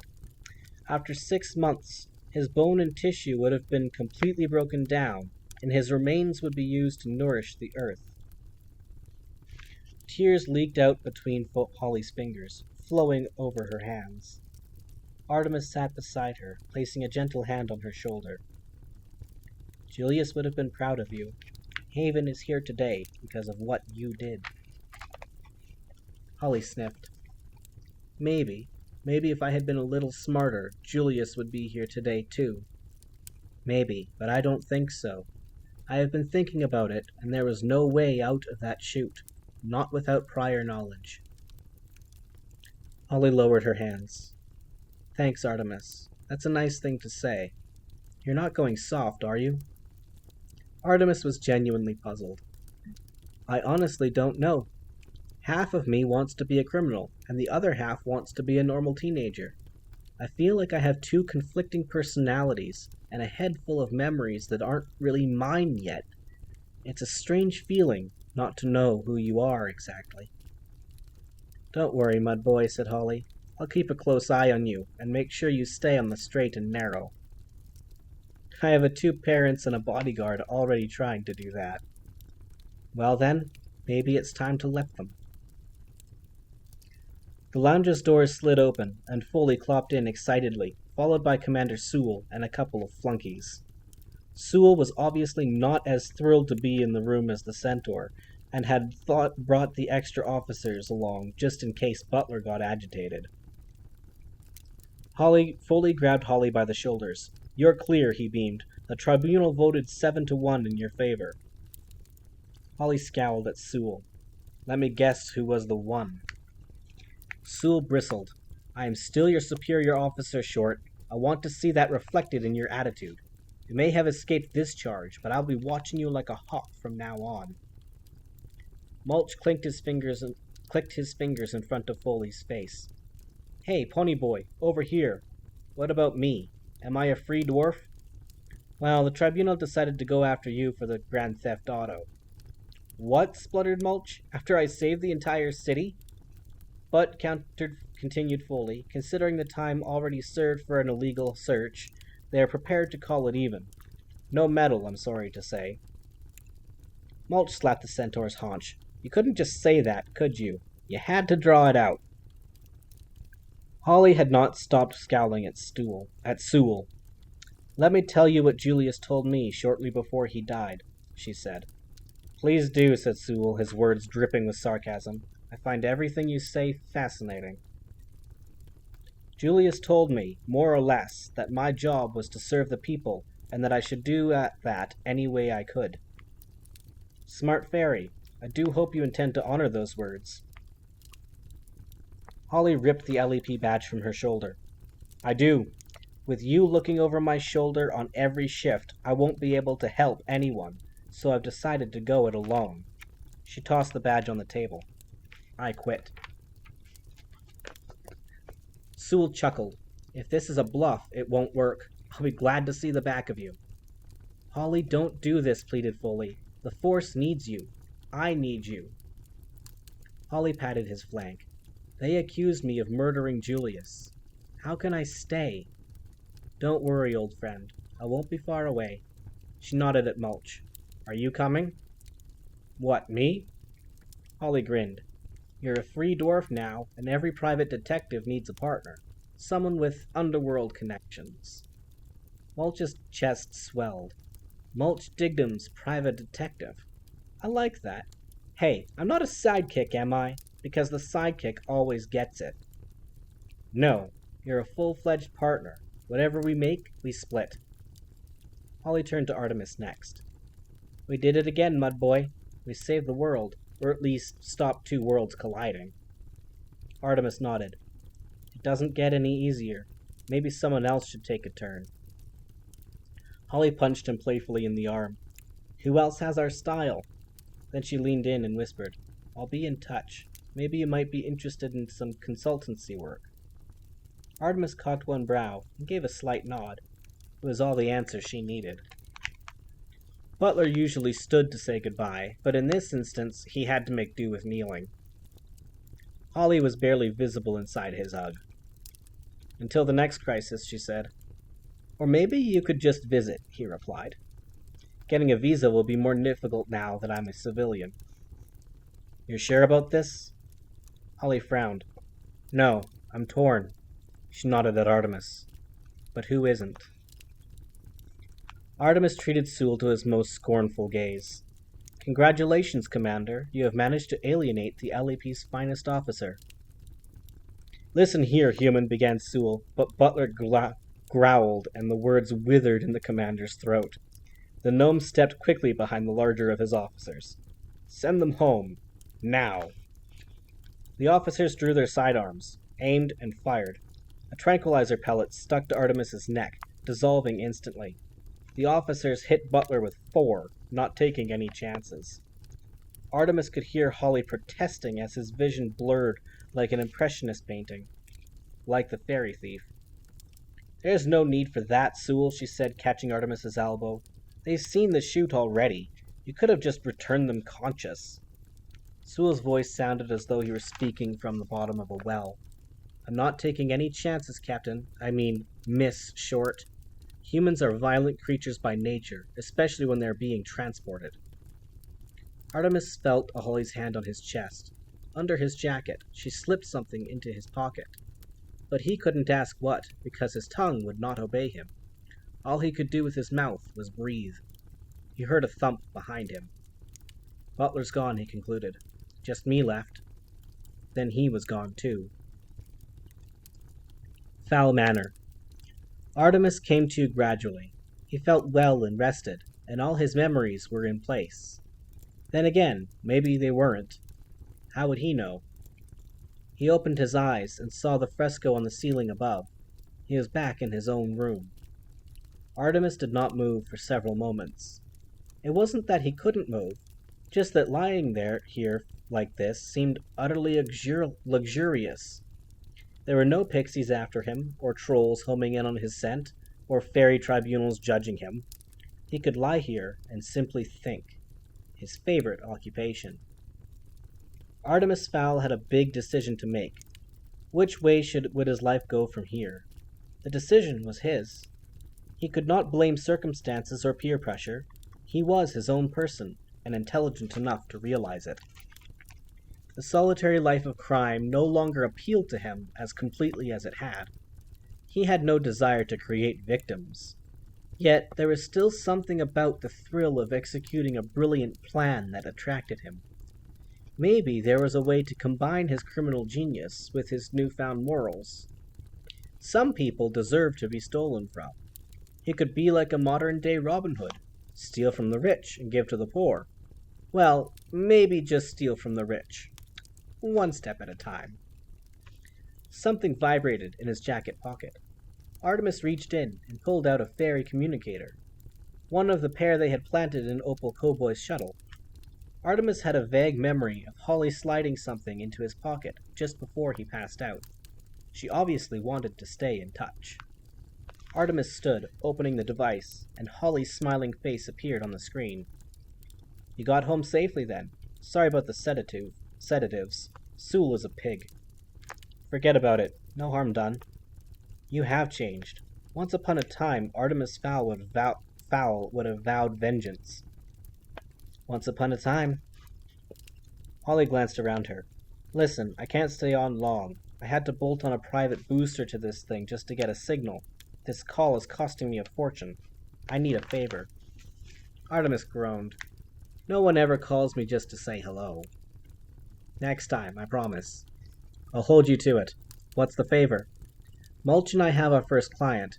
He's an art dealer who's had a picture stolen. Frankly, I'm flummoxed, so I thought I'd ask an expert." Artemis smiled. I suppose I do have some expertise in the area of stolen art. Tell me what happened."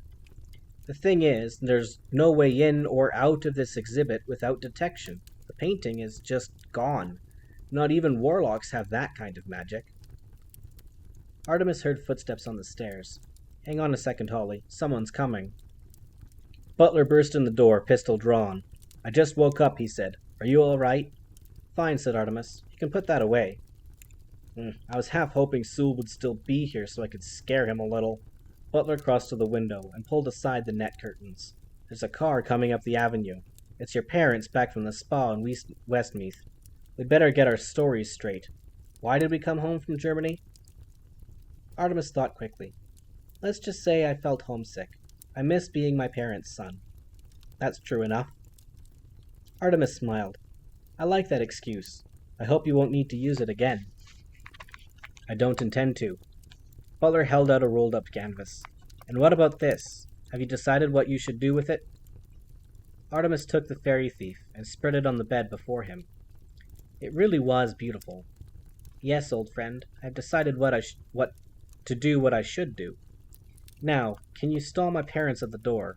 I need to take this call." Butler nodded, running down the stairs 3 at a time.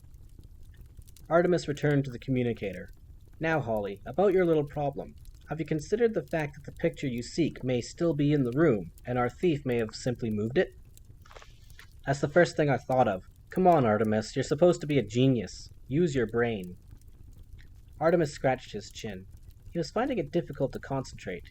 He heard tires crunching in the drive, and then his mother's voice laughing as she climbed from the car. "Artie," she called, "come down. We need to see you." "Come down, Artie boy," shouted his father. "Welcome us home." Artemis found that he was smiling. "Holly, can you call me back later? I'm busy right now." Holly tried to scowl. "Okay, 5 hours, and you'd better have some suggestions for me." "Don't worry, I will. And also my consultant's bill." "Some things never change," said Holly, and closed the link. Artemis quickly locked the communicator in his room safe, then ran to the stairs. His mother was at the bottom of the steps, and her arms were open wide.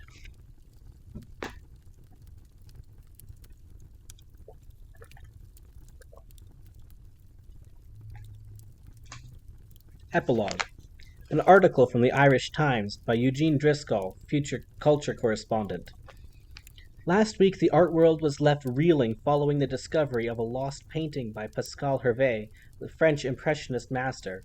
The rumored recovery of the fairy thief, oil on canvas, was confirmed when the painting was sent to the Louvre Museum in Paris. Someone, presumably an art lover, actually used the regular mail service to post the priceless masterpiece to the curator. The authenticity of the work has been confirmed by 6 independent experts. A spokesman for the Louvre has stated that the picture will be exhibited within the next month. So, for the first time in almost a century, everyday art lovers will be able to enjoy Hervé's masterpiece. But perhaps the most tantalizing part of this whole affair is the typed note that came with the fairy thief. The note read simply, "More to follow." Is someone out there reclaiming lost or stolen masters for the people? If so, collectors beware. No secret vault is safe. This correspondent waits with bated breath. More to follow. Art lovers all over the world certainly hope so. Awe is right. Isn't that adorable? Although, I really feel for Holly for this one, losing Root at the same moment as losing her job. And, also being blamed for murder. Anyway, we will continue Artemis Fowl's saga next week at 11 p.m. Eastern Time, or whatever time zone I'm in, I forget. And we'll continue from there. This is the 4th book, so there's still 4 more books in this series. After we are finished, we will hold another vote for the next series to be read. Join us on Discord if you would like to be part of future votes, or if you would just like to chat with an insane insomniac. That would be me, by the way. Hi. And we will see you all next week. Also, if you're interested, we have a more adult-themed reading. Hey, cool, the link worked. Fantastic. We have a more adult reading scheduled for Monday nights as well. Currently, we are reading The Hobbit, which I admit is not an adult's book, but we'll also be continuing on to Lord of the Rings. And once we are finished with those, we will again hold another vote for more adult-themed stuff. So again, join us on Discord if you'd like to see that. And if you'd like to see previous videos, they are all posted on YouTube under Insomniac Lemon. Look for the little cute lemon icon. Alright, folks. See you then.